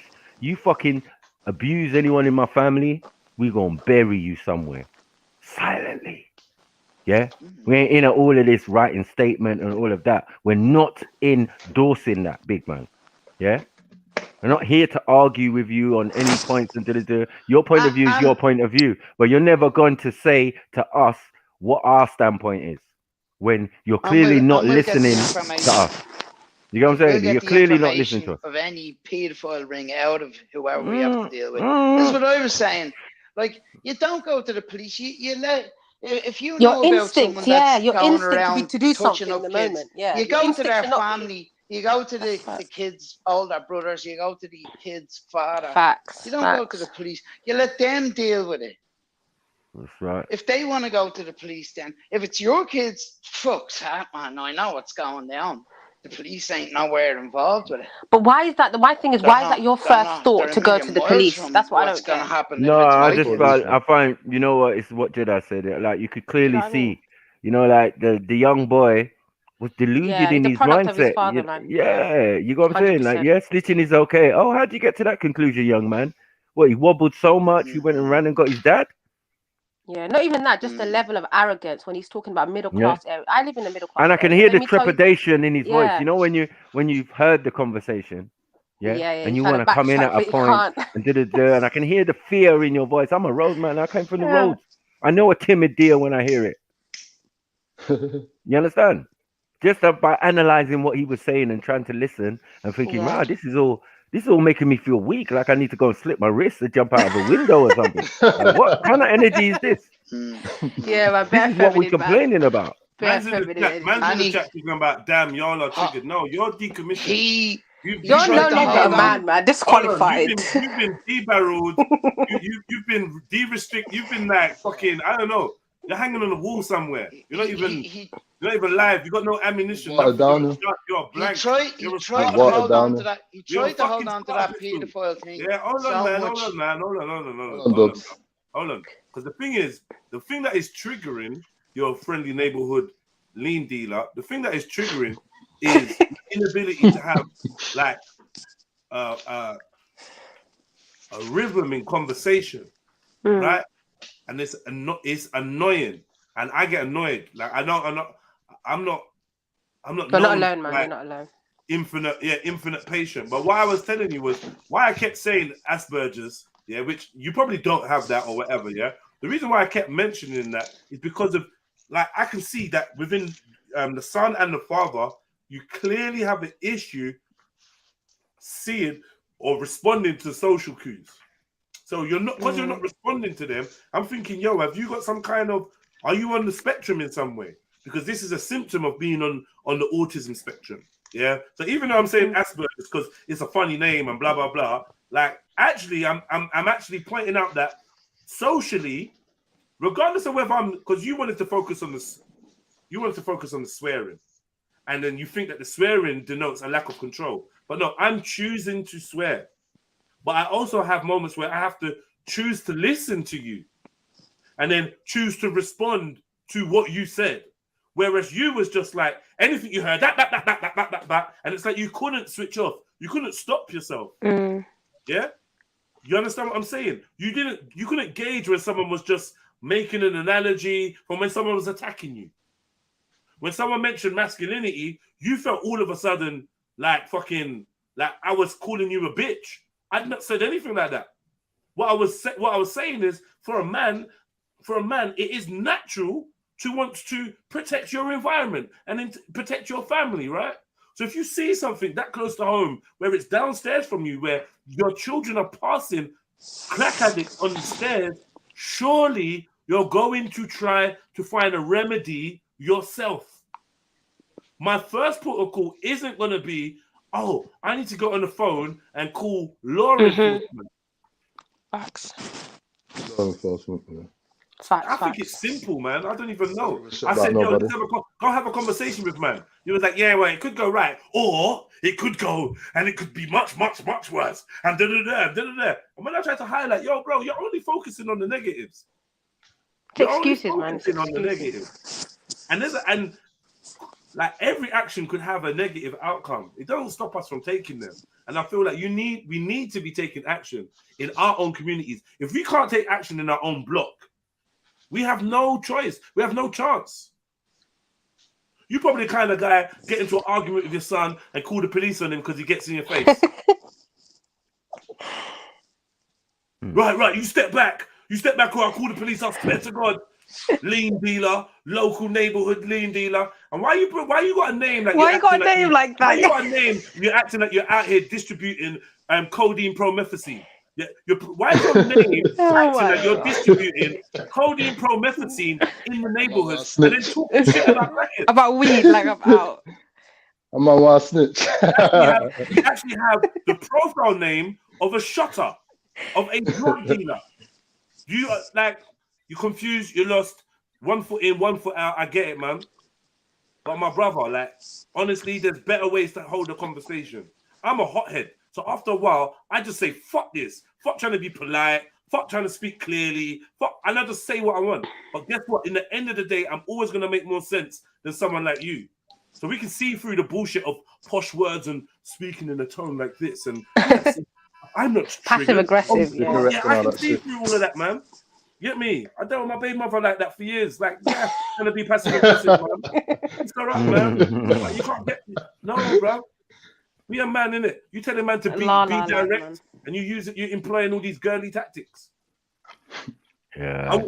Either you have an issue sticking to the conversation and working with the ebb and flow of convo, or you were deliberately interjecting to try and throw others off their points. Either way, I don't rate it, bruv. Because you sound like a nice, grown, mature man. Your son don't sound like a baby either. Yeah? So you're obviously two grown lads. You're in there sniggering and laughing. You should have left your son to it. If you were going to add and show your superiority when it comes to communicating and your dominance when it comes to communicating and your ability to listen, take in information, then respond, you shouldn't have jumped on. You just made yourself look dumb in front of your son. And he knows it. You're both listening. He knows it. You're acting like you don't care. But yeah, you both look and sounded, you both sounded dumb. Yeah, and I'm sure you're not dumb, but you can communicate a lot better than what you did. And the fact that you lost the argument to somebody that was swearing only makes you look more stupid. Because for me, where I'm coming from, the correct use of expletives actually denotes social intelligence. I say that again. Yeah? The correct use and placement of expletives actually denotes, and you can go and research this, social intelligence. Jeez. So don't go for what your school teacher told you about. And this isn't a children's platform either. If you got a lack of vocabulary, Exactly. my vocabulary is through the fucking roof. I don't even need to try. It's through the fucking roof. So I can swear, I could not swear. Either way, you're gonna get my point. I could talk to the man there, I could talk to the drug dealer downstairs, and I could talk to the fucking police sergeant. Yeah, and I'll use whatever language I deem fit, and they will get the message. That's skills. Facts. Yeah, that's fucking skills. Yeah, you lost though. Yeah, you definitely lost, man. You killed me. That was a hot mess, man. That was a hot mess. A proper mess, man. It's For a real, shame. for real. Yeah, the Very sun was embarrassing. like all riddling. I'm like, yo, chill As out. a female, I can Riddling, say you know. you're feminine, bro. You just come join us, innit? Yeah. I ain't even No, gonna lie. I know. And you might want to sit around talking about Like, we'll Martin Luther protect King. you. It As could soon have as been I a heard good Martin combo. Luther King, I was out. Man said the civil rights movement. I was like, bro. Innit? That's what I was you thinking, got bro. You're in London. Like, what the Yeah, Americans will look at you sideways. Let GOJ hear you talking that civil rights. I think he was in the chat as well. What the fuck's that got to do with you? You know what I mean? That was in America, civil rights, yeah. ADOS, what's that got to do with you? Innit? And the other thing I just want to address really quickly is the whole thing about middle class communities not having crime or drugs. The reason isn't because they call police. The reason is their children have opportunities and they're busy doing extra enrichment programs at schools and clubs, and their parents are at home because they don't work the hours that working class parents have to work to keep How about this? a roof over their head. How about this? How about this? In your middle class and they still do neighborhood, drugs. They do prescription drugs. Oh wait. Let me. I'm just gonna say, in your middle class neighborhood, where they wouldn't tolerate a crack dealer, they're all high off their fucking heads and they're all addicts. Anxiety pills, anxiety. That's what I was going to say. They sniff cocaine. They're on every kind of upper and downer imaginable. Middle class kids don't know where to go and get. They OD.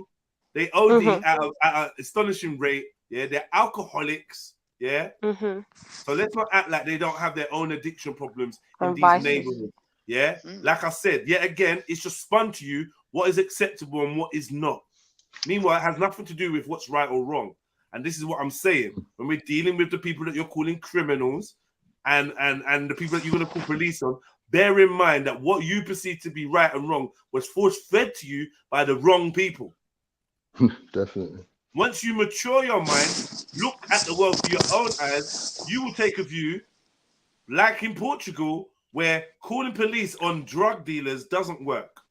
Calling police on drug addicts doesn't work. Giving them somewhere to go and take their drugs cleanly and safely does work. You understand what I'm saying? Yeah, that's why you have school zones and school times. Even in America, they understand this. If you're, designate areas that are no-go areas for these people. But then you also have to have areas where you can be lenient to them so that they feel safe to go there. Yeah? And it's your failure as a man to not secure a property or an environment where you don't have drug dealers and crackheads as neighbors. That's your fault, not their fault. That's your fucking fault. Yeah? So either step up, move your family, or work with your community to change it. Yeah? You bring outsiders into your community that give no fucks about you or the drug dealer or the drug addict or your children. No one's gonna benefit from that long term. It's a short-term solution. Yeah, it's a short-term plaster to a gaping fucking wound.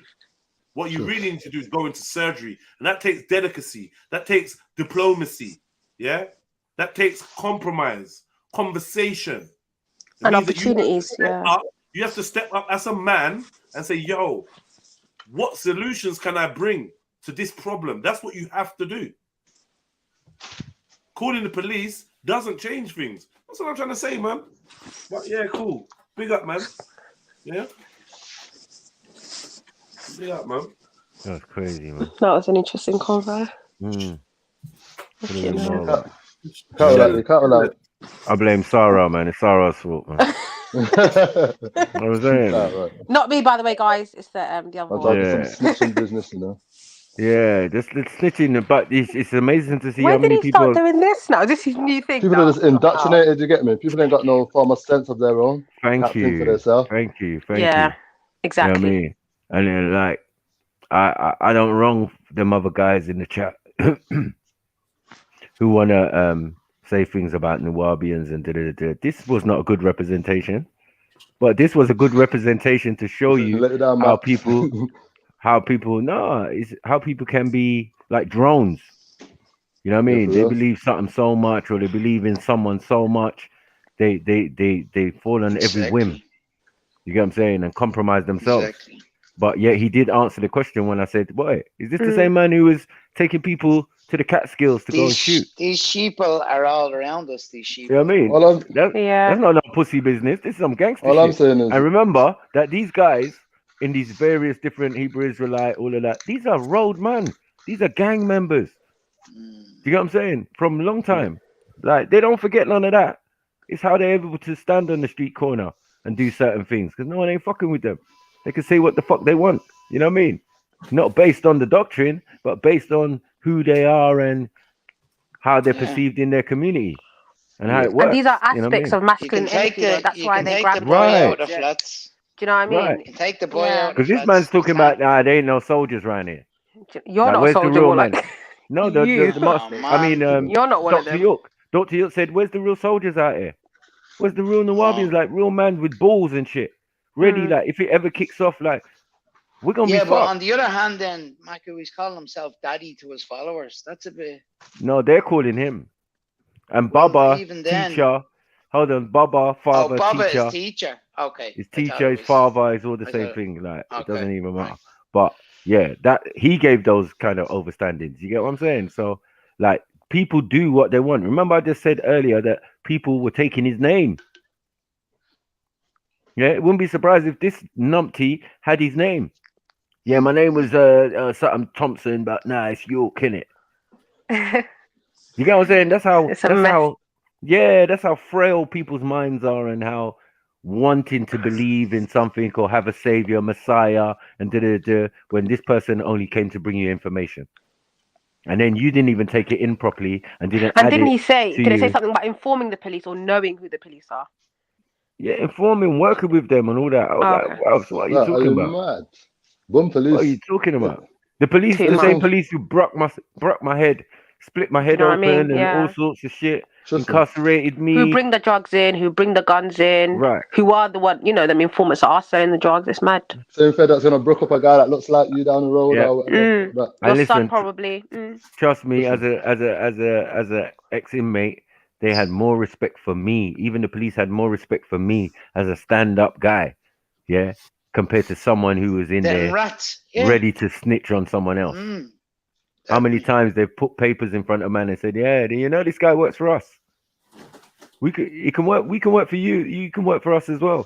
Do you get what I'm saying? You just got to tell us a little thing now and again and all of that. I'm like, fuck you, nigga. And live where? Like my life wouldn't even be worth living. Like, forget all that, man. You know what I mean? I'm a real man. Like, we ain't gonna play that game. Yeah, there's nothing you can offer me that I need from you. If I'm a criminal, then I must be a good one. That means I don't need money from you. I don't need nothing from you. You can't entice me, but you can entice a crackhead. No, Crackhead there's is only gonna one snitch. way out of those interviews, Yeah? and even your brief will tell you this. Listen, the feds have said. No comment all the way. Listen, That's the it. feds have said. Your solicitor will Like, tell you that. they get their information from informers.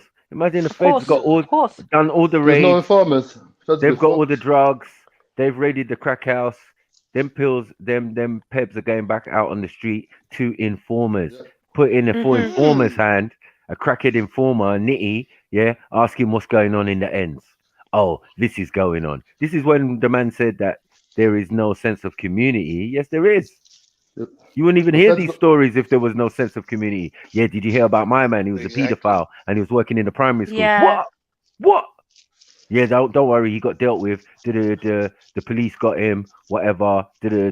But we know that if this guy ever appears, because the system is not that good, yeah, he gonna get dealt with, and no one's gonna talk about it. You got what I'm saying?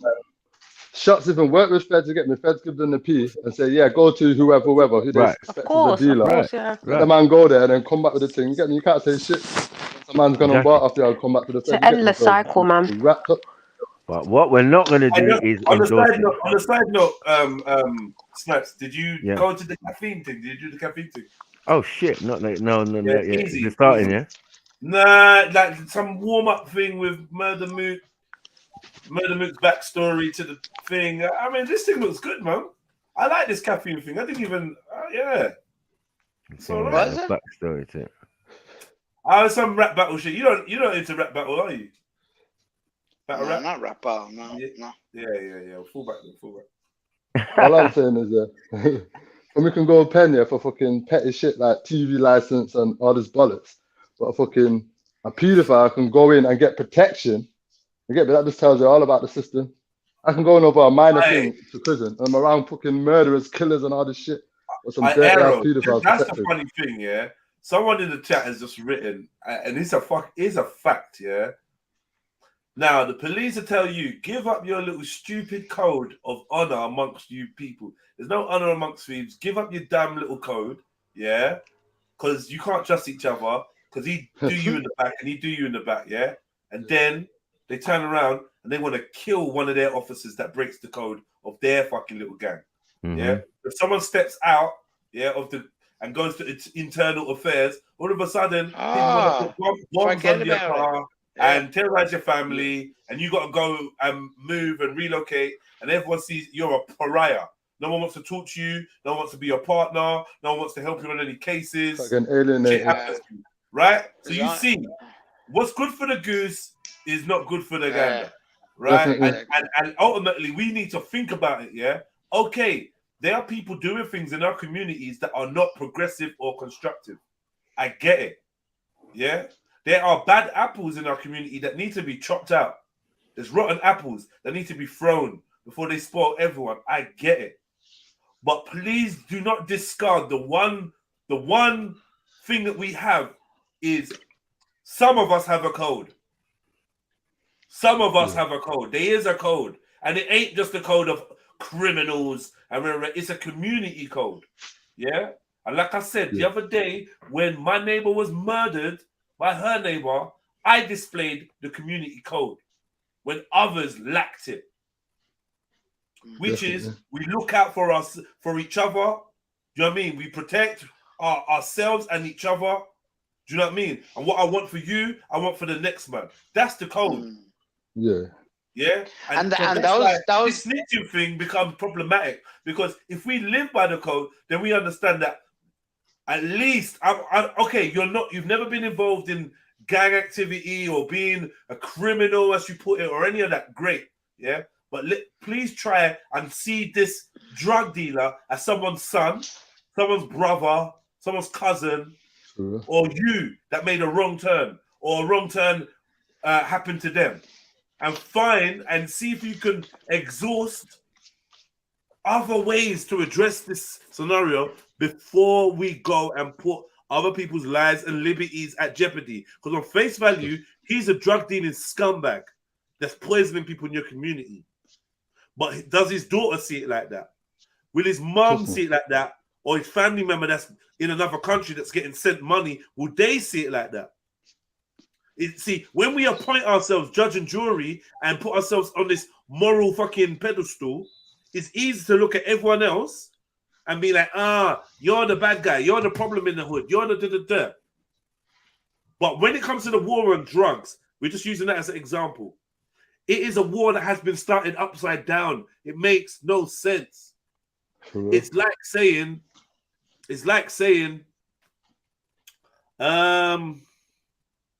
someone is dumping 50 metric tons of garbage in the end outside your house every 2 weeks. Yeah? Every 2 weeks you come back. 50 metric tons of rancid garbage, nappies, needles, food, washing machines outside your yard. Yeah? And that's every 2 weeks. Now in the in-between, in the third week, Johnny walks by, smoking a cigarette, smokes a cigarette down to the butt, stubs it out, and then flicks it onto the pile, and you go fucking crazy. This is how the war on terror works. We nick people that sell 3.5 grams of marijuana. We nick people that sell ½ ounce of marijuana. We nick people that sell 10 ounces of marijuana. We nick people that have a couple reps of cocaine, a ticket, a gram of cocaine, ½ a gram of cocaine. These are the people we arrest every day. We stop them, we search them, we find them, we penalize them, we criminalize them, give them a criminal record, change their life for them. Meanwhile, Goldman and Sachs had the biggest ever recorded shipment of drugs seized, 2 years ago? Accidentally caught at a port. Clearly, this is the people that we should be going for. Clearly, these are the people we should be looking for. Clearly, this is where the full arm, the long arm of the law should be extended to reach these people.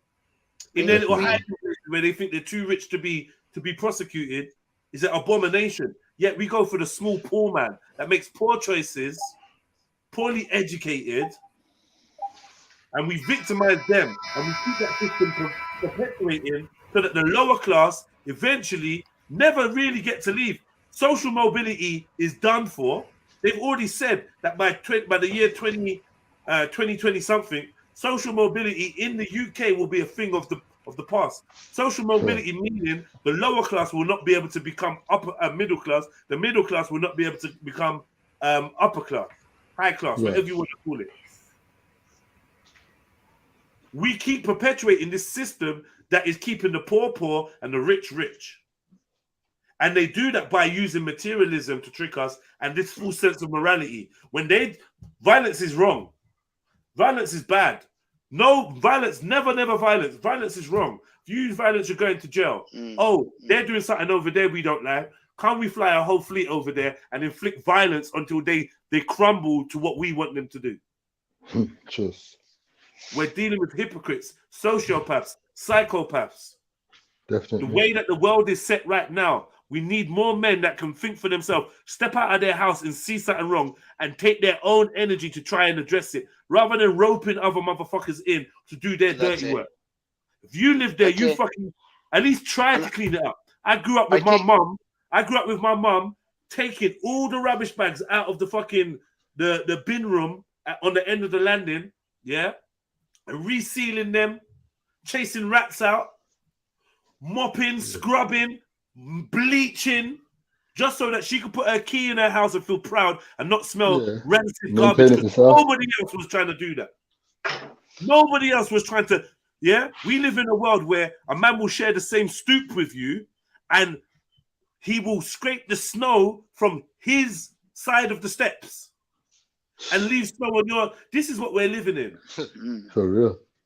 And I'm just simply saying that small steps to try and take back power, small steps to try and re-empower ourselves and see ourselves as the champions that we are, the sovereigns that we are, and just try and re-establish our status as men and as women to say, you know what, we take pride in where we live and we take responsibility for ourselves and each other.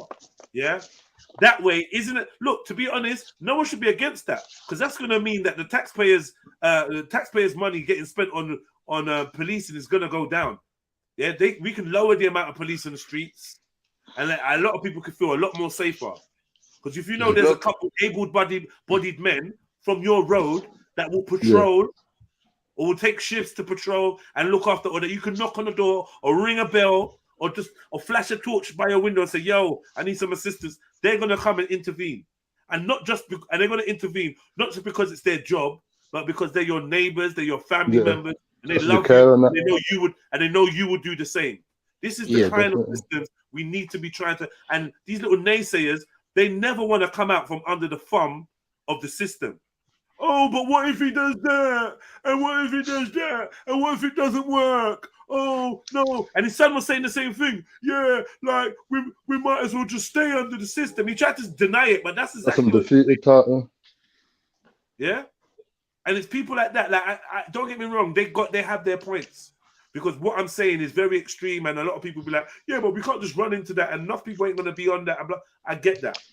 But we can't shut each other down from having these thoughts and expressing them.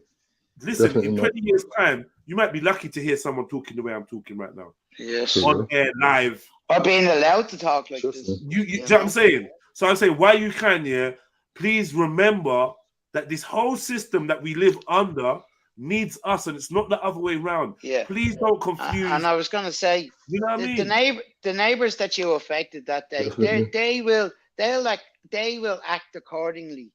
Now, when anything else like that goes around, goes down. Yeah, do you know definitely. what I mean? Trust me. So we need more examples like that out in the open, so Right. everyone can see, so everyone can follow suit. Right. Do you know what I mean? I believe so. Anyway, Trust me. It's better to call on somebody that's in your neighborhood than to call on the police. You get me? Because at least they've got an invested interest in the situation. Exactly. You know what I mean? And they don't want that shit in their neighborhood. So look, you get me? he cares, but he calling cares police about that live in the some place. fairy tale land where it's all nice and hunky dory, and they just come around your ends just to fuck up your ends even more. You get me? Like fuck 5-0, man. Fuck police. That's all I say. Especially if you want to settle down somewhere, you know, and make a life for yourself somewhere, even if it's only for 5 or 10 years or whatever it is, you've got to make it the best that look, you've got to make it the best that you can. You know, Yeah, definitely. and that thing about like you have to deal. Look, you have to deal, and you have to deal with what you have to deal with. So I won't never understand people going to the policeman as when Jedi said that the example of, oh look, listen, you're moving a bit mad. You've got bleeding things hanging around the corner waiting on you. Blah blah blah blah blah. Just do it a little bit better. It's you know what I mean, because it's gonna happen either way. You know, and people don't like sell drugs for the fun of it and shit like that. You get me? People who are in circumstances where they've got like no other option. It's either that or be broke. You get me? And who really wants to be broke? Not that shit. Exactly. You get me? So plus you got to do what you got to do out here. You get me? It's all about survival out here. That's it. And I said earlier on, it's usually only a stepping stone, all that bullshit anyway. You know. For most people that I knew anyway, that was wrapped up in it. It was only a step. Wait. What? Luke, what? Arsenal's on Summer Madness too? Who? I think so. Hold on a minute. Well, I just saw. What? No, they're just showing the. No. It's fucking. It's Bornrit said keep an eye on Lou Castro tonight. He's battling Arsenal. Where? What? On URL? Arsenal. Yeah, I think Arsenal's on the card. Yeah. Arsenal, no. Arsenal. Talking about the American battle rapper. That does be in the chat. Man, shut No, the not hell up, Dublin, man. Yeah. I never You don't heard know no about this Arsenal man. rapper. Dublin, come and get your fucking puppy, man. The shit and pissed all over the floor. I know, I heard you giving away, out. man. Have you not Puppy, sorted her out yet? No. Yeah. I need. You know what? I need to get a better food for her. You know. I got food. Did I not send you the food? Yeah, but where do you get that from, bro? Is there no Maxi Zoo over there? No. Nah, bro. We got pets. I'll have a look for you. I'll have a look for you. We got pets for us. I went in there. Why is she scuttering all over the place? No. It's just I'm reviewing the food that I've been giving her. It's the child version of what I give Jada. Jada's fine, but Jada's a big, robust dog, and I feel like she's looking a bit slim. Like I'm looking at her, I'm thinking, I don't know if she's just giving her dry. He's just giving her dry. dry. No. I soak it a little bit. Yeah, she's not really eating it dry. She's not ready for that yet. Yeah. Did you give it to her dry? Yeah.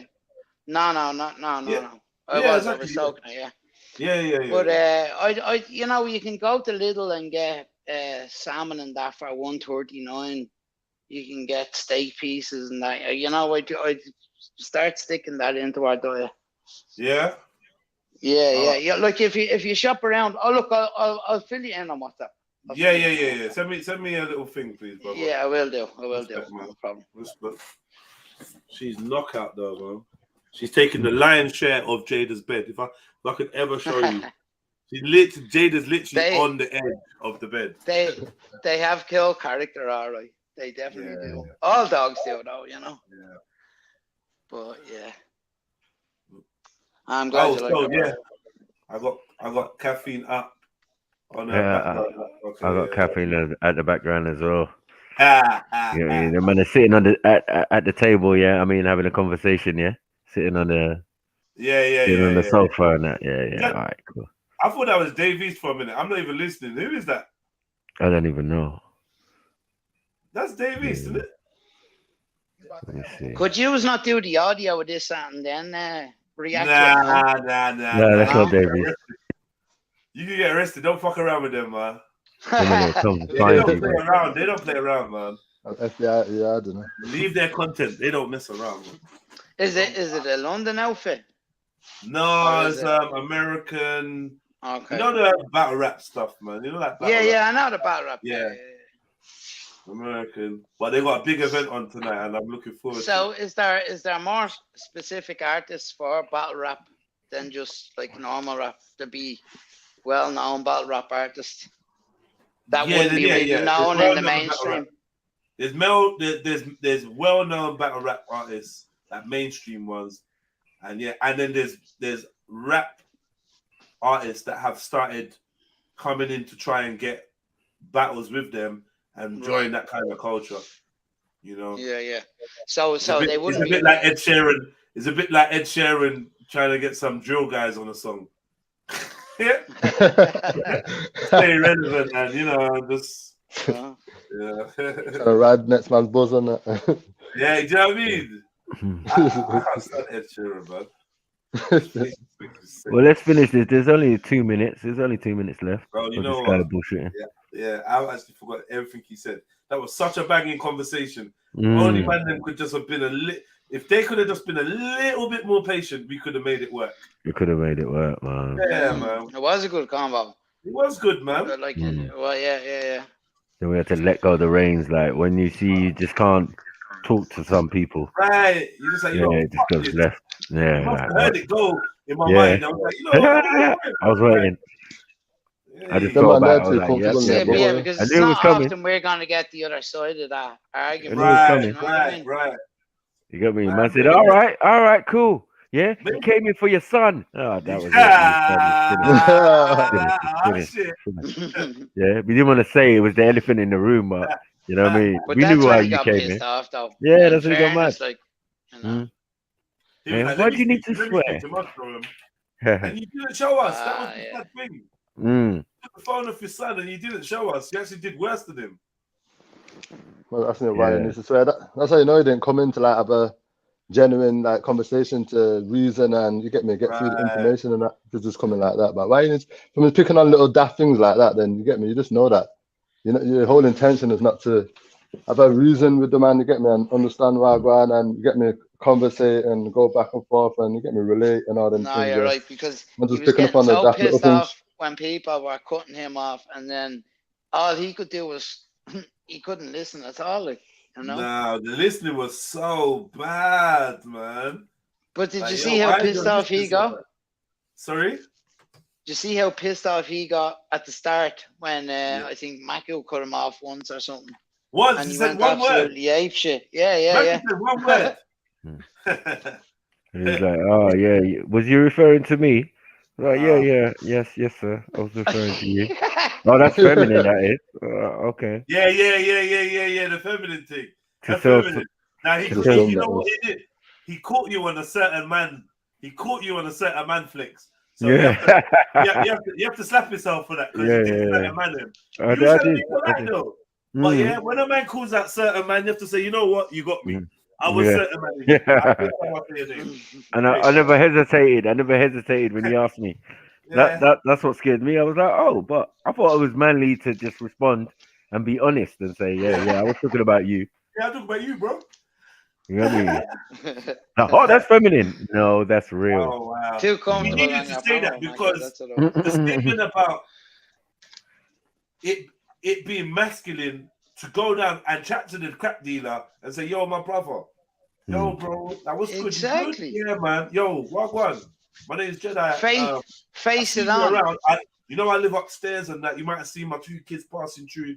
Like, bro, I don't even want to, I don't mean no offense or nothing. I get it. Man, they've got to do their thing. But, bro, can we talk about, like, the addicts that are just on the stairs when my kids are going to school, bro? Can we chat about that? Like, I'm not even trying to get in your business. Man might be like, what, bro? Fuck off. I'm not going to tell you which way to do your thing. Sorry, my bro. I hate that. I'm gone. And you bounce, and you come back, you kick his door off, you smash his head in, he never comes back to the yard again. You know what I mean? You fucking smash his but fucking head in. there is steps before you do that, is what you were trying to say. Yeah, exactly. Yeah. Exactly. And he might just be like, my bro, like, my bad. You know what? Blah, blah, blah, blah. Who knows? There might be something you can work out. Exactly. Where he's like, you know what? Between these hours, no one's going to be out here. Yeah? But I got to do my thing. Then you might think, all right, let's find a compromise.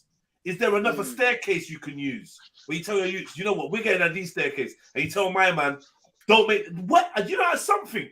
Is there a way around it? Yeah. You know? As two men, you might be able to sort it out rather than running around the corner. Exactly. Because you know what they're doing in Ireland? You know what they're doing in Ireland? They'll knock you down with a shotgun.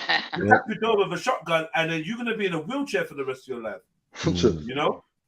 You got enough Still time no to think police. about it. Still no police getting involved. So it's up to Exactly. you. There's many ways to deal with this, isn't it? You know, and Exactly. yeah, the drug dealer could be a big, ignorant, bad guy that's just gonna wanna, like, you know, this shit happens. He could switch for anything. Who knows? But at least I don't know, man. I don't know. Maybe I'm Look, oversimplifying. and as I said earlier on, sometimes when there's trouble in the community, it's these people you're going to try and resolve things. Do you know what I mean?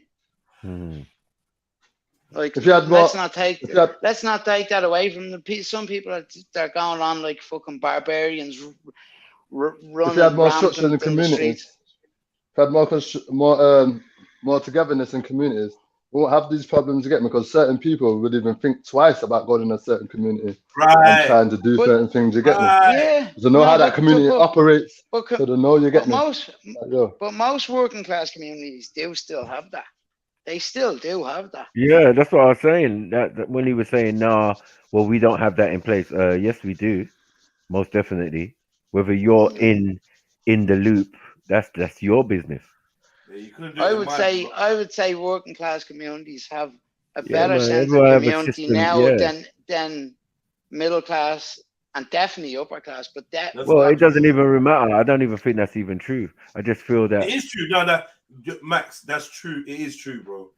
Well, the Because remember, situations on the estate that man grew up, or that man grew up, or I grew up on, I knew all of my neighbors, the block in front and the block behind. I could literally close my eyes, and there'd be very few doors I didn't know what family or who lived behind. Right now, bro, I don't even know the neighbors in the block next to me. I promise you, I don't.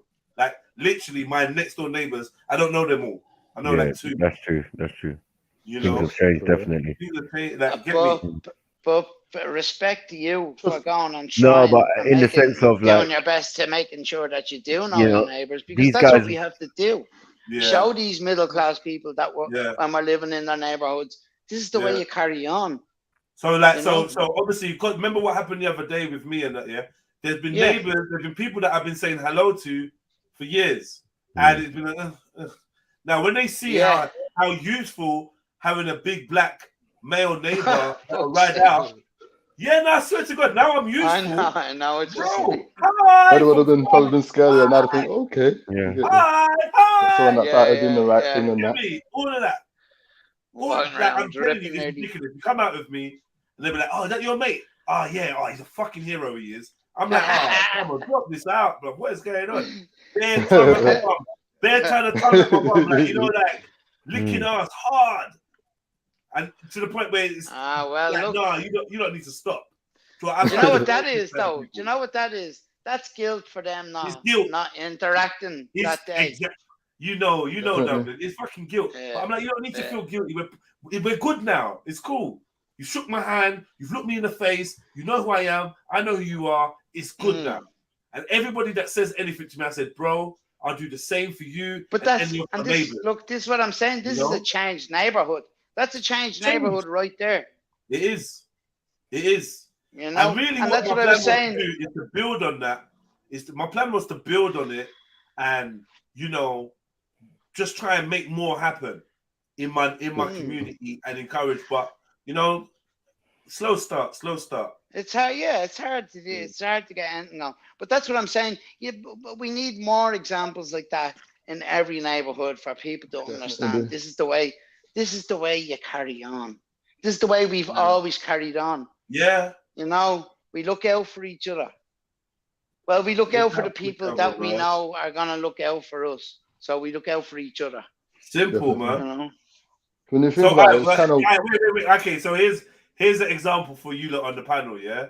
So you're in your kitchen, you're filling up your kettle with some water, you know, you look out your kitchen window and you see someone climbing through. The water's boiled, yeah. Climbing through your neighbor's window. What'd you do? The water's boiled, yeah. No, it's not boiled. You're man. filling up the kettle. Well, 2 minutes to wait for your kettle to boil. And then what? You're gonna go out there, yeah? Yeah, fucking right you would. The logical thing is you'll go out there and tackle the guy if you kind of get me. Like, yo, Especially, I don't know. you're gonna probably like if you live around in Dublin 1 especially, you're probably gonna drag these people out by the legs and know who it is, slap them across the face and send them on their way. You know. I just feel like you know what. I'm not. And if they're not from the area, you gotta be careful. Like all I'm saying is you gotta be careful. I'm not encouraging vigilantism because even like with my little intervention, that shit could have gone so left, so wrong, so wrong. we know how long it takes for the police to arrive to end. Yeah, definitely. But I'm not sure. So forget about that. The road now, and I see someone two people climbing into a thing. No, I'm saying in your situation, Jedi. I'm saying in your situation. In your situation, if people had waited for if people had waited for the police to come, and that your man was on about fucking doing the things to the kids and that, God knows what would have happened, you know, waiting for police to arrive. Would have been a bad thing, you're right. But yeah, I mean, I'm all for the community stuff, but I feel like each bit a bit at a time because I don't want to go. Can't be all for the community and the community is not with it like that. You get me? Yeah, play the hero and go get myself killed, like because someone was climbing through someone's window. For people, yeah, exactly. Yeah, I know what you're saying. Maybe the best thing I could do is take a picture. But if it's a neighbor, but no, if you come home and I've got a video, and I knock on the door and like, yo, I got a video of the people that burgled the house. Jedi, if it's a neighbor that's after saving your life. You know, I don't know. I'm gonna shout out, yo, what you doing? Yo, get out of there. I'm gonna shout some shit out. I don't know if I'm gonna go down and go and. Or if it's a neighbor that you know is after saving people on the street's life. How, like, you have to think about it like you being in that situation, you get me? Because all of us live in the neighborhood, you get me? It's like somebody next door to you. Like, say if it was your yard and the person next door was like in the situation that you would be in, you get me? Noticing that someone's trying to rob your yard or whatever. Like, there was certain, like, you would expect like your neighbors to be alert or come and give you some form of warning or something, you get me? So all I'm saying is you make an example like Jedi did and stand up for what's right. It's hard to let little things like that slide by then, you know, when you're looking out the window. You do stuff like that, it's like, you know what I mean? Shouting out the window, oi, get out of it! With a gat. With a gat and a marble. It's mad when you think though that all of us live in one community and like can live next to somebody and don't even know fuck all about them. You get me? Like it's mad when you think about it like that. Yeah. All of us go to the same shops, travel on the same buses or whatever. Basically living like kind of the same lives or whatever. The only thing that's different is like you probably like got a different family structure or different work or whatever. But you get me? But we're still living in the same environment or whatever. Like you get me? Like we should just look out for each other, and in that way we can police each other. We don't need no police. Police are people that are coming out from some cozy ass areas where there's probably no crime or whatever. Then they just come to like the areas where there's crime, where the system itself has created this situation where there's crimes and all this shit that's going on. And they're just coming along and get me, it's like making it even worse. Having no solution for the situation. Neighbor beating the shit out of his wife, and then my mum rescuing the wife and letting her in the house. Do you know what I mean? I think the wife was trying to escape, but he brocking her up. You could hear bad noise. Abusive guy. She climbed the fence, and my mum let her in. And she came in. Do you know what I mean? It's like, it's proper. You know, like things like that. I feel like next man would just call the police. And Yeah. Get me. I don't know, man. I don't know. If you hear your neighbor getting broke up, I mean, I get why you would call the police. Me personally, I'm either going to turn up my music or I don't know. Now, listen, see when a man's bracking up his gal and you go knock on the door, you know what you're expecting, right? Yeah, bare rage and you're gonna be expecting a madness now, like because if I go to my door, or if he goes to his door, should I say, and sees you and opens the door, like, what are you doing there? You're like, bruv, like, what are you doing in there, bro? Like, it's a madness. He's gonna tell you fuck off. What are you gonna do about it? None of your business. Some shit. You're gonna try to close the door. What are you gonna do? Put your foot in the door, do some dumbness. You go to a man's house, you could die, innit? This is how I feel. I respect people's houses. Get me? I respect people's houses. You die on someone's doorstep, so I don't know how much I'm gonna knock on your door to say, yo, I don't know what I'm gonna do. You look, tell me how, because now I've given it the big talk about policing the community. So now we got but sometimes you have to do it in that situation as well. If everyone thought like how you thought, the world would be a better place, mate. Trust me. But what I'm saying is, yeah, community, get me. Community work. What are some strategies we could be using to enforce this? Because I'm giving it the big talk, but when it's time to put it in practice now, I'm seeing scenarios where I feel reluctant, right? So, you know what do we do? What do you do if your neighbor, if you can hear your neighbor female getting 7 pints of shit kicked out of her by her husband? What do you do? Them kind of situations, police, huh? Yeah. Them kind of situations are mad as well, because more time when you intervene in them kind of situations, end up going back there anyway. The woman, and she ends up going back there anyway. Exactly. It's kind of mad, so it's crazy, man. It's all about a whole community kind of thing, you get me? Because once the whole community like form some kind of structure and some form of like morals and principles, you get me? Then you've got more power, really. You've got more standing to do what you're doing as a community, you get me? So if anyone that comes in this community that's doing only for fuckery and you take action upon that, then you get me, you got every right, you get me, you got every right to perform that, you get me? What you don't know, whatever. Tolerate it around. We don't tolerate this shit. And even people will think twice about coming in that community. If that community is known as a self-enforced community that don't accept certain shit, you get me? People will think twice about it. And even if people feel brave enough to do it, there's always going to be a member of that community that will let the rest of the community know what's going on, and then the community can come together and look and devise a plan or whatever. You get me?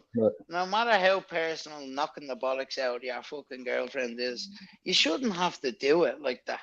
You know, it's a girl at the end of the day. So whatever happens to you while you're doing that, knocking 7 shades of shite, as Jedi said, you deserve it. You know. Sometimes them kind of situations are crazy though, because you can go over there now, end up fucking up the guy, or do even worse. And then now you're in bullshit now that never had nothing to do with you in the first place. You get me? I know. Exactly. Police don't give a shit about, you just doing the right thing to protect the woman. And then, as you said, she'll probably go back to him after that anyway, after you get locked up and all for GBH, you know? Yeah, that's some madness. So that's why the community needs to come together and take the power back that these police have got. You get me? Because these police don't really give a shit about our communities. I know it's not for you in the chat don't want to answer this question of what do we do when your neighbor's getting the shit kicked out of them and you don't want to call the police. Big up Sneaks. I didn't see anyone else really answer the question. I don't know if you lot are listening. Shug said family beef, I never get involved. He could kill her in there though. What are you saying? If she dies, she dies. What are we saying, man? I don't know. That's the worst one, like when you kind of know somebody and then you hear some mad shit going on, especially like in your neighborhood as well. It's like, what the fuck? It's crazy. Yeah, I feel like the family's struggling with that one. That's why they're all slow. I feel like they're struggling. They don't know. I don't know either, if I'm honest. You know, and this is the type of things that the brother neighborhood lean dealer could have dragged me into, these type of waters. All right, cool. So what about this then? You know, like I would have drowned in this water. Like, boy, I don't know. Boy, what do you do? You see, like this neighborhood watch thing, this neighborhood watch thing. We need to get to that, but not a no fed thing. Okay, you go to your neighbor guy that's ready. But that's it. So you're going to have local... have some sort of a little council. You phone at me and Sniper in Dublin. That's going to end up dealing with it. And we all go and knock on the door. That's it. Yeah, them kind of things you get me. And then like you get other people that surrounding the house and that. Listen, that happens regular. That happens, yes. Story of my life, mate. We need to do it on a bigger scale, though. You get me? Like you can't just go to one or two man. You get me? The whole community has to be on the same level. Inner city communities have has to be still got a sense of community. so much of a level that you don't have to fully rely on man like you get me. Like everyone's just on it. Like you man should be able to hear that, right? My man went and dealt with it or whatever. You get me? It shouldn't like be solely relying on you, man. You get me? Right.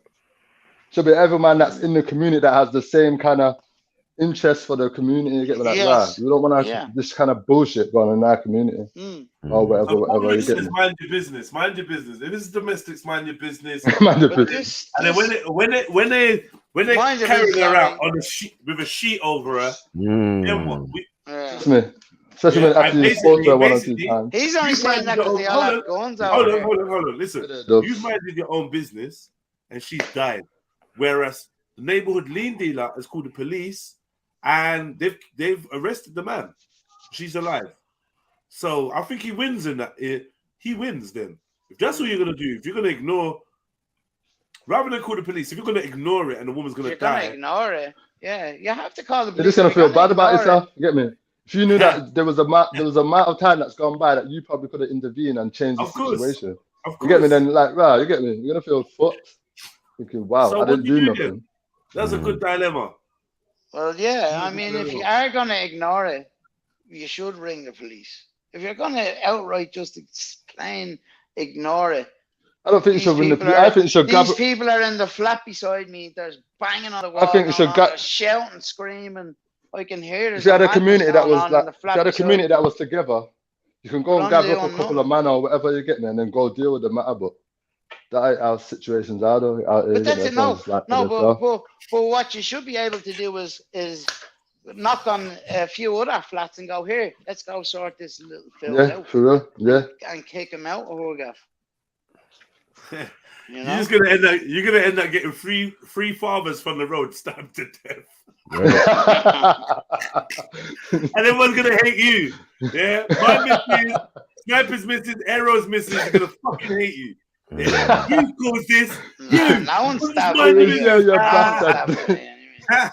you took my. You never know. You don't listen. When you knock on a man's door, trying to intervene in his personal, you don't know how this. I suppose. Look, yeah, exactly. You have to look. It definitely, if it's someone that's in someone else's flat, if it's someone that's in another girl's flat that's from the area or whatever, definitely, that's it. If she's from the flats, do you know what I mean? And there's a fella in there knocking the shit out of her. Nah, that's not gonna stand. It's not gonna stand, like. It shouldn't even matter if she's from there or not. You get me? In that community alone, even if you're a part of that community, you get me? Any form of fuckery that happens in that community, like, should be addressed. You get me? Like, it don't matter if you're not from the community or if you are. You get me? I know what you're saying. Because once the communities take back this control, these pussies, the so-called powers, will have no form of power to what I fuck all to do. You get me? Because they will see that we understand what the world is really about and what humanity is about. You know what I mean? That's what these people do. These people think that they've got this fucking wool over our eyes and they can fucking orchestrate whatever and give us this false whatever false fucking narratives of what is right and what's wrong. And you get me? This is bullshit. You need to break all that bollocks down there and fucking stand up and know, you get me? Fucking stand up and just be fucking strong, mate, and just fighting what we believe and what we know. You get it for ourselves as humans, as people that live in these communities. These fucking police don't know shit about this community. We live in these communities every day. These fuckers don't live around here, bro. You get me? Well, that's it. We've become so docile and lazy. We come too reliant on the government. We come too reliant on the system. Everyone just wants to think about their own lives. Oh yeah, I want this money. I want this and that. Not think about the next man that's living next door to them. Just relying on the system to get me put all these infrastructures in. Remember at the start, money was just to feed yourself. Money was just like, I don't know. They don't really care about us, the system. You get me? Because if the system really cared about us, most of the shit that goes on wouldn't go on. You get me? If it was really righteous and all this bullshit that they tried to make out there. Well, who the system none of this shit really won't be going on. That goes on in the communities and where is the populations that's in seas that don't all have of it's their own been bit of land and that. All of it's been fucked from the beginning. You get me? So you can't rely on people that just fucked up from the beginning to be fucking. You get me? Just all of a sudden become some rationalized people and and no, you get me? Yo, you can't. You get me? It's all fucked up from the beginning, man. Trust me. all this slavery and all this weird shit, and then getting it's all just a trickle down. You're getting a trickle down phase. You're getting like it's all just watered down, but it's the same fucking thing. You're getting basically. It's just mad. Same, only more powerful, bro. Oh, it is. It's just more intricate now. What they're up to now, yeah. What they're up to That's now. all it is. Trump's saying what they were up to before. Well, the community just needs to come. Jack is saying it depends on how violent the aggressor was. You ain't gonna know. You just hearing the madness from next door, screaming. Yeah. You don't know. You never know what's going on. You could get in there and she's got him by the throat. You know, like these. I mean, you don't know, man. But is it interesting? You've got to address it if you're gonna be looking out for your community, and this is the buzz you're on. You've got to address it. The community can only like take care of itself. You get me? No other entities can take care of it. Exactly. You have to take you have to take care of it. If you're not going to take care of it, well, then we're going to have to go back to the police kind of system. These police ain't living. These police ain't living in your community. They don't see the shit 24/7. They ain't going through these shit. You get me? They're living in their nice little countryside or wherever the hell they live. Look, you have to address crimes it. going on. And look, there's crimes going on. It's you not don't like have to rough address kind it of with crime. violence. As Jedi said, there is steps that you can take before anything like that has to happen. You know, there's a walk down the corridor with your arm around the shoulder. You listen, mate. You know, you're fucking scaring the children. You know, it's fucking late. Would you not just fuck off somewhere else?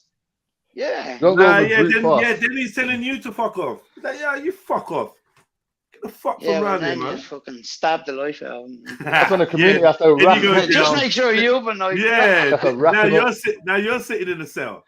No, well, I just say I took the knife off. That's when the whole community. You get me? When the whole community is on when the whole community come together, the police and that can't say shit. You get me? Exactly. I was in just trying to look, and especially if they know. Look, say it was you and you're after doing that, right? What you doing? And it happened to you this, and then something like that did happen to you that you had to fucking poke them. No one's gonna go to the police and go, "Oh, yeah." Do you know what I mean? I don't trust it, bro. I don't trust it, brother. I'll tell you the truth. I fucking don't trust it. Yeah, no, well, trust me. Yeah, I wouldn't be stabbing a man. I wouldn't be stabbing a man just because he was hitting his wife. Nah. See, in scenarios like that, all that stabbing a man for self-defense, I don't trust none of that shit. Trust me. Yeah, you will end up in jail doing a big bird for doing the right thing. Fuck that, man. It's not even worth Trust me, because it's crazy. I know a guy that fucking went to pen because some guy tried to juck him up. He ended up jucking him up. A man's like 30 odd, man has to do life in jail. And I was like, right, mad thing. See? And now this guy's all schizophrenic and blah, blah, blah. Yeah. He's going to go to jail. He's going to be like put in a hospital and then maybe out at some point. And I'm under the jail. No. Trust me, bro, no. Because a guy tried to attack me and kill me. And I was put in a situation where I have to kill him to protect my life. But I'm going to jail now for life. What that? I didn't go out with the intentions to inflict any pain or whatever on people, but a person's come to do that to me and I just protected myself in the only way possible, but I'm going to jail. I'm being punished for that.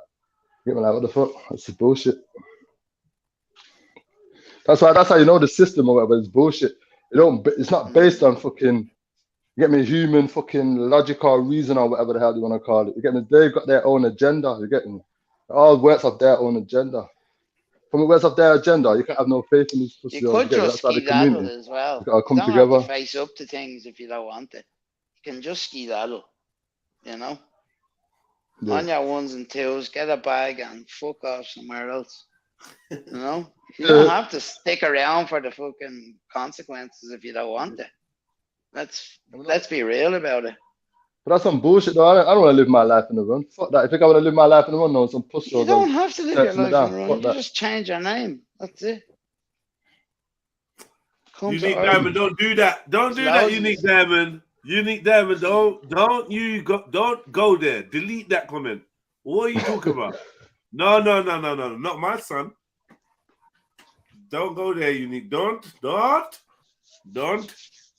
there, man. Get me. Yeah. Don't you do it. Don't you do that. Don't. She tried it, man. Now let me tell you what was said. Yeah, Shug says, "I seen a woman slap a man in a casino. Bouncers could see it, and they did nothing. The man slapped her back, and they rushed him, right? And then Unique Diamond says, Shug, he could have avoided that beatdown if he walked away from her. He didn't need to hit her, though, in my opinion." Like, what? Avoided that if he didn't go to the bookie and waste all the money or the rent money. The rent money.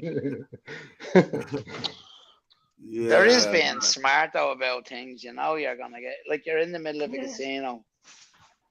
Don't think if you hit a woman, don't think you're not gonna get fucking lashed out. But like, you know what I mean? When it comes to money and all that, and that's just a crazy thing of this casino shit. I couldn't do that myself.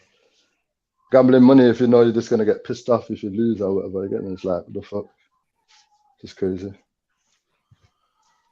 Yeah, don't slap people and then complain about the reaction. That's all I'm saying. Exactly. No, definitely. Yeah. That's how I'm saying. But certainly, a woman slaps you. I mean, she's taking a risk, whether she gets a wallet back or not. That's a big risk. Yeah. Because I could understand if a woman, slapped me, even though I don't like being touched. But if I was being an outright dickhead or doing something fucking stupid or something, then you get me, and she's talking sense along with the whatever, then that's a big probably. Air on your mind. Stop. No, don't you dare say that. Especially not on air. Don't you dare.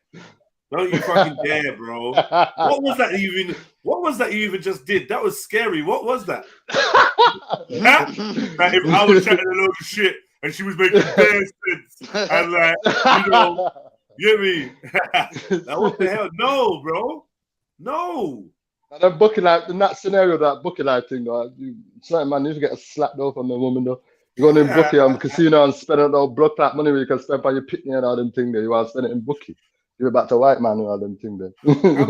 I'm just saying, isn't it? Yeah. I'm just saying, be very, very, just keep your hands to yourself, man. Keep your hands to your damn self. Yeah, for real, it's a all that backstory that you're trying to create for her and that. No. Yeah, too much backstory, bro. Too much. You know, she was on her period. You know, and her dad just died. And she caught me cheating the week before. And I said, I did say suck your mum. So like, no, keep your hands. It was like it was something that was in the backyard. For real, sir, no, it's What did you say? Anyone hits me, it's like an automatic reaction, to try and lash out back. You get me? Because I didn't inflict no pain on you. Don't try and inflict pain on me. I don't give a shit if you're a man or a woman. You're still a human, mate. I'm a fucking human, mate. Don't try that shit with me. Exactly. That's more like it. Go on. That's more like it. There you go. Oh shit. That's better. How about everyone just stops hitting everyone and we'd be good? Yeah, exactly. It's not me. I don't think I can hold a slap in the face from a gal, you know. Have you never gone? One time I had a girl trying to have a. One time I had a girl trying to like have a little scrap with me, trying to scratch out my face, and I had to slap her up one time. But that was when I was younger. I think I've been in fights where girls have got involved though. You know, a girl's never walked up and slapped me across the face, but I've been in fights where girls have got involved and they've gotten involved. So one time I had a girl set on me because some geezer who I don't know fucking licked her crap yard or something, and supposedly I look like the geezer. I was at the bus stop.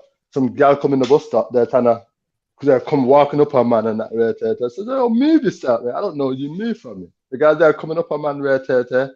They come try to throw a couple of licks and that, and then fucking some guy coming and whip. But me, because I'm fucking like, I don't know, I've got some mad psychic powers. I didn't know the guy was coming for me, but for some reason I was paying attention to this guy coming in a whip. And the guy tried to come behind man and try to do man on some sliding or something. They're like, yo, I have to fucking fend myself off and just get off, and then see, thinking, right. And then fucking I found out there's one guy that I know, he knows them, saying that it was all because some guy lit their crap or whatever, and the girl saying that it was me. supposedly I look like some guy, and I'm thinking, what the fuck? Are these people crazy? So why are you not still talking, bro? When is supposed to start? I don't even know, mate. We're chatting, man. Too early out. Oh yeah, Mackie, did you hear me snoring last night? Oh, was that you? Yeah. Yo, 1 minute I was locked in, the next minute I was locked off, mate. Trust me. Yo, that's what I was thinking. I'm thinking, right, no way did I pull a Dublin last night. That's what I was thinking. See, that's what happens when I people just go woke around up thinking, cursing yo. Dublin. I Yeah, you woke end up up thinking, doing a what the Dublin, fuck? mate. I've done it 3 myself, p.m. man. Eastern time. What's that mean for me, broski? What time is that for me? Huh? 3 p.m. Eastern time. What's that? What time? That's Eastern. That's some American time or something. Eastern America, yeah. So Eastern Hemisphere. Or New York and shit. So 5 hours behind us. Or is it 5 hours ahead? I think it's 5 hours behind.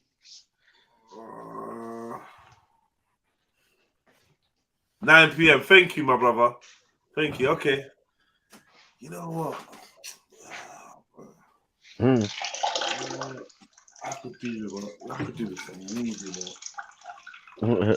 Just the same way I've been fighting that urge. It means buying cigarette means buying Rizla. Just like, it's embarrassing, man. I'm not even trying to hand money over for cigarette again in my life, man.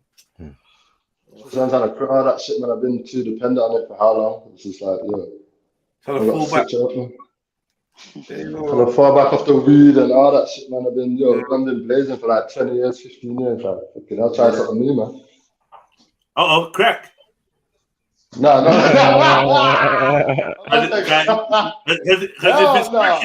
If it's crack it off, I got a guy downstairs. There's a guy downstairs. You know what I mean? What that shit, son? I talked to him there last week. Yeah. Me and him are all right now, you know. I know some taking me down the road a bit. Yo, it's mad, you know, when I think about it, like, when I first started smoking weed and that, my mum was saying, oh, it's addiction, it's an addiction. I was like, no, it ain't no addiction, no, it ain't no addiction. But now, yo, it's a fucking addiction, yo. You know, when you ain't got no weed and like you're down to your last little pennies, and you're thinking if I should eat or buy weed, that's when you know your thoughts like, what the fuck? That's when you know it's an addiction, yo, when you feel like you need to smoke. It's like, should I eat or buy weed? Oh, shit. It's just it's a mad thing. Isn't it crazy, though? We shouldn't be paying for either food or weed. Isn't it crazy? Yeah, you're right. You're right. Yeah. Oh, Smeets wants to know who's peeing. Sorry, it was I. Man peeing in the stream, man thing. Yeah. If you're anything like me and Sneets, you're wondering when are we gonna hear the taps run? But yeah, I'll just leave it there. Yeah, for the hammer. Oh shit! Oh shit! Yeah. Mad. You better get back in there. I suppose. Hey! Stop! I'm gonna go on mute while I do this. I'm gonna go on mute. Yeah. You just casually going over Hold up, yo, man's feeling kind of vibes up right about now. Just finished my work. Yeah, go back and watch that, man. I'm a leftover raise from last night because man just knocked out. Like, whoa. He was talking about knocking into Jedi about animal abuse. Animal abuse. What a blood clot. No, I'm joking. Yeah. Them Irish jokes, yeah. Yeah, I say, what Babylon? What the system? Yeah, man. Rat-tat-tat. Back, gunshot for them. One more clap. Let me hear the last bit of the snitching and hear what this dickhead had to say. Let's go. Shiny head. Shiny head. Because you do not serve a purpose within the black community. What purpose do you serve? How are you advancing black people in general? You're not. We're at the bottom of the socio-economic ladder. We languish at the bottom of the socio-economic ladder, and behaviors like yours are keeping us at the bottom of the social-economic ladder. And you think you deserve respect? You think you deserve respect from the rest of the black community? You think we should uphold your fucking criminal codes? The majority of us ain't fucking criminals. So why the fuck should we uphold your codes? Most of us are going about our daily business, going about our daily lives, and we don't want to know anyone who's killing anyone. We don't want to know anyone who's selling drugs to anyone. But all of a sudden it's, oh, no snitching, no snitching. Let me tell you something. You guys with this no snitching code, yeah, are some of the most bottom barrel feeders that we have in this black community. You guys are, okay? And you need to go, yeah? You are the ones that need to go. We don't need you here. We don't need you here. And you can take that how you want. You can take it how you want. I don't care. Because you know what? There's more people like me who know right from wrong. You know right from wrong. As a matter of fact, you know right from wrong. Do you know how? Do you want your life taken? No. But you think it's okay to take someone else's life? Do you want someone to sell drugs to one of your family members? No. But you think it's okay to sell drugs to other people's family members? How are you this delusional? You already know right from wrong, but you're choosing wrong from right. You're choosing it. And even though you actively choose wrong over right, you expect to be treated like you've done something right. You expect to be exempt from being told upon. You're delusional. And you are the ones that we do not need in our community. Yo, listen. Take that how you want. Shut up. Listen, though, the murdering thing. It's Doing your doll, it's whatever not doll right. it is, it's literally. We're in the middle of a feud here in the North Inner Sea that's been going on since 2016, and it's one family against another family, and it's been just crazy. But there's no need for snitching against murder, but there is no need for murder either, you know, especially in a small community. Yeah, but we ain't endorsing So no I snitching. can Definitely no need in snitching. No snitching. The worst thing is, yeah, the people that do snitch, people that do snitch, ain't even asked about other people though, like in the neighborhood though. That's the worst thing about it though. They're just doing it from their own perspective of what they don't like or how they feel about a certain thing or whatever. You get me that? Is Sarah going on about some murder or something? Is he? Or is he just talking in general? You're just joking in general, man. Okay. Yeah, just snitch. Just whatever you do, don't protect these people in the community. We don't need you. And then, all right, you take these people out of the community, and then all we're left with is gay acting guys like you. Exactly. You know what I'm saying? We got to put our faith, to lead us. You know what I mean? To leave my children in the hands of people like that. Maybe this is why he's saying it then, you know? This is his angle. No, but he's never been interested in the black community. He doesn't know what it is. When we was doing that, he wanted to debate Abrahamic religion. But this is how he's getting his numbers, Michael, right? Yeah, but it's dead food. Like, we can see clearly what he's trying to do. He's a dickhead. You know what I mean? Like, you weren't on it when we was on it. When we was asking you to come to G Circle and do all of these things, and big bro sending notes talking about, I can't be seen to be helping you, but I'm really backing you lot. I'm really down for what you're on. Like, bullshit, man. Don't make sense complaining. Yeah. Don't make sense complaining about a community if you're not willing to fucking like better the community or whatever. You know what I'm saying? Like, what the fuck? The community is where. Yeah, go on. Say we didn't have to pull out no record of achievement to prove to man. It's clear that what man have done to help their community and all of that. Yeah, that's clear. Yeah. So when you see or hear a grown man coming on with his son like he's done something, what did you do? What did you help? You know what I mean? Because hiding in your house like Raheem and all of that is not going to help us, man. That's what's not going to help us. Working for the system and being an agent for the system is not going to help us. It's going to get most of us killed, incarcerated, and children without parents. We did say there would have to be some sort of infiltration into the system for us to make any sort of dent in a revolution, and that's true. You will have to infiltrate the system in some But sort of way, policing yourself even is so basic. if it's just down to spy sort of shit. Policing itself is like policing itself is like one of the main things that we need to do, you get, because we're so indoctrinated and relied on the system. You get me? It's like people don't even have a fucking sense of self or sense of really what's going on in the communities around them. Everyone's just taking bullshit from these so-called media and all these places to tell them what's going on in their communities and all this crap. You get me? It's like, what the fuck? It's just crazy. That's certain of these things that you hear in the media, and that it's not even the actual reality and truth of the situation. It's all how they portray it or whatever, because they're some fucking bigots or whatever the hell they are. You get me? They just look down on the whole situation and they're just giving their point of view or whatever on the situation. You get me? It's like when you look deeper into it, you realize that there's certain factors that probably led up to that, or the reason why a certain person does certain things or whatever. You get me? But they ain't asked about that. All they asked about is if you fall in line where they can intervene and put in their powers or whatever in place. That's all they care about, really. You get me? The system. Fuck about nothing else. And it's the fake passion. The fake passion. You ain't had passion for anything in your goddamn life. Now you got passion. You would have talked about the bad guys in the community, the guys you couldn't even approach or have a conversation with, like what Jedi was trying to say. Excuse me, bro. Can you take your operation down the road? Exactly. If you can't face it fuck up, man. Eyeball to eyeball. Yeah, be a bitch in your yard. They're not going to respect you either way. They're not man. They're not going to respect you if you. They're probably not even going to notice your protestations if you don't make some. Exactly. You're going to notice. Man's going to be on the corner looking back, Ray and nephews, bunning two zoots, cracking. That's what I'm saying. Exactly. And these people are playing on your brain.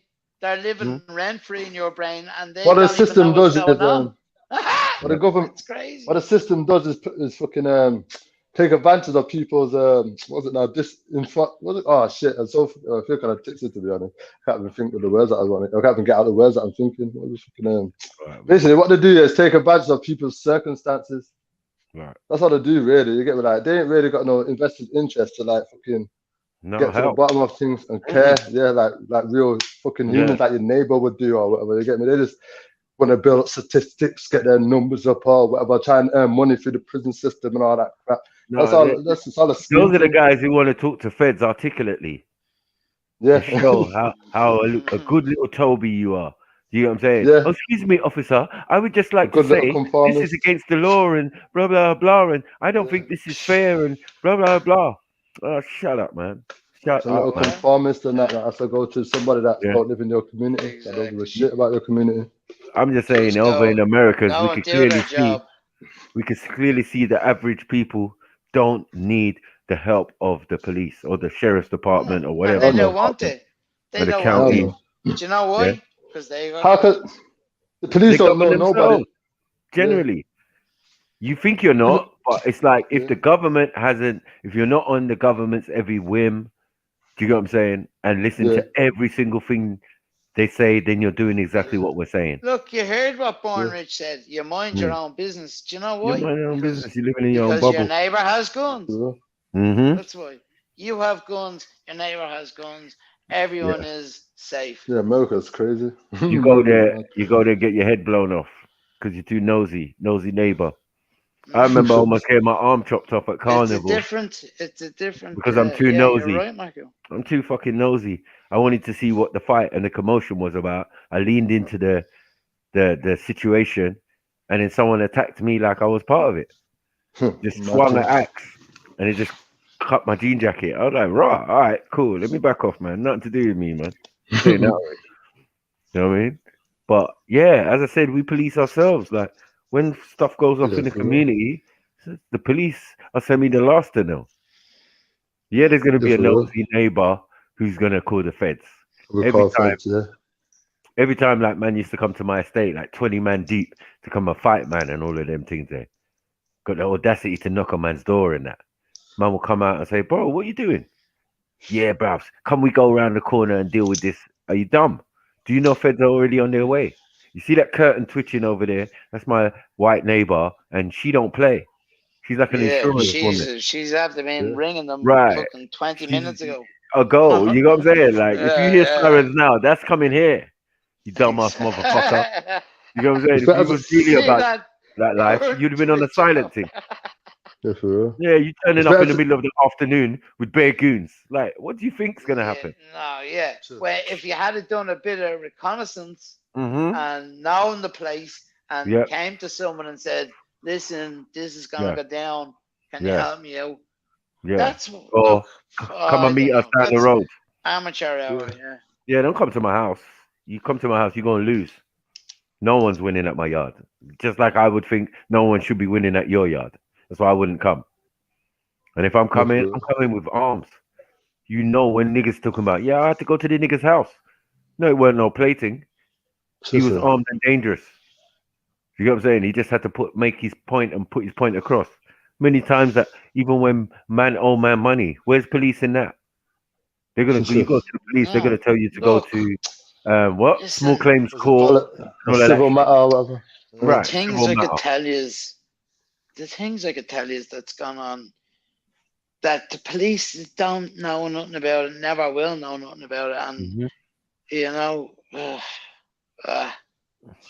it just happens. I know what you mean, Dublin, but we all know in the community, we all know what happened, who done what, well, whose son did what, and whatever, and why he's had to duck out of Ireland now because, boy, exactly. Why he's on his one. The community is everyone knows everybody. You know what I mean? Like even if you don't know a person directly, you know somebody that knows him. You probably know the family member, or whatever. You get me? It's too bad, so they sent him to England.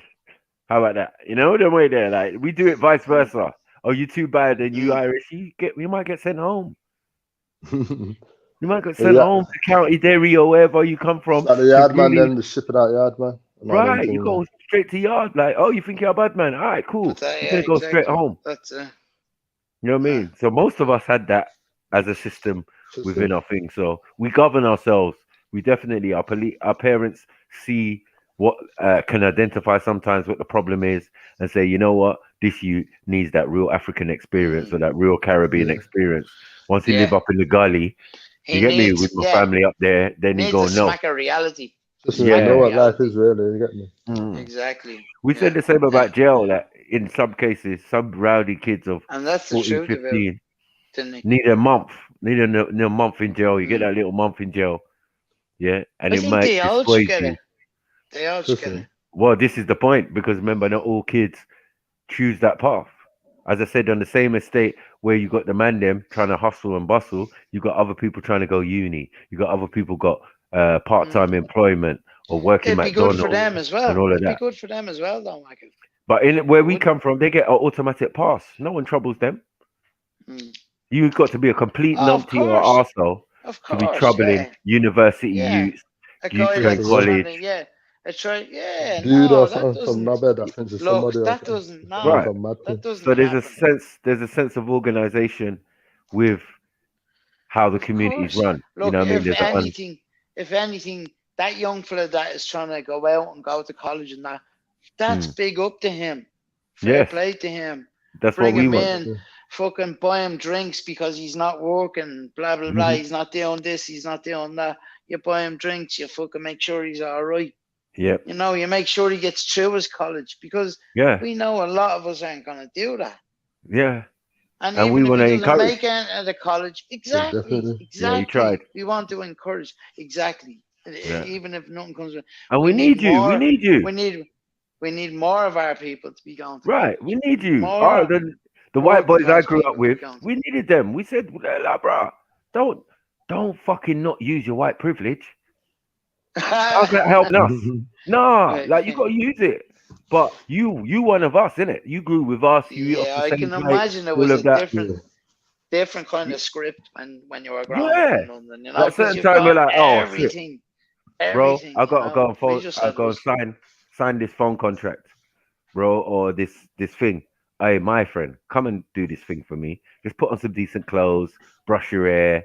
You get what I'm saying? Just under Once they reference. see you, once they see you, they're gonna push this thing through. Come on, You know what I bring mean? me up. All right, mate, and all the good I'll give you a chatty, haircut. pally chat and I'll put you on that. Yeah, nice clothes. all of that. You know what I mean? So you got to utilize the situations that are around you. We understand it's a racist society and all of that, and we understand that us, the poor people, are all thrown in together.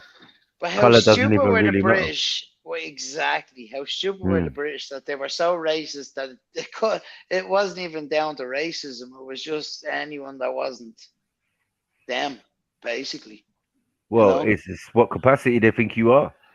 They brought you here as slaves and servants, and even in sometimes people was coming here freely, so you can easily get Definitely caught to up. try and make money. Yeah, definitely to try and You make can money. get caught up, and then Like it one of seemed our like biggest heroes, Michael Collins, went over there to work. I think he was between the age of 12 and 14 to work in the post office over there. That's all I'm saying is people that even we looked up to in regards to rebellion, they went over, tried to make money because that was the thing to do in Ireland. Because it was, England was who ruled us. So this is where, and if you wanted to go and make money, you went to London, Well, that's true.